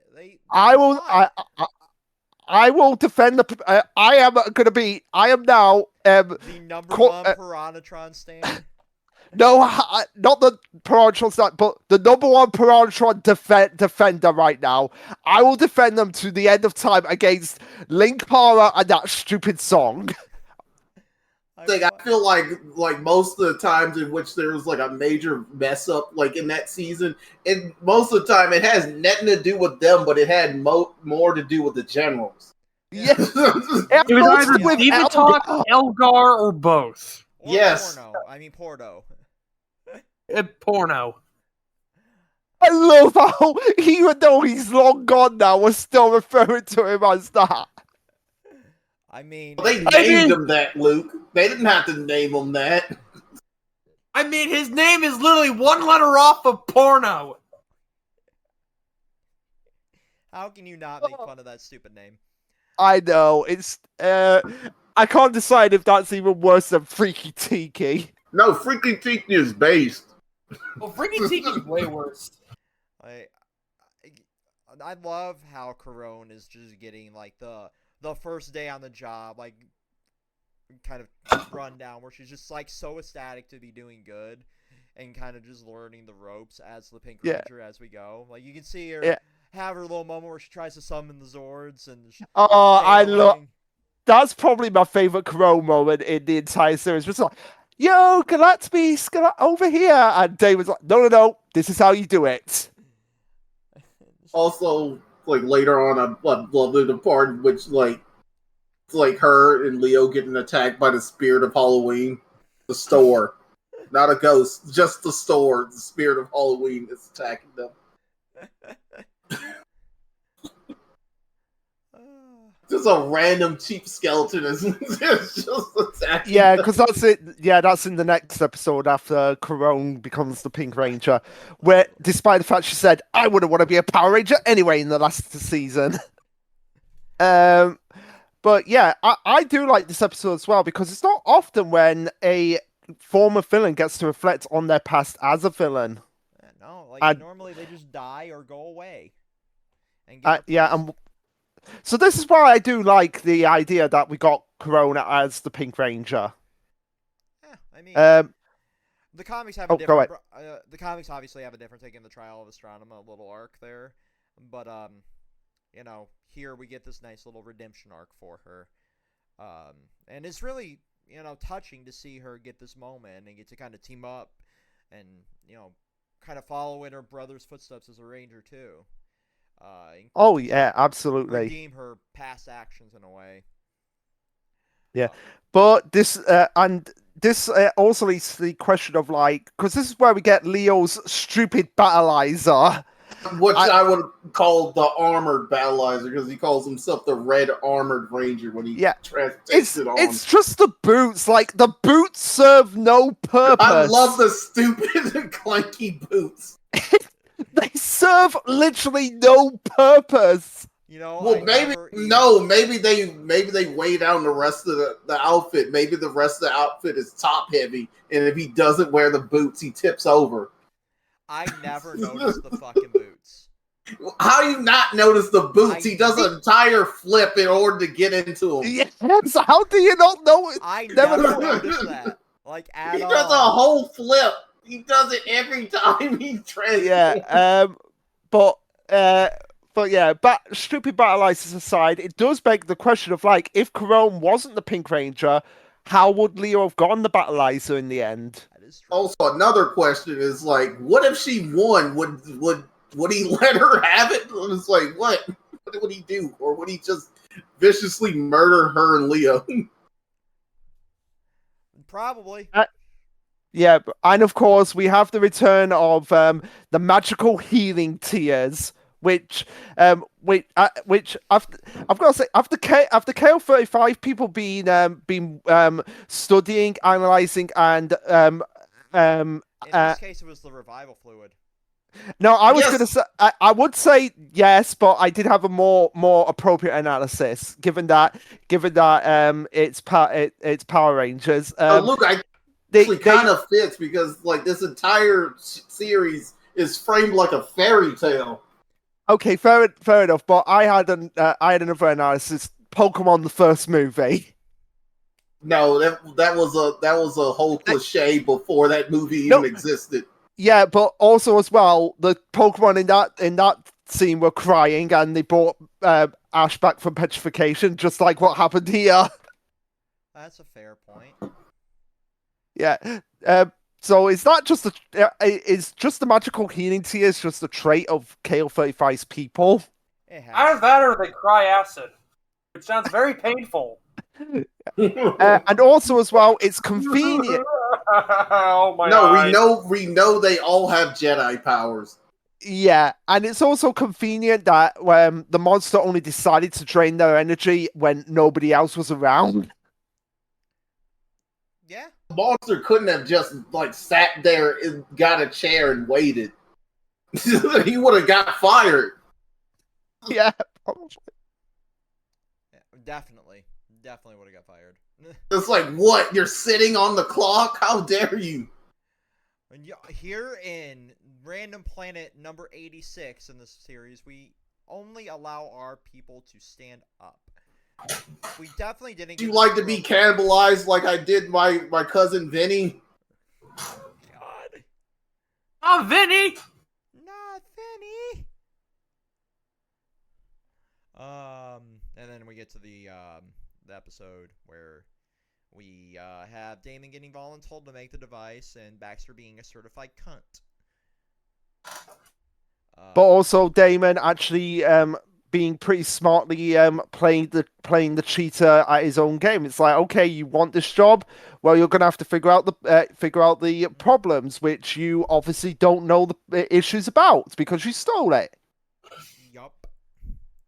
And that's about it that we haven't talked about for that one.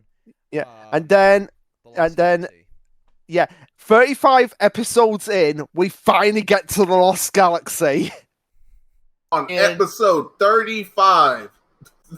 We also get introduced to... I believe this is also where we get introduced to what was originally the antagonist of Gingaman, the Sentai equivalent of Lost Galaxy. No, that's the episode. That's the episode after. Yeah, that's the episode. That's the episode after. So we end on Kai going, "We're in the Lost Galaxy," and then it's the episode after. Yeah.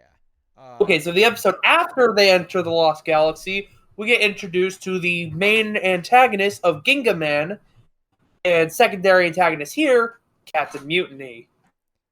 Oh. Yeah, and this is where the cut. This is where like the cuts between original and Sentai footage get completely out of control. Starting with this episode. Well, I mean, they had to use up that Gingaman footage, so they get a lot of it. Yeah, but what I did notice looking on the henchmen for Captain Mew, which are called the Swabbies. And I love them. I love the pirate themed like mooks. Like, I love the pirate theme, but the costume is just so stupid. Like it fits though. It's so wacky. Yeah, but apparently, according to their wiki page, they are canonically asexual. Which kind of makes sense, I guess.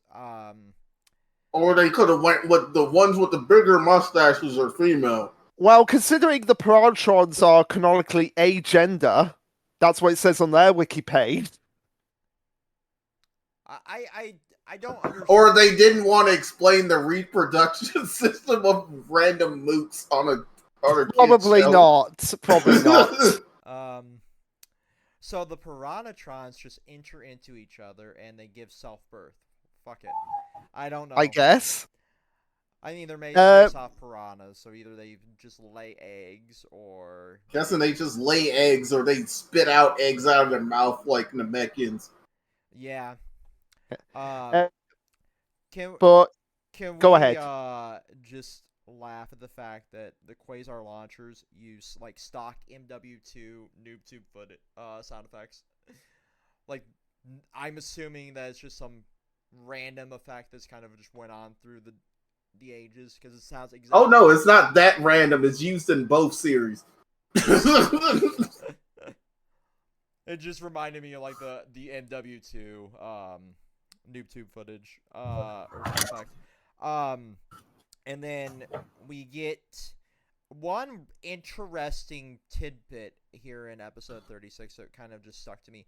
Like every 100 years or so, people appear to the Lost Galaxy and they just get turned into slaves. By Captain Mutiny, who was clearly trying to do his best to hide the fact that he in a different alternate timeline transported himself into the digital world. Yeah, because everyone also, Captain Mutiny is a humanoid ship. Yeah, who has a castle sitting on a dinosaur. Yes.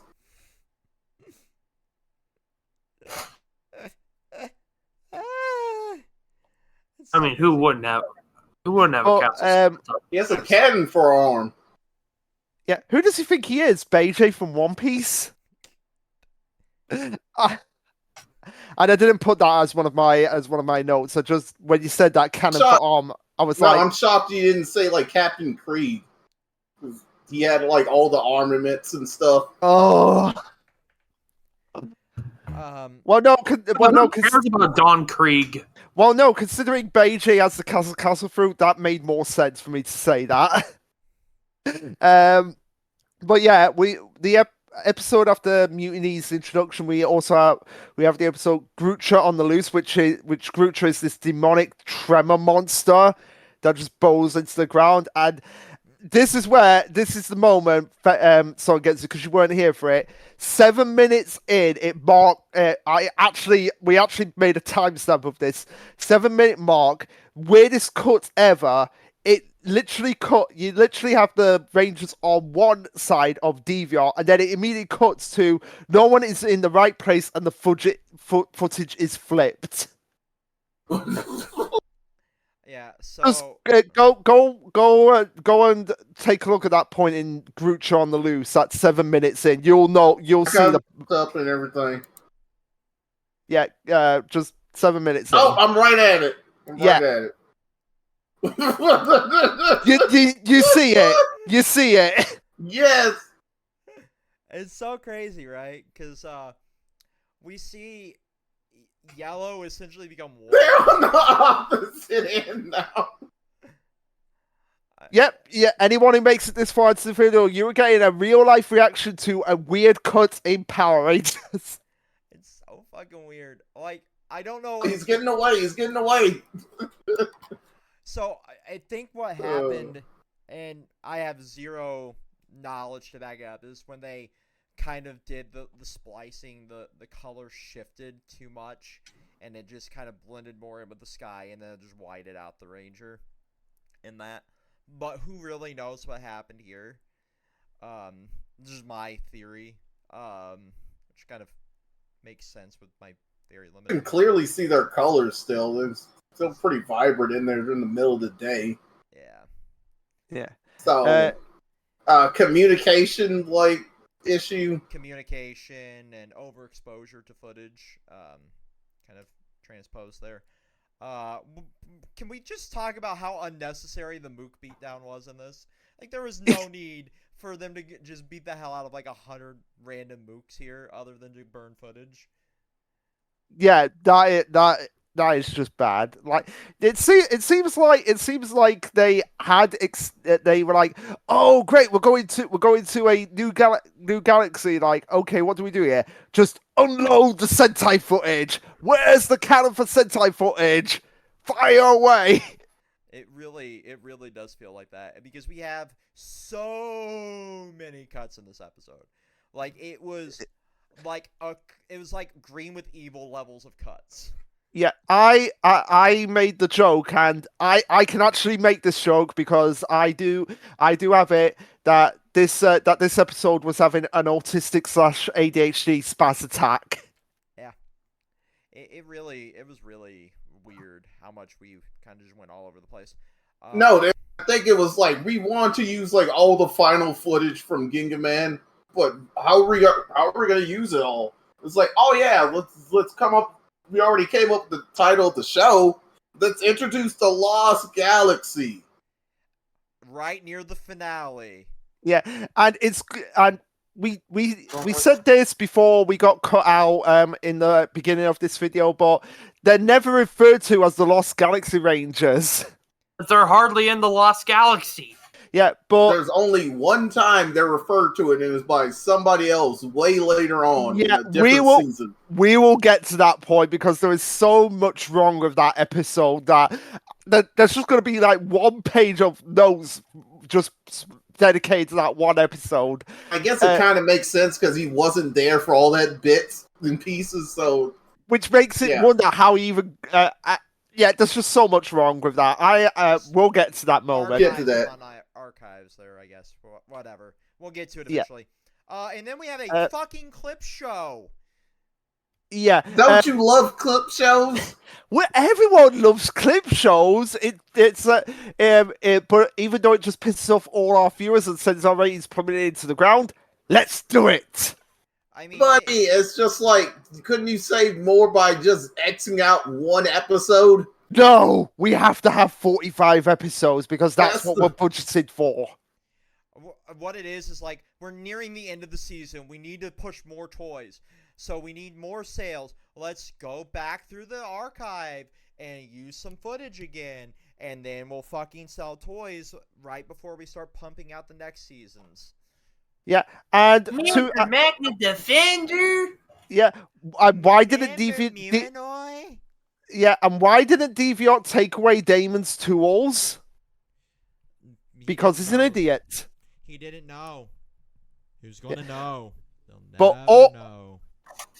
But also as well, I'd like to say something in direct response to all the people who were bitching about episode 13 of Pokemon Horizons being a clip show. No, that was not a clip show. That was a flashback episode. This is a clip show. Oh, what's worse, that like this like clip show that came up, or like the Golden Girl clip shows? Yeah. So yeah, not much to say about the clip show. But there is one interesting thing that did happen in the episode after that. We have the return of an old ranger, an OG ranger, doing the voice of the monster, because we have Walter Jones voicing the monster of the week in this episode. Which, gotta say, pretty neat. Yeah, with a plot ripped right from Nightmare on Elm Street. The only thing that was missing was that the monster didn't have claws for hands. Oh yeah, my main note here was 1, 2, Freddy's coming for you. I mean, Flowers and Fortune make for a weird dream episode was my main plot point for this note here. And then the Freddy Krueger reference. But yeah, there's this like weird tradition of keeping the main cast away for a while. It seems like, other than Barbara Goodson, who seems to return so much. So this was the first time we had like a super quick return for a cast member, with Walter coming back, and then we really don't see him again. I don't think until Once and Always, do we? No. Yeah, not until Once and Always. There is one other point where he returns later on. So he has 2 guest appearances, guest voice cameos. This one and another one, and then he comes back for Once and Always. Yeah, but like Barbara Goodson comes back consistently, which is weird. That's like the one non-Tommy returning character. Obviously in Forever Red we get a bunch of Red Rangers coming back, but like not to the degree that those 2 come back. Yeah, there's not much else for that. So we're nearing the end here. With 40, yeah. I have 40. I only had rowing boats in space. Oh yeah, it's like Golden Voodoo Lady fights Blue Ranger. Yeah, and occasionally ghosts pop out. Yeah, with the voice of the actress who played Delphine in Alien Rangers. Yeah. Can we talk about why we're using rocket launchers as bludgeoning weapons instead of, fucking rocket launchers? Because it's metal. Because it's metal. It's so cool.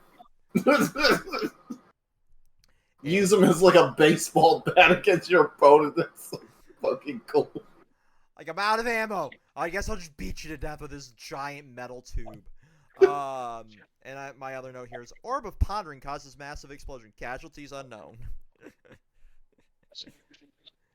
I guess I had to make it into a news reference. I don't fucking know. Well, it's a good thing, like, everything on that planet is already dead. Right. Yeah. Does she just drag, like, the corpses of the monsters to her planet? Yeah, probably. And she's like the only one who has access to leave the Lost Galaxy at will, and she just dragged corpses with her. She's a necromancer. She just randomly puts souls back in them. Yeah, and then we also have the return of Freaky Tiki in this episode as well. Lovely. And just like every other monster that reappears, they get lit the fuck up. Rightfully so. They get lit up like the 4th of fucking July. It's like, we're tired of this. Like, we ain't waiting. We're just gonna blow you up. Yeah. So yeah, for episode 41, I only had Swabbies and Worse than Piranhatrons. But also as well, the dinosaur is literally called Titanosaurus, no relation to Titanus. Also, like, Turn Titanus. I have a note here of Yigan versus the Galaxy Megazord. Because we literally have a monster that looks like fucking Gigan here. Yeah, lighting being shitty in this episode as well was a note I took. But whatever. It's Power Rangers. We come to expect little things like that. And then we have episode 42, Escape Lost Galaxy. Yep. No relation to Escape from the Planet of the Apes, although this would be the Galaxy of the Pirates. So my question for this episode is, because we have Mike entering a slave camp, he clearly does not have his morpher on his arm, but then we see him again with his morpher. My question is, where was he keeping that morpher? In his I was about to say that. Probably the poop tube. Now the question is, how did he get it in there? Did he swallow it or did he stuff it? Or did he do? Well, Tyler said he put it in a place where the sun doesn't shine. Well, I mean, I made the same joke, just more graphically for the context of the episode. Yeah. But oh, go ahead. Yeah, like. It's so weird because we do see him morph at the end of it and then kind of just prepare to sacrifice it and then sacrifice his powers, and the Torozor dying there at the end, which is horrifying because that's a living creature. Yeah. Just blows up. Yeah, you just killed an innocent bull, Mike. Way to go, dickhead. It was at the request of the original Galaxy or the Magnet Defender here, so that was his final mission. It's like, just wanted you to free the slaves, Mike. I didn't know you were going to kill my best friend. Fuck you. Alright, I'm out. And he's never seen again. Because I'm a ghost. Yeah. I'm chilling with my son in now my pet. Galacta Beast Heaven. You killed my dog. How dare you? Bull. And now we're on to the finale, Journey's End, which I have got a point out here. It's amazing how again, another Doctor Who reference. It's amazing how Doctor Who, for its revival series, took 3 titles of Power Rangers episodes to make for season finales. So we had Doomsday, Journey's End, and The End of Time coming up in Time Force. Yep. Well, I mean, oh wow. They're both like pop culture phenomenons at this point, right? So it kind of makes sense to pay homage to each other. But it is interesting. Yeah. So I'm sorry, I have to do a stroke. So the Journey said, so the Doctor is fighting the Daleks and makes the Chronos. Oh wait, sorry, wrong notes here. You're not sorry. far off though, because we see the like Occam's rays are coming to play here with the stupid cocoon, right? Where we don't want to fucking transform into this bug, but Deviat's like, nah, bitch, you're transforming. And transforming, and guess what? Fusion time. You made the that was literally my next one. Tricking a fusion, huh? And you made the. Yeah, go ahead. I gotta say, the urge to use the I'm personally of the belief that like Deviat being gone is not really true. I think she was just kind of bullshitting. Well, no, it's kind of one person. I feel like there are still Deviat influences in Shakina's mind. Oh, yeah. And you see that near the end of the finale, where you kind of get the feeling that Deviat had just taken over her personality there to force her back in. So I don't think that Commander Stanton really breathes a lot of confidence when he's like, I didn't know if we'd make it line.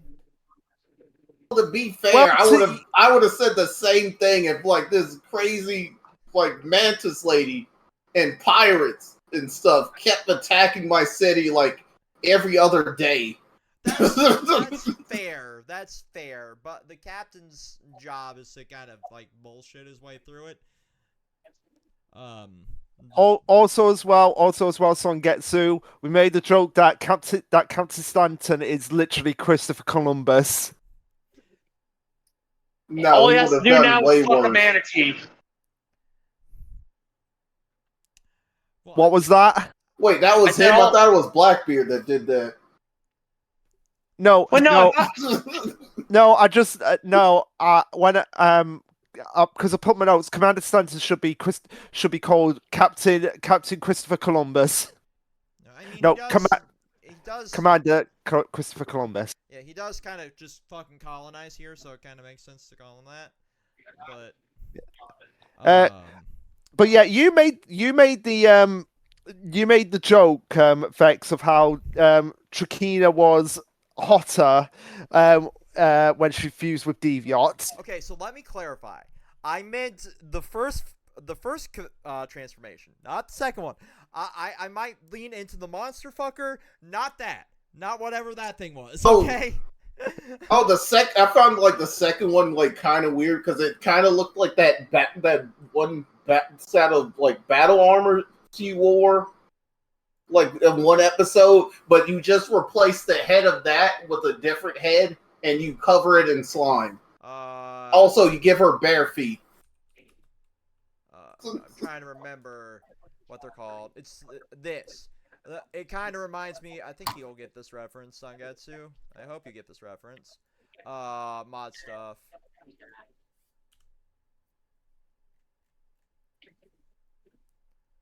Yeah. It kind of remind me of the Brood from X-Men. Yeah.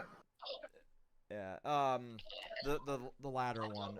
Is why it kind of turned me off, because being growing up on the X-Men cartoon as a kid, this fucking thing terrified me. So yeah, that's why I'm like, no, the second transformation's too far. Don't. They gave her like some luscious lips though. Yeah. Honestly, she looked like she looked like something out of Toriko with her second transformation. I don't know why I'm getting Toriko vibes, but I am. I mean, I could see that too. But like her first transformation, where she just goes all psycho, it's just like, oh, hello, walking red flag. I will allow you to fuck up my life. Whatever. I'm game. Yeah, and caused me to basically turn my soldiers into suicide bombers. Yeah. Soldier / family. Yeah, because there's no being around the bush here, pun very much intended. She literally turns the Stingringers into suicide bombers. Yep, I mean, and you can't dance around it either. No, she just literally straps some C4 to their chest and is like, go commit a 9/11. Yeah, which is before that, which is obvious why they could get away with this scene. Mm-hmm. They could not get away with what she did. Like after Time Force, they could not get away with that type of they scene. They could. After Time Force, they could not get away with that. Got as dark as it did, for like some of the themology in RPM. But we'll get to that when we get to it. And yeah, even though he was working for the villains of the season, even Villamax was like, "This is overboard." It was like, you're gonna strap bombs to your entire family. I would have went in. I would have said, "You're out of pocket there too." Yeah. Daddy, are we gonna make it to the new colony? No, son. We're gonna get blown up by these weird bug things from Starship Troopers. Okay, Daddy. Yeah, we have to comment on the fact that people had literal walls falling on them, but yet they survived. We can't show civilian death, I guess. Like drywall can also fall on me, Luke, and I can survive that. Like rebar and supporting columns on Getsu. I mean, I could. I'll be limping, but I'll still be alive.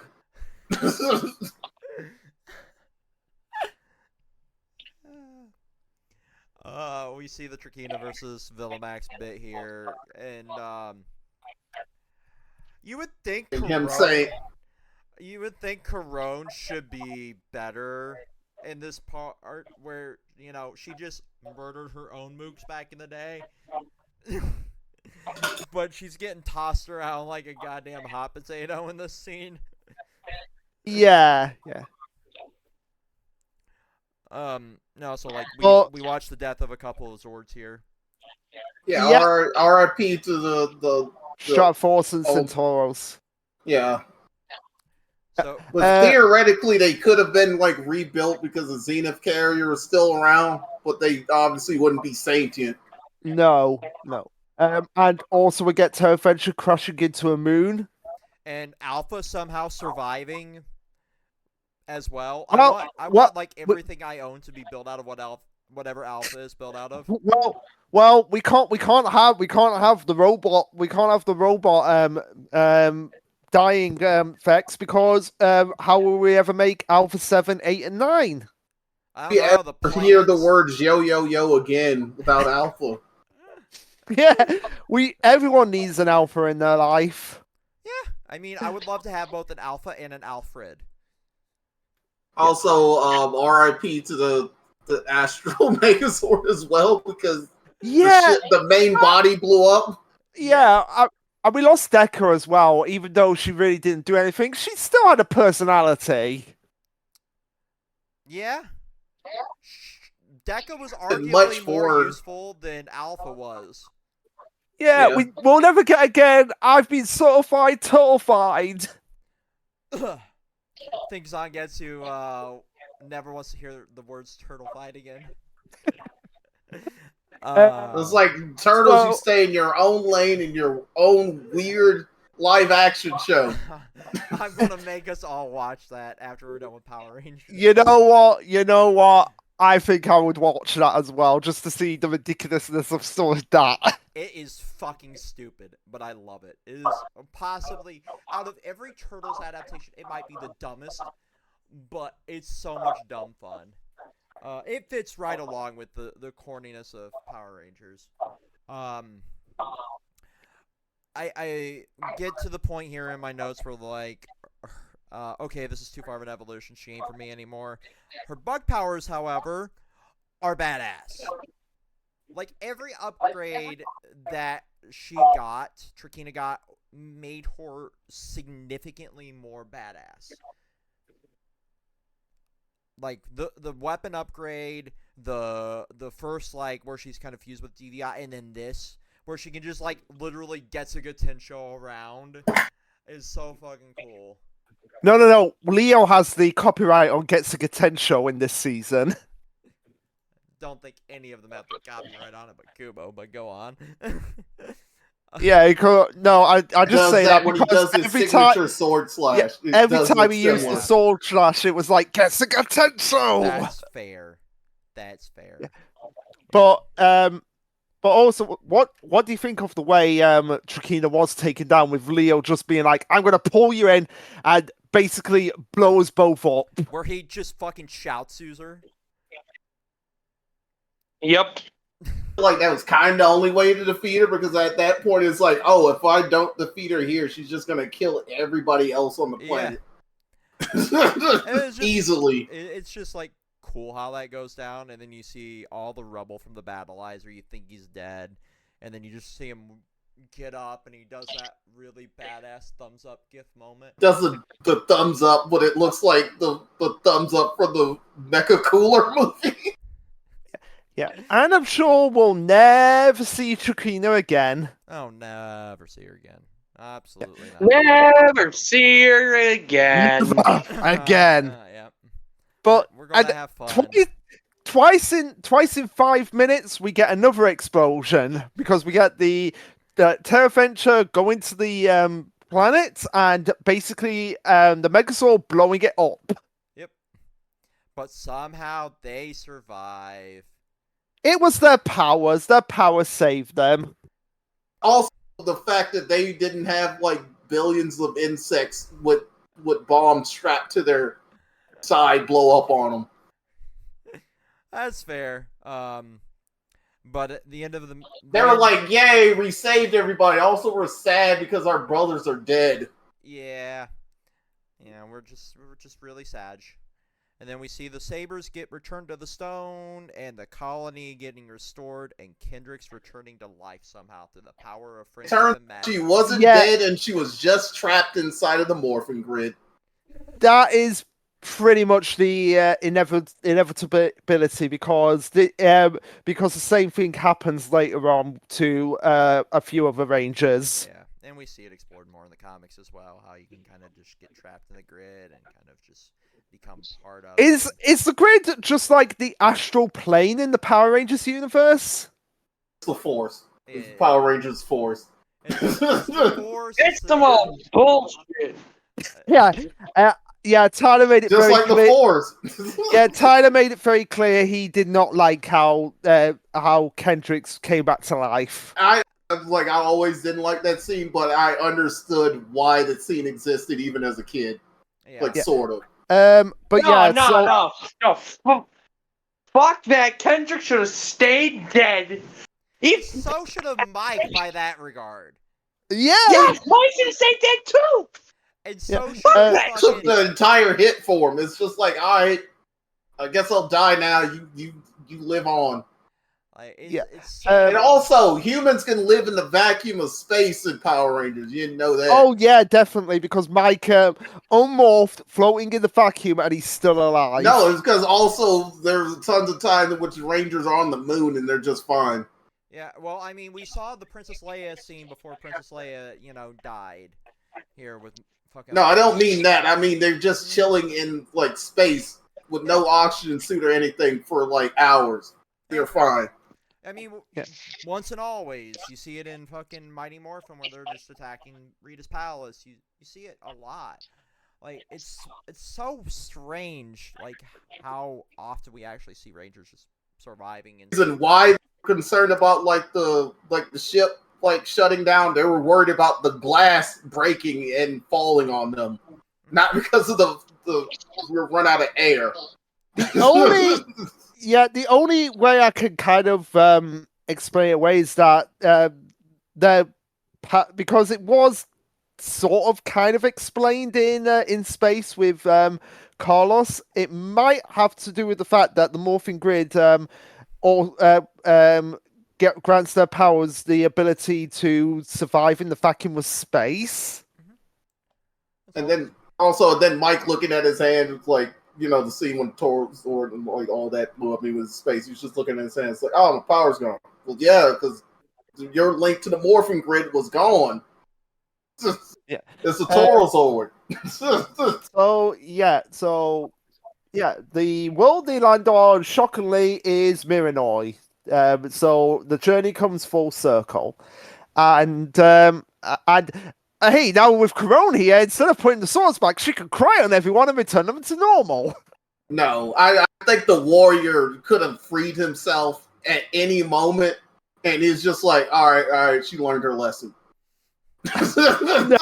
No. Corona had to cry on everyone to return. No, you really think who put the spirit of Halloween skeleton there in order for to mess with him? It was him. I was like, all right, I'm gonna pretend like I'm still stoned. I'm gonna put this spirit of Halloween skeleton here for to mess with him, and I'm gonna turn myself back into stone. Fair enough. But yeah, there was one thing I did quite like about the returning the powers to the stone is that when you get to Leo's point, when he's actually looking at his sword, it's almost like he's on the verge of tears that the journey is over. If you really look at his facial expression. Oh yeah. Which was a nice little touch that they added in. Well, I mean, it gave him purpose when he didn't have any, He wasn't really invited to go to TerraVenture. He stowed away. So when he stowed away, he kind of just threw everything away to kind of find his brother, to do all this lovely shit. But now that he's, reached the end of his journey, does he really have a purpose left? Because he found so much family and community in being a Power Ranger. He also found a lot of, ability to service while just, going on all these adventures and, kind of having this fun while he's doing it. regardless of if he's risking his life, and he's terrible at it, and he constantly gets his back hit, he was, having a purpose. Instead of just kind of lounging around on a colony he didn't deservedly kind of reach, where, like, his brother did. So losing that kind of hurts, because now he doesn't know what the fuck to do.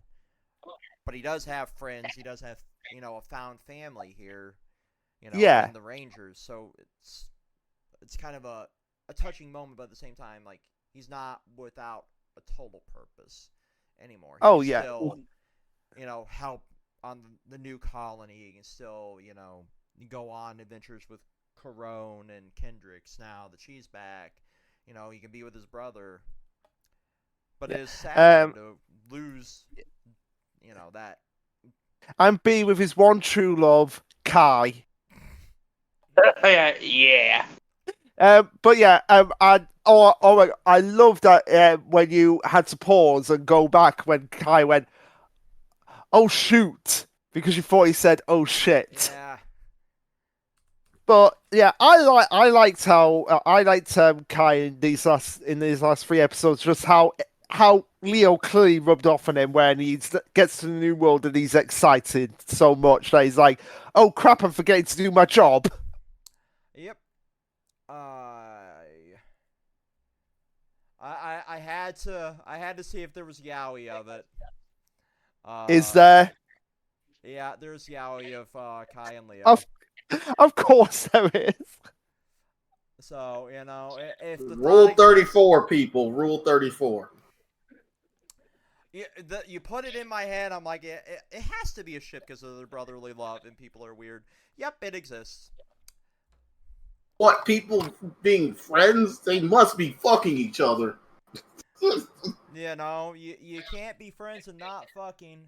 That's why. At least that's what the sitcom Friends told us. Yep. I absolutely hate that show. Me too. I don't understand what white women enjoy about both The Office and Friends. I will never understand that. Really did enjoy it's for the Office. For The Office, it's the memes. No. I just find it like certain seasons. I just find like really funny. I do feel like the British season is better though. Mm-hmm. Like overall.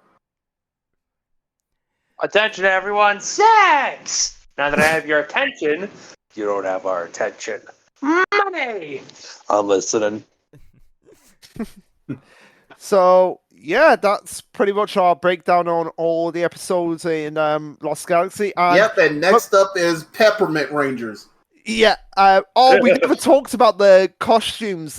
How they're they got the Charlie Brown stripes. The Charlie Brown costumes, including the Magna Defender because he has it on his shoulders.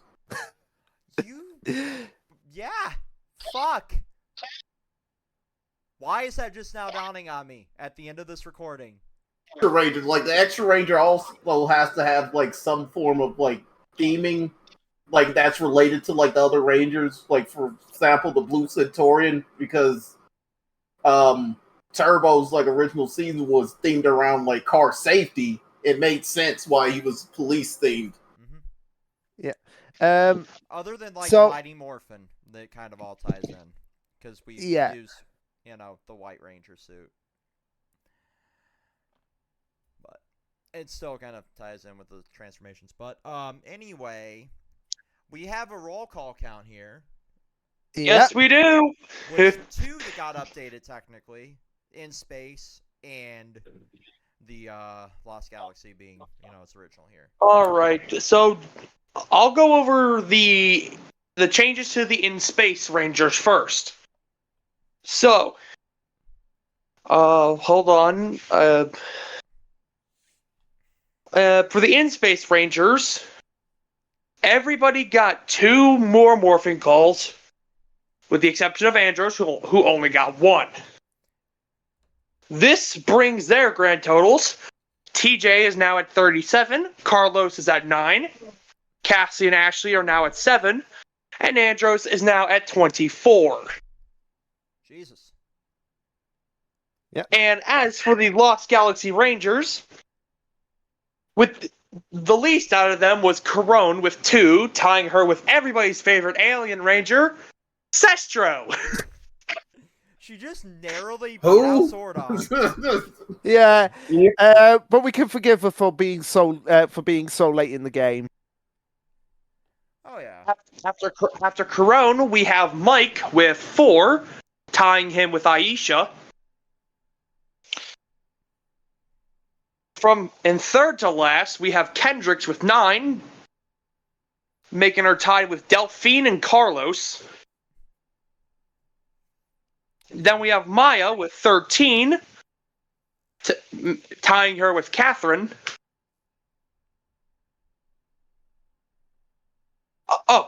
Crap, skipped over Kai. Kai's under Maya, but above Morgan with 11, making him tied with Vex's favorite ranger from Turbo. It's kind of funny. It's kind of funny that the 2 Blue Rangers have the same number of morphing calls. That's pretty funny though. Yeah. And then in second place, we have Damon with 15, putting him in between Kat and Billy. No, between Billy and Kimberly. Why did I say Kat and Billy? What the fuck? 2 Pink Rangers. Yeah. But with the most, with 18, we have Leo, putting him just shy of Rocky and Adam. And how about Mike? Mike had 4. Mike had 4. Okay. But in terms of total morphing calls this season, 81. Not bad. Not bad. Not bad. For a Which puts it in second place behind Mighty Morphin. That is insane, and also insane to think about that. Lost Galaxy, in terms of like the YouTube algorithm, is actually pretty highly ranked. Huh. Cool. Because I did post that image on the in the Toku fan page about what seasons were ranked the highest. Oh right, you did like a while ago actually. Yeah, let me see if I can find it really quickly. Yeah, because there's been a lot of comics talk and a lot of other shit in here. I might be able to just scroll up though. Aren't like the Dino Charge here we go. Like... Yeah, here we go. I found it. So in order, Lost Galaxy is actually ranked 11th in terms of the YouTube algorithm. That is not bad. It beats out Time Force, Lightspeed Rescue, Zeo, Turbo, Mystic Force, MMPR, Season 3, Samurai, Super Samurai, Operation Overdrive, RPM, Alien Rangers, Super Megaforce, and Megaforce. I love seeing how few views both Megaforces have, and also the reversion, which is fucking pointless. Reversion is literally the worst thing that's ever happened to this franchise. It serves no purpose. Yeah, it serves no purpose. So I do think it's cool to see, improved graphics, but it did not need to exist at all. It's just like wacky effects all over the place, and then it like gets rid of like all the scenes of the buildings being blown up. That's about it. Mm-hmm. So I guess just so it could re-air, or was it just stylistic? No, because they were airing it on Jetix. They were airing like the original like version of Mighty Morphin on Jetix, and then I was wondering, what is the point of this? Why did they make this? Licensing toys, who knows? Yeah, who knows at this point? License the toys. Did they release new toys to go around reversion? No, it's just fucking... No, they were gonna make the toys anyway. And they're still making Mighty Morphin to this day, considering there's like 18 different versions of each Ranger for the Lightning Collection. I can't wait to have my 20-second copy of Tommy. They're doing the Master Morpher, though. That's something that I do want to get. I can kind of get that. Yeah. So, I mean, that is one Tommy item I do want. But still, Jesus fucking Christ. Yeah. Glitter Armor Tommy win, I guess. It'll come I can't eventually. wait to get my Tommy figure full of stripper glitter that's everywhere. Never opening that. Never. Fuck that. I still have glitter from like 8 cosplays ago floating around. It is fucking herpes. I hate it. It gets everywhere and stays forever. It's like sand is coarse and it gets it. I was hoping somebody'd make the joke. But with that, like, that's the Zordon era, guys. Like, we did it. Yeah, we finally did it. And next season, completely original. Aside from the team up, no references to the Zordon era.